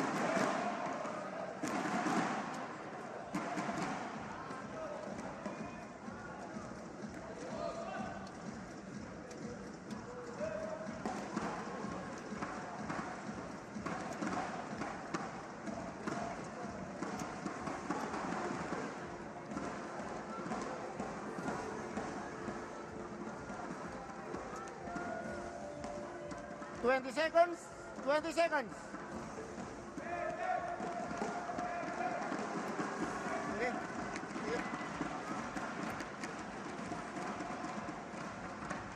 Okay, thank you.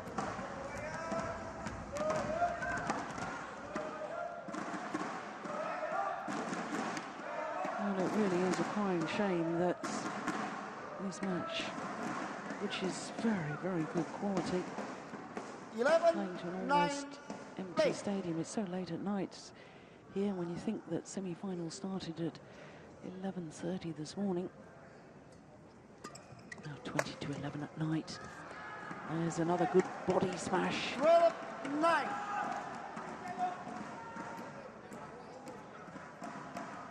I can assure you the fans will be out in full force tomorrow though for finals day. Indonesian involvement in finals tomorrow.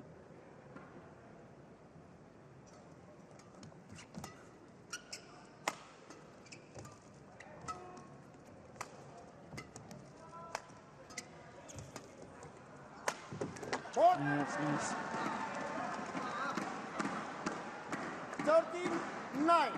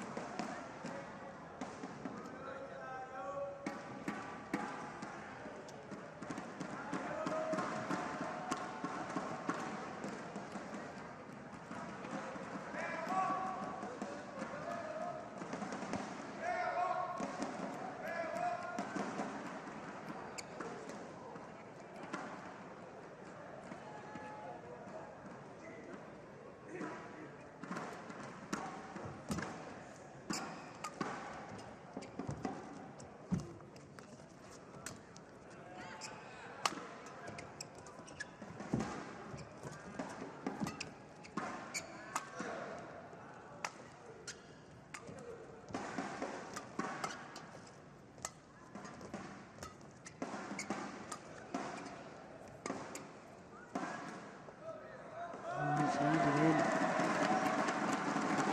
Service over. Good length on the left there from Hu Yun.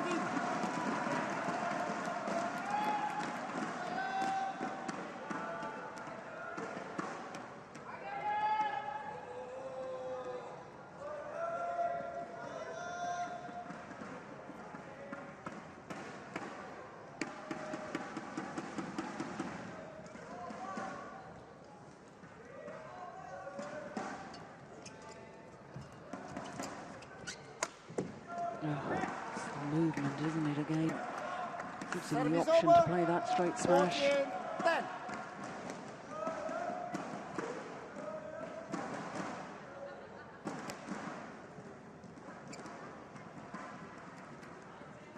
By the time he's landed, body weight is moving forward in court again.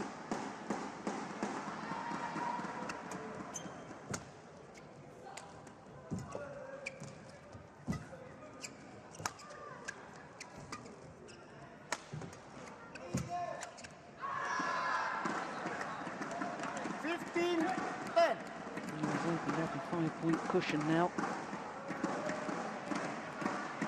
In desperate times now for Hu Yun. Desperate backhand as well. Full pirouette before he played that.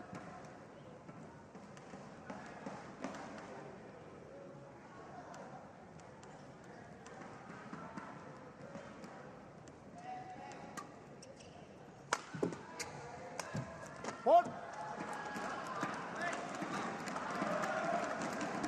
16-10. Gradually worn down his opponent yet again is Du Pengyu. Yesterday in his quarter-final.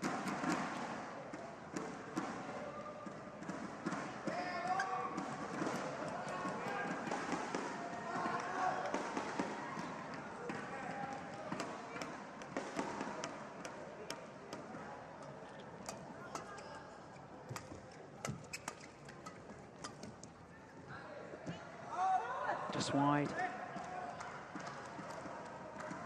17-10.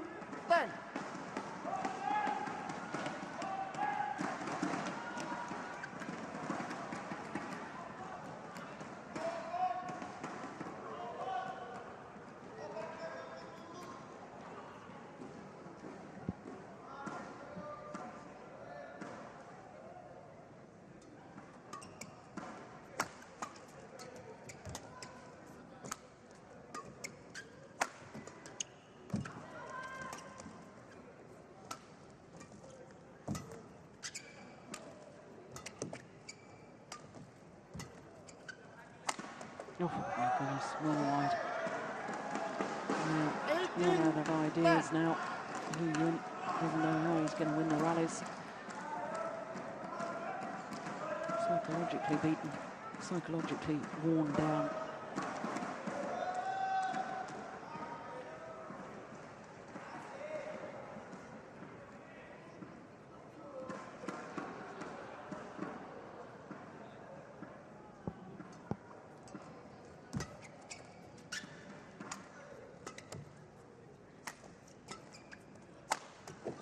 Missed it. He's a spent force now. Is Hu Yun.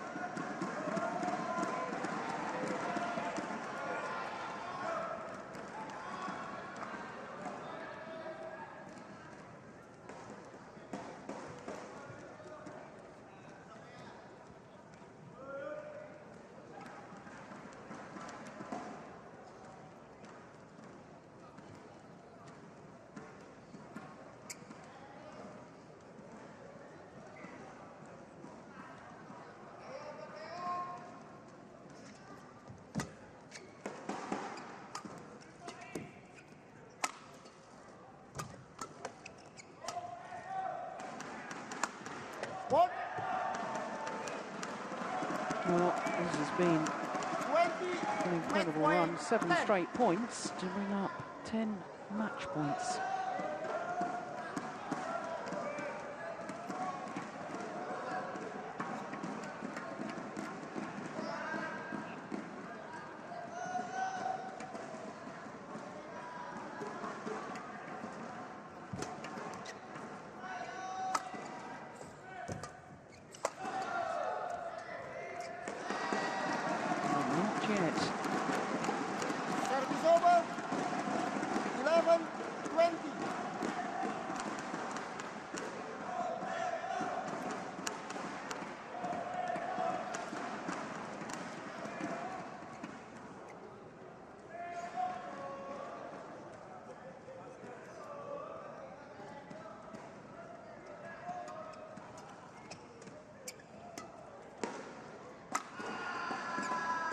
hung the line.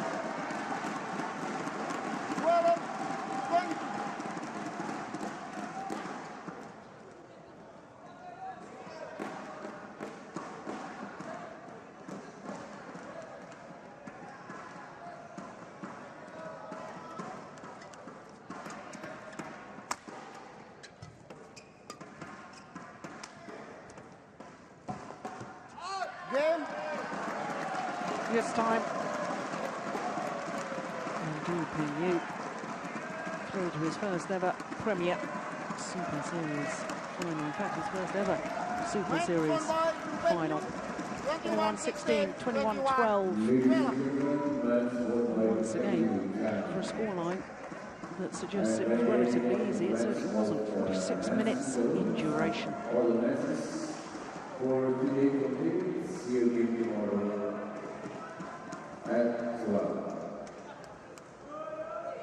Hadirin sekalian, dengan selesainya pertandingan di tunggal putra tersebut, maka setelah rangkaian pertandingan kita dari pagi ke malam hari ini, sampai jumpa lagi besok pada babak final yang akan dimulai pada pukul 2 siang.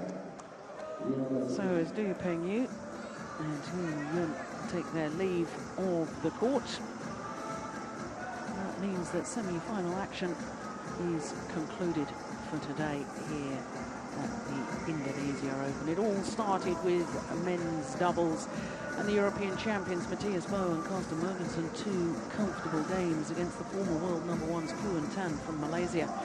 And then in the women's doubles, a thrilling women's doubles with the All England champions Tian and Xiao breaking the hearts of Indonesian fans, defeating Johari and Pole. Then Simon Santoso got the fans singing once again with his victory over Praamole. So, of course, Simon Santoso in the final tomorrow. Then it was men's doubles, and once again, disappointment for the Indonesians because the Olympic champions, Marcus Kido and Hendra Setiawan, going down to Jung and Lee from Korea. 3 games, though, it was a good match. Then mixed doubles, that was an absolute thriller. And last year's beaten finalists Tantowi Akmad and Liliana Natsia came from 12-15 down in that deciding game before they won it 21-16. Then it was Praamole and Sarali Tonkan who continued their good run after reaching the final last week. They're in the final again this week. Final last week, of course, in Thailand, here in Indonesia. 2 straight games against Go and Then Sinan Awol, well, sheer dogged determination saw her through in the end. 2 very close games, and after that marathon, 1 hour and 36 minutes quarter-final yesterday, that was a remarkable performance. 22-20, 21-18. And as we've just seen, Du Pingyu, well, wore down Hu Yun in the end. 2 straight games, but it still lasted 46 minutes. Well, we have seen some exceptional badminton today, and no doubt we'll see some exceptional play tomorrow because, of course, final start tomorrow, 12 p.m. local time, noon tomorrow with women's doubles, all Chinese affair. Then we've got men's doubles and the Danes against the Koreans. Then women's singles, Sinan Awol in her 4th consecutive final will take on Lee Chore, who's already on a run of 4 tournament victories in the last 4 tournaments she's played. Then Simon Santoso, well, he's been beaten finalist here in his home event previously. He's wanting to go one better tomorrow, but he's up against Du Pingyu, the number 8 seed. And then the last final tomorrow, last year's beaten finalists Tantowi Akmad and Liliana Natsia. They're up against Praamole and Sarali Tonkan. That's all tomorrow. It should be a great finals day. We've had a wonderful day here today on semi-finals day at the Djarum Indonesia Open. We will leave you with some of the highlights from semi-finals day, but do join us tomorrow because the finals promise to be something very special.